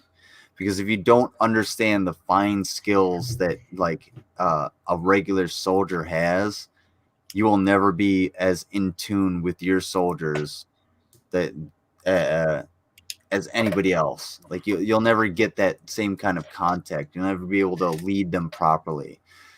And that's basically what Lieutenant Surge in that episode's the lesson was. Don't advance too quickly. Like he didn't Pikachu learned those fine skills and was able to defeat the Raichu because the Raichu didn't have those fine-tuned skills. It just evolved and, you know, got ranked up. So, like, it's important, to especially, like, get those fine things. Know how to suck shit every day of the week so that when you have to do it one day of the week, it's no fucking problem. The only time you should be a sergeant major 5 years in is if your last name's literally Major. Yeah. What? Yeah. Well, yeah. My brother had one of those in his company. He had a guy named Major who was E5. I feel like I've met at least one sergeant major, but I've met plenty of sergeants major, but a sergeant last name major. But I've met it was Captain Falcon. And Falcon. Yeah, I met Captain Falcon. I met Captain Falcon in fucking Iraq. Because I was like, I turned around, I remember I was in the DFAC and I turned around, I was like saw him, and I think he was Special Forces because it just said Falcon. No, he wouldn't have been Special Forces because it wouldn't have said anything. But like he had Captain and Falcon. I was just like, it's like walking by, like, are you? What the fuck? Did you Falcon punch me in the face? Is that a real thing? Like that would probably gets that a lot. Cool. Yeah, I'm sure he gets that a lot. But like, I actually met a Private Rambo. No shit. When I was Fort Polk, Louisiana, kid came through the gate. He was a brand new soldier, and I took his ID, and it said Rambo. I was like, "Are you fucking kidding me?" I don't remember his first name. I don't know. I don't think it was John. You know, but I was just like, Rambo. I was like, "Are you?" He's like, "Yeah, I'm a new soldier." I'm pretty sure he was shit faced. Probably shouldn't have been because he was likely like 17 or 18. I was like, "Oh, that's fucking cool," and just sent him on his way. And I was like, I never saw him again, but I was just like, "Oh, I guess Rambo is a real name." At that point. Good shit. You should have seen it when me and my brother were walking around the barracks together. That was always fun. Oh man. If I had video of me and my buddies walking around the barracks, trust me, I did content for years. Yeah, you'd be able to see us drunkenly. Oh no! This is terrible. Drunkenly like snapping each other into a wall, being like, "Oh no, dude, I got you, bro, I got you," and it's just like, "Clam, oh man, oh my jaw really hurts. Oh, what happened?" Oh, this is only the 94 to 95 collection. Oh, good to know. Oh, it's face. Or maybe it's only between those days that it was promoted. I don't know how old Nick Jr. is. I don't know the channel name. Someone named their channel name that. Do you guys recognize what's up at the top? Bandicam. Bandicam. Yeah. Bandicam, yeah. Similar to what we were looking at earlier. Oh, I remember that horn. Oh, sound. yeah. Yeah. I'm the face that says, "Welcome to Nick Jr." Oh, sweet Jesus. This is taking me way back. Yeah, dude. And I'm here to welcome you to Nick Jr. The Rugrats are coming next on Nick. I love Rugrats. So I'll see you around. I think my thing was always like, get fucking to it. I remember the yellow. This is the color that I remember. For me, it's the blue that I remember. I do remember the blue, but I feel like there was a quicker transition between the yellow and the blue for me. Maybe that's just like my shit memory, Right. but you know. But I also associate this particular shade of yellow with like artificial banana flavor, which I absolutely love. Like fuck Right, yeah. it's very neon yellow. I love it. But like Canary yellow. Fun fact. Okay. Here's the trail of memories associated with this for me. I remember going over to my next door neighbor's house to watch TV and like hang out because I was in preschool, right? So I would go there, and I remember that's where I remember this from because they had cable, they had Nickelodeon, they would play this fucking creepy ass shit. Well, eventually I grew out of not having to go over there and be watched after school. Well, high school comes around, and I end up over there a little bit more. Doing a little bit more with the same person I ended up watching these cartoons with, if you know what I'm saying. So like,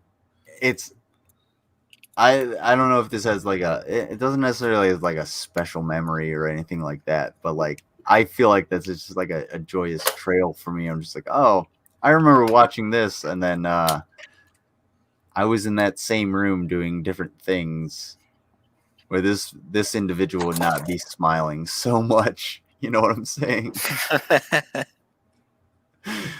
Oh fucking. Oh man. But yeah, sorry if that's off-putting or anything, but I figured that was just a connection that I put together in my own mind. It recommends your own live stream.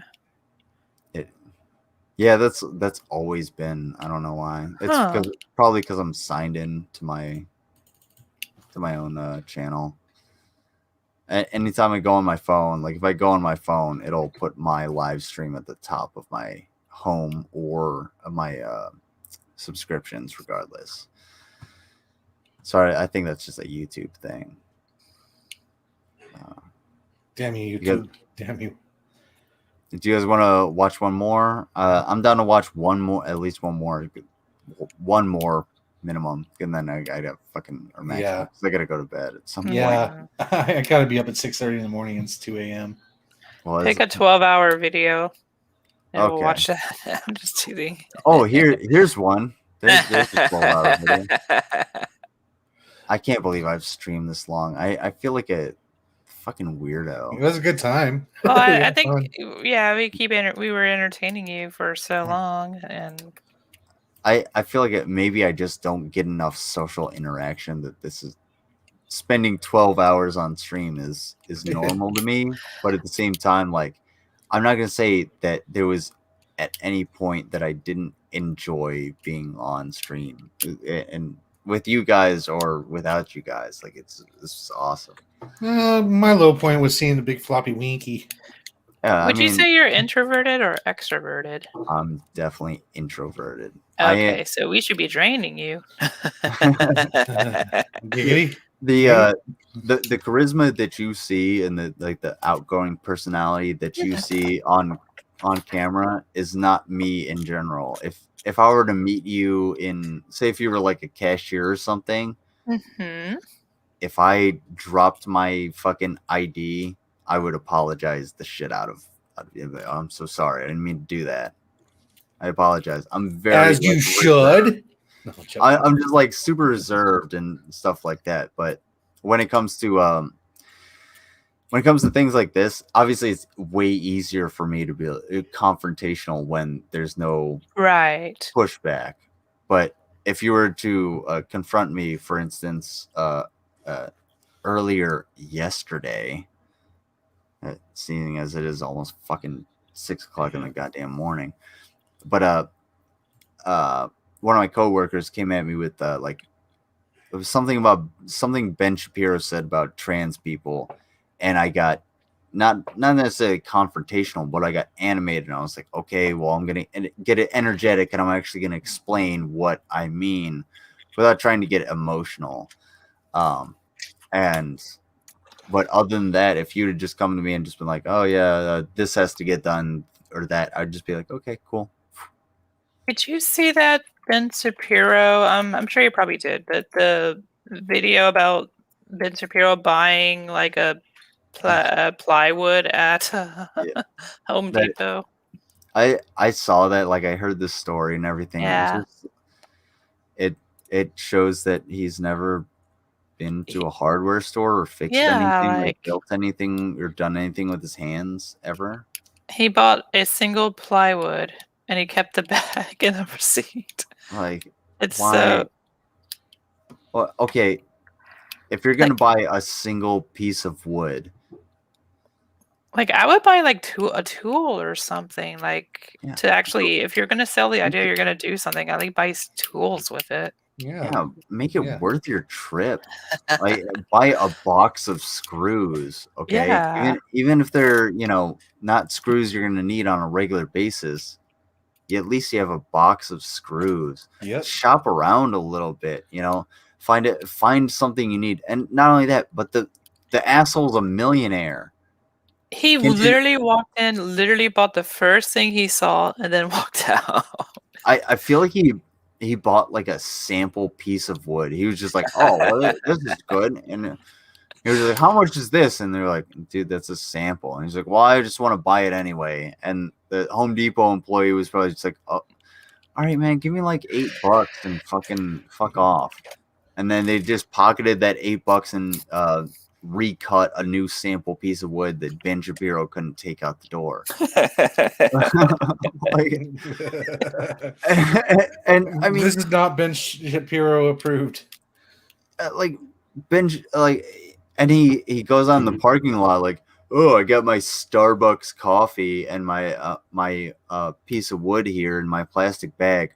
First of all, if you actually want to like connect with your so-called base, the people like the working man, you shouldn't be there at noon. You shouldn't have a dress shirt on and your shirt tucked in, and you shouldn't have coffee. You should be there at fucking like 5 a.m. Or like, let's say 8 a.m. when Home Depot opens, parked in the fucking contractor parking spot, getting a shitload of material, and the coffee that you have is probably yesterday's. Okay, that's where you should be at. But Ben Shapiro doesn't fucking understand any of that. God, that guy's such a fucking. Sorry, he gets me fucking going. He's like, change my mind. I can't do that. You don't have a mind. It's fucking worthless. That's Steven Crowder. Oh, that's right. Change my mind, but it's like, I watched or I came across an ad, and he was doing the change my mind, and he was talking to somebody about what is it, Catalonia, and the Soviets came into Catalonia in Spain, and he was just like, they just devastated. They just wiped them out. And he was talking to some obviously like ignorant college kid that's 18-year-old fucking dipshit, because at 18 years old, trust me, we're all fucking stupid as shit. I think we can all admit that. But all the kid had to say was, well, wait. So the communists came in and annihilated the leftists, is what you're trying to say? And those leftists got annihilated by communism, or they were annihilated because they were leftists? Like, that doesn't make any sense. Like, the whole argument just like sort of fell apart. I'd have to see what it actually is, but it's kind of like if anybody, or if either of you guys watched my broadcast last night of going over Caitlin Bennett, it's just they had to cut. Oh, Poo Girl. Yeah, she shit her pants. She has to wear a dress in order in case it falls out. She gets frustrated when people bring that up. Oh yeah, it's so obvious. I'd be more than happy to meet her on a college campus. I would definitely be unprepared because I'd be My like, favorite video is when she's talking to like a police officer during a gay pride event. I haven't seen that one. Isn't he? Yeah, I could definitely introduce that to you. Let me look that up. I gotta let me go grab some water because my mouth is super dry. Sure. I'm actually gonna head to bed, guys. All right. Oh, okay. Yeah, I got work I in the should morning. probably go too. Yeah, you know what? We'll put it on the next one. I'm Yeah, gonna we get can some water. postpone And it. That's fine. we'll go to bed because I've been at this for almost like 12 hours now, and that's not a very good thing. I appreciate you guys for coming by, and get some sleep, Tequila. Damn, son. She's like, oh, I need it. She's already wrapped up in her comforter. Right. Oh, how do you know me that well? Hey, us lizard people, we see everything. All right. So, yeah, you guys take care. I appreciate you coming by, and I want to do this again. Hopefully, it's a little bit better set up, and I thought it was great. Thank you, and hopefully I don't go for fucking 12 hours or some shit like that. I had a fun. I had work in the morning. If I didn't have work, dude, I would have been like up here at 5 a.m. to you if you wanted. I'm off tomorrow. Oh man, so I can sleep in. Me too. Guess what I'm gonna do? Sleep into the rain. Ooh. Yep, it's raining outside right now. I'm so jelly. Dude. I am too. I have Alexa to play thunderstorms for me. Not the same. See, I live in the sticks, and all I have to do is open my window. However, comma space. Here's your reprieve. Is it's cold as fuck. I'm in Ohio, so that's a calculator. Oh, I know exactly where you are. I had to ship out that computer there. Oh yeah. That was fun. Hey, I thank you for reminding me. I am going to send your package with the pickles and the olive oil. Ooh, pickles. Next week, guaranteed. Thanks, I just have to like box it up and everything. I have not put the effort towards doing that. Is my problem. So it'll be out there.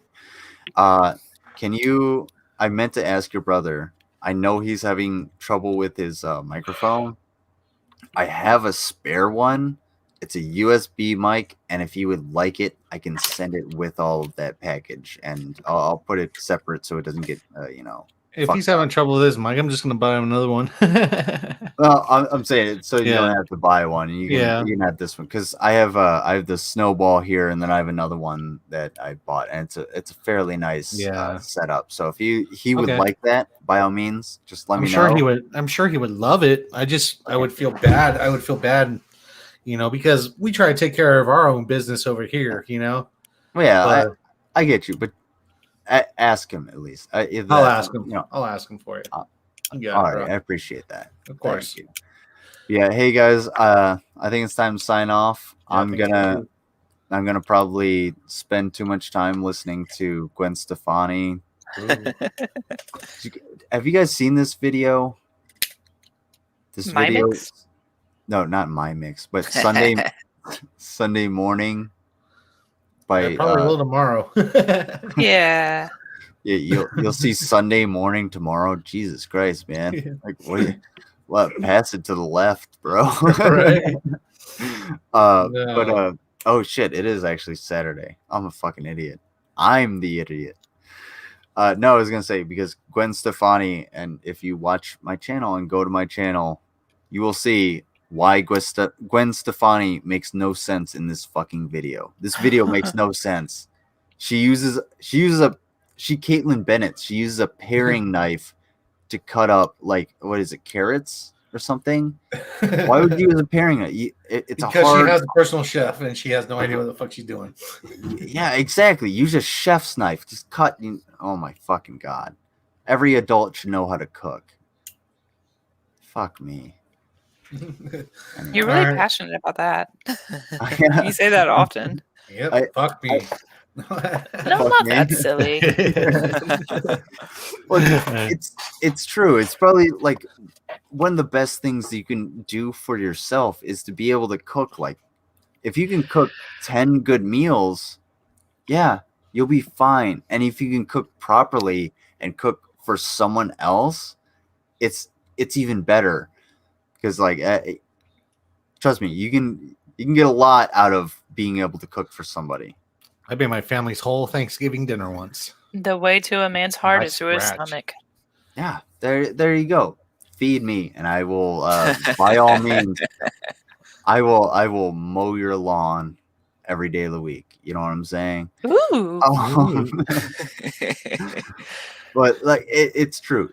Every adult, and it doesn't matter what's between your legs or how you identify, you should be able to cook. You should be able to cook at least, whether you're vegan or not. Cook a little bit of meat, cook a little bit of veg. At least be able to roast some fucking potatoes. That's control fire, like control a grill. I think is the main thing. If you can control a grill, you can cook anything. Oh damn it! You're making me hungry. God damn it, dude! I gotta fucking like roast in my fridge that I'm thinking about right now. So Carl Jr. came out with a chicken and waffle sandwich, and I had to give it a try today, and I was like, and it was so I was not happy. It was a sad panda. Damn, dude. All right, guys. I'm outie. You guys have a great night. Yeah. You guys take care. I'm gonna end it. I'm gonna end everything when you guys sign off, and I appreciate you coming by and thank you. My pleasure. I want to extend a little bit extra to Tequila. I appreciate having a female voice on here because I don't get that a lot in like at least voice chat or anything like that. So I don't get. You don't get Rachel? Well, I get Rachel and Blaine and everything like that, but I don't get somebody who's as outgoing as you to be able to come out and be like, oh, I have the female perspective. So I'd appreciate more perspectives, regardless of who they may be, whether it's anybody that's different from my averageness. Right. So I wanted to extend that a little bit to you, especially as my stream grows, and I hope you'll help me grow with it. Oh, absolutely. That's real sweet of you. Awesome. But I'm gonna check out too. But stay golden, Mr. Lizard, okay? Well, I will try, and I hope you do the same, and I will see you soon, hopefully. And we'll have some good times together. Oh, absolutely. But for now I need to rest. You too. Bye. Take care.